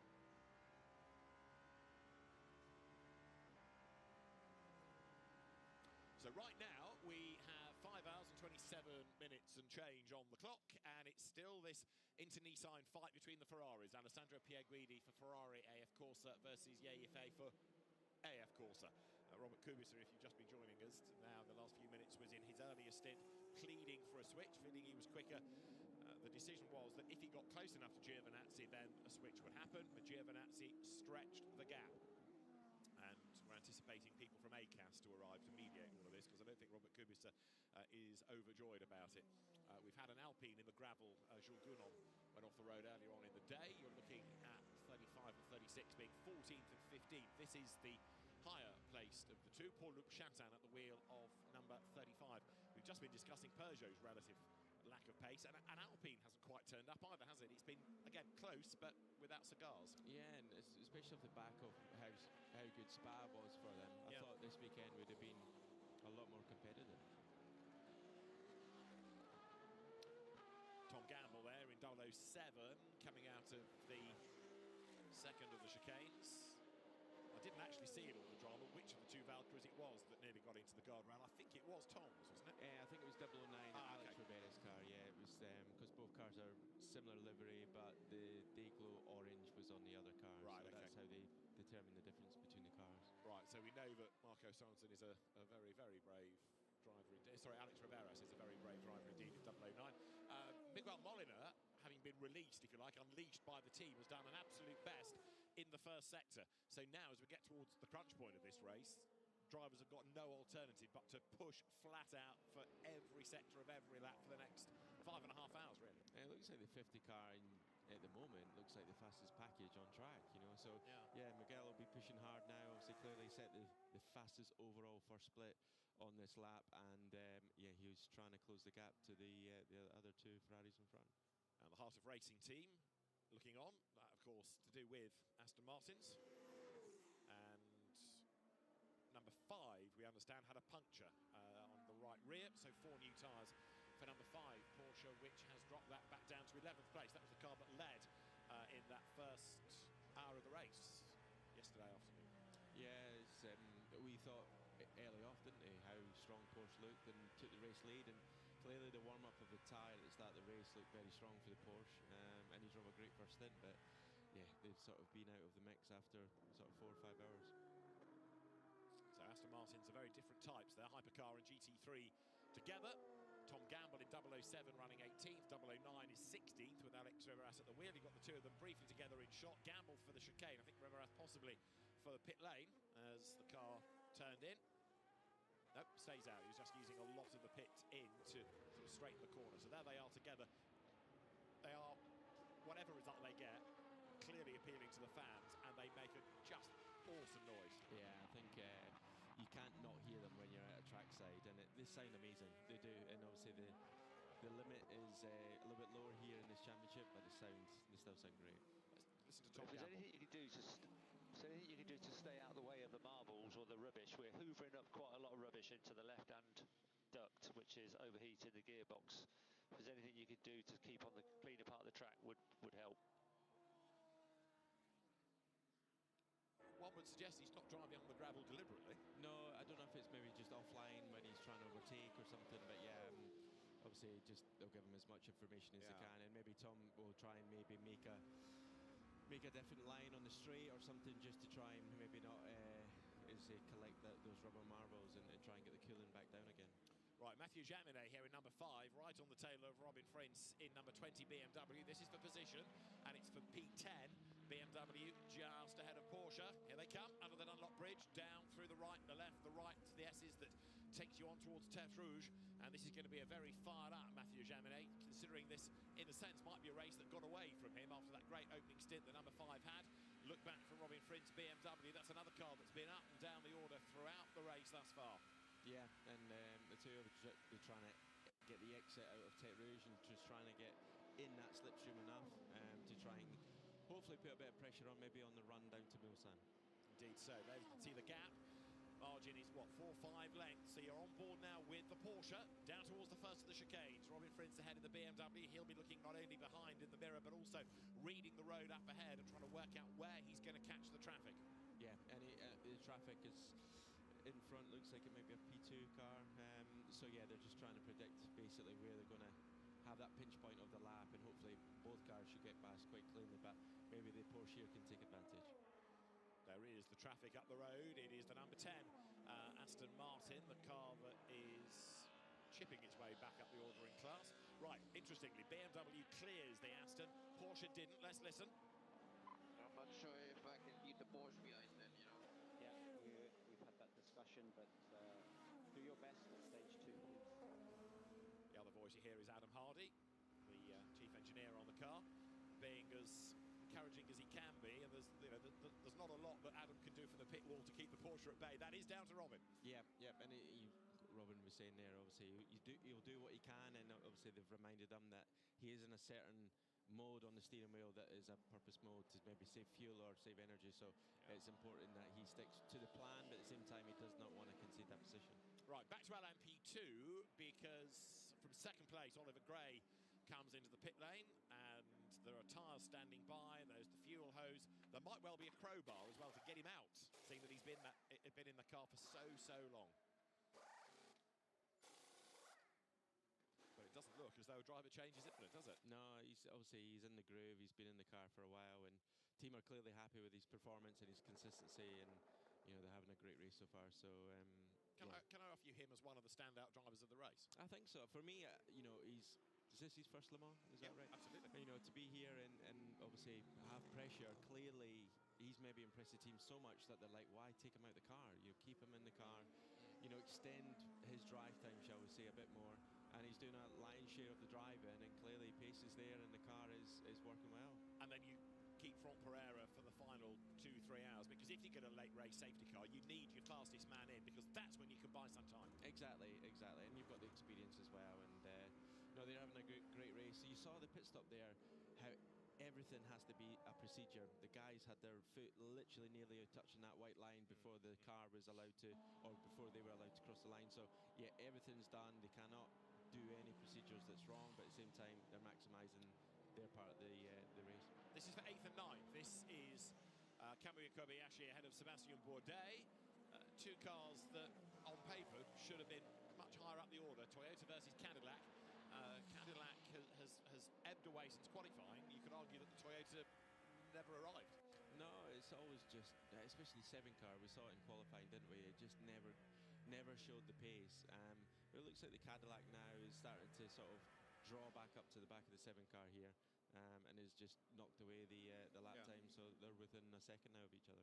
Number 7's been a bit like a skirting board. It's always been there, but you don't notice it. Yeah. It's just there. Yeah, and what we predicted earlier was they were maybe trying to use that car as a bit of a strategy offset, trying some different things with tyre plans or something to help the 8 car. But yeah, it's just never been there in terms of pace. But still, I mean, it's still in the top 8 just now. And Toyota, yet again, it'll just be one eye still on points. It's a world championship. It's a big weekend, this one. They'd clearly love to be on the podium, but it still points towards a world championship. So for them, both cars ideally finishing in the top 6 might be their goal at this stage. And double points for this race as well. So yeah, anything you can salvage, you're absolutely right, Johnny. It is worth doing. We've got 5 hours and 19 minutes to go in this 93rd running of the Le Mans 24 Hours. A race that perhaps has surprised many, because with such a stellar entry, I think we were expecting so much ferocity in the racing, so many incidents. We've had precious few real incidents, and only 10 cars have dropped out, but we are preparing for a full course yellow, and that I suspect may well be to clear a little bit of debris off the racetrack. Full course yellow is coming in 10 seconds, we understand. There you've got the surviving United Autosports McLaren going through. Bourdais bails for the pit lane, whoops, and then goes back onto the road. Full course yellow called. That's very, very messy indeed. He is in the pit lane, but that was a right mess. Yeah, I don't know if that was just a miscommunication on the radio, whether it was a last-minute call to tell him box, as the full course yellow came out there. So, yeah, very much, he's made it in, which is the main thing. No damage to the car, but yeah, maybe a little bit of miscommunication. But having crossed the white line, and then the indecision, that will get looked at. So, yeah. However, whatever triggered that, it's messy. And the net result is that there may well be a penalty for Bourdais, but he's in. Full course yellow is called then. It's at Marshall's posts 26 and 27. Here it is again. Let's see. It looks like he's heading for the pits. He's in the pit lane. Yes, and then he tries to avoid the marker board, and then he wants to get back out, and presumably the team say, no, you're in, stay in.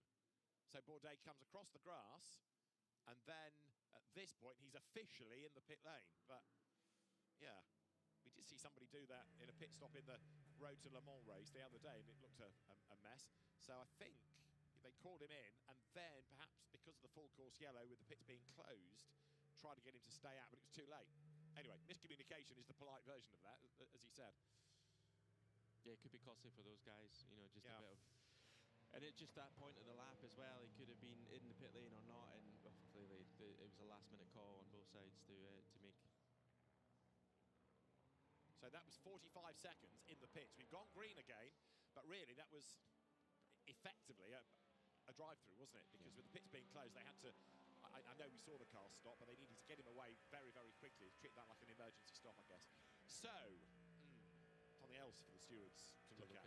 Not that they've not been busy.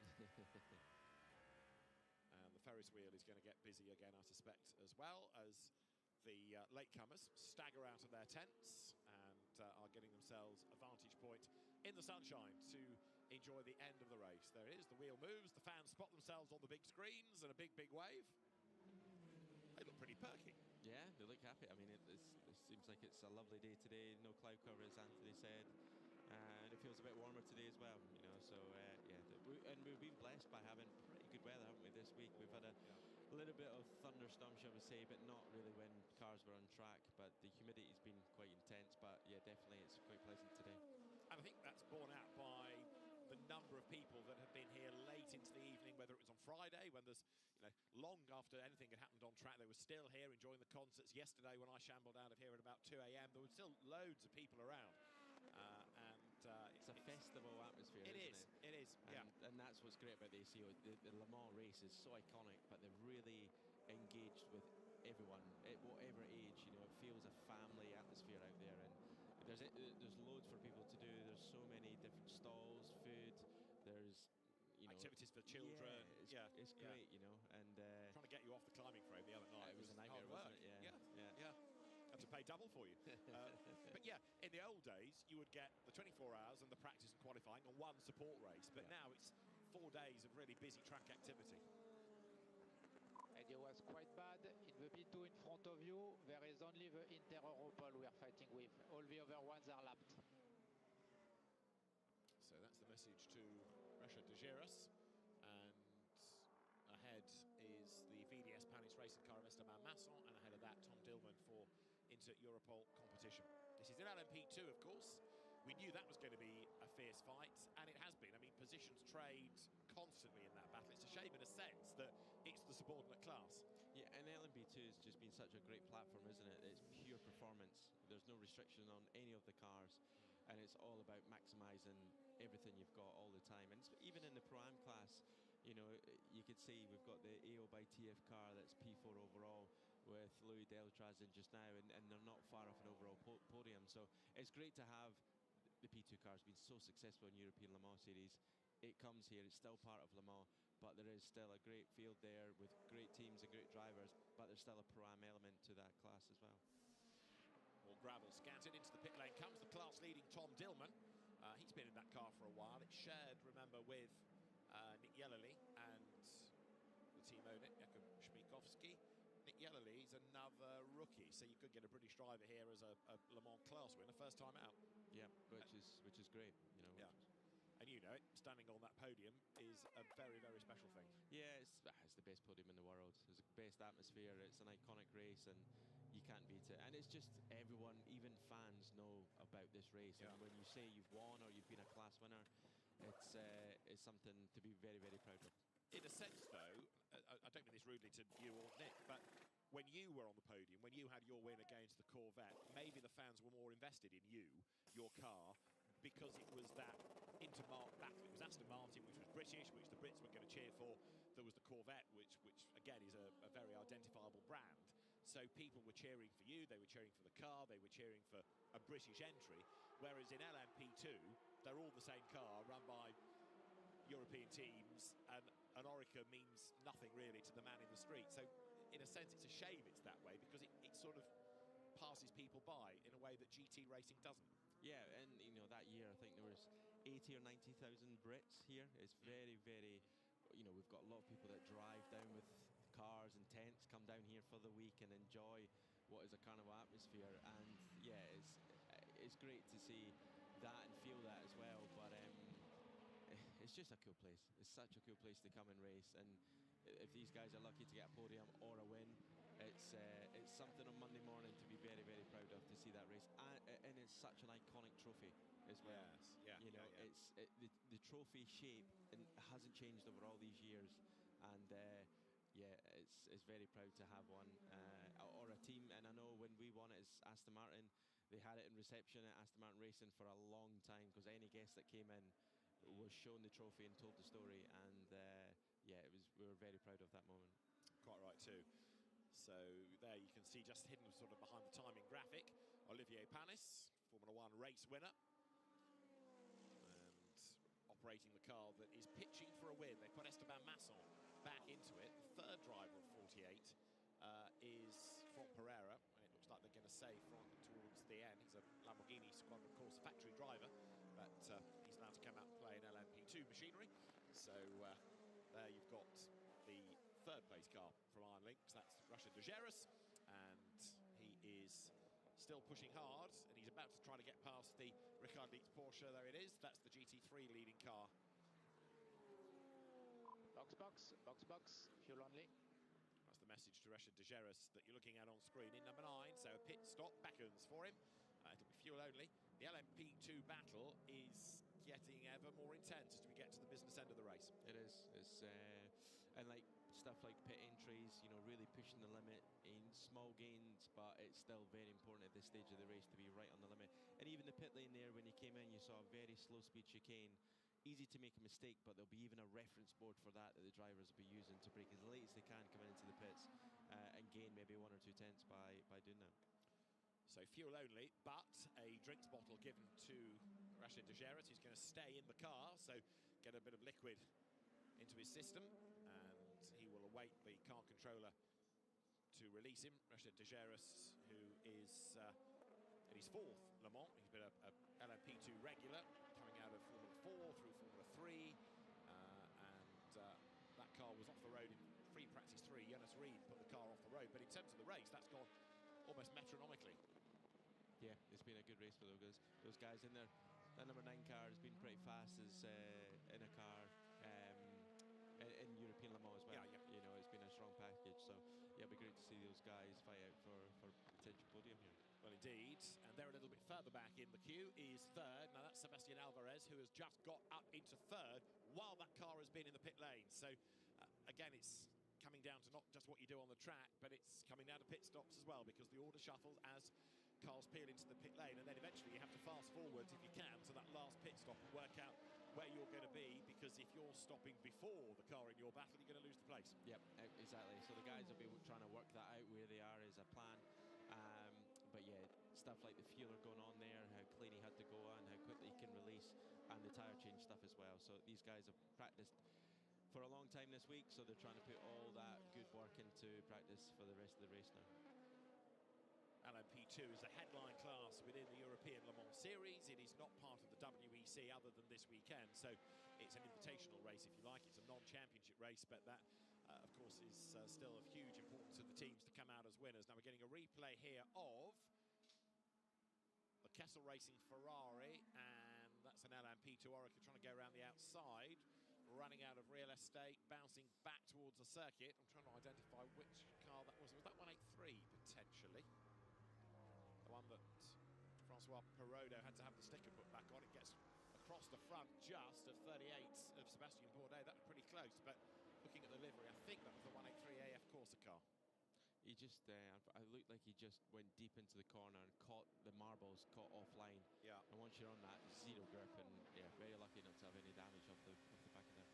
Now, if it was that car, it was Antonio Felix da Costa at the wheel of it, so you can kind of understand it may have been him, because he was absolutely pushing flat out, which is what he does. Da Costa in trouble with the stewards earlier on in the week for missing the driver's briefing. Why did he miss it? Because Porsche sent him on a Formula E test. Why they couldn't have done it on a different day, discussed, but he missed the driver's briefing and therefore copped a fine. The steward said, no, that's not force majeure, that could have been rearranged, so a fine had to be paid. I'm sure Porsche will sort it out, but I think it could have been the RLR motorsport car, Ryan Cullen. Okay. He had a a slower lap time on the last lap, and I think he was on that part of the lap. So very similar liveries, but it could have been him as well. Okay, go with that as you ride on board with Louis Delatraz here. This is the car that is now 5th in LMP2, but perhaps more importantly for them, is leading the Pro-Am element of it, and that's a class within a class. Yeah, and they've had good success in this class before. PJ Hy's a great, obviously, bronze driver, and he's got superstar in Louis Delatraz in the car and Dane Cameron, so very, very strong lineup for this class. Now, you know that kerfuffle that Sebastian Bourdais endured coming into the pit lane, all of that is now under investigation. That's not exactly a surprise, but it's now officially under investigation. Yeah, so that will go to the stewards, and they'll look at that, and there'll be obviously a procedure and a rule that they'll obviously look at, and yeah, they might be in trouble from what happened. And that's just down to miscommunication. Yeah. And unfortunately, just that pinch point of do we box, do we not? Yeah, unfortunately, just comms went down there.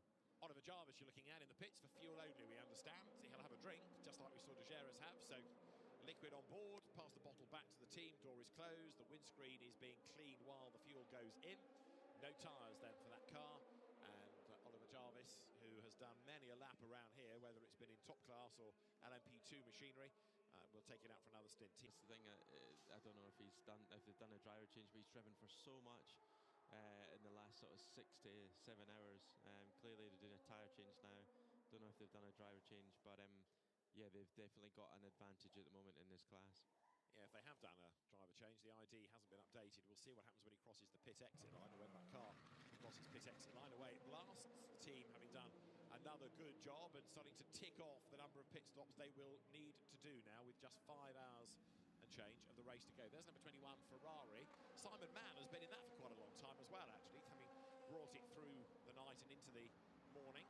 And although he was being looked at for a possible safety car infringement, he was deemed to be okay. So in he comes, and there will be a driver change there in number 21. That's the car that he shares with Francois Ariot and Alessio Rovera. And Rovera is another man in the Fuoco mold, isn't he? Because he's just so fast. Very fast. So it looks like they've done quite the opposite. Obviously, they've put the Pro in for the Ferrari, and the silver now has gone into the Manthey car. So yeah, Simon Mann's done a great job there. I was keeping an eye on his lap times there, and he's definitely chipped away, and it showed good pace. But Leach has done a great job yet again. He's not made any mistakes, led that car, led that team. They've got Perrin, obviously, is the silver, who's very fast. He's one of those shiny silvers. And these guys have had good success. Did not win at Spa last time out in WEC or Imola, so they're clearly thinking about this win now, but at the same time they're already in a good position in the championship. Yeah, you saw Ricard Leitz a moment ago looking on as his Imola winning Manthey Racing Porsche, then that 4.2 litre 6-cylinder car leads the class. Back into the race then goes number 21 Ferrari, Alessio Rovera at the wheel with around 70 seconds worth of a margin. Rovera will try and chip that away, and he can possibly claw back some of that time, but it's quite an ask. There are a number of teams now whose only remaining hope is a safety car, and amazingly we've had only one in the race. I know, it's been such a clean race, and obviously not a lot of retirements. You know, some misfortune for some others, but yeah, the cars have been pretty reliable this year, especially, you know, in the hypercar class. It seems like everyone's just driving around. Nobody's really putting any mistakes down just now, and everyone's driving to a good limit, but not being silly out there. Are we getting to the point of the race now where drivers are starting to hear funny noises that they didn't hear before, and you're getting a little bit more mindful that we're nearly at the end of the race, we can't relax, and oh, was that a funny noise I've not heard before? Does that sort of creep in now?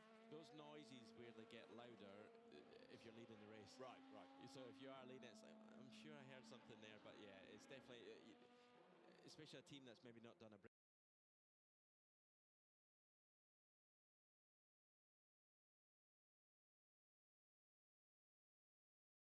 Nearly at the end of the race, we can't relax, and oh, was that a funny noise I've not heard before? Does that sort of creep in now? Those noises weirdly get louder if you're leading the race. Right. So if you are leading, it's like, I'm sure I heard something there, but yeah, it's definitely, especially a team that's maybe not done a brake change, for example. And they'll actually feed that back to the driver to say, brake pads, wear looks great, you know, brake performance is fine, but yeah, as a driver, you're sort of, you're maybe hearing more things than normal at this stage. Super slow-mo there of number 22, the United Autosport Century that was delayed early on, but has fought its way back into the mix. 25th overall now, and it is 6th in class, and it is Renger van der Zande at the wheel. Right, so let's just have a listen in to more team radio. Car 28, Sebastian Alvarez. Okay, Seba, this is a good pace, 340, 330 on tires, so you keep pushing like this. Very good job on people in tires. There is no traffic behind for the moment. Next one is 15 seconds, Alpine. So the LMP2 battle continues to rage on, just as it does really outright, where Alessandro Pierguidi is now building that gap again over number 83. A few hours ago, we were talking about a possible change of team orders between the Ferraris. Well, now with a gap of nearly 25 seconds, that ain't going to happen. As number 50, Ferrari, makes its way down the pit lane, Martin Haven. Hello. Hello. Hello. How was your blimp? My blimp was very, very, very spectacular. What I wasn't expecting, I was expecting a great view of the circuit. What I wasn't expecting was how much of the noise just travels straight up. Oh, okay. Louder at 1,000 feet than it is 100 feet from the racetrack. Because there's nothing in the way. There's nothing to absorb the sound. So very good. Also, all car livery designers should be sent up in the blimp. Which one's your car? Some stand out, and some are just an amorphous blob of nothingness. Ferrari, very easy to spot. Porsches, white nose, red body, very easy to spot. Yellow Ferrari, yellow Porsche and stuff like that. But some of the red and black cars, you got no clue from 1,000 feet. So your spotter's guide wasn't a lot of cop? No, it's not my aerial spotter's guide. No. Oh, well, however, there's a roof. In addition to having had my first ever trip in a Zeppelin, I'm now officially not a Zeppelin pilot, but at least a Zeppelin passenger. So an associate Zeppelin pilot. David knows what I'm talking about. I also brought back tea. Now, I know it's not a proper brew, but I couldn't wait long enough, so we have tea in the booth. Now then, what I wanted to know before you go off for a late breakfast, early lunch, biscuit and whatever, is that 119 cars that were all going to be examined for yellow flag infringements, which was back at 06:55 or whatever, whenever the Iron Dame's car pulled to the side at Mulsanne Corner. There were, I think it was 19 cars in total across all three classes. How many of them ended up with a penalty?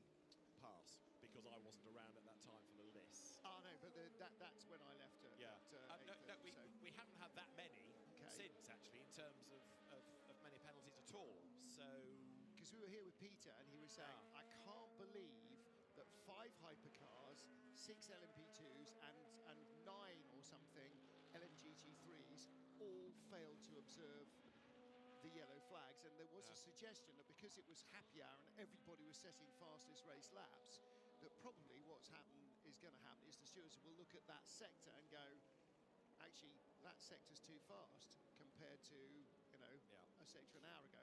Yeah, but look at the sector the lap before and the lap after. We were much quicker in both of those. And so I don't know. I know the 51 Ferrari has taken a drive-through though in the last couple of hours, so he was 51, 83 and 8 were among those nominated for examination. Okay, the most significant thing, as I was saying, about 51 and 83 is that when Robert Kubica round about 9 o'clock was getting much closer to 51, he was asking for the team to switch the cars around, and eventually the news came back that when he closed the gap, because he was like 2 seconds back, when he got close enough, then the switch would happen. At the same time, Antonio Giovinazzi was being told by the team, pull away, build the gap, and then we don't have to have the switch. And so ultimately, Kubica didn't get by. This is his car. It's got Yefei behind the wheel of it, and it has come now down the pit lane. So the lead gap has stretched out, and that has been the main talking point of the morning. And that's been the reverse of what happened a couple of times during the night, where the yellow car was in front and Phil Hansen was being caught initially by James Collado. And Johnny, you remember this, and Collado, trouble for one of the Lexus. And that is the 78. That's the better placed of the two. No, it's not. It's not any longer. It's down in 5th place. But that is smoking, left rear puncture. Puncture with a bit of bodywork damage, doesn't it? It's had a bit now, it looks like that's where it suddenly started to rip itself apart, doesn't it? So he obviously had contact with the barrier, and you would think exit of Arnage probably, and has brought it back as tenderly as he could, because it's not just rear bodywork, there's front bodywork damage there as well.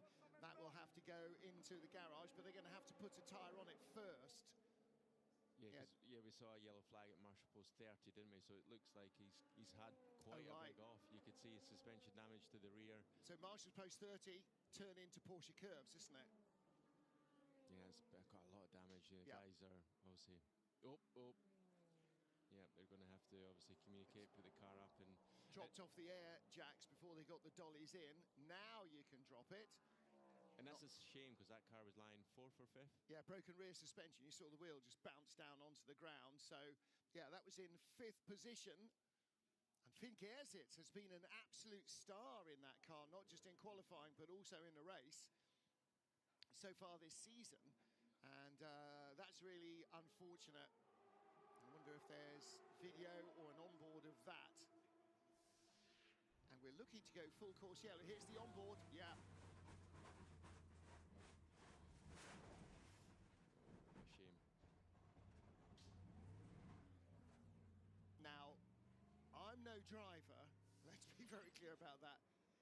That looked to me like he was going straight off. Was that a brake problem or a broken car? Guys, finished. He's finished. Race is finished. The car's finished. Well, it ain't over till it's over. Now, chance of a top 6 finish is possibly gone. However, points down to 10th place, and that's going to be really important in the long run. And also, there may be cars ahead. In fact, there is one car ahead of them, the number 50 Manthey car. That is not a championship entry, so that will be invisible to points. But broken left rear suspension. Guys, you got 4 hours, 55 minutes. This is nearly a full WEC race still remaining. Set 2, make sure the mounting points aren't ripped off the car. The bodywork you can replace, it all unbolts. Yeah, unfastens. I think this car is doing well in the World Championship as well. I think they're lying 3rd, and obviously I think have had a podium this year so far. So, but yeah, very unfortunate for those guys. Yeah, and do you know what? It didn't look like driver error. I'd like to see it from outside.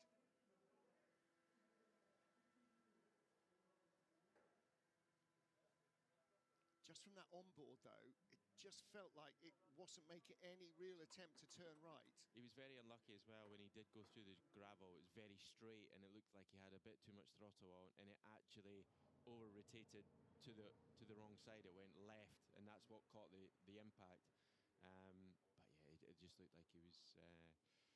Unfortunately, we've seen it before, haven't we, with the wrist at that point. The gravel doesn't do much at that speed. It slows you down a little bit, but there is a wall after that. So, yeah, he's very unfortunate.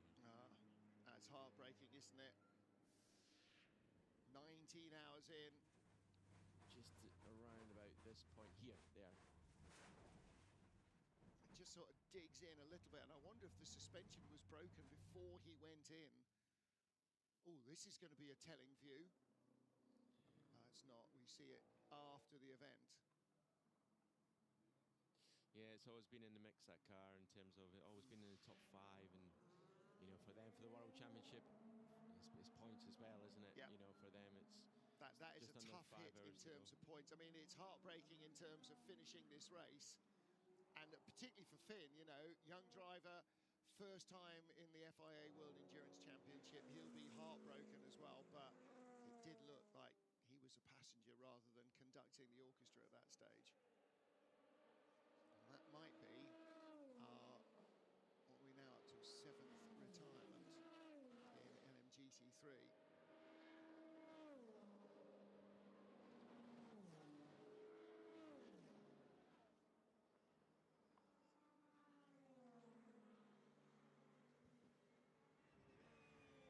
A brief full course yellow for that off Finn Gersitz. We've gone back to green, but I'm surprised by that, because clearly the view of that conveyor belt in Johnny Adam is that it's not as it is supposed to be, and the circuit is homologated with all the safety features in place, and if they're not in place, it loses its homologation. Well, there's Finn Gersitz. Tough break for that young man. Yeah, he'll be feeling that one in his first Le Mans. He's driven so well in WEC this year. You know, in pole at Spa, I think, in his part of Hyperpole, and the car was running well. You know, Dakotas has done a great job with that were running quite well. There were both cars in the top 5, if not 6, and yeah, just small mishap and robbed them of good points. 4th place in Qatar from 3rd on the grid, 3rd place in Imola from 5th on the grid, pole and a 7th place finish at Spa. 7th doesn't sound very exciting, but it's a hell of a lot better than a 0, so they've scored points at every race, and you're right, you know, they are right in the mix, and this is double points. So you're not losing 25 points potentially, although they weren't on target to win, but you're going to lose 50 points to someone. Car 38 drive through for the Cadillac, Hurst Jota, for crossing the pit entry white line late after the pit lane entry lines had started, and that is a drive through penalty.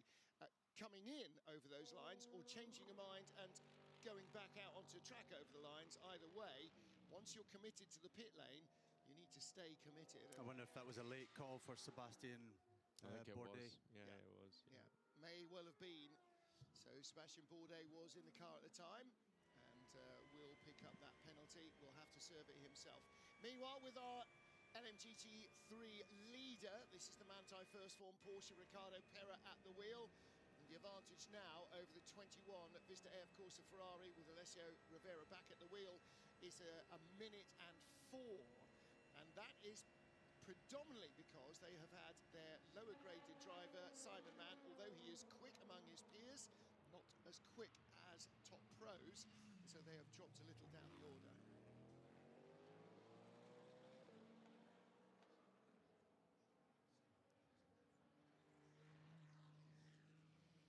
So our race-leading Ferrari, Alessandro Pierguidi, is on an outlap. Now, more dramas, and is that Pierguidi?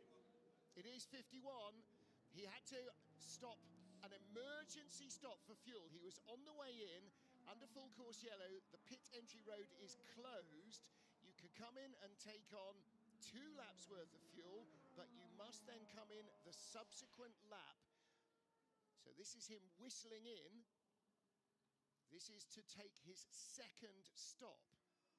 And he gets it wrong and bounces over the curbs on the way into the pit lane. So this will be an absolutely livid Alessandro Pierguidi. Tell you what, he did very well to drive that car out of that gravel. Yeah. Oh, just too fast. Yeah. Ditch hooking the curbs to try and pinch every inch on the way in, carry as much speed as possible. Because when you get caught out like that, when you have to take emergency service, you've had a pit stop but not got anything out of it, and then you have to have another pit stop again immediately. So it's more time lost, and this will not help his mood. Even more time lost for Alessandro Pierguidi. So they would have lost the lead, except the number 6 Porsche of Kevin Est has come in as well. So having to make a 2nd stop, now unfortunately having lost more time, they are doing fuel, and they would have been doing an oil top-up. They may well do that, and that will cycle Ye Yifei back to the top of the pile. The never-ending story of the 83 yellow Ferrari ahead of 51 continues. They are topping up the oil, high-pressure oil system, and he will be under investigation for crossing the pit lane entry line. That would be pretty harsh if they penalised him for that as well. It's the law. And he crossed the entry line because he spun out in the pit lane. He still comes out in front of number 6, but by nothing like the lead that he had over Kevin Est before. So again, another twist in the tail. Closing up those top 3 again. It's endlessly fluctuating, the balance of power in this race. But what about, I just followed James Collado back in, actually. He was on a scooter coming up through the tunnel, heading back to the pit lane. He's sitting there watching. He will be the next driver in the car, because Alessandro Pierguidi can't do the remaining 4 hours and 47 minutes.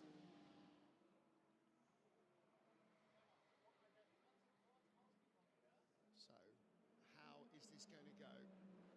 Is it going to be victory at Le Mans for Roger Penske, or is it going to be a 3rd straight for Ferrari?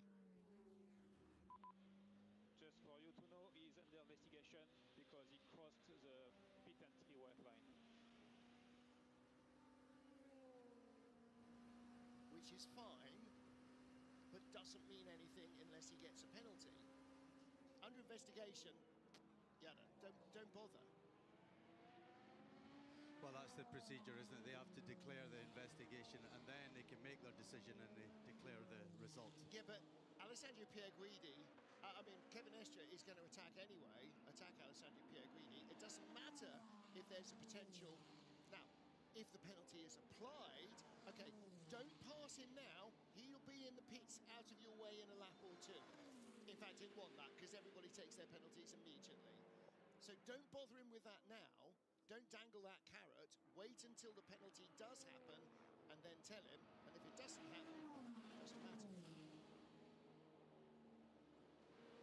Well, I'm standing in the car number 83 AF Corse, the yellow Ferrari, in the garage, and I can tell you the pressure and the tension is there. Everybody stood up when that happened, and I can tell you here, we all know it's tricky because it's a Ferrari and they're fighting against another Ferrari, but there are some sort of privateer team.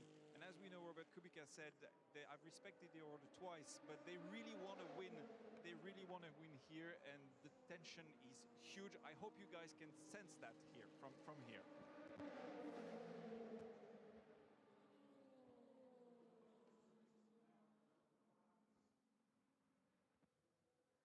Well, he did undoubtedly cross the pit entry white line twice. Well, once there, spun there, and crossed it again there. So it was fairly comprehensive crossing. However, the curb hopping, I think, won't have been an issue, but he has been reported for what, in technical terms, strictly, Johnny, is an offence. But look at the reaction. He cannot believe it. It's an easy mistake to be made under pressure as well, to just come in 1 or 2 k's slightly too quick and just caught the curve at the wrong angle and round he went. He'll be kicking himself for that. Fatigue and frustration there. Yeah, obviously we're getting near the end of the race now. 4 hours 45 minutes to go. Drivers are tired. They're trying not to make any mistakes, but it's human that little things start creeping in. Okay, update. Now we fight with 50, gap to 50, 21 seconds. Copy. Essentially, all these three drivers, and especially Phil Hansen, seem to have just been in a battle with a red Ferrari. And actually predominantly in front of a red Ferrari, and knowing that they have to stay at arm's length. Otherwise, there will be some team instructions. Could you please just pull over? Thank you very much indeed. I don't know at what stage Ferrari are going to say, OK, guys, the yellow car's got it. It's still a Ferrari win. I'm not sure that'll ever happen, will it? You think with 30 minutes to go, and if they were 1, 2, 3 on the road right, you know, after, say, a yellow zone or something like that, and they were, I think they'd just let them fight it. With 30 minutes to go and 21 seconds, if this was the last half hour, the only important thing is that one of those yellow badges is at the top of the podium. The only important thing. And for the red Ferrari team, for 50 and 51, it's points. Yes, you get more for winning, but they've both won Le Mans. It's not about that massive imperative. It's like the second World Championship for a Formula One driver or a third. It's still the first one that is that milestone. And then the others are a reward for doing another great job again. So it's not that massive imperative. So with 83, it's a semi-works car, right? Or is it privateer? It is run by AF Corse. It is operated out of Ferrari's base at Fiorano, where their endurance team is. But someone else is paying for it. Somebody else is funding it. So it is a privateer car. It is competing against the 99 Proton Porsche in the Privateers World Cup, but it is still Ferrari wins Le Mans. And manufacturer points as well. And that's the key. And you only get points for the top car of the brand, of the factory car. So whether 50 finishes first or second, they'll still get the points. Of course, Ferrari have got double the points of the next car anyway at this current stage of the World Championship. But double points available here as well. And yet still, we have got how many cars on the lead lap? 10 cars still on the lead lap, with Robin Freins not that far off it in 11th place in the number 20 BMW. So this could still be a really tough fought battle for the points, and especially for the manufacturers, because only one manufacturer's car counts. So only one factory Ferrari, only one factory Porsche, full season. Only one factory Toyota, only one of the Cadillacs, only one of the BMWs. So you start picking cars out, and that's where the points start paying. But further on down the order, you know, still we've got all of those cars, that top 10, potentially, if something, you know, if a slow zone comes their way, or a safety car, or yellow flags, or more penalties for other drivers, then suddenly you're going to find yourself up the order. Now, yeah, EFA being warned about track limits. If you get 5 violations with the same driver in the car, then you will be in for a drive-through penalty. I think we've only seen one of those all week. Yeah, I was thinking that earlier on. Normally, this time, you know, last year, the year before, it's track limit after track limit after track limit, and for whatever reason, this year is slightly different. There's a lot fewer cars getting penalised for it. However, have you ever seen so many penalties for speeding in the pit lane? And I don't know whether they're clamping down on that more, or whether it's just that this is a factor of how hard everybody is having to push now. Is this the first year? Maybe this is the first year that they've taken away any leeway at all. So it's 60. If you're 60.1, that's a penalty. Might well be the case. Might well be the case. And again, because there is time to be gained, you know, there is, I think originally there was a 3-second margin of error getting down to 80 Ks under full course yellow, and I think that's been pulled back to possibly 2 or possibly even 1 second. Again, I haven't been in every driver's briefing and read every supplementary regulation, but I know that they have closed that up, because there is so much to be gained by taking advantage of a sort of slightly lax offside rule and playing the advantage and running deeper into the slow zone. You can close right up on somebody who is obeying the law 100%. Yeah, we've seen a lot of track limits in practice, didn't we? A lot of people were getting pinged for it, but yeah, nobody's really fallen foul of that. But as you say, it's more the limiter stuff that everyone's been caught out by. Yeah. And yellow flag infringements have been relatively few and far between.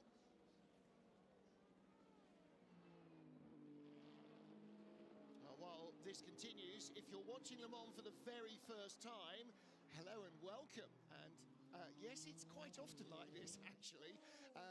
We've been unusually blessed by fine weather this weekend, at least over the race weekend, although we've had a bit of rain during the season, during the week rather.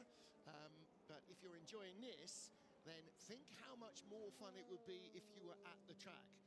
There is a Father's Day special being offered by the guys at COTA. It is a bog off, which for our North American colleagues is buy one, get one free. So you can buy a ticket to come and see the Lone Star Le Mans 6-hour race at COTA, and you can bring your dad for free. Or he can buy a ticket for you and bring you for free if you're a younger son without access to your own funds. And don't forget that tickets are for sale, or daughter indeed, or anybody else in between. You don't have to be a dad. You don't have to take your dad. It's just buy one, get one free, but it's a Father's Day special. Tickets are also on sale for our next race in Sao Paulo. So that will be early July. Then we'll head to Texas. So it's quite a demanding schedule, isn't it? When you think of this and how hard this race is, and then, you know, in a month's time, off to Brazil, to get the cars there, to get all the kit there, the staff, it's a big expense, and they're going to have to pull some long hours after this. And then we go Texas, Fuji, with a week off in between. I know.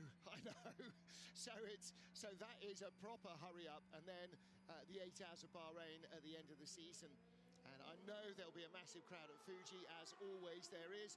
And that, like Spa, has been, like Le Mans actually, has been on the calendar every single year of 13 seasons now of FIA World Endurance Championship racing. And we know, well, I mean, you've raced a lot, Peter, in Japan. You know how dedicated, how enthusiastic, how knowledgeable, how frankly barking the Japanese fans are. It is, I'm sure, going to be a huge sellout there. Yeah, it's fantastic atmosphere in Japan. I'm really looking forward to going back. I haven't been there since 2012, and considering I spent a large part of my career there, 6 years racing there, it will be good to go back to Fuji, and I'll reassume my role in the FIA as driver advisor. And among your peers as pub advisor. No.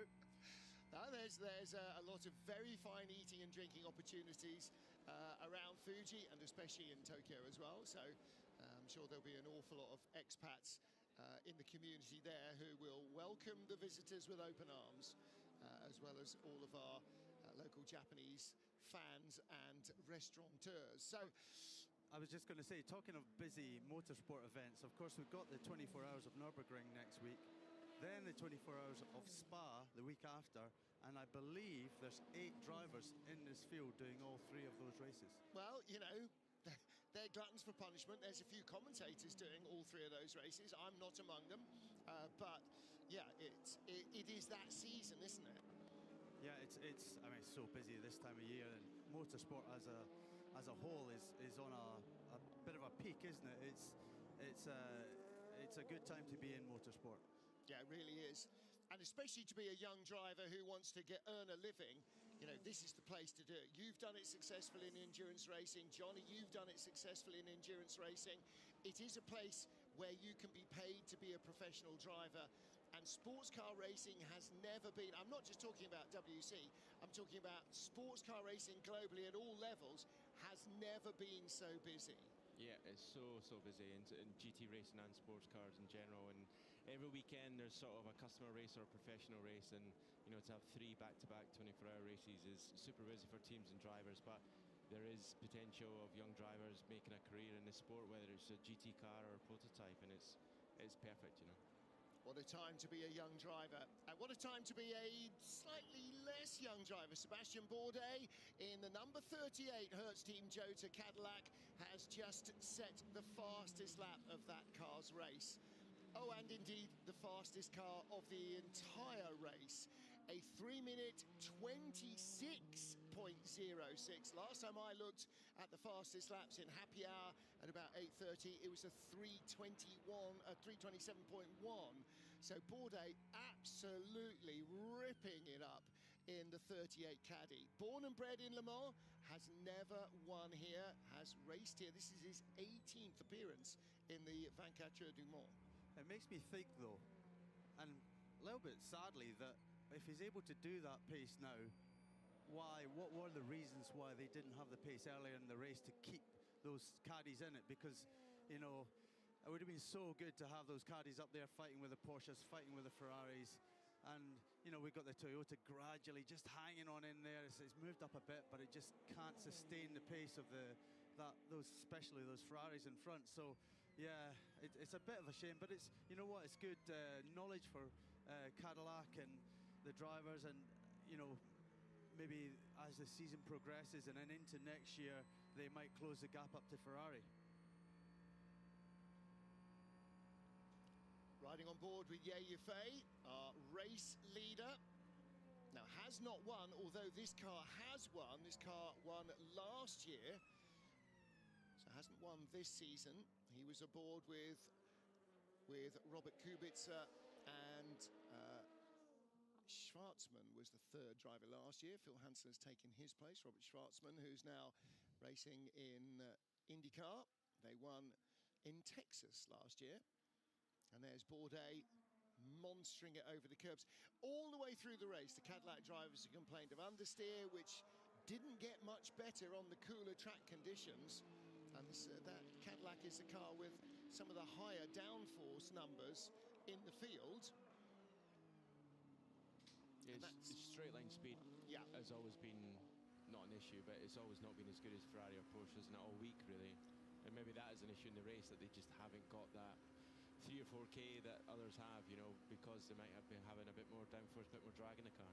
So on new tyres, they probably switched the car on in qualifying, but as it goes through the stint, they just gradually lose the grip and just can't sustain the pace. And in all the other circuits, which are much more corner compared to straight, then that's less of a disadvantage. Here, it's all about straight line speed. This is like Monza. This is rear wing like a T-tray. It's all about being trimmed out for speed. There's not much you can do. It is the inherent design of the car. And it does look as though maybe the Cadillac was designed for racetracks rather than specifically for Le Mans. The cars that are the quickest here throughout the race, the Ferraris, the Porsches, and to a degree the Toyota, are probably designed predominantly to be good here and then to survive elsewhere. And because BOP from the season is not applied to Le Mans, these cars are racing as they were designed. And so the quickest car that you're seeing here, that's not BOP, that is genuinely the quickest design. And somebody will always answer the questions and join the dots slightly better than the others, and the margin of error here is so tiny. Nick Yellerly back at the wheel of the number 43 into Europole competition LMP2 car, stopping from the lead, still battling with VDS Panis Racing, the 48 car, Esteban Masson in that car. And in third place, Louis Delatraz, also in the pits now. There he is in Spike, the AO by TF LMP2 car. So the two of the top three are in. EDEC Sports number 28 car, that's the CrowdStrike liveried car. Jupp van Uyter is in fourth place in class. And the number 9 Iron Lynx Proton car, the yellow and black, bright yellow and black LMP2 car. Matteo Capietto has just left the pit lane in that one. In fact, there goes Nick Yellerly with what was a yellow nose, but is now a black and yellow nose. And there is Olivier Panis, the last Frenchman to win a Grand Prix in a French car, and the last Frenchman to win in Monaco. What year? Come on. Not that I know. Late 90s? No, it was Olivier, so a little earlier than that. Not late 90s, maybe early 90s, maybe 93. No, it was after that. I'm struggling. I started racing in 94, 93, 94. So I call it 97, 98. Okay.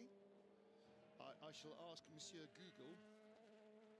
There'll be people at home, I know the answer to that. I know. And how could you not know that? Monaco 1996, shot win for Olivier Panis. Somewhere in the middle then. In the Ligier, so the last win for Guy Legier's eponymous team. And there is the AO by TF car, leading in Pro-Am. So again, if you look at the timing pylon on the left, we've got LMP2 as a class. That's the category. So they're all the same Orica 07 chassis. They've all got the same Gibson engine. They've all got the same Goodyear tyres. And they're under the same batch, basically. But there will be a separate podium for the Pro-Am teams as well as for LMP2. So were it to finish now, into Europole, VDS Panis, EDEC Sport, that would be your LMP2 podium. AO by TF, 34 into Europole and 11 Proton, that would be your Pro-Am podium. And different points for those. And all of these cars race regularly in these two categories in ELMS. Copy, can you give me M2P3 every lap? Yes, copy. Just need to wait a bit, but all the pit stop stabilize. All right, so he's having a little bit of a flap about, let me know where we are. Yeah, we'll wait till everybody cycle through the pits and then we will know where we are.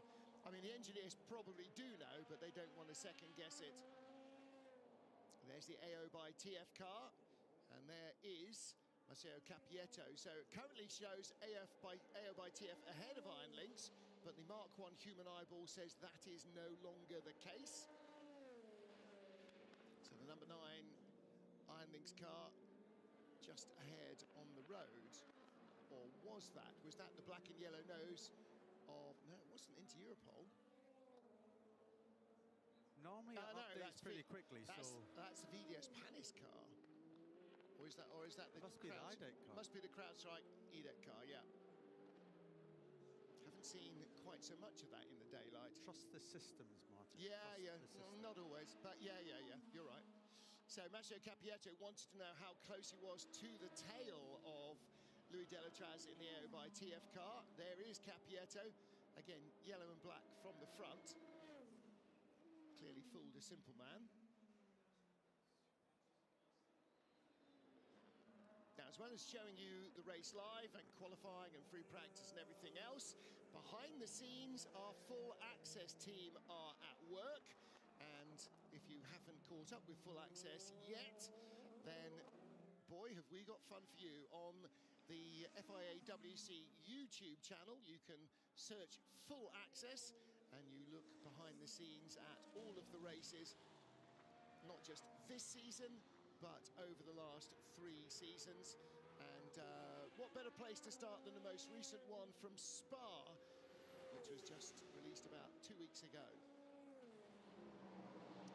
I'm in the Cadillac Racing Garage, and next to me, Sébastien Bourdais. Sébastien, you've posted the fastest lap of the race so far, 3 minutes 26. The cars, the leaders at the moment, are lapping in 3:28 at best. My question is, why couldn't you keep that pace earlier on to keep with the lead? Why is it now? Well, we can't sustain that pace. That's it. Like, I had fun on one lap. You know, I just low fuel at the end of the stint. Finally had a clear lap, and you know, it just happens or it doesn't happen. Like, plenty of people just never get the lap. I just got lucky, and the car has plenty of pace. The track's gripped up a ton. And our car just needs it. That's the only way it performs. If it's at the way it was at the start of the race, we just couldn't do anything. We're just sliding around, locking wheels. The car was dead. So with mechanical grip, which is happening now, if there was a safety car, you could bunch up and maybe you could do something. It's over. We're a lap down and quite far. So a minute 37 behind the lap car. So it's over. Okay, well done on the lap anyways. Thank you.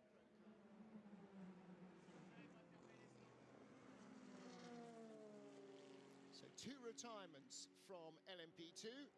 Number 24 Nielsen Racing car after a crash, and the number 18 EDEC Sport car.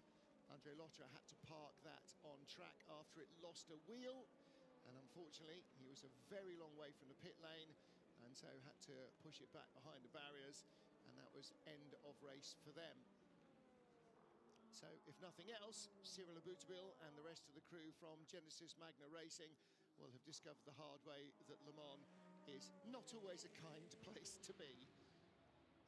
And Peter, every driver, every team worker or boss or engineer who's ever been here knows that the ratio of success to being kicked in the Watsits is very low indeed here at Le Mans.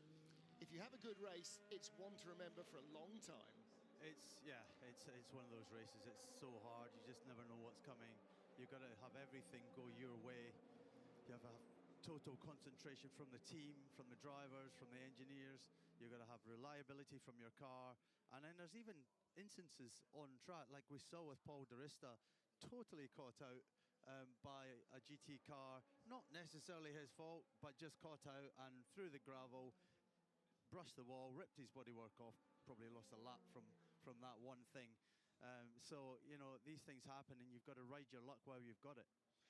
And the thing is that, you know, all of these drivers are so good, even the gentleman drivers, that you will more often than not get caught up in somebody else's incident, or as with Di Resta, following maybe 2 GT cars, we didn't quite see the whole picture, but it could easily be that one just sort of moved out to have a look around the other without realizing that Di Resta was catching them quite so fast into those Porsche curves. And then that leaves the prototype with nowhere to go, and suddenly you're off, you're in the gravel, you're in the barriers, you've lost the rear bodywork. And you're a split second. Yeah, a lap down, 2 laps down, and it's not the 80s. You can't make it back up.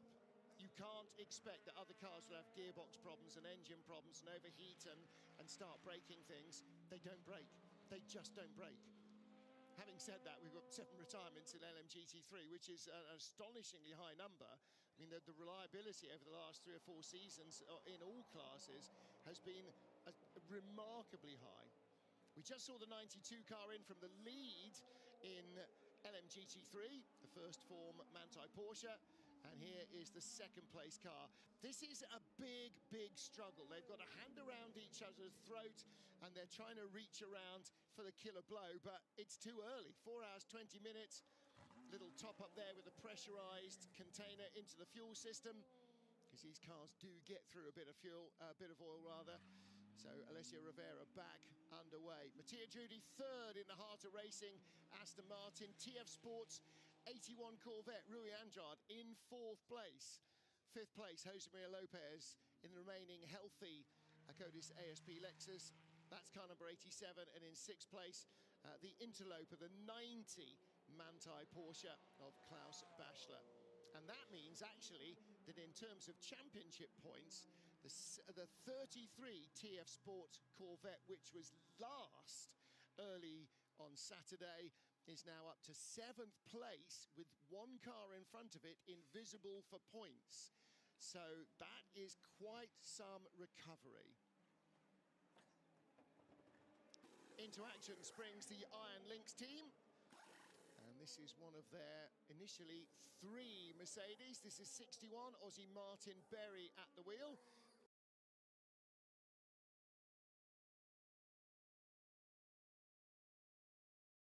Time running as well. They're clearing out the cooling ducts. I commend to see Tom Walkinshaw on the bonnet of a Jag V12 pouring iced buckets of water into the radiator outlet like that because it was overheating in the last couple of hours at Le Mans. That's a little bit more sophisticated, a little bit less close to the edge perhaps, but there's so many engineers watching the data in the back of the garage that the car is transmitting all the way. They've seen, okay, your temperature's getting a little bit high. Let's take a look at clearing some of that debris out of the radiator. Yeah, the championship taking a step forward every year, it seems. New things available, new data available, streamlining, improving. Yeah, it's become a very professional outfit. And this is our 3rd place car, Heart of Racing. Heart of Racing entered 3 cars. This GT3 Aston Martin, and of course the 2 Aston Martin Valkyries in Hypercar, all 3 still running. Not without a couple of issues, but they are still running. So the Aston in 3rd, Ferrari in 2nd, and it is Porsche in 1st place. Last year, LMGT3 was won by Manthey's number 91 Porsche, which then went on to win the championship. But the 92 car with Richie Leitz at the helm. In fact, it's Ricardo Pera at the moment. Looking strong all the way through here.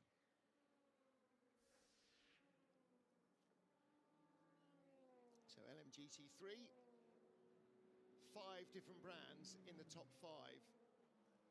In LMP2, all the cars are Oricas. That's not by rule of law, that's because it has been the best chassis. Little lock up there as the Porsche turns in front of us.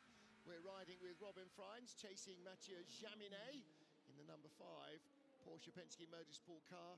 And Peter, as he started to rotate there, trail braking into Mulsanne corner, just a little puff of smoke from the unladen inside right rear. Yeah, you're right. It's a normal thing to do in these cars where you gradually come out of the brake pedal as you're turning into a corner. Yeah, mate, your pace is really good, and this stint average for a doubles very, very strong. So I don't think we're going to lose. I still want to try and stick to the plan for our triple. That's really interesting, and that is clearly the answer to a question. So they've talked to Robin Fry and said, I think we're going to triple stint these tyres. No, man, no, we can't. And then the engineer's coming back and going, no, the data says you're really holding your pace in the second stint. And by not stopping and changing tyres, just taking fuel and maybe a driver change, will save 10 seconds. Now, he's a second behind that Porsche. If they don't change tyres, he'll be 9 seconds up the road. That's a big advantage that you're not going to get in driver pace alone. Yep. I do the same thing. The Porsche will be thinking exactly the same thing. They're all kind of working to the same strategy. We've got the number 50 car from second place coming into the pits. I was monitoring the gap between 83 and 50, and Yippee Yee, he pretty much held him at bay to somewhere around 18 seconds. So then 83 will be in fairly soon as well. I think he's pulling a pretty good stint, holding his own.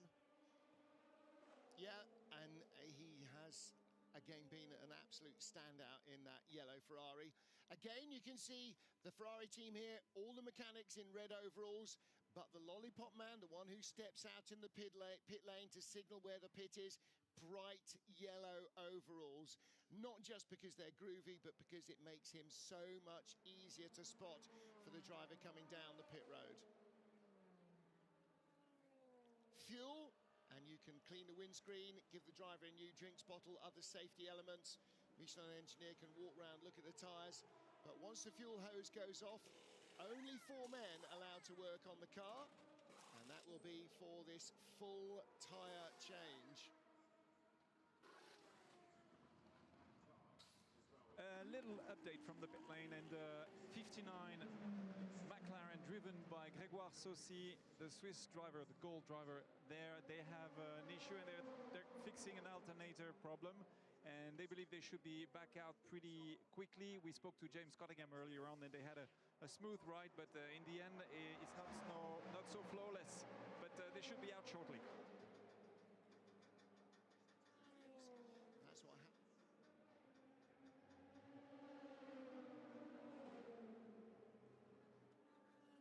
The outlier among the Ferrari crew, Yefei, our current race leader, double stinting a set of medium tyres. He's getting towards the end of that stint, should be in imminently.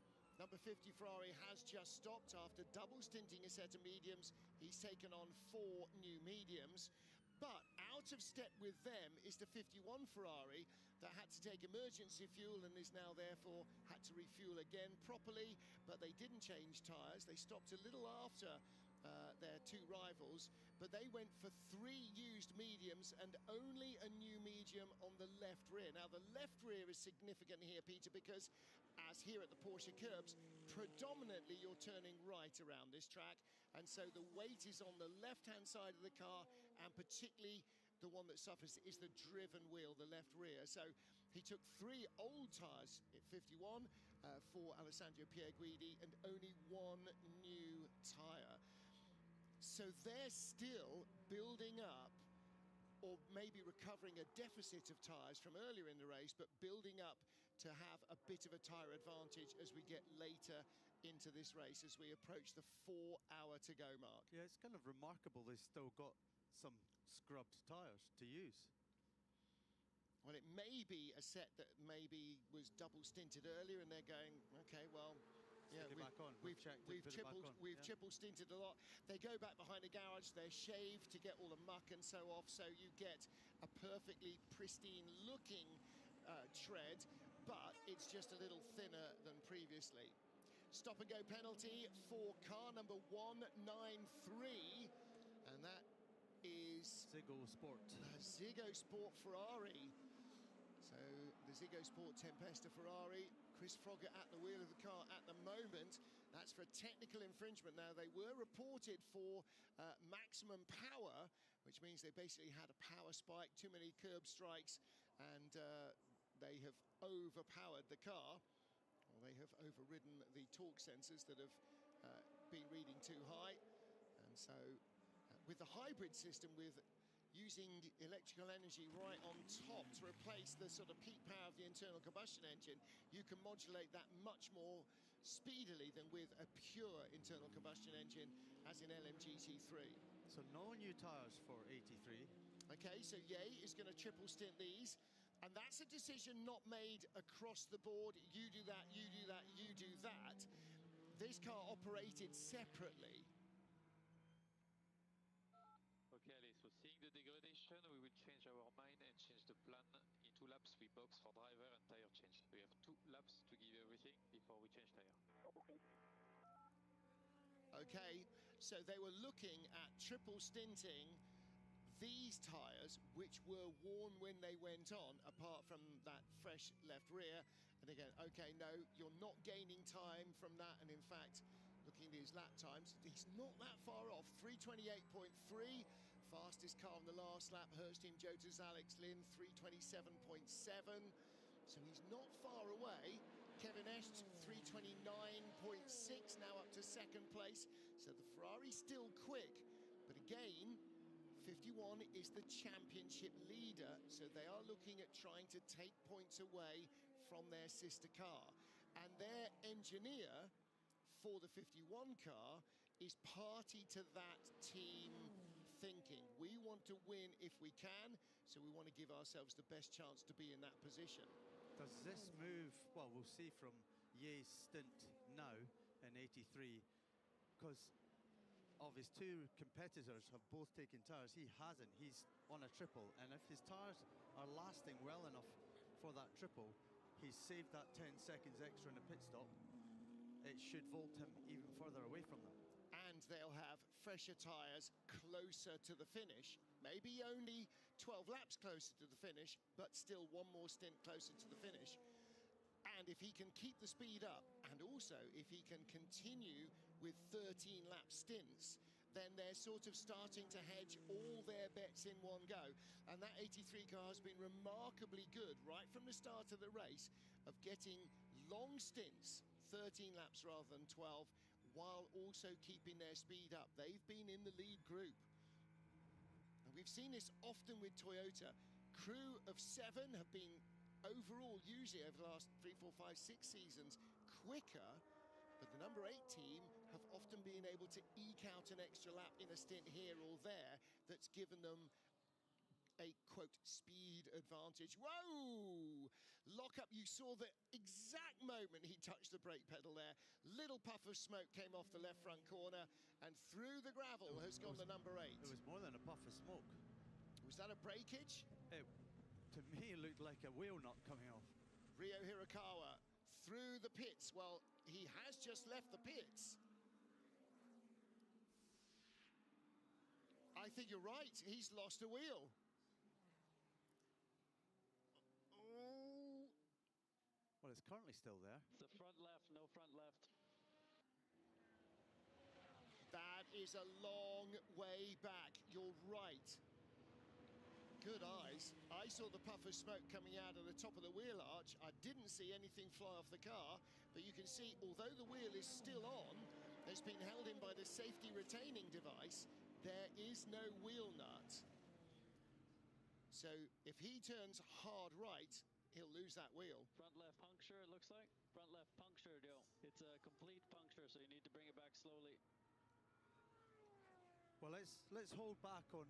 I'd like to see the replay again, but I'm pretty sure I saw something shoot off the car. I'd like to see it from the outside, because if the wheel is oscillating rather than the tyre flat, maybe it was that puff of smoke.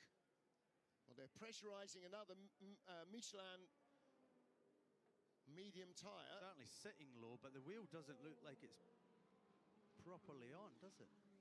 It doesn't. It's moving around. It is moving around. It's going to be a long time before he gets to our camera. Those are not blue flags, those are white flags being waved. Slow vehicle on course. Now then, right front, on it goes.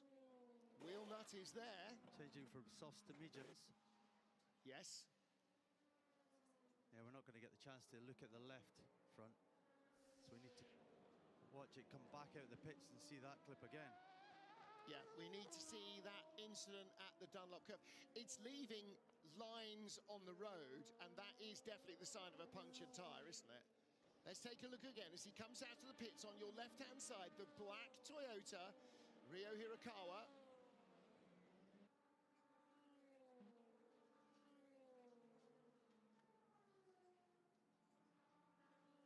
There it is. Is that a there wheel it is. nut? Yeah, that's bouncing along. And then the puff of smoke. Yeah, so the wheel nut came off, and then the tyre blew as it hit the bodywork. So further dramas as we get deeper and deeper into this race. We've come through the point at which there's a full regular FI World Endurance Championship race to go. We're approaching the point at which is a full ELMS race to go. 4 hours and 7 minutes left on the clock, and soon going to have yet another special guest in the booth. Dramas though for the number 8 Toyota as we set up for that. And yeah, you can see the faces, can't you? Despondent. This is the race they wanted to win. This year, Peter, there's been no doubt about that. The body language leading into the Le Mans 24 Hours from Toyota has been all about this race.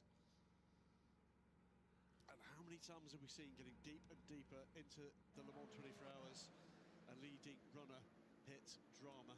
It's inevitable, really, isn't it? Yeah, 4 hours to go. We're almost three and a half times a normal race. So, yeah, we're now getting to the pure endurance now. It's about having the most reliable car, the most rested drivers that can keep their concentration and not make any mistakes. And then it's about having the luck on track and running to a good strategy. Well, so after this stop here, we will see the 83 car go back to the front of the pack, and then we'll see what kind of lead he's got. Yes, indeed. And this is...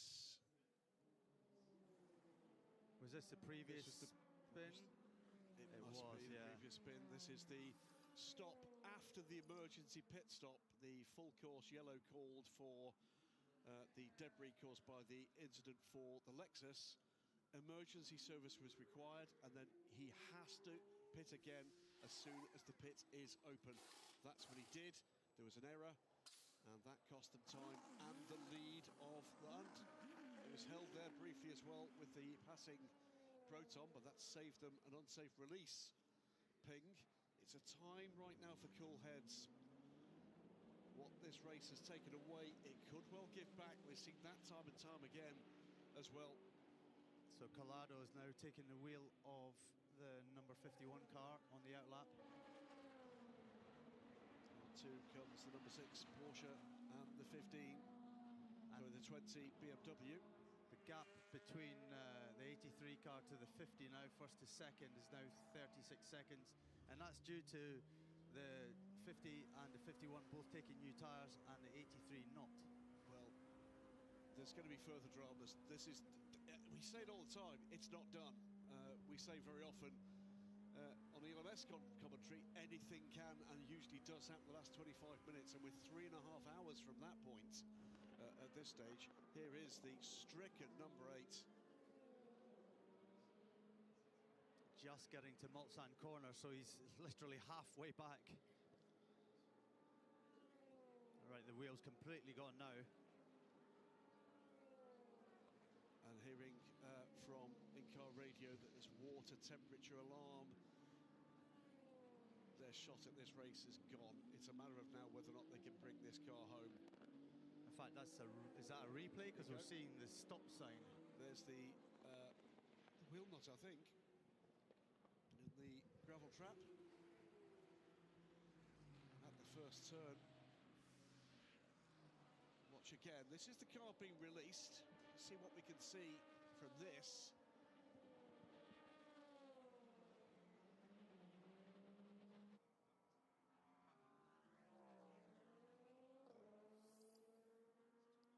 Well, clear as day, I'm afraid. So the only other question is, was it finger trouble or was it component failure? And to add to the woes, car number 8, Hirakawa, under investigation, unsafe release. Well, while we're keeping an eye on all of that, going to be joined in the booth. And I am at the back of the garage with Kevin Rest, who just jumped out of the Porsche Penske. You're on the same strategy, or it seems that to be that you're on the same strategy as the number 51, and at the moment currently running second or third. It's difficult to read. How do you feel, and can you do anything? Oh, I feel tired. Start to be long, really pushing every lap since since the beginning, really, to try to achieve the performance of the Ferrari. And we keep the pressure. They keep doing mistakes, you know, crossing lines and messing up the pit stop or slow zones or something. So that's the only thing we can do, just putting the pressure on them, pushing every lap, doing quali lap after quali lap. So it's quite tiring, but yeah, the car feels good. I hope that we can catch a podium. Win would be great, but I think the Reds are a bit too strong today. But let's see. There's still a few hours to go, and anything can happen in Le Mans. And time to rest for you. Well done on your drive. Thank you.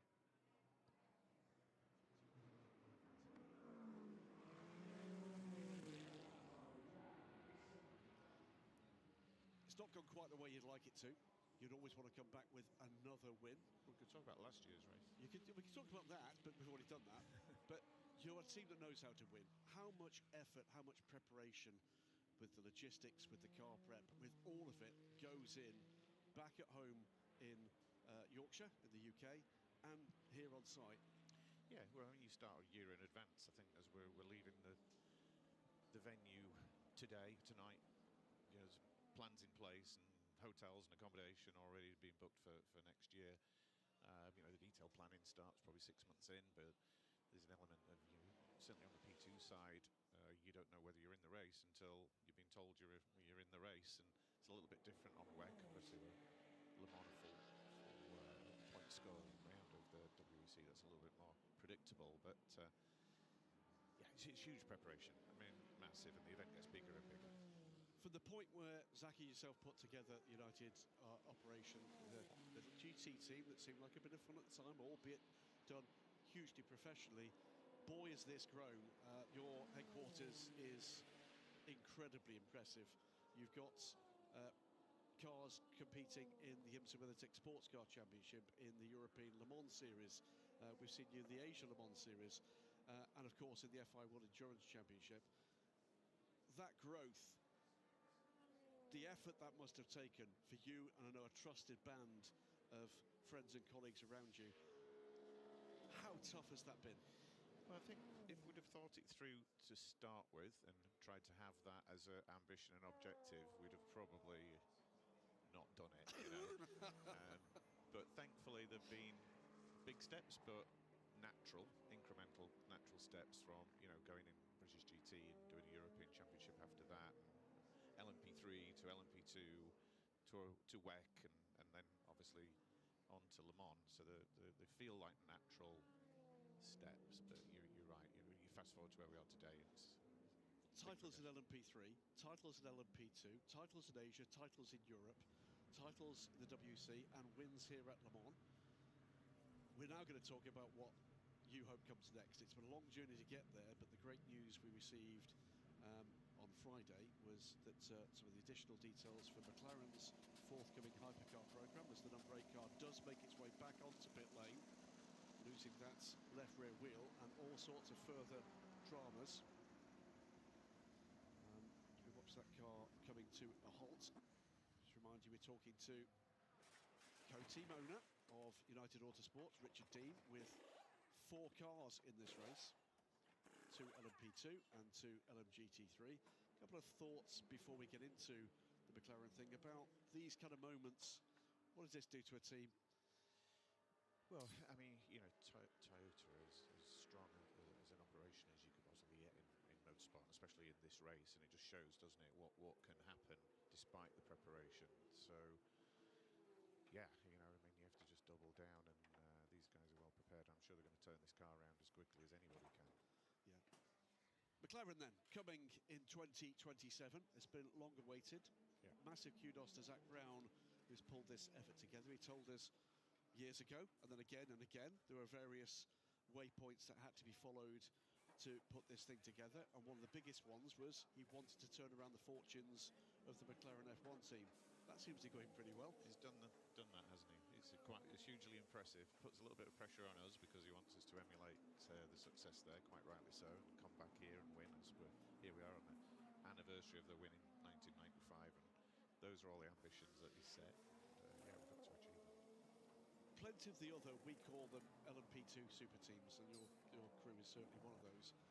are already here in Hypercar. How tough has it been to watch that happening as the 8 is released? Well, it's been tough, watching it happen, watching other teams getting an opportunity when we didn't. We felt we were ready, and I think that's just a replay of that, isn't it? But you know, we felt we were ready. But timing's everything, isn't it? And now I realise that perhaps this is the best time. It's in my mind with the best manufacturer, an iconic brand like McLaren. It's a British brand as well, and you know, they're flying absolutely the organisation there, the standard that they set. So it's going to, you know, motivate us to match that. So I think timing's absolutely perfect now. You've been in the sport for a long time as a driver at a very high level, up to and including Formula 3000, leading this team. Tell us a little about, from your perspective as a enthusiast, as a student of the sport, but most of all as a professional, your thoughts on this era we're in Hypercar. Yeah, well, you know, look at the crowds. Look at, you know, trying to get out of the circuit on Wednesday I've never seen it as busy. So, you know, the fans have spoken, haven't they? The popularity of all the classes, but obviously, you know, here you've got, you know, we're watching a race here with Ferrari, Porsche, Toyota, BMW. It's amazing, you know, and to know that we're going to join the grid with McLaren, it just gets stronger and stronger, and Ford come in, and you know, Genesis come in. It's we're actually very, very lucky to be the right place, the right time, this moment in history where we're in a real boom period for sports cars. It is incredible. One quick question before I ask a final one about United Autosports and the history there. Do you look good in orange? I think it clashes, with my Yorkshire tone. That's a very good point. United Autosports, multifaceted team.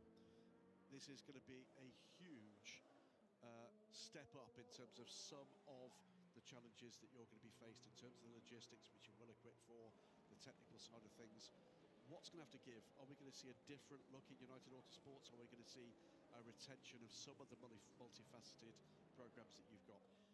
Well, you can look at two ways, can't you? And you always want to not be accused of spreading yourself too thinly. You want to do it absolutely right. We have to get this right. You have to be laser focused on it. But equally, all the series that we've got, it's like our little university, a training ground from engineers and mechanics and systems control, everything that takes to the logistics departments or people that prove themselves in the junior series.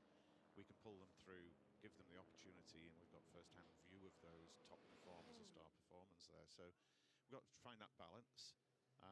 You also look at teams like AF Corsa, active in so many series, so they prove it can be done.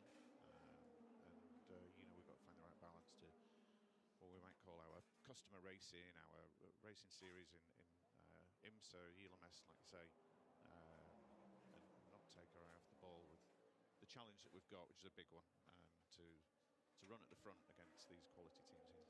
So, in short, it's work in progress to determine what that future shape is going to be, and watch this space. Everything's under review right now. Now that we've got the green light, now that we're going, we're heads down, working away. So we're listening to what's going on with the number 50 car. Are we good on pace? Yes, mate, we're good on pace. We are 32 seconds from the lead, so we got 4 seconds back already. So the chase is still on at the moment. But kicking along, Nick Nielsen, and that's a wheelman you'd like in your corner in a situation like this. Ferrari not falling into management of this yet, and why should they? Just under 4 hours to go. Richard Dean, thanks so much. Tell us a little bit about what's going on with the 59 at the moment. Problems there? Yeah, that car's been running at a good pace. We just crept onto the page 1 of the timing sheets in P6, and all was looking good. We had an electrical issue that was creating some gear shift problems. We've traced it down to an alternator, and just to be safe, just changed the battery in an alternator. But it had to come in the garage. We lost 23 minutes, which is a shame. But it's back out there and it's back running. Running for the finish as the number 59 car, and the historic number and historic name 30 years on from McLaren at Le Mans. And we'll be talking to gentlemen who's here in 1995 about something completely different in just a few moments. We'll let you get back to the team, to the boys and girls. Enjoy the rest of the race, and we look forward to the future. Yeah, cheers, thank you. So, 3 hours 52 minutes to go. Of course, there's 83 car in the hands. The AFA leads this race by 31 seconds. And holding steady at the front, actually, being chased by Niklas Nielsen in the number 50 car, who is on brand new tyres, and James Collado in third place. And neither of them really making much of an impression on Ye. So the three Ferraris still very tightly balanced. Behind them, number 6, Porsche Penske Motorsport, Lawrence Van Toor, and then the number 12, Hertz Team Jota Cadillac. Looking here at the number 15 BMW rather, chasing the number 7 Toyota. And at the moment, the number 8 Toyota still in the garage after Ryo Hirakawa crept it back all the way round the lap.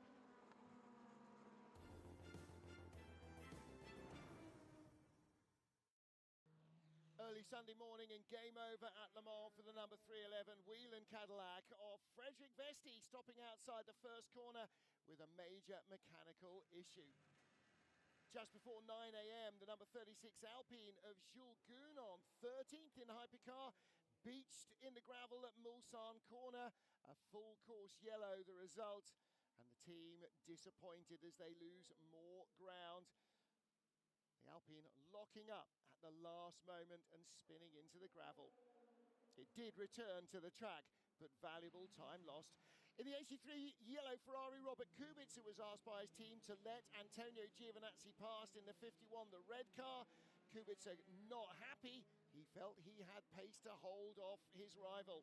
In LMGT3, battles raging. Mattia Drudi ducking out at the slipstream to try and pass the Lexus of Jack Hawksworth. A late move, and the Aston Martin pulled it off superbly.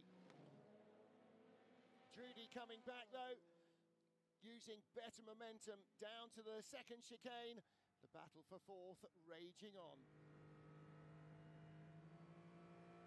Once more in the slipstream, the Aston Martin closing in on his prey, and Mattia Drudi popping out to have a look around the outside into the second chicane. The position changing place once again.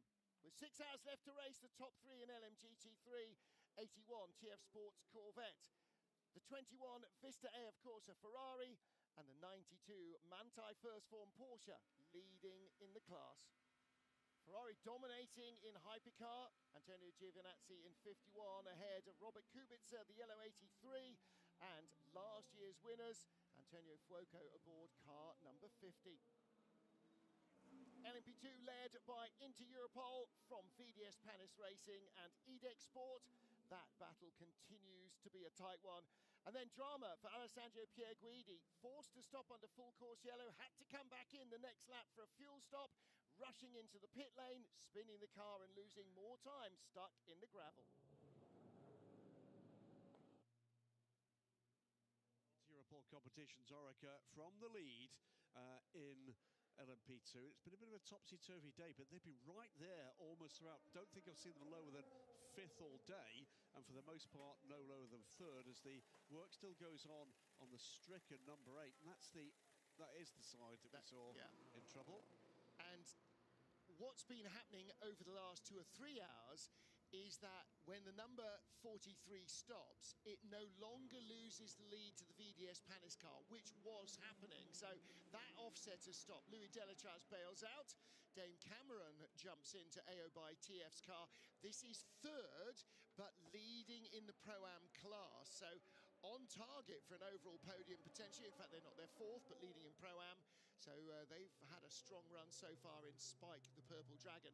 Now, again, talking about McLaren, the first time they won Le Mans, it was a car that the designer did not want raced, but customers thought otherwise, and so it was eventually forcibly developed into a race car, and a very successful one too.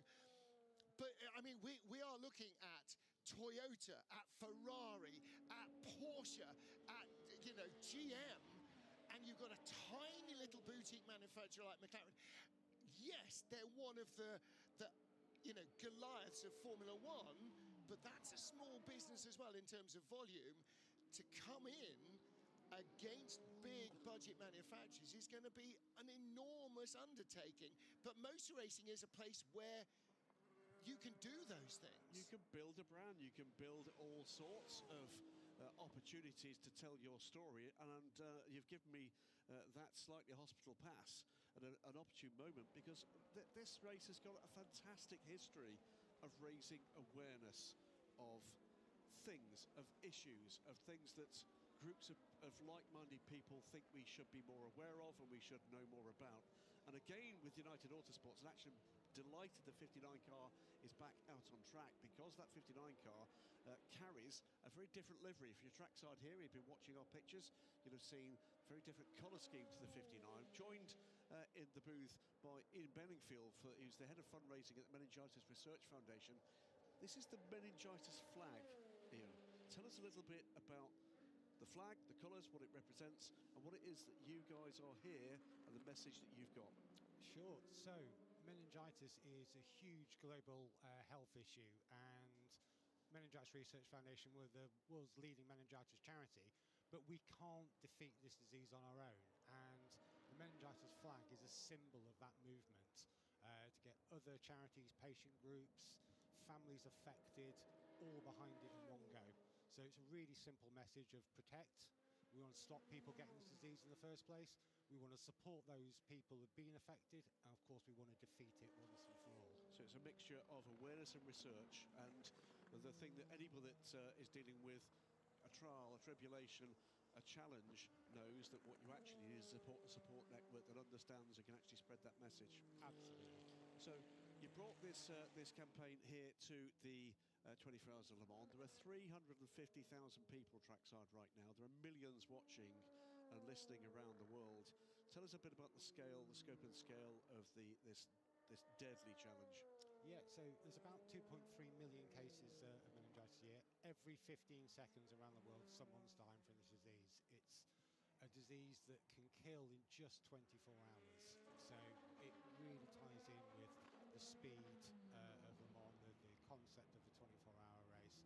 So this is just our ideal opportunity to spread the word. I was saying to you on the way in here, we actually have a driver who was driving this race. Sadly, his car's now retired, Mathis Chabert, who came down with the viral strain, if you like, of meningitis between Paul Ricard just a few weeks ago and here. He's recovered enough to have raced here, but the strain you're particularly keen on making sure that people are aware of and respond to is bacterial meningitis.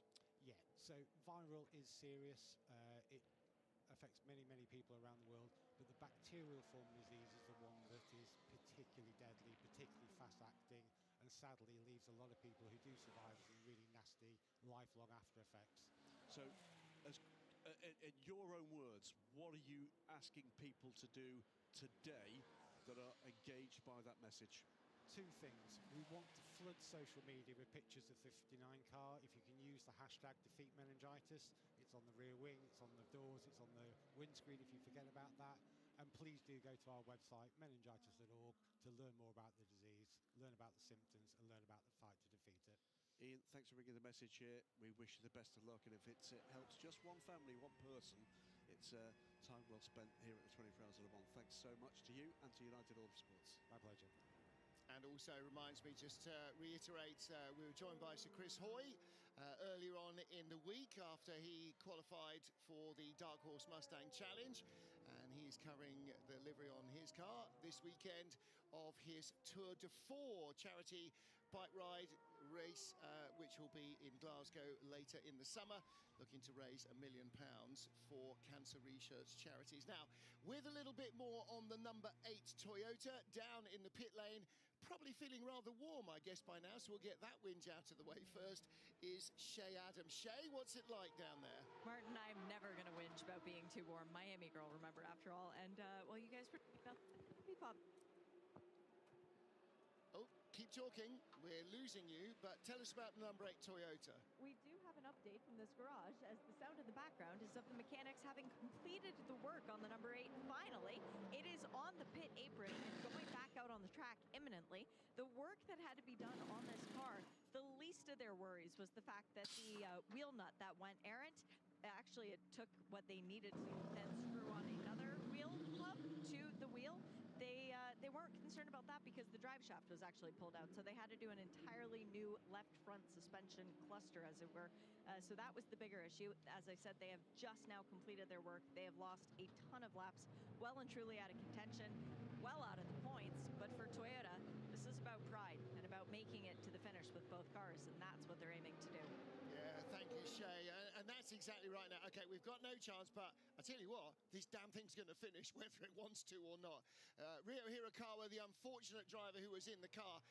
And you then wonder, actually, yeah, I mean, it's just a simple gun not getting the wheel nut on correctly or cross-threaded or something. And you know, there's so much going on. Normally in a rear drive car, if it had been an LMDH car, it would have just maybe shredded the hub, but because of the four-wheel drive of the Le Mans hybrids, the LMH cars, it's an electric motor drive shaft as well, so there was a lot of work going on and some very, very hot components coming off, I saw. Indeed, 7 laps lost, I'm afraid, with the trip back to the pits and the work that the guys have done, and you say a huge amount of time lost. That was a very rapid repair for the car, and let's hope it's all buttoned up in the way that it should be. Let's hear what's going on board the number 8 on its outlap with Ryo Hirakawa. Okay, your best is swap positions into turn 8 with car 7. Well, so what they're going to use the number 8 car now for is to tow along the number 7 car, give him a slipstream, help raise his lap time, raise his speed, and also to try and help him save a little bit of fuel. And it's all trying to work their way through from 6th position up towards the lead. And in fact, the number 7 Toyota in 6th place is currently the last car on the lead lap. Stick with this picture, we might see, I think we've got drama for one of the leading LMP2 cars. I think the 28 car, there it is, in the gravel, driver's right, going down towards Tête Rouge. And that's another car that's lost a wheel. Yep. So that is Jan van Uterts with the right rear wheel gone from the number 28 car. 3rd at the moment in LMP2. 3 hours and 40 minutes to go. There it goes. And let's hope that that's been contained by the fence. Yes. And let's face it, that car is now not going to go anywhere because he'll have no drive at all. Well, no. As we saw with Andre Lotteres, that car's done. Yep. Can't get it back.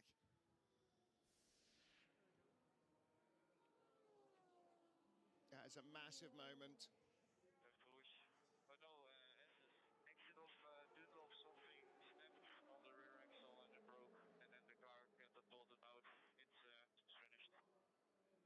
Now, as he was having that enormous Code Brown moment, he won't have seen the wheel flying off. He just said something broke at the back. He's thinking it's a drive shaft, it's suspension, it's a something.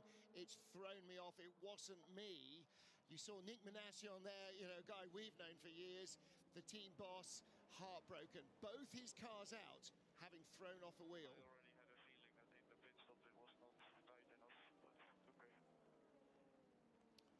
Well, now, significantly, that's not his outlap. Yeah. So he was already up to speed. Well, there is the team boss, Nick Manassian. Well, that's their day done, and both cars with remarkably similar problems. The Genesis Bamba Racing backed 14 car earlier in the race with Andre Lotteres stranded out the circuit, and now Jan van Uterts too. Marker of doom. Afraid so. And that's a no-brainer, I'm afraid. Even if they drag him out of the gravel, which they will, and put him on terra firma, he's not getting back with one-wheel drive. So I'm afraid that is the end of the road for both of EDEC Sports entries. And the emotion hits again. This is very tough. Not unusual to see the emotion flowing, the exhaustions there, mental and physical at this stage of the race. And this is very much a team effort. Expect to see dismay and tears. It's a car breaker, but it's a people breaker as well. It's absolutely devastating when you've poured a year into qualifying for this race, getting to this race, and then it all goes west. Now, number 9, is this a battle for position? AO by TF is the next car up the road, so it's not actually, but the United Autosport number, which is that 23? 23, yeah. Yeah, so it's not the 22 car. 23, Ben Hanley, fresh out of the pits, up behind Renger van der Zande.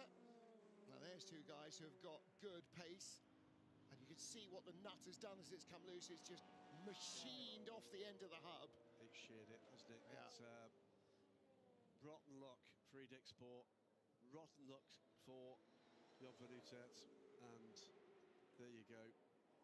You know, and for all those who say it's only kicking a ball when people get upset at you know, disappointing football matches, or it's only hitting a ball with a stick or whatever, this is only driving round in circles. But it's a passion, and people are so invested. We heard Richard Dean a little earlier, his impression of what we see with the overview. It is a fundamentally different sport from the team perspective. It is a group of people coming together to try to achieve excellence and something truly extraordinary. And that's what it means when it goes wrong this late in the 24 hours. I am in the fan zone in the village, and next to me is Alain Favet, CEO of the Peugeot brand. Alain, fantastic car behind. We're going to come to this very shortly, but there is such a long history between Peugeot and Le Mans, more than 40 years. Next to me behind, it's the 9X8 that's doing very well here on the track. But I heard that this car, the new 205 GTI, is going to be on track tomorrow. So it's the perfect link between the brand and the race coming on the track. Yeah, absolutely, and we're very happy to be able to present the car here.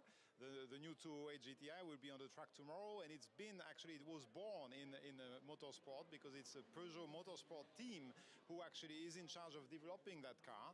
So all the road holding, all the sportivity of the car is coming 100% from the Peugeot motorsport team, and that's why, you know, there's no other place to present this car than here in Le Mans, where the heart of all the Peugeot fans is beating. Is there technology that comes from the race car to that car? Absolutely. You know, the whole cooling system, for example, of the brakes, the suspension in the back, all that is really directly implemented from you know, what we have on the 9X8. The engineers are the same, basically. You know, they're working on the same day, sometimes on the 9X8, sometimes on the GTI.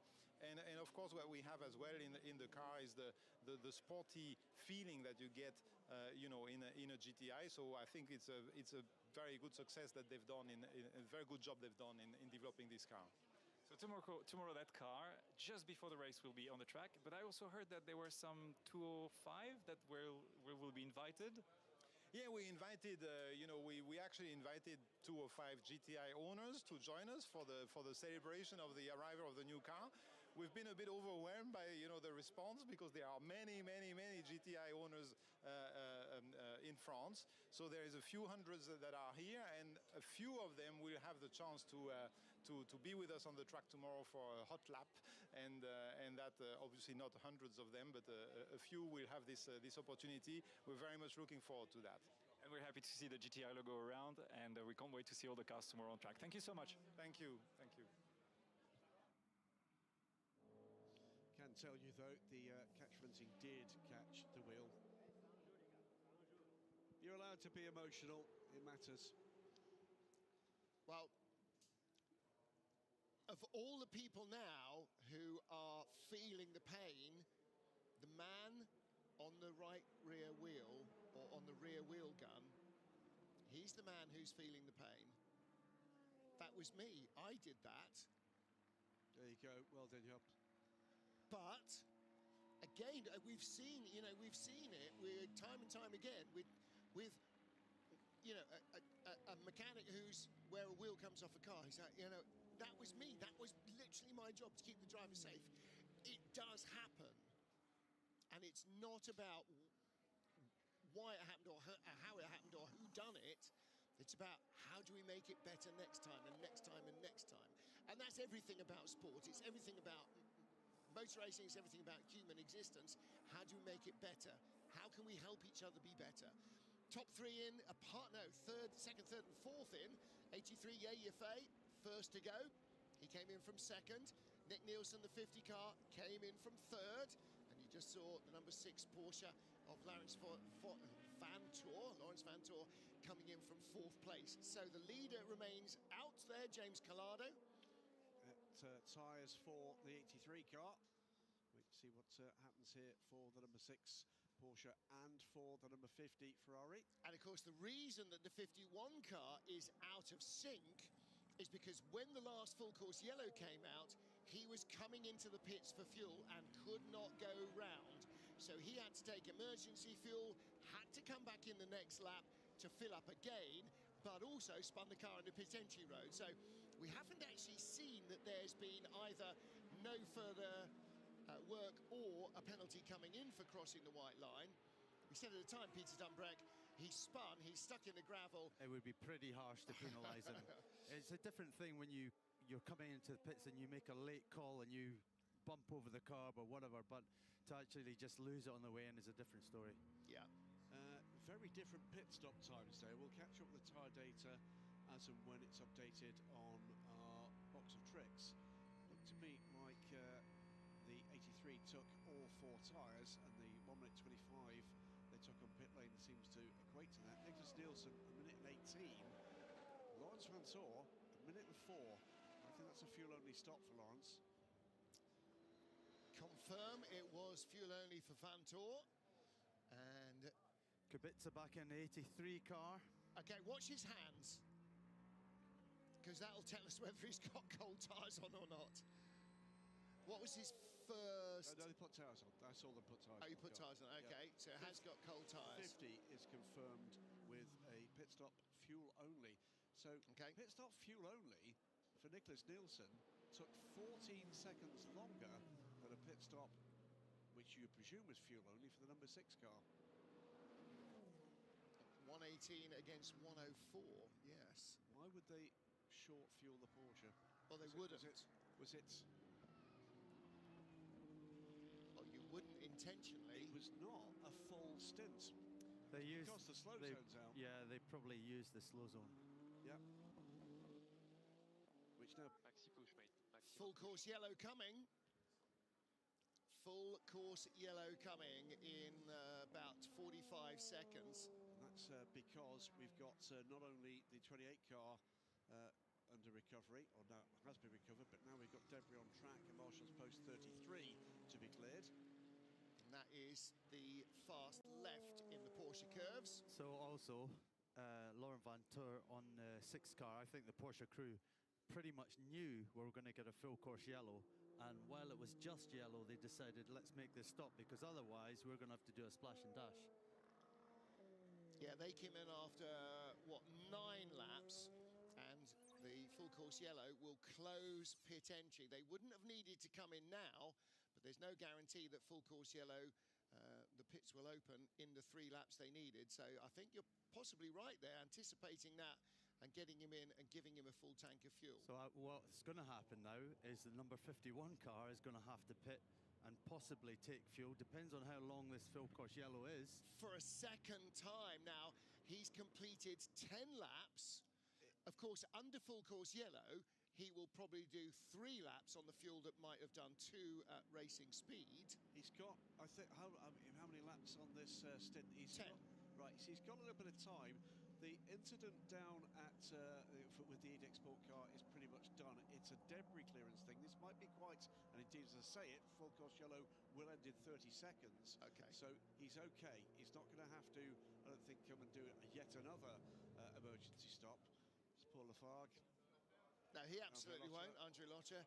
He absolutely won't, because with full course yellow, he could stretch 2 laps remaining in his stint into 3 easily, and possibly even 4 at only 80 kilometres an hour rather than 280 kilometres an hour. But the one to watch is now the battle for 3rd place, because with that shorter stop, Lawrence Van Toor is now closed in on Nicholas Nielsen. We keep an eye on what the real world gap is as the cars get back up to speed. We're back to green flag running. That 15. Timing was very good, potentially there for Dries Van Toor. Car number 15 came in just as the pit lane window opened, or the pit entry opened again. I'm not sure he did. I think that might have been an emergency stop. Was he a fraction early? That would be very bad news for Is. Let's see, 15. Well, it's the end of lap 12. They haven't gone 13 on fuel. Yeah, that was a short fuel, you're right. Look, he's out and going again. So he had to come in maybe a few seconds earlier. So you'll have to come again next time around, Dries van Toor, and that is going to spike their guns. They're not in this fight, but he would have fancied getting onto terms with Julien Andlau. But the team saw the countdown to go back to green. Slow down, slow down, slow down. Don't come in yet. It's green now, come in. So that would have been a tough call.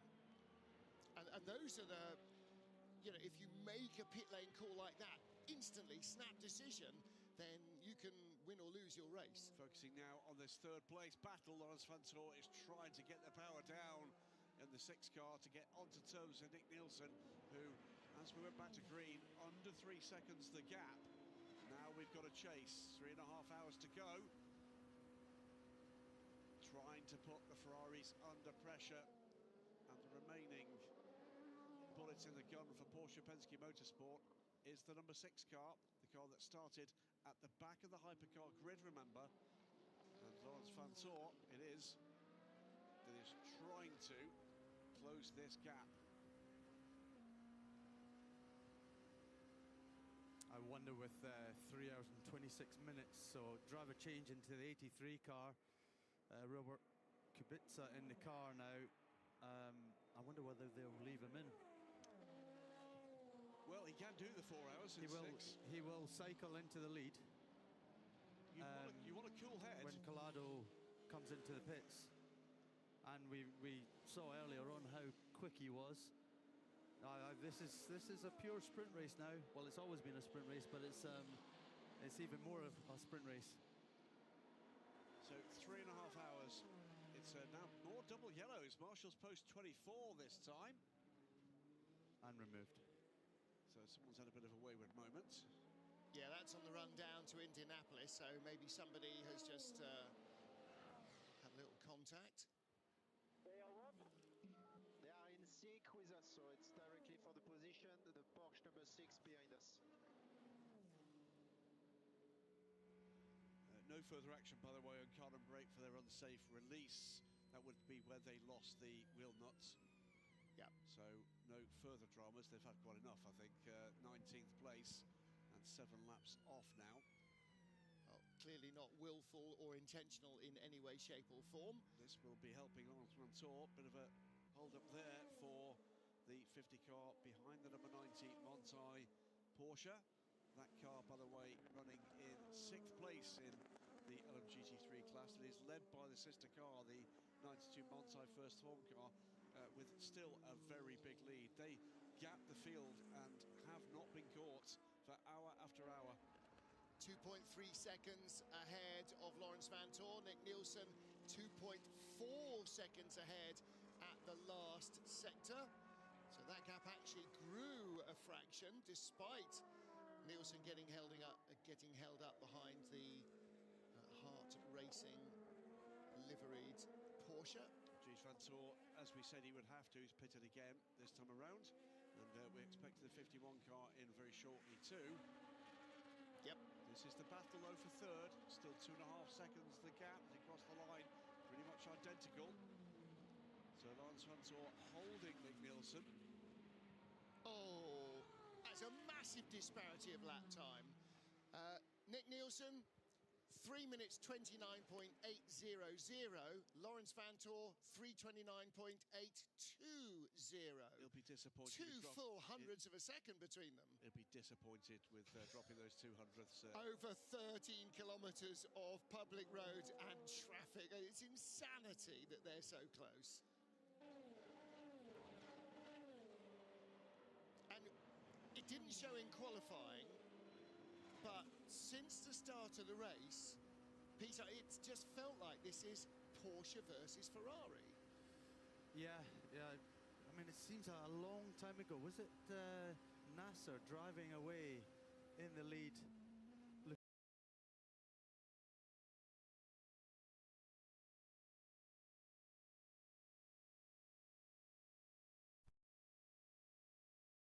is the dominant car out there, and even the Cadillac has found some pace and is gradually coming back, the 12 car. Well, this is, I mean, when Jota dropped right back at the start, all the caddies dropped right back at the start, and then they struggled even going into the darkness as everything changed. I thought, this is so un-Jota not to be able to try different things, to find a compromise, to work out how to get rid of the understeer that's plagued these cars. And it's still to a degree there, but it is less of an issue. And Norman Nato now, 5th place. They'd have paid very good money 12 hours ago to be in the top 6. Very good money.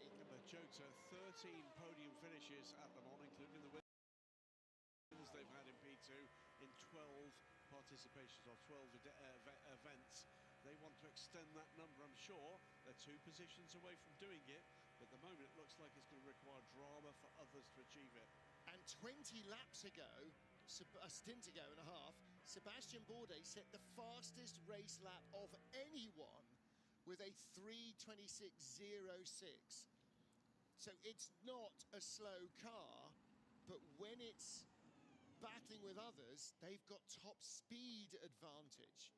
James Collado, fuel only for 51 and a very good clean of everything. Why are they cleaning the splitter? Why are they cleaning the front of the rear wing? Because those leading edges pierce the air and any roughness on them creates drag. And what have we just seen? We've seen 2 cars 0.02 of a second apart after 13 kilometers. Yes, cleanliness is next to speediness. Yeah, car 20, the leader of the 2 BMWs at this point, are also on pit lane, as is the 36 Alpine and the 99 Proton Porsche. We wait and see just at what point Robert Kubica comes down and he takes the lead now. It's going to be close.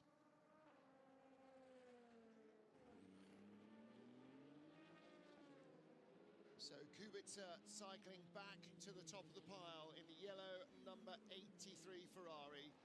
And like the 50 car, on the same fuel strategy, 51 offset, not because of tactics or strategy, but because of bad luck. However, Peter, they've got 2 laps in the bank that the others don't have. They're 2 laps closer to the end of the race every time they stop. That handicap of having to come back in again and all of that might end up actually being a long-term advantage in 3 hours if they've still got 2 more laps in the tank and there's 20 minutes to go. Then that's going to either mean they don't have to do a splash and dash, or if they do, like everybody else, it's going to be a shorter stop. So having more fuel on board as we're getting closer to the checkered flag could actually turn out to be a positive advantage for 51, which comes from what was a nightmare scenario. It's all on timing, really, isn't it? I mean, I'm sure the engineers have got their computer systems out and mapped out every stint and every lap and what lap time they've got to do and when the race will finish and how much fuel will be on board. And we're not really privy to that information, but I'm pretty sure they know exactly what they're doing. And you know, from Robert Kubica's side, he's driven the perfect race. He's got a 15, almost 16-second gap to 51 now. He's on the out lap, so that's James Collado. We know he's been told by his engineer to push. So we'll see how the times settle in now. Around 51, 83, 50 and 6 all stopped on the same lap. Car 83 is 15 seconds ahead, and a tire change is 11 to 12 seconds, plus the warm-up. So we are clearly considering Oh, okay. Well, while we're watching this, the battle not for 3rd but for 2nd is closing up here, leapfrogging through the GT3 traffic. 16.5 seconds, you're absolutely right, Peter. James Collado is back, but just 2 seconds back now for Nick Nielsen, and 1 second back is Laurens Vantour. It's game on for 2nd place. So 2nd, 3rd there, and 4th, all in the same shot. I drive like doing 3/4 here with the bike. For now, the tires are in very good shape. Understood. Well, they flipping ought to be. They've only been on 3 laps, so they were brand new. They ought to be in really good shape. If they're not, then we're really in a big hole there. But, yeah, exactly. I mean, it's... Well, is he going to try and go to the end of the race on them? No tyre change. 3 hours 15, a quad stint more than that, surely. Well, you heard the consideration being given. Do they and when do they change tyres if they want to take up this fight? Well, 51, when they stopped, the tyres were 1 stint old. 50 is now in the 2nd stint on its tyres as well. 83, the leader, brand new tyres. Number 6 into the 2nd stint on their tyres. And again, the fuel offset favours 51. They will go further than 83, 50, 6 or 12. They will all stop 2 laps earlier, and here's a problem for United Autosports. That's the 22 car, and that is the 5th place car in LMP2. It's Renger van der Zande aboard this car. This is their LMP2 rather than Pro-Am car, and slow. So what did you do to Richard Dean when he was here, the team boss? I questioned him appropriately. You did. I mean, also appear to have accidentally commentary cursed his team. We're going to stop getting guests coming into the booth. Happened with Zach Brown, didn't it, in Qatar? Zach, you better go. That's your car. Oh, thanks, guys. Nick Nielsen, Lawrence Vantor. The gap closing by half a second on the last lap. Vantor 3:29.3, 3:29.8 for Nielsen. In contention on the Northern with the 43 car that still leads in LMP2, by the way. It's the Montai first from Porsche that leads in LMGT3.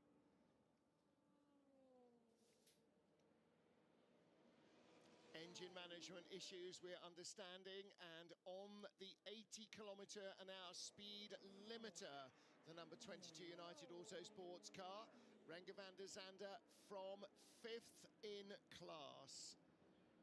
3 hours and a bit left in the race. That's going to be hard.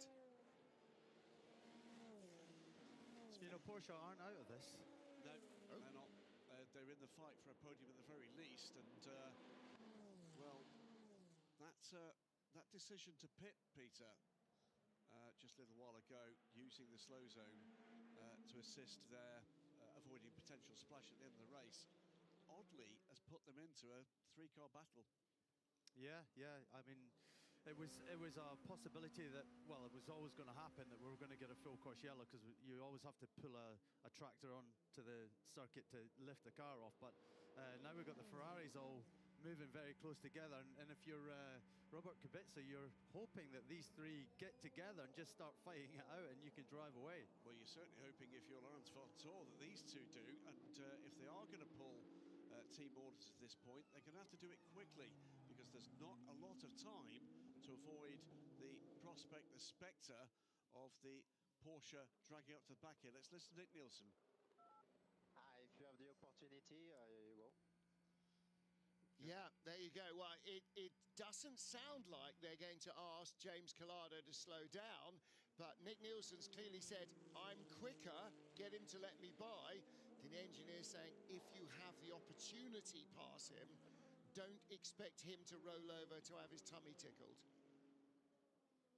Wow. And again, Collado not cornering there like somebody who's planning to lift off anytime soon. Yeah, we talked a little earlier, didn't we, about the atmosphere within a team. We saw one facet of it with the IDEC Sport team absolutely destroyed by what happened just a lap or 3 ago. What do you think the atmosphere at the moment is like in the Ferrari AF Corsa pit, Peter Dumbrek? Yeah, it's a whole different feeling, isn't it? You've potentially got 3. You've got you're going to lock out the podium potentially, or you could let them fight and maybe not lock out the podium, and maybe Porsche can sneak up on you and grab the win off you. But at the moment, Kubica's got it under control. He's 15 seconds in the lead. He dropped a little bit on that lap, maybe due to traffic. So if any opportunity, Niklas will go. We just saw it on TV. So just pay attention. I don't want any contact or something crazy. We need to finish this race. Just saw it on TV, not we're talking to each other car to car, not we're planning this. They are separate isolated units, both trying to win this race, as is 83, as is the Porsche. I mean, the fact that they're both red, the fact that they're both Ferraris, doesn't mean there's not a race on. There was one other thing that came into the nuances in that message, which is, what point are we going to get into championship management mode?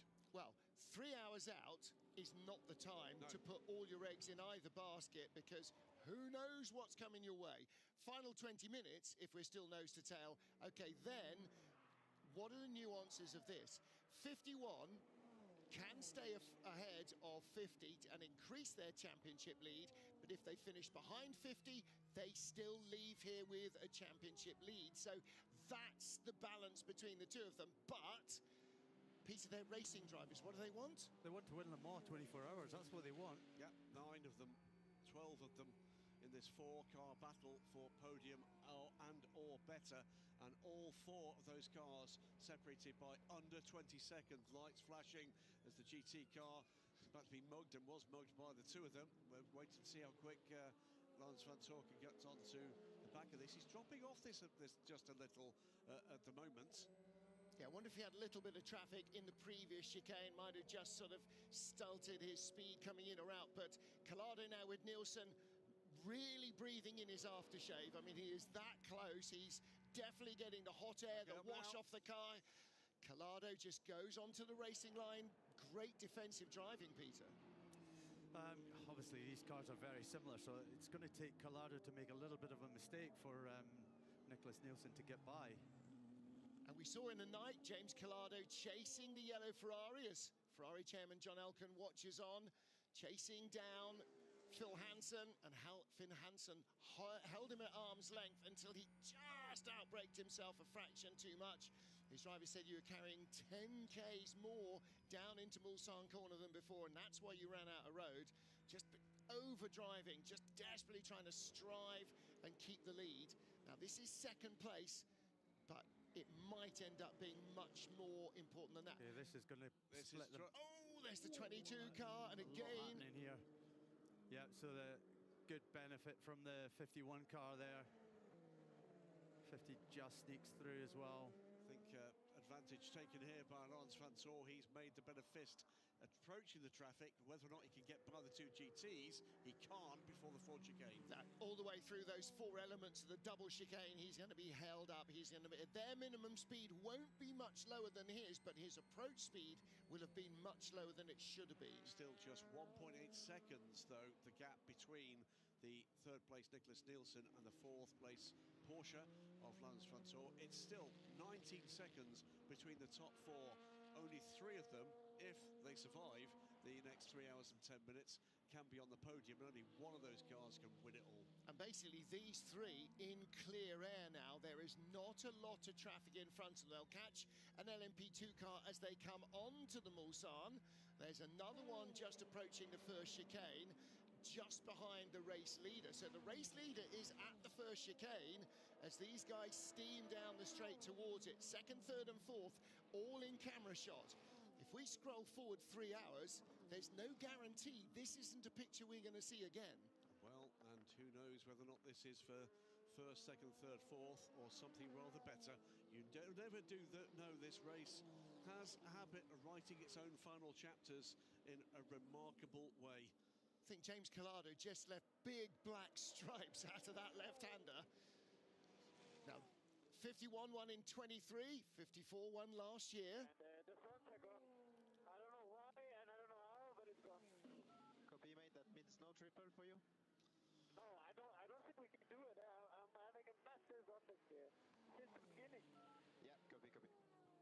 Now, Peter, driver going, it won't turn, it won't brake, I can't hold it, the front's gone. Engineers going, you're in the turbulent air of the car in front, so that's part of the problem. However, because he's in the turbulent air, is he losing grip so much that actually it is genuinely overheating the tyre?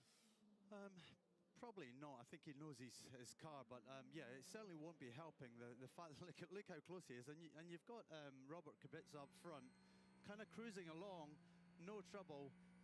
These guys will be working their tyres a lot harder, so I think Kubica's controlling this race quite well, but all these complaints from 50. I wonder whether... Here we go. He's going for it anyway. Great move down the inside, Nick Nielsen. Boy, he is just such a good racer, isn't he? I mean, no flies on James Collado, and yet, ironically, another Ferrari holds up the 51 car, 50 pounces. You know they're listening to each other's radios, right? Well, they're not. Well, they heard on TV, but... they're listening to TV. I wonder whether they're... that's a bit of a ruse, you know. Oh, my tires have gone, and then the next minute he's going by him on the street. All right, mate. So listen to what's going on with James Collado.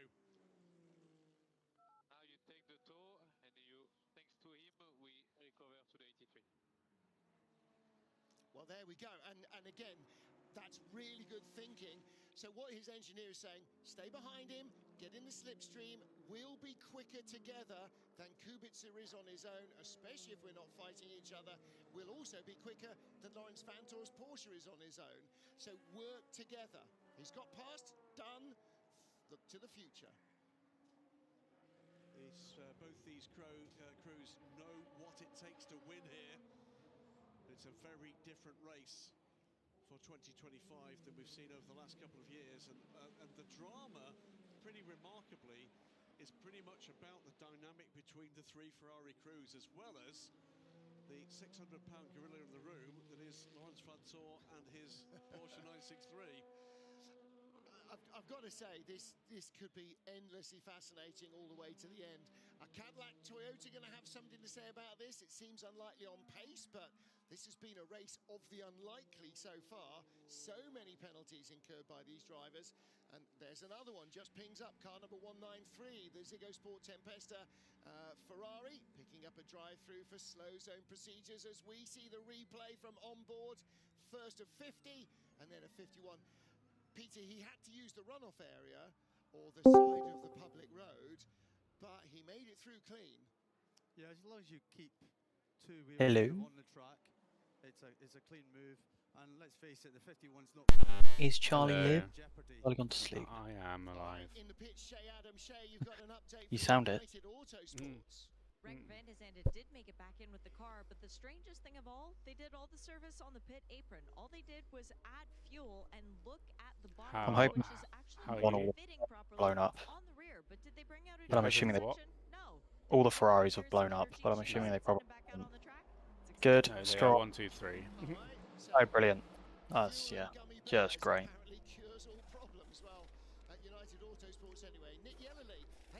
Just exactly what everyone wanted from this race, wasn't it? Exactly. In the lead car in LMP3 too, and of course that into Europol number 43 car as the last time. Nice swift stop, does not lose the lead to VDS Panis Racing, the 48 car in second place. Also in the pit lane, We've lost 2 Cadillacs. Lol. Oh, yeah. There goes the the track record for finishing with the most cars. Okay, Robert, we confirm car 50 will not triple. Nielsen, the front left tire is dead. Now, are they listening to radio on TV, or have they actually been told? Are they seeing some data? I wonder how discreetly kept the data streams are from the cars among the engineers. Well, the big change, other than the 50 ahead of the 51, is all three of the pursuing cars are catching the leader. That gap, first to fourth, was 19.5 seconds a lap and a half ago. It's now 16.2. So what we heard from the engineer between for the 51 car is proving to be the case. Now with the 50 in clearer air, 51 following through, and the Porsche as well up to full speed, the gap is coming down between Robert Kubica and the three following cars. And that gap will come down dramatically fairly soon, because on this lap, when he gets onto the Mulsanne, Kubica will hit a massive bank of traffic. Basically, every LMP2 car is in front of him. So let's focus, because we might lose the podium. Let's focus, good pace. And Peter, that's 100 the issue. We heard this a couple of times already in the season. This man, Robert Kubica, going, okay, I understand you want me to move back, but make this work properly, because otherwise I'm in danger for third place if I drop back now. And he works out those calculations himself and then tells them to the engineer who's got the data. Let me get a stream so that I can actually see what's going on. He's got more pace in it. Is he just Oh, I'm not streaming it. No, you're not. If you could, that'd be real. That's because I had a moment at some point in the night. Brand new tires, so he's 9 laps in. This is lap 10 on these tires. Did you go marginally insane overnight? Maybe. That somehow doesn't surprise me. So Kubica, maybe they have a few more tires in their locker, but they still need to hit their fuel numbers, and they still need not to start running lean. As you can see, he's still got about a third of the stint left to go on their fuel, but he and 51 and 6 will all be coming in at the same time. He and 50 and 6 will all be coming in at the same time. Well, I guess the other two behind, 50 and 51, have to push harder. They have to try to catch him. So I think he's got his pace under control. He's doing exactly the lap times he wants to be doing, and he's being told to do, and the others are absolutely full on. Well, whether or not they want to be or not, they've got no choice because of the presence of the Porsche. They can't manage pace because the pace is being managed for them by the charger Lance Vantour. They may choose at this stage to be conservative with what they've got underneath them. The difference that we've seen from some of the other races this season is there's a Porsche there, and we know that car has got pace. The question is, how good is that pace and for how long? Minute away from the end of the 21st hour of the 24 hours of Le Mans. Ferrari 1, 2, 3.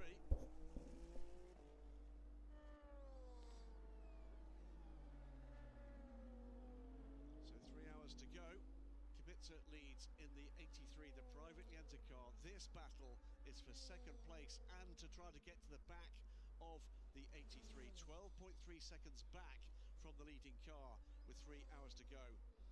Under 2 seconds between them, and then the red and white car in the background.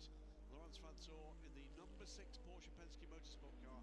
The car that was disqualified from qualifying for being underweight started at the back of this 21 car deep hypercar field, and it's fought its way back again, not for the first time in this 24-hour race, David Anderson, to be part of the lead battle. It is one of the 24-hour races in recent times where team orders and team strategy has seemingly been a bigger talking point than I can remember. Now, it might be that in this modern age we have more access to radio traffic and so forth, and I'll tell you what, the next full access program on WEC is going to be a fascinating one. But you know, whether it's been Cadillac early on, whether it's been BMW, and certainly today it's all been about Ferrari and where they position the cars. It really is interesting. It really, really is. If you look at, you enjoy the background stories, and there are going to be plenty here.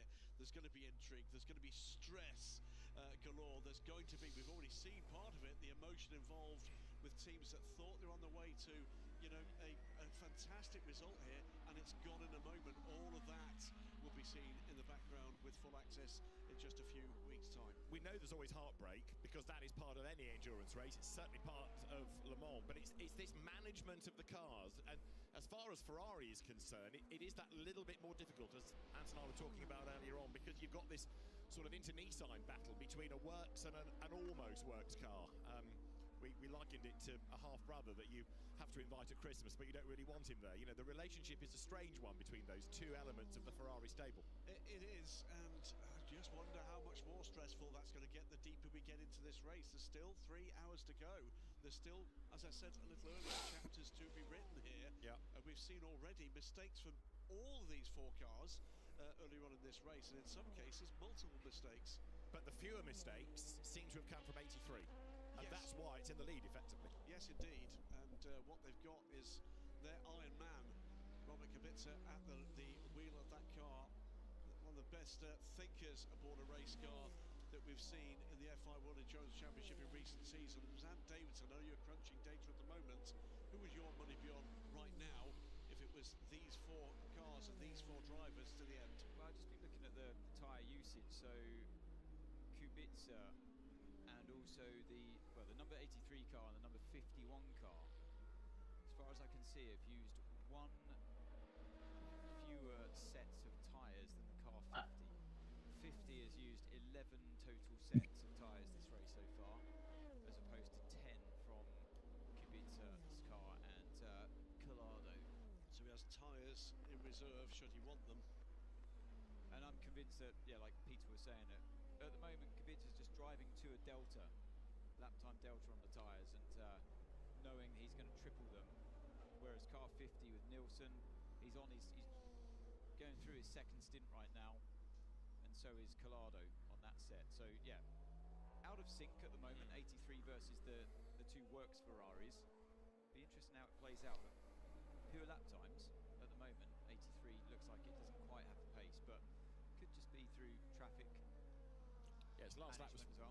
Last lap fractionally slower, but exactly, you're right. Traffic is always a factor, especially on a long lap. You look here and you think, well, it can't be traffic, he's on his own. But what you don't know is what happened for the other part of the 13-kilometre racetrack.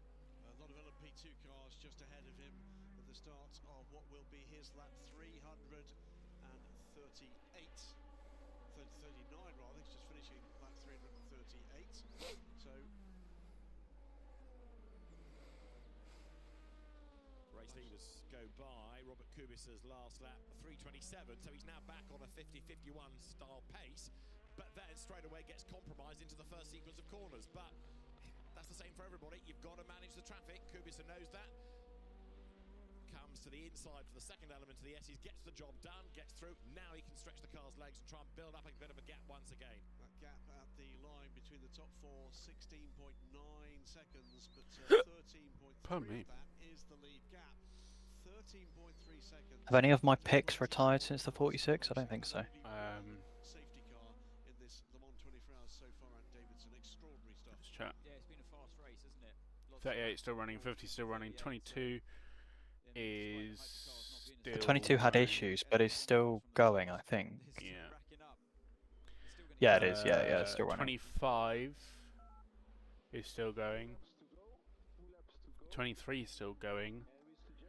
45 is still Good going. lord, I'm not going to score many points, am I? 78 is not going, I believe. It was 78. No, yeah, you're right. Oh, I'm retired. Good. Solid. Thank you, Lexus. Oh, that was the Jack Hawksworth one. They had a suspension failure, didn't they? Apparently. Cool. I was asleep at this point. Valid. That would imply the message there from the engineer saying their strategy advantage is 3 seconds. So let's see what they do. So the last time around, Kubica and Yifei only managed 11 laps on those stints, compared to Nielsen's 12. Nielsen currently on 11. As we see, number 4 in the pits. So yeah, coming up to another round of pit stops for the front runners. Hence the Ferrari team getting ready there.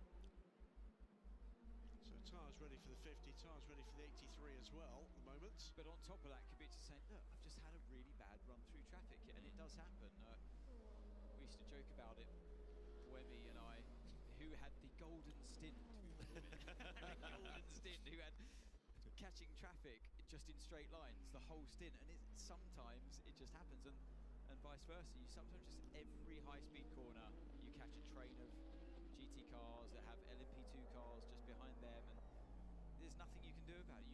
You don't, in those terms, you don't make your own luck in racing. You can't dictate where you catch the traffic. It's a little bit like that bit of Hollywood shtick in the Ford versus Ferrari movie, The Perfect Lap.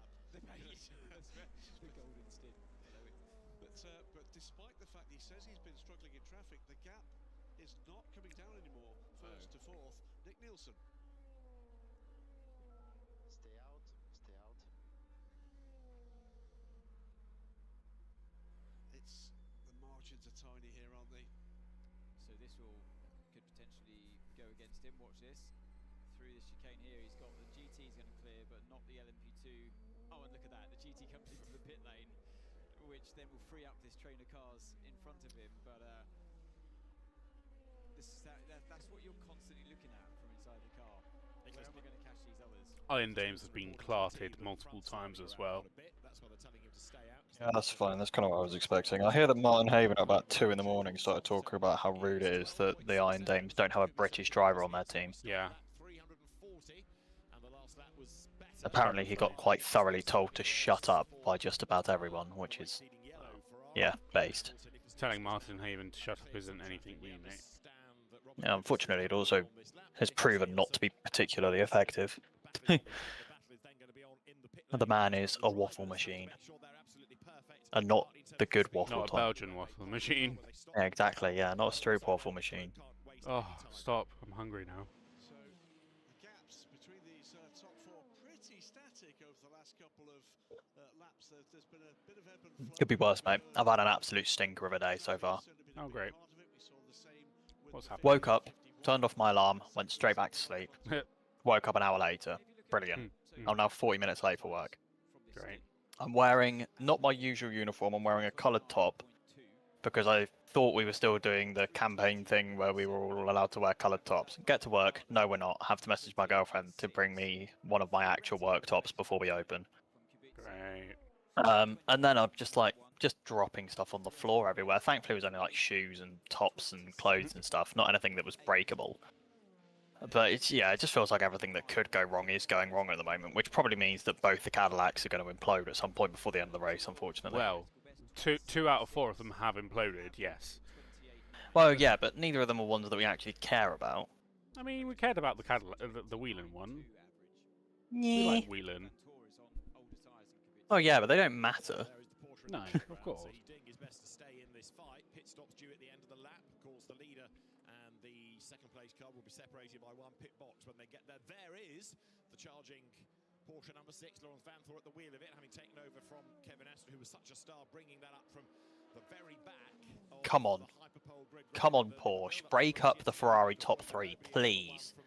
Please. We can't have them 1-2-3 Le Mans after having 1-2'd it the last 2 years.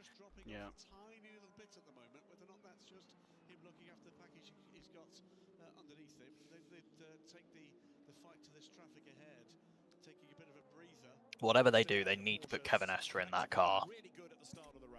Surely, at the next pit stop. And just let him do extra things to the end of the race.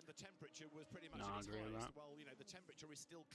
Problem is, do they want to sacrifice 4th position? Because there is a chance that Estra will Estra it the wrong way and end up arse first in a wall somewhere. Yeah, true. That's the game you got to play.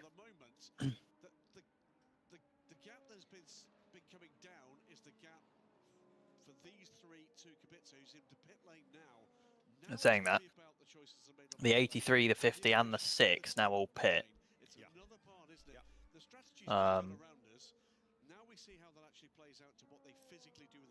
So the 51 has what 26% battery. I think they're using about 8 or 9% a lap at the moment on average. So looking at only getting 2 laps out of that for the number 51 Ferrari. So they've got a 2-lap overcut at the moment, which could be significant.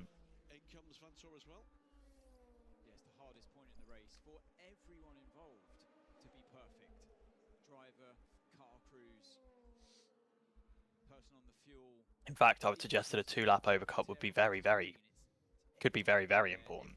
Yeah. With just the virtual energy stops in the hypercars taking, I think it takes about 30 seconds, 30 or 40 seconds to do a full tank of virtual energy and hence fuel in the hypercars. So if you can have to put 25% less in, then you've just gained yourself 10, possibly even up to 15 seconds on pit lane, which is all that covered those top 3 Ferraris. Pretty much. And so the 51 could be manoeuvring itself into a position to be very, very close to the lead here. But we'll have to wait and see. That's everything at the moment. It's all a wait and see game. Absolutely. Confirmation Matt Campbell in Porsche number 6 then, and slightly impeded was the works car. Also, the Premier across the road from me has started stocking Fanta directly from Japan in metal bottles, and it tastes incredible. Yeah. I've got this white peach one. Oh my days. It is so good. I just love peach. Why can't we have this stuff in the UK, man? It's so much better than UK Fanta. Bro. We just get orange and lemon. Do you like lemon? Bruv. Well, yes. I hate the lemon Fanta. Like, I don't know. It just feels weird. That would have just been a double stint if it was for those tyres. Yeah, but it makes sense, doesn't it? If you put a new driver in the car, you give them a new set of tyres to go with it. So the number 6 has fallen back here. Believed that is because they've taken tyres, which the Ferraris, I believe, either did the pit stop before the one we've just seen or the one before that. So that is why that number 6 Porsche has fallen further back. Don't be concerned by that. That is just the tyres being taken for the number 6.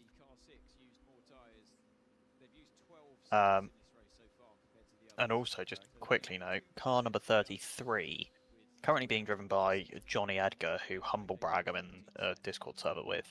Same. That's the TF Sport entry. That car's just picked up a warning flag for track limits, so Johnny Edgar going to have to watch out for the rest of his stint and the rest of the team to the end of the race. One thing about the Corvette as well, the number 13 AWA Corvette got 100 seconds stop and go earlier in the race for breaking some rules. It will boil down to, if nothing else changes here, no other safety car interventions or whatever, it will boil down to who's got enough fuel in the tank, quite literally, to do the last 45 to 50 minutes is what we think a stint is for these cars. That's what it's going to boil down to. Yeah. And if they can save themselves, they're offset by 25%-ish compared to the other two Ferraris. If you can save yourself that 25% splash in that 50-minute window, then it's game on again.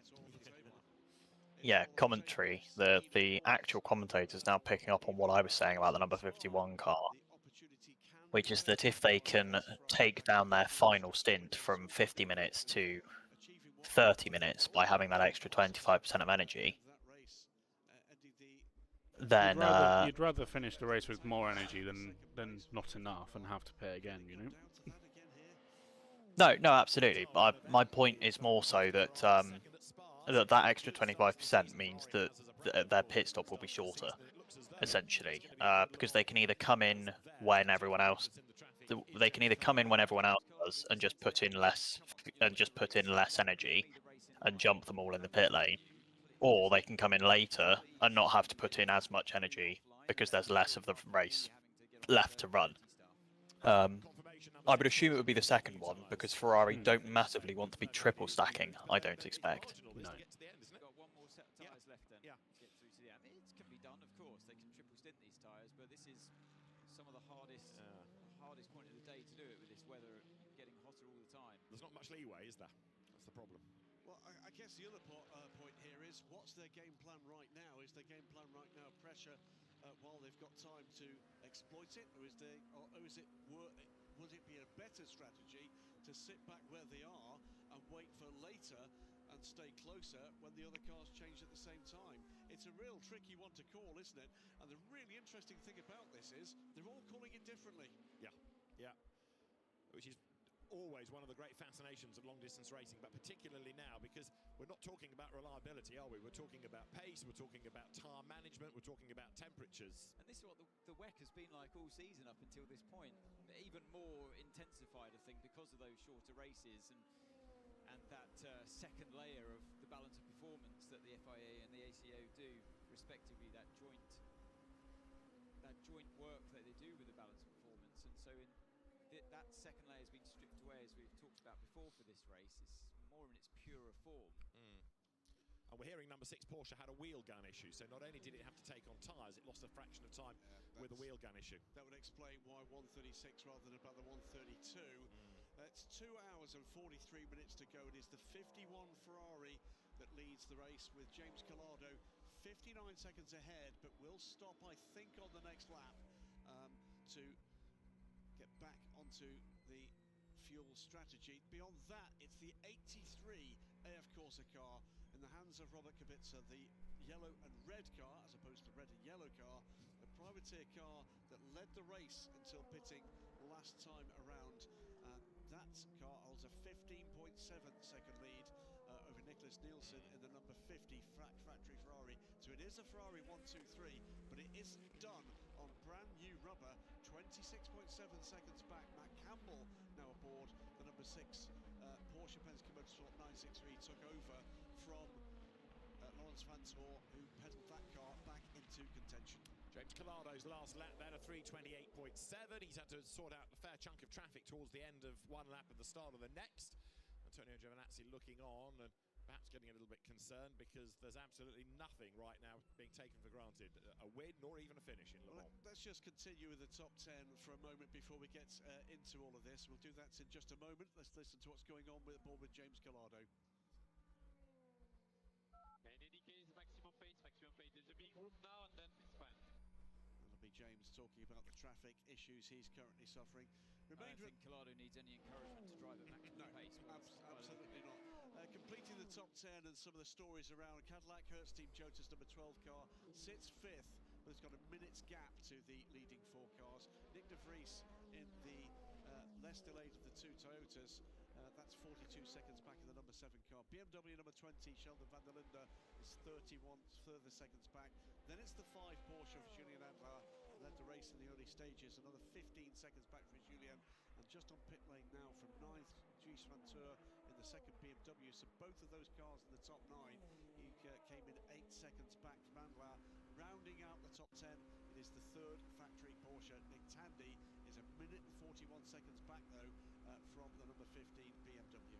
In LMP2, it's still Tom Dillman for Inter-Europol competition, leading the VDS Panis Racing entry. Oliver Gray back behind the wheel, and then Dane Cameron 3rd and leading the Pro-Am part. So aboard on the number 5 Porsche. This is Julian Adler. We've seen a few cars do that in multiple categories, haven't we? Running too wide in Indianapolis, so easily done. It's probably the hardest part of the track, I'd say, that section, Indianapolis, on a consistent basis. It's just, you have to have the car right on the edge of grip, and if you're braking in multiple direction change as well. Yeah, it's caught out the best, that corner, hasn't it? St. Robin Fryans was last year, the year before, and into the wall, I think, in the last year of LMP2 for WRT at that corner. We had the Heart of Racing Aston upside down. We did. On the first element last year. It's big accident, and he wasn't the only one in strife. Pipa Durrani too, hard into the wall there. Yeah, right. There's getting it wrong, and then there's landing upside down. Taking it to a new level, really, isn't it? Yes. Styling it out. Yeah. Right, James Collado due in this time. We're hearing that they might be taking oil. We'll wait and see, but James Collado owes us a pit stop. Further back, you've got the number 7 Toyota still trying to make progress, and James Collado, number 51 Ferrari, heading through Porsche curves. Let's listen. So we box at the end of this lap. There will be fuel and oil refill. So please don't anticipate the restart. You follow instruction from Oscar. Okay. 15 car, meanwhile, the BMW under investigation for a pit stop infringement. In comes James Collado at pace. So let's see how much longer this stop's going to take. You're going to see the oil bomb, as they call it, on the car. They dump a whole load of oil back into it, because you use this, it's quite a normal procedure, especially when it comes to close to the end of the race here at Le Mans. And that's going to cost him, well, I should imagine at least 10 extra seconds or so. So they're saying, don't preempt the start like usual. Not a usual procedure, you wait for our call. Meantime, as the 51 car comes to its pit stall, second place car at Marshall's Post 29, Porsche curves in for Robert Kubica. He's now closing the gap to retake the lead with 2 hours and 38 minutes to go. There is the oil bomb in the hands of the mechanic with the red helmet, the black cylindrical thing under pressure. Black cylindrical thing. It's a black cylindrical thing. I'll go with it. Yes. And he's not allowed to do that until the refueling is done. Fueling is the first part of the pit stop. There, in the meantime, is Robert Kubica, man on a mission. This will put him back into the race lead. But we need to see what sort of time gap he has over not only Nicholas Nielsen, but where James Collado blends back in and how much time he loses with this oil refill. Whatever happens, what a story. This privately entered, of course, Ferrari. Yes, of course, there's a pretty hard wire to the factory effort in a number of ways, but what could we be looking at here? The first privateer top-class entry for many, many moons. First Polish winner, first Chinese winner, and beyond that, another British winner. And who would have actually put that in their bingo card with Phil Hansen at the start of this race? That oil seems to be taking a hell of a long time to go in. Right, the oil is going into Ferrari number 51, and it's back on the move. Yeah, it's probably slightly longer than 10 seconds, wasn't it, by the look of it? But let's keep an eye on the actual pit loss time. Well, 3 seconds longer than what we thought was a delayed stop for the Porsche. So 139 against 136. Away goes the number 50 car, well on the road here. And remember, before these 4 cars all took their latest stops, the gap between all 4 was about 17 seconds. It's now, and we'll wait for the 51 car to clear, it's going to be about 44. But that, remember, there's the offset there with new tyres going on to Porsche. So there's Kubica down Mulsanne, being chased then now by Nicholas Nielsen. 18 seconds it was when they crossed the stripe. And Robert Kubica still trying to build that gap.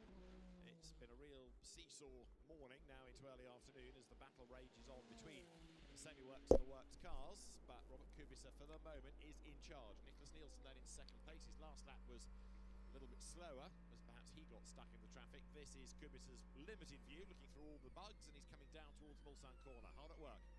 You should imagine now the gap's going to start to increase. If the gap doesn't increase at this point compared to Nielsen, then there should be a few concerned faces for the 83 car crew, because that second stint on this set of tyres for Kubica versus the tripled tyre that Nielsen is just about to embark on, you'll start seeing a drop-off of performance on that tripled tyre. So let's keep an eye on that gap. 18 seconds at the moment.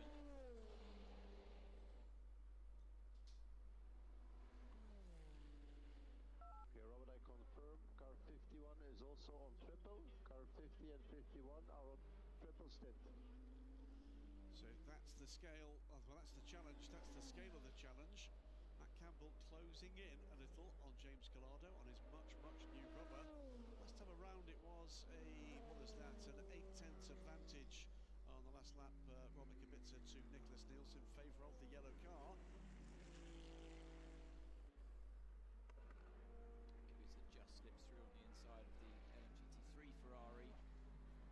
Would have been delayed ever so slightly, but still better than sitting behind it through that second left-hander. And then on the exit of karting, it's going to get the Mercedes through this little right-left kink. That's full throttle, so no time lost there. Watching on, as calmly as he can be. Race order then, 83 Ferrari leads the way, which is Robert Kubica. Second, number 50 Ferrari, Nicholas Nielsen. Third, 51 Ferrari, James Collado. Fourth, Porsche number 6, Matt Campbell. And then fifth is number 12, Cadillac of Norman Nato. In sixth place, number 7 of Nick de Vries, the Toyota, the better of the two, almost by default. In seventh place, number 5, Porsche, Julian Andlauer. Eighth place is 20 BMW, Sheldon van der Linde from 15 BMW of Kevin Magnussen. And then to round out the top 10 is number 4, Porsche, and it's Nick Tandy at the wheel of it. That is the top 10 right now with, what have we got left? 2 hours, 33 minutes and counting. Lead gap, 18 and a half seconds. Kubica to Nielsen, and that time Kubica the quicker of the two.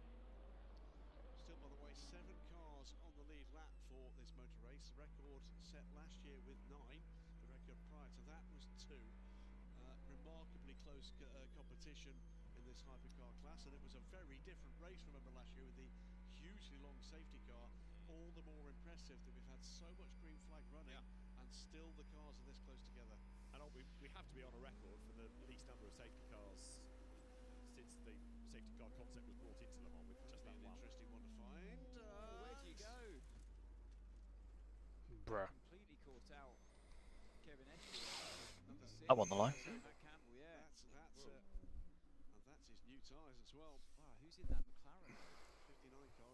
silver-rank driver from United Autosports. Been very bizarre, like how early the car was braking into that corner. Like I said at the time, so it's almost as if I was back in the car there with him. Where do I go? What are you doing? You're brake testing me. That has cost a chunk of time. Yeah. That's why the gap first to fourth has gone up to 48 seconds from 44. Look after himself, get back to it. 3:32 last time around for. You're out of touch. That kind of goes back to what you've been saying over the weekend, Graham, about this race choosing you. You know, they're working so hard, they're playing what they can with strategy, but then out of nowhere, a moment with the back marker, which you just don't expect. You're on the back end of the race. I'm sorry, did I not quite mute fast enough for you to not hear the beginning of my sneeze? Bruh. Canadian Grand Prix doesn't start till 7 PM. That's so many hours away. Oh. Hearing that car 50 is being told to improve the speed, carry a bit more speed, minimum speed through karting corners. So it's the end of the Porsche curves. So they're clearly looking at the 51 car data. Nicholas Nielsen just being told to get better. It's hilarious. Oi.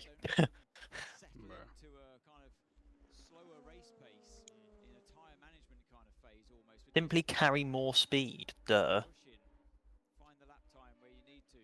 Let's hear from Kubica meanwhile. It's the beginning of the race, but I have no control over the fast downshift. So he's had bad downshift since the beginning of the race. So it's not new. He's been able to drive around it, but this is the time when it's going to get worse potentially, isn't it? So is it becoming more of an issue, which is why now the conversation has started. So one to monitor. There is 83 then out of the chicane. Oh, is that? Was that? Nah.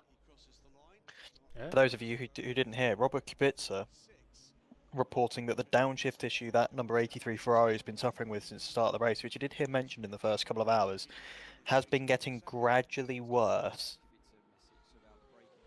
So let's hold out. There's still a chance that the Ferrari 1-2-3 finish doesn't happen.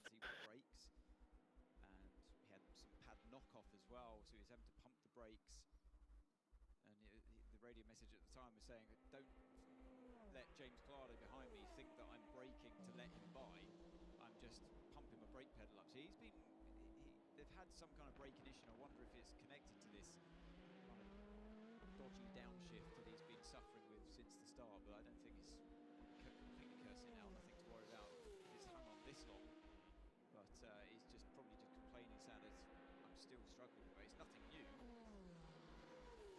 Three cars that are not this fight, but great examples of the variety of cars you get nowadays in the hypercar. The Peugeot 9X8, the Alpine A424, extraordinary Aston Martin Valkyrie LMH. It's certainly been a race to forget for Peugeot.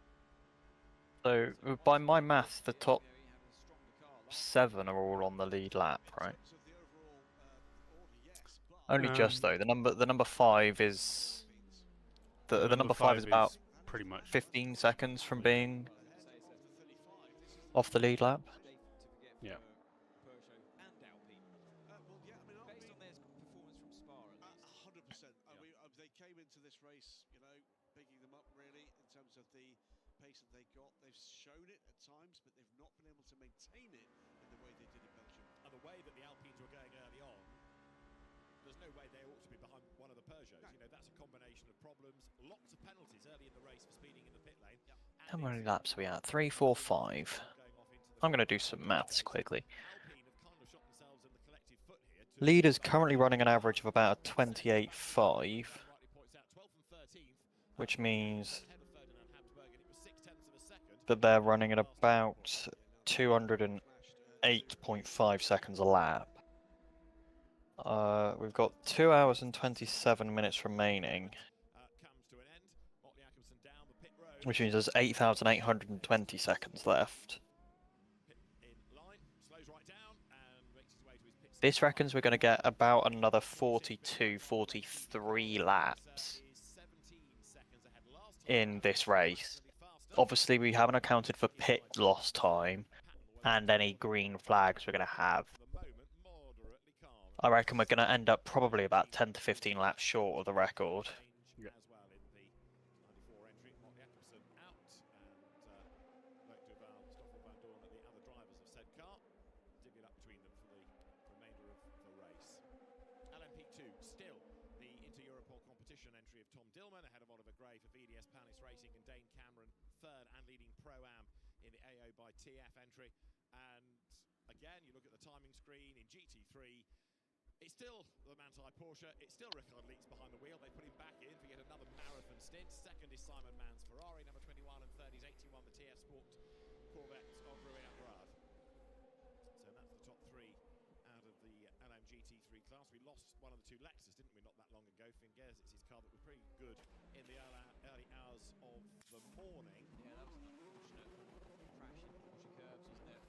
Just like we were saying before, the track becomes pretty treacherous now with the gravel that's at the side of the track and the marbles as well that consistently build up. So if you just get off racing line, it's coming into the corner now that I was talking about.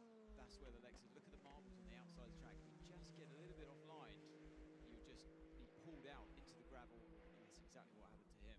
It's also really dirty around here, like high speed corners. It's like ice if you go on there now.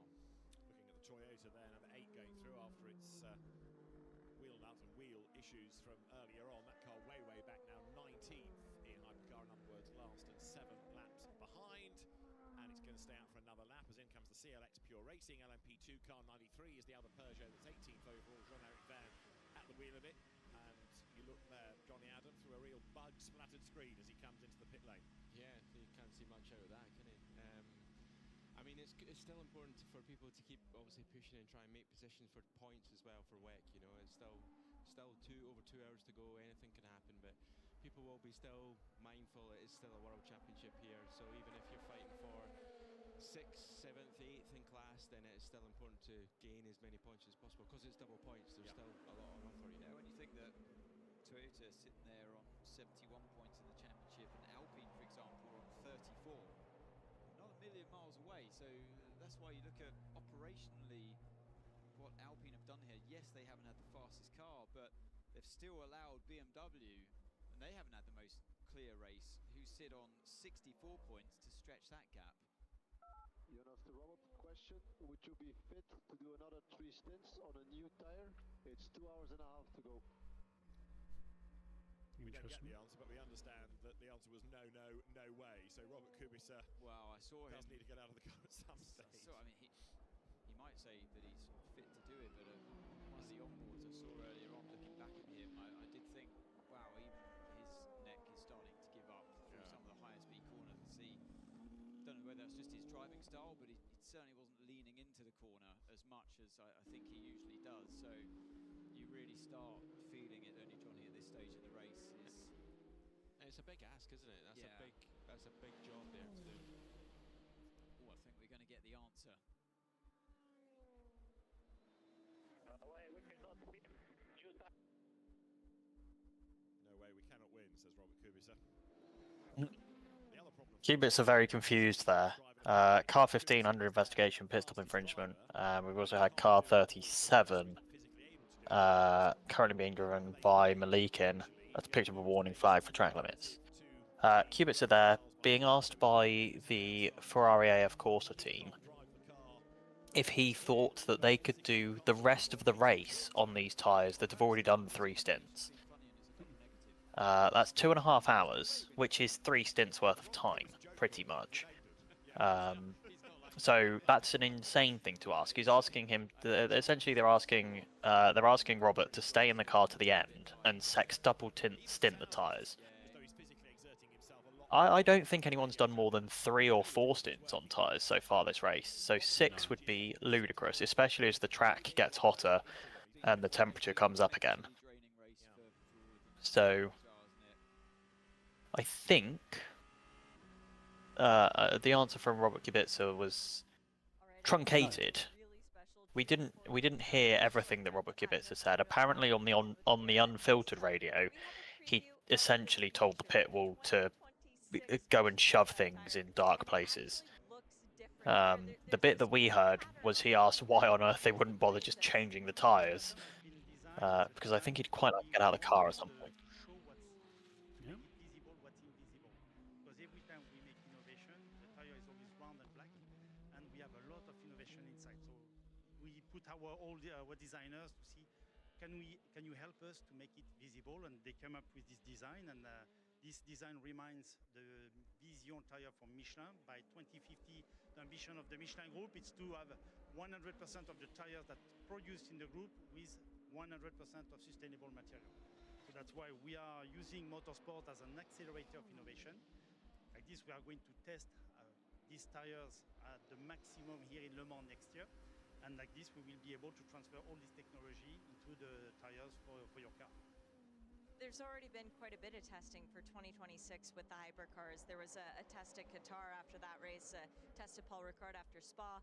You guys have been putting the miles down. Have you already seen things that you've changed for the 2026 tire as a result of those tests? Yes, at the beginning, we started the process 2 years ago because it's a long process because we need to validate all these renewable and recycled products and to keep the same performance. We're going to full course yellow. The development phase, it was a bit Lord knows why, but we're under full course yellow. Feel any difference? They keep telling us, oh, Michelin, you are bringing new tires, but it's the same. But for us, it was very important to I don't know why. We haven't got any cars stationary on track from what I can see. So that's why it took us 2 years. So maybe just a general cleanup? Loop of development next week in Watkins Glen in the US after the race. And after we will finalize the development, we'll have 2 weeks of analysis.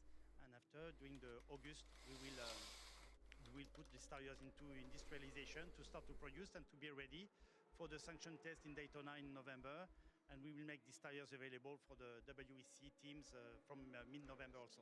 And next year, 1st of January, we will be testing and racing with this tire. How many tires will you have to make in anticipation of that event? Because that will be a lot for Daytona. Yeah, that's why it's we need to per year is going to be a production of around 30,000 tires to cover the needs of WEC and IMSA. But yes, that's why it's to put recycle and renewable products into the tire. It's not just to make 1 or 2 tires. It has to be an industrial quantity. So that's why it was difficult to find the right product to produce so much quantities. Now, when you say recycled products, what are we talking about here? Yeah, the full course yellow only lasting for a minute and a half. It's going to be lifted shortly already. So I'm assuming possibly just a piece of debris pickup, possibly a little bit of a track sweep, just try and clear things up. The carbon black and also some different materials, and this carbon black will be reused to make new tires. And we have sunflower oil for the compound. We have also orange and lemon peels. We have the rice husk to use it, and also we have a natural rubber. That's a lot of different materials all going into one. So you must, on a race weekend, when you see fans leaving with tires, cringe because that's actually not green. Yeah, the initial tire is not that green because, of course, it's made with a fossil product. But now the tire is going to be more and more green. So, but this is something that we want to take it back because we want to recycle 100% of the tires we are going to make it available. I couldn't help but notice that when you said green just there, it got louder on the racetrack. Thank you for spending some time with us, Pierre, and walking us through a little bit of the future. Can't wait to see what it holds for Michelin. Yes, it will be very interesting next year to see these tires in all the hypercars and GTPs. And hopefully the fans will love it, and we already love it. So we hope we will share this passion with all the fans. Thank you. Thank you very much. But the lead gap has gone up to 39 seconds.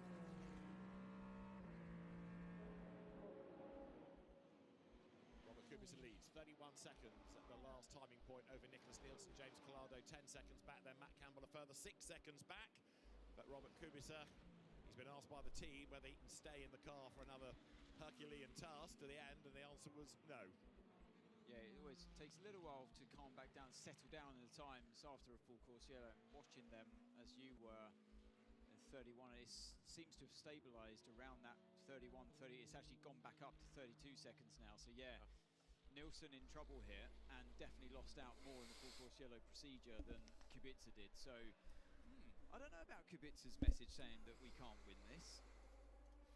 We'll find out in 2 hours and 18 minutes time. It's still up for grabs as you look at the LMGT3 leading car. That's number 92 that Richard Lietz has brought in. He shares it, don't forget, with Ryan Hardwick and Ricky Perra, who did quite a lot of driving through the night, but Richard Lietz then getting himself ready to blast back out, just adjusting where the wheel is. What's all that about, Johnny? Every driver's got their preference, and the Porsche's got to fully adjust, just as your road car would have an adjustable stock. So yeah, every driver will have a point at which they want to fix the steering wheel out. So Richard Lietz in number 92 Porsche. There it is, it drops down. The bright blue Manti entry blasts away once more, heads up the pit lane. And second in LMGT3, number 21 Ferrari, silver Ferrari of Simon Mann. There is number 8 Toyota, and we have another car for pit lane speeding investigations. It's not one of the leading cars, we'll come to that in a moment. There is number 8 then, after a pretty torrid weekend for Toyota all round. Sebastian Buemi is put into the car, but it's a pretty forlorn hope to salvage much at this late stage. This is definitely one that got away from Toyota. Well, they were an outside bet anyway. They had a bit of a torrid time in qualifying. Car didn't have speed there. Operationally, things have gone against them, which is really out of character for that team. Carl Sevens had a dismal week here at Le Mans. Didn't even make it through to Hyperpole 1 with a severe lack of speed. So they were an outside bet. It looked at one point during the night when they were on the soft tyre, they were making it work and not many others could, that they pulled themselves back into it. But at that point they'd been a bit more polished than most other teams, and less fewer incidents had come their way, and then everything seemed to settle back down. They didn't have the speed, and once you got back into sunlight they didn't have the speed. And when they did have a drama with that wheel nut, it was a very, very costly one indeed. This battle is between 21 Simon Mann coming into the pit lane, and 63 the Iron Lynx Mercedes AMG. That was Brenton Grove. That's Grove Jr. at the wheel, and that's not impressive. That's just, it's not the place where you should be trying to make an overtake or make up time, and there's contact as well. Well, race control look at that? I think they should do. I think it's an unnecessary place to make contact. Well, you should never make contact, but completely unnecessary. Yeah. Right, the next Iron Lynx car is due in, and 63 is going to have to be careful when it rejoins. More pit stops. That's the Algarve Pro Racing car number 25 that Theo Pourchaire has brought in. That had damage, remember, in the early hours of the race when it went into the back of a car in the slow zone, damaged the front right bodywork and punctured a tyre. And it's been on the back foot really ever since then, but it is ready to go. And straight away, Brenton Grove under investigation. Dangerous driving in the pit entry road. Thing is, the reason we have a pit lane speed limit is for safety. Yeah. And you shouldn't. Yes, okay, it's one thing to race up to the line, as we see every driver do, and activate, but actually racing another car side by side in a narrowing pit lane towards that safety line. Right in front of race control. I'm pretty sure they're going to come down hard on you for that one. And making contact with the car in the process. And it wasn't for position or anything. They're so far down in 63. No. 63 so far down, yeah. And that just puts the tin hat on the whole week for the Groves, doesn't it? You know, they've destroyed a car in free practice 1. They've had all the travails of getting into the race because of not having done the night lappery.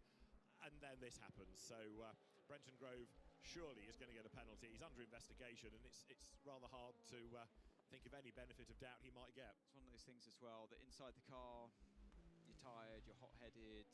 It might have seemed like the right thing to do at the time, but once you watch it back, you realise that with a cool head, when you're not in the heat at the moment, it doesn't look good, basically. Now this, number 27, Aston Martin, is now second in LMGT3. The gap to the Porsche, though, is 69 seconds, but Zach Robichon at the wheel of it is pressing on. This, don't forget, was the car that started on pole position. Behind it, 11 seconds back, is Alessio Rivera's very fleet-of-foot Ferrari, so it's not guaranteed it's second place. The Ferrari that he's chasing is number 21, but he's on an outlap, so although it does look as though 92 Porsche is well clear in LMGT3, second might still be up for grabs here. Yeah, I think the 27 might be out of sequence. I think it's maybe due us a pit stop soon, but yeah. I think I just saw the guys there. They're looking potentially for top 3. If they can get a podium, it might be achievable. So it is going to be a pit stop this time, we understand. Zach Robichon to give way to Matteo Drudi, as at AF Corsa, the discussions are on for the next pit stop. Now, for third place, James Collado to Matt Campbell. That gap, look, is coming down and down and down. We know that Matt Campbell had a moment a couple of laps back, but it's down to 1.2 seconds. It is game on now for third place. James Collado, after that longer stop to put the oil in, now finds himself having to think about defending, but he's got more virtual energy than the Porsche, but Matt Campbell is much nearer on the racetrack. Yeah, Campbell putting good use of those fresher tyres that he's on, and Collado, the same way that Nielsen's suffering now, and that third stint on the tyres is starting to really drop off, coming near to the cliff. So the important thing for Campbell really is to not get stuck behind the 51 car for too long, if at all. Indeed so. So the gap 1.2 down to 0.7 of a second. Matt Campbell hustling the Porsche through the Porsche curbs, and he's looking nearer and nearer, and then up the road is the traffic. So that is the next problem for James Collado. He's on the lights, he wants to clear them all if he can before he gets to the Here we go. Gets up the inside, The Porsche number 6 is chasing down, that's the number 51. And this is Matt Campbell having an absolutely brilliant time in that Porsche number 963 at the moment. All of these GT3s are going to get cleared by the hypercars, and now the Porsche is directly behind the number 51. Early on the power, and that's why you saw just the flick of oversteer, because he's desperate. He knows, following through here, late on the brakes into the next left. He's done exactly that. Then get on power here as early as you can, and the same process applies to Tetra Rouge. If you can get that one right as well, then you'll be in the slipstream properly onto the Mulsanne straight. That's a tricky corner to follow quickly through, though, closely, because it's a quick corner, you get more turbulence, so he's a little bit too far back to mount the attack, in my opinion, right now, and then you start looking your eyes further forward down the track, see if there's any more traffic that can help you out, but that's what you're thinking about in the car. But he is getting closer in the slipstream here, and he might have a look here. Come on. Cool. Matty Campbell thought about it.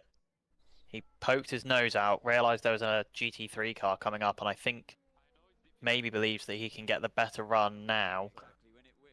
Your time will come in the next pit stop. Maybe not for you, but for your next teammate jumping in. You'll be in this position where you're on the fresher tyres, but for right now, it is Matt Campbell. He's going to look to the inside. There he goes. Here he comes, Matt Campbell, up the inside, on the straight, before the braking for the second Mustang chicane. That is third place now for the Porsche Penske Motorsport. The first time that the Ferraris haven't been 1, 2, 3, I think, since I went to bed last night. Which is now coming up on 13 hours ago.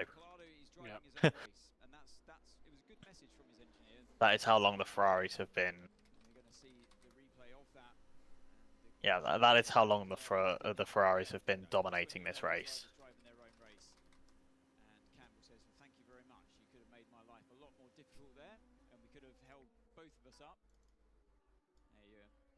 Excited now, but I think the guy on the right-hand side has the better expression, because he knows full well that later on is going to be roles reversed. What goes around comes around. Exactly. Yeah.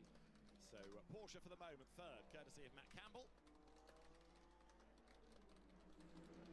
Richie Leeds has more starts in the 24 Hours of Le Mans this year than any other driver at 19. You also have more wins than any other driver at 5. Are you going to change that to 6 today? I think everybody in the race wants to win, so everybody has a chance to do it.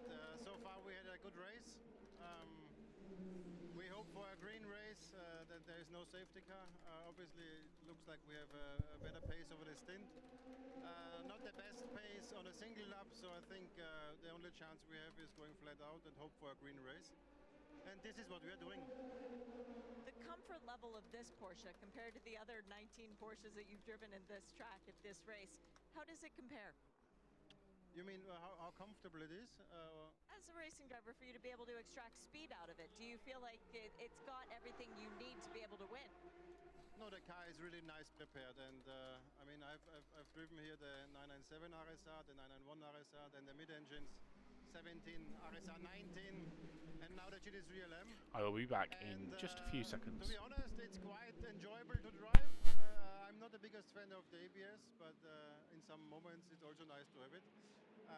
So I really enjoy driving it, and at the moment the car is exactly how we need it. Now 2 hours, 8 minutes, and I will be happy. Are you going to sit here and watch the end? Second? Are you just sitting here and watching the end? Ricardo's doing the final stints. I think I go back in the car, but I will ask maybe if Ricardo is fit, he should go, and I go for coffee. As it's my 19th, I'm already the old one. Are you comfortable actually leaving the race to somebody else for the win? You know, in endurance racing, I have to trust him. And with Ryan and Ricky, to be honest, we have done the Asian Le Mans series. We are doing the WEC together. So I did with Ryan already Daytona back in the days. So there's a high trust level. And I know he's young and a bit crazy, but he's fast and he can do the job. And that's why Richie Leitz has won so many championships. He knows to trust his co-drivers.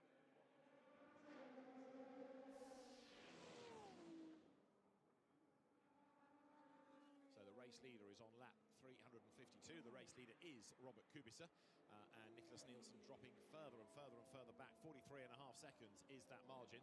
And then almost with him is Matt Campbell. So you're looking there. Hello. Porsche, the margin second to third. You can see the two cars almost in the same shot. 2.6 seconds at the last timing point. Matt Campbell having I have got some Doritos and some salsa. Nice. And I've got an energy drink. Real. Yeah, so he's catching these Ferraris are really starting to suffer now on these triple stinted tyres, and I'm just trying to see the more important gap for me is the gap between 50 and 51.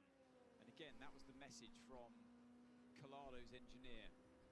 Forget about this guy. The 83's in the pit. Right now, it's more about your teammate further up the road. And for the championship, that's vital. But I can't open the salsa. And if you factor in the time lost when Alessandro Pierguidi spun into the gravel coming into the pit lane, you know, all these ifs and buts for Le Mans, but it could be a completely different outcome. Car 29 under investigation for pit stop. Driving. 2 hours, 5 minutes to go. There is Matt Campbell in number 6 Porsche. He's in third place and may well hit second before much longer. The gap is 11/10 of a second coming away from Arnage. So the 83's in. The 58 and the 6 are both in. The 51 will keep going. At the front, then in the classes, in the GT category, both of them back in the top class. There's the leader, then into the pits comes Robert Kubica at the end of lap 352. Down the pit lane comes the lead car. 2 hours, 5 minutes to go. Stops at his marks. The team rush round, and the door opens. But no sign yet of Robert Kubica getting out. Now, when he was asked, could he stay in the car to the end, he said no, but is he going to be kept in for at least one more stint? Especially if they're going to keep those tyres on the car, it would make sense. Let's see what they do. Fuel goes in then. Yeah, so they're going to take these tyres to do a triple as well, so copying what car 50 and 51 have done. And here comes the 50 and car number 6.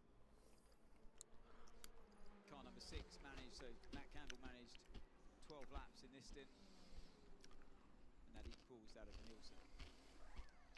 Once again, Nielsen, because they're on the same part of the track pretty much, compromised by the 83 car. So this should allow car number 6 to do the overtaking in the pit stop here with a faster stop, just because they had a straight run in. There it is, on its way back down the pit lane then. So fuel taken on board, battery recharged, away goes Robert Kubica, who'd like his batteries recharged. He's been really working overtime in that car as he exits the pit lane with 2 hours and 4 minutes effectively to go. Number 6 Porsche then, fuel, but keeps it on the same task, and Matt Campbell stays behind the wheel. He now is released, and there's 50 Ferrari brought in by Nicholas Nielsen. Of course you would overtake him in the pit lane anyway, because they're about to change tyres on this car. Full service going on there. So more time lost. That's bad news for Nielsen for the moment at least, because he was already 40 plus seconds back, and now more time lost as they change the tyres in this stop. But then he's going to come racing back during this next in. Completely racing back.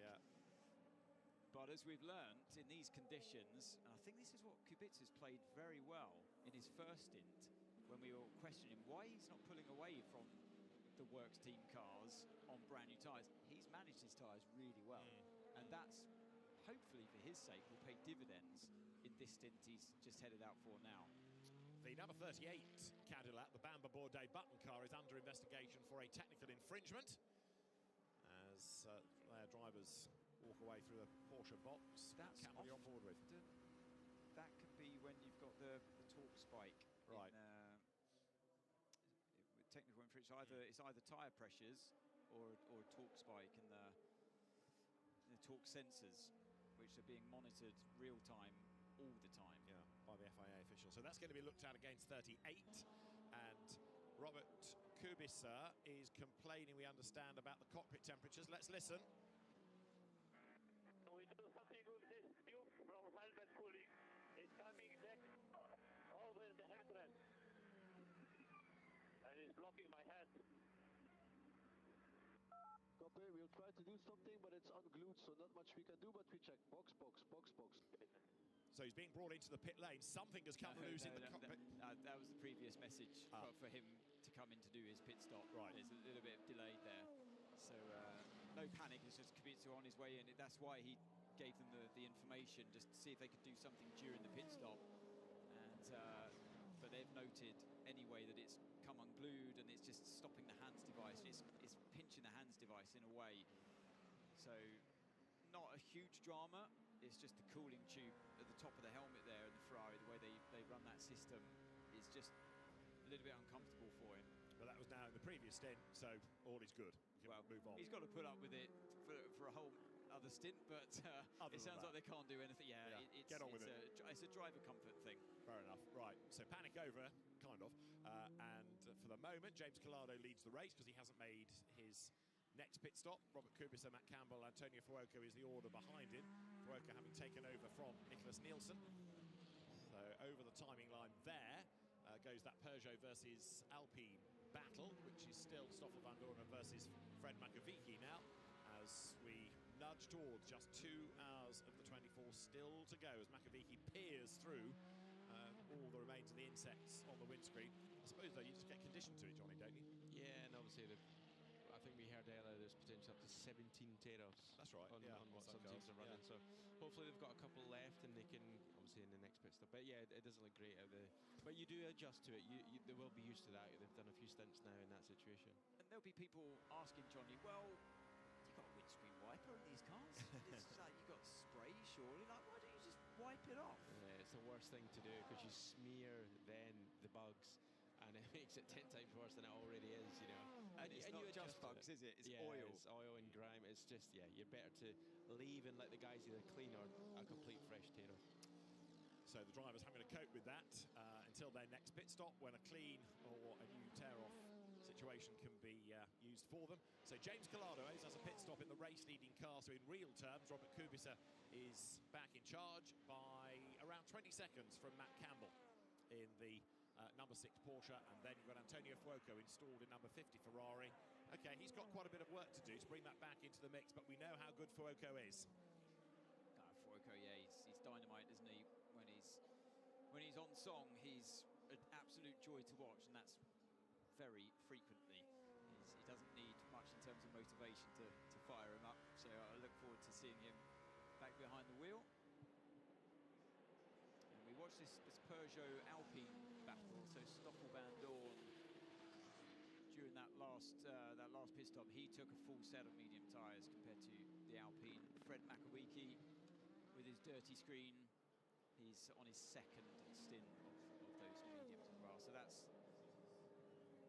even though I think the Alpine's just had the edge in terms of pure pace over the Peugeot, that's going to be mitigated, and probably more so just the tyre age alone, I should imagine.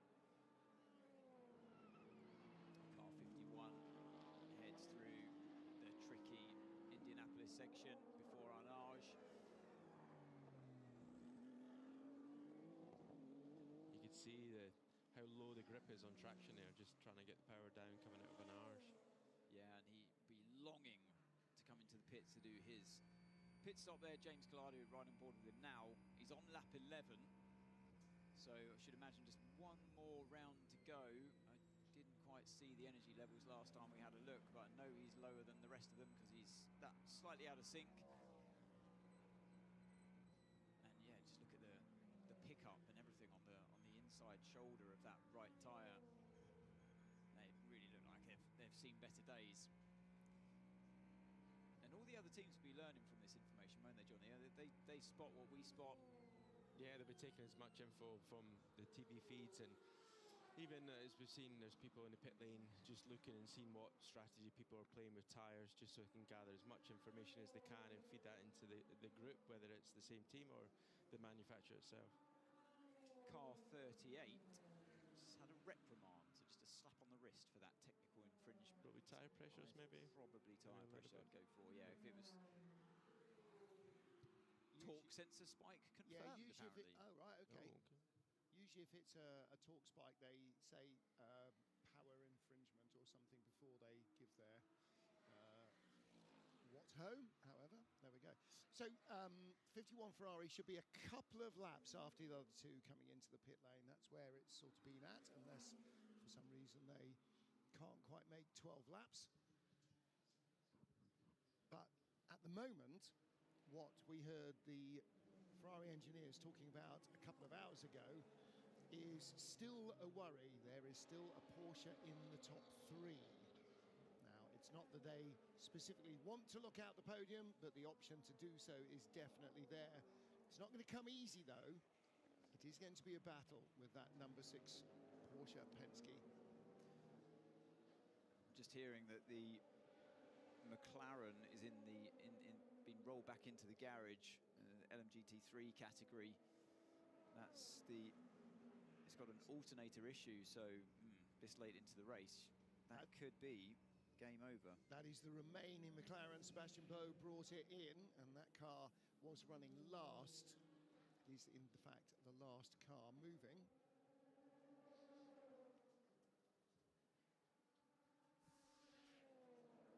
So, James Collado on his last lap, unless he's been extra economical on his fuel to stretch the 13, but I haven't seen anyone do that for a long time. And he's been sticking to those 12 laps consistently. So yeah, pretty sure this would be his in-lap here.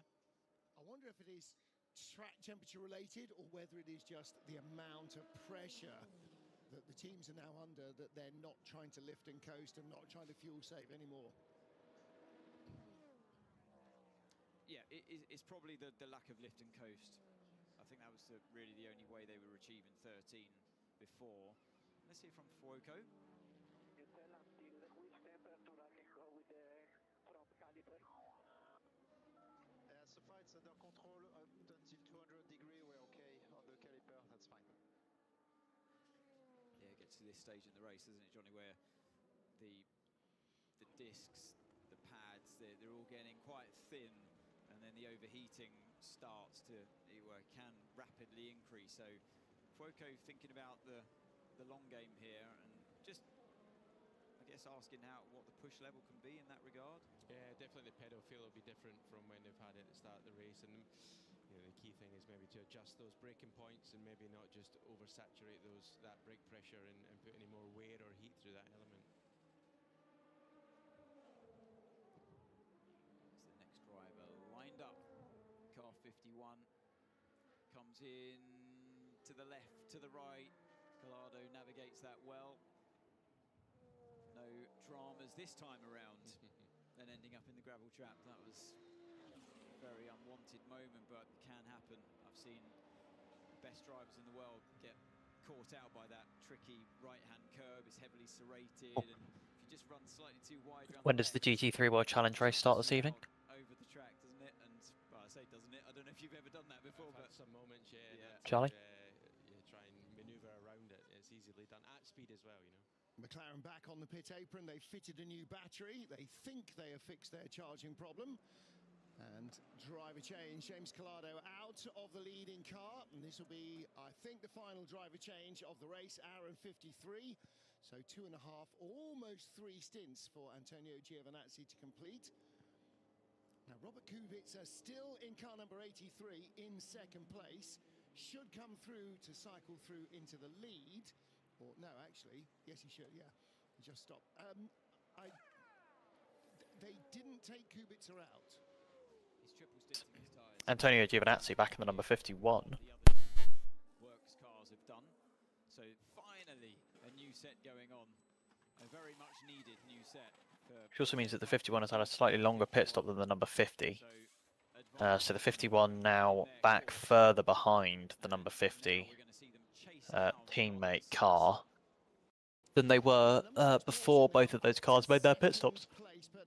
Little bit of false dawn, perhaps. They're not there on outright pace necessarily. Meanwhile, Robert Kubica continues to be the driver of the number 83 car.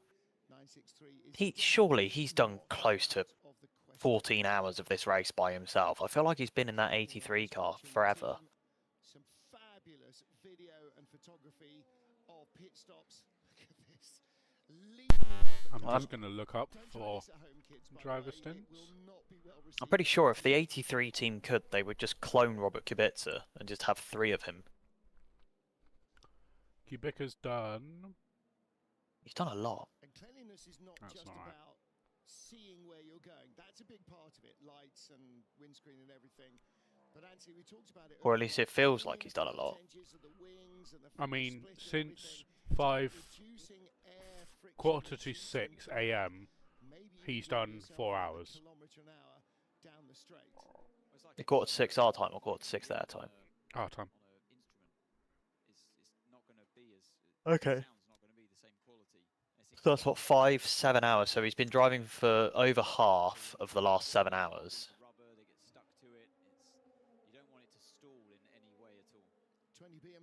Which by my maths means he won't be able to go all the way to the end of the race, right? Good question. Oh, both BMWs in the garage. They've both just come into the pit lane and are now both in the garage. I don't know what's going on there, but that could be both of those cars out of the running with only an hour and 50 minutes left to go. Turning it off and on again works. They've tried that, so let's see if that works. Now, after that hasn't worked, I then wiggle wires. And if that doesn't work, then I use a hammer. And if a hammer We will wait and see, but I don't think this is good. BMWs in the garage. Good question. Run, Shay leaps into action. Run like the wind. Yeah, Shay is on her way. Shea Adams on the way to the pit lane to find out why those BMWs are both on pit, both in the garage, in fact. Not even on pit lane, which means that it is something significant because you can do a lot of fixes you can do in the actual pit lane itself, in the slow lane, where the cars come to a stop. So it's got to be something significant for them to have been wheeled back into the... Something significant for it to have been wheeled back into the garage. Could well be picking up another place in the next lap.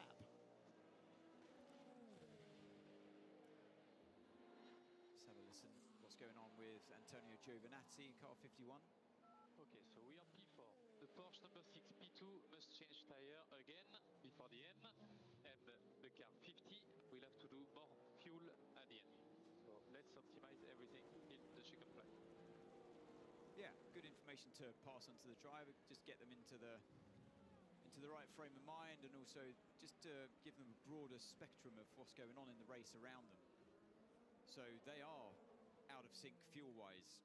So his engineer was right to tell him that the car 50 will have to take more fuel than us come the end of the race, and the 83 as well, but they're way too far down the road, so they're fighting for second place here. And then car number 6, they're going to have to change tyres again at some point with 1 hour 50 minutes to go of this race, and so it's going to come back around. They're going to have to do a longer pit stop basically than us towards the end of the race, and for now we're the ones with the tyre advantage as they're a quarter of the way into their double stint, which will be then another stint on top, I'm sure, for Campbell.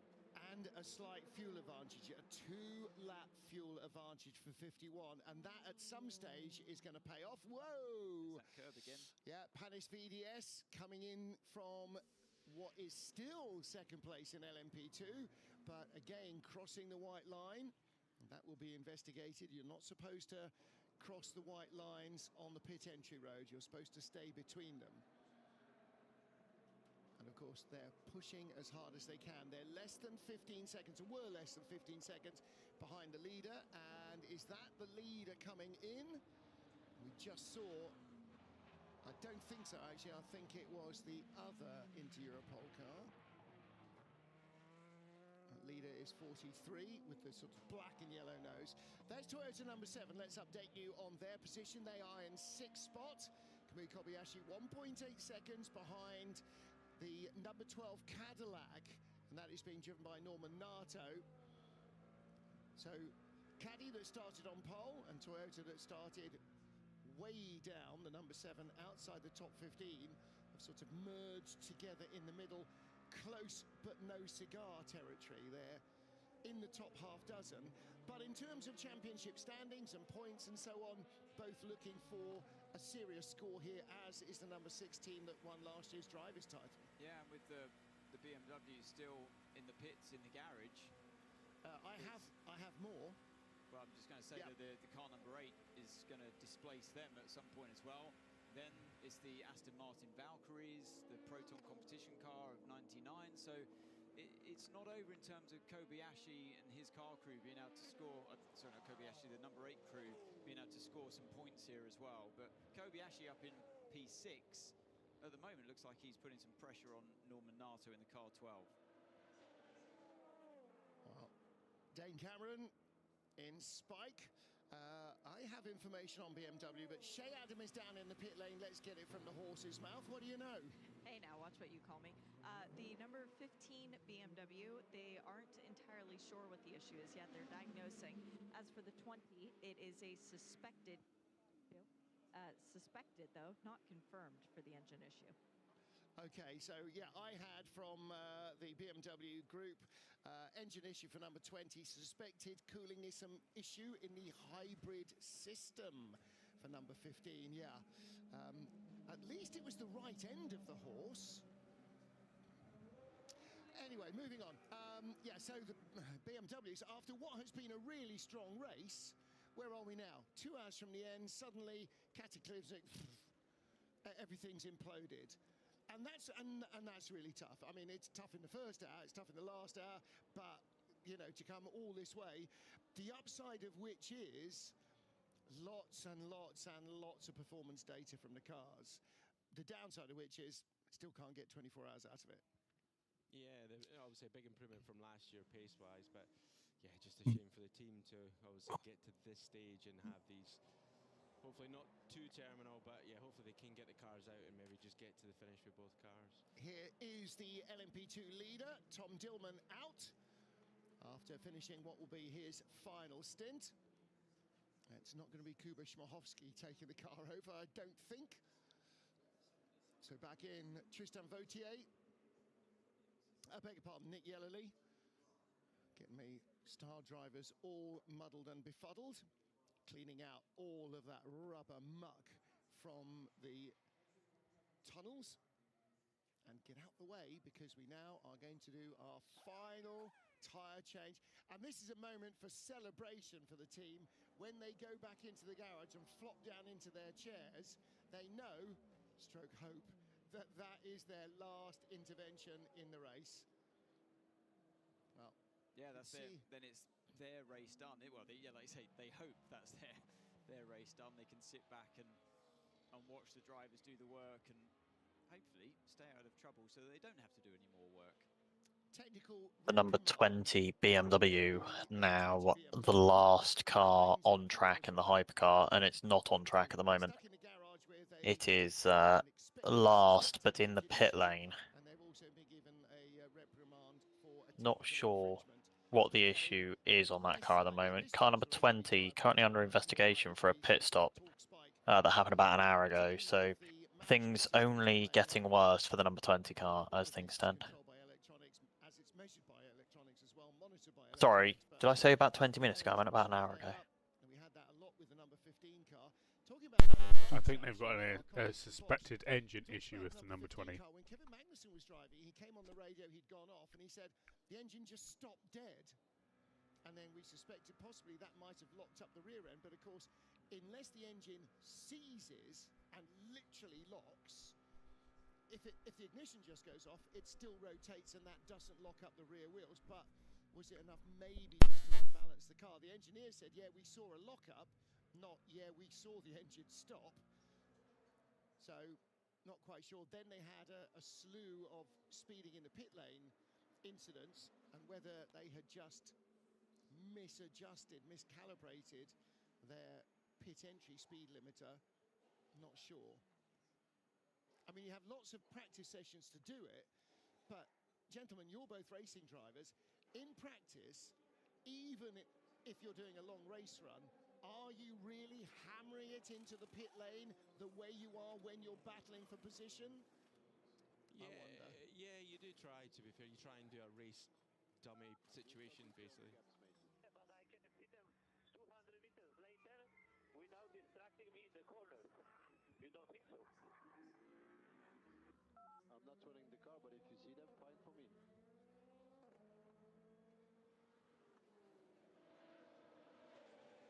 Okay. Yeah, I mean, Kubica just saying you're distracting me by talking to me in the corners. I prefer no information if we're out in front by that far. Yeah. His pace is still so strong, like 28.0 in the last lap. It's strong pace up front from 83. Is he going to do another 100 minutes though? No, here we go. I mean, this is what I suggested to you half an hour ago. Yefei is your guy. And no disrespect at all to Phil Hansen. I think he would do an absolutely standout job as well. But is Yefei the man? So, crucially, we are close now to ticking over to the point where all the hypercars will be able to make it on just 2 more stops. It will involve a little bit more fuel saving to stretch out to a 50-minute stint. But with 1 hour and 40 minutes to go, 2 50-minute stints would be enough, and none of the hypercars, I don't believe, need to pit in the next couple of laps. Let me have a look at their stint information. So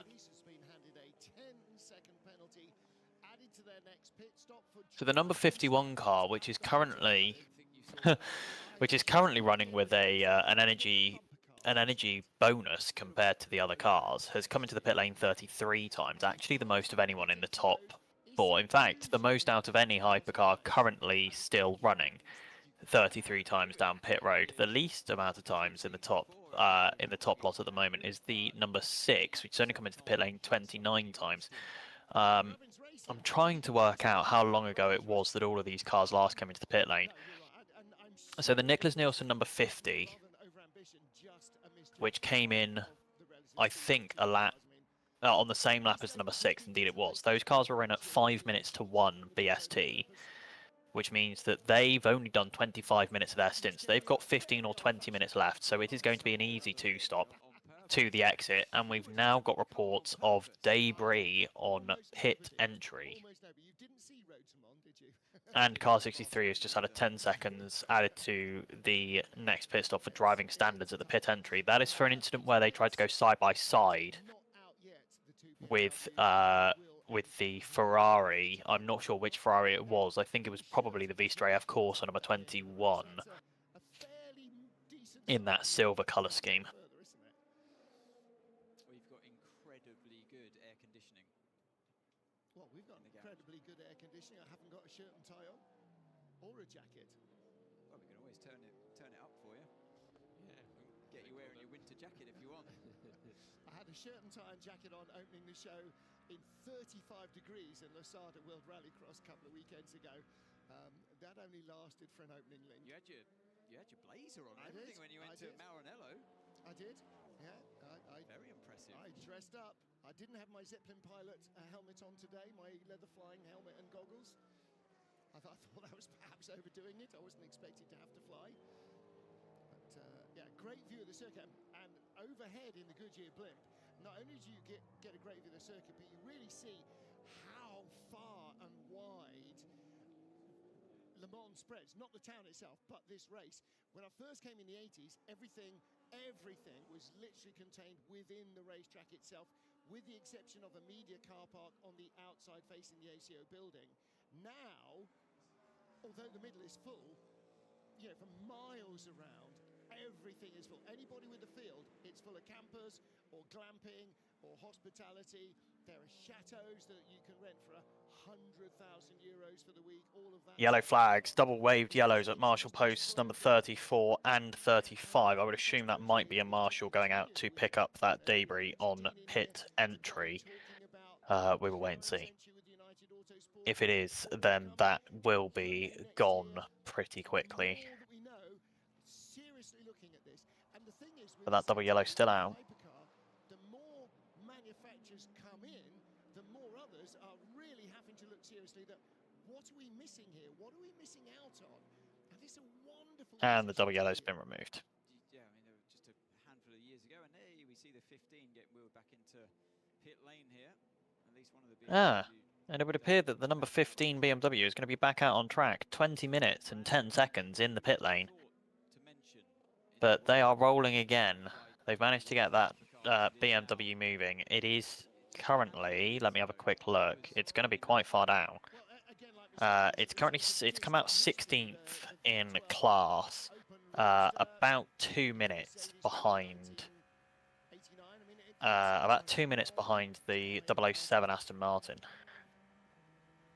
Dane Cameron has won just about every major race in North America, a multi-time IMSA champion, and standing on the precipice of a real great accomplishment. Dane, what's it like to get out of your race car for the last time in the 24 Hours of Le Mans from P1? Oh, it's a nice feeling, isn't it?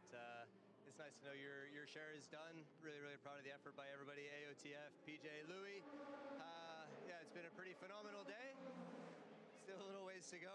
Both Louis and I know, unfortunately from experience, these things are not over until they're over. You know, we had a similar thing at Daytona this year, and Louis had it a couple of times here, so certainly nothing is done until, you know, you get across the line here at Le Mans for sure, but it would be really tremendous for all of us. I really hope we can pull it off for PJ.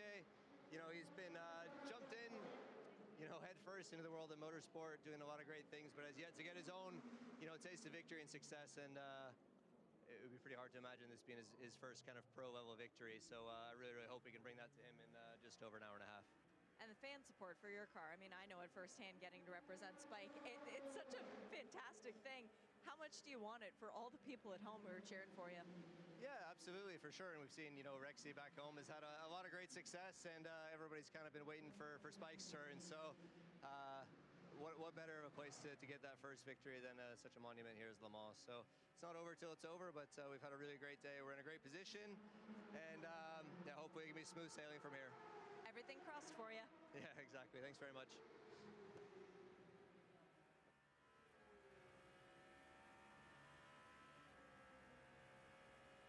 Cadillac have had single lap pace, particularly in clean air.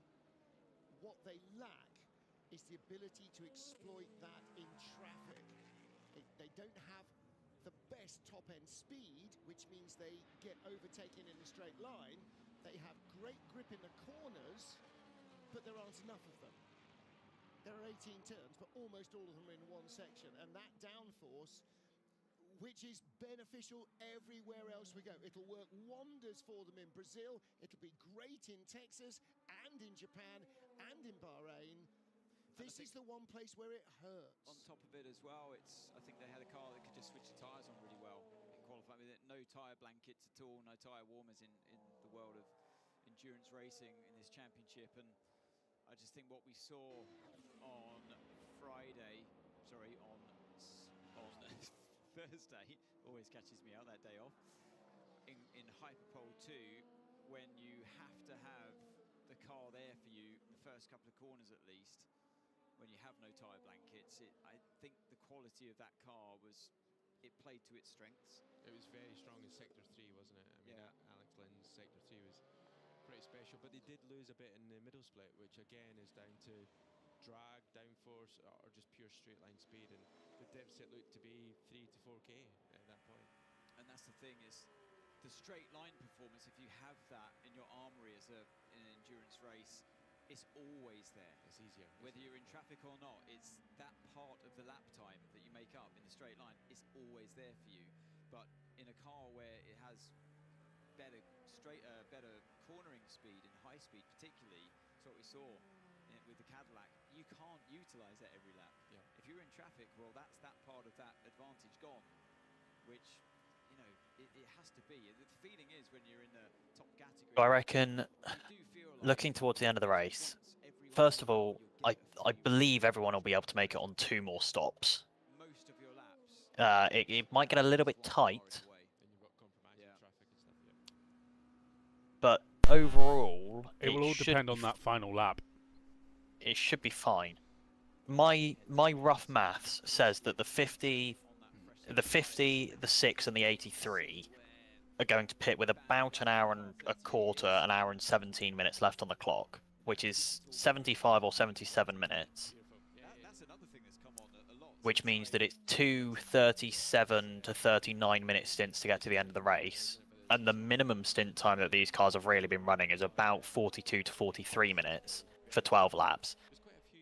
When you factor in that they've got another pit stop obviously in the middle of that, which then adds another minute and a half to the total lap time, that the math says that it should be fine. Because technically they'll have a lap in hand in both of the final 2 stints compared to the total race time that's left. So, yeah, I believe everyone should be fine. The question now is, does the number 6 take new tyres and put Kevin Estre in for the final 2 stints? I think yes. We'll wait and see, but I think yes. Why not? The thing is, they'll be able to take new tyres and do the driver swap, and only come out about, by my maths, they'll come out about 2 to 3 seconds behind the number 50, but crucially still be ahead of the number 51.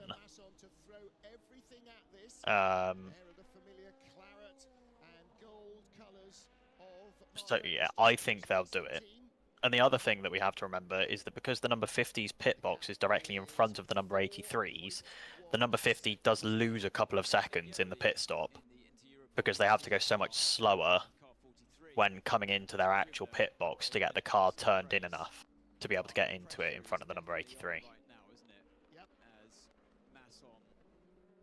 the bit between the teeth, past the United car earlier on to have a clear sight of the car he's chasing down. There it is, the lead car, Yellowly.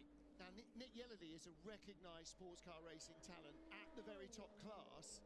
So if Masson can close him down, catch him and do something about him, that is a massive feather in his cap, because these are the same chassis, the same engine and same tyres. This is almost like being in Formula 2 or Formula 3. It's not actually a control category, but the de facto control is that everybody buys the Oreca because it's the best LMP2 car extant. So it's mano a mano, it's head to head. It is just about driver, tyre, track. Yeah, 3.9 seconds is Esteban Masson. Let's keep an eye on that gap. It's come down 2/10 on the last lap, or the last sector. I am just next to Esteban Masson's teammate, Frank Pereira, car number 48. How is it going? You were with Mr. Pandis himself, Olivier, who didn't want to speak to me. A lot of tension. You are brand new in LMP2, Esteban as well, but it's going pretty well. What are your expectations? No, really good. Esteban is young, he have a good speed, and so yeah, he decided to finish, and the moment is going well, so we'll see. One more change of tires or no more tires? I don't know. You don't want to say. Okay, thank you, and good luck for the end.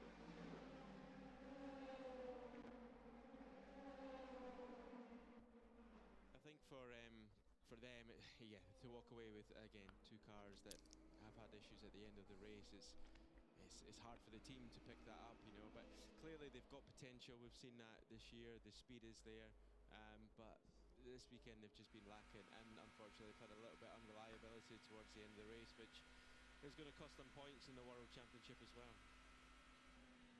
On board with Robin Frines, cold tyres, out of the pit lane, and whatever issues afflicted the running gear on either of these cars, let's hope that they will at least do another 88 minutes and change to get them to the line. Quick maths there, Martin. Well done.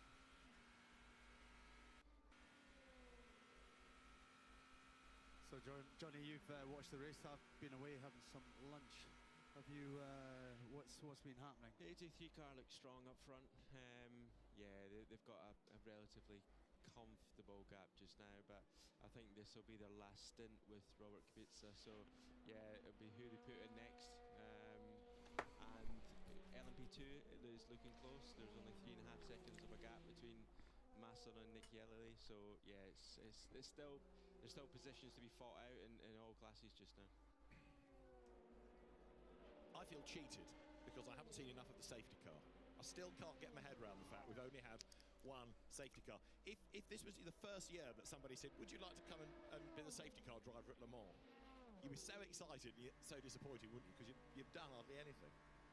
They've not used much fuel, have they? No, on the car. It's an environmentally friendly race, isn't it? The safety car's not burnt much. So does that mean that we are on course for a record distance travelled?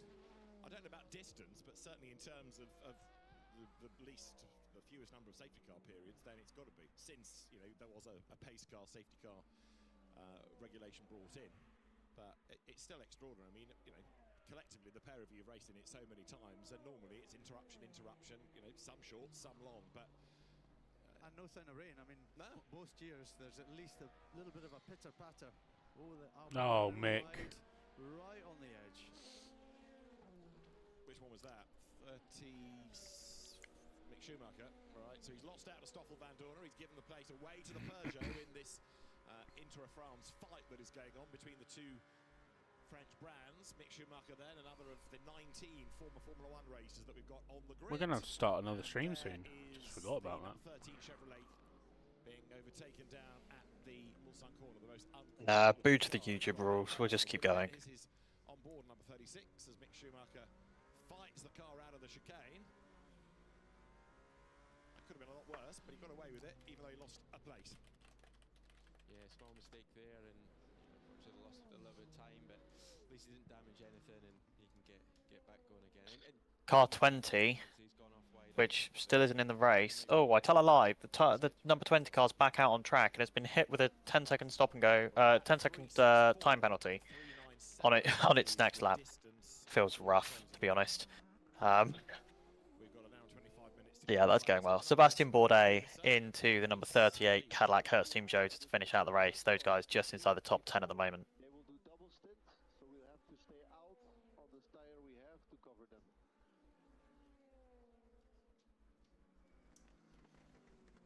Well, Robert Kubica, despite earlier on sounding as though he wanted to be well out of the car before the end of the race, is still having a man up. He's doing a good job, and he leads at the moment by 22.5 seconds. On board with Mick Schumacher. It's all a bit crowded ahead of him in the Porsche curves, isn't it?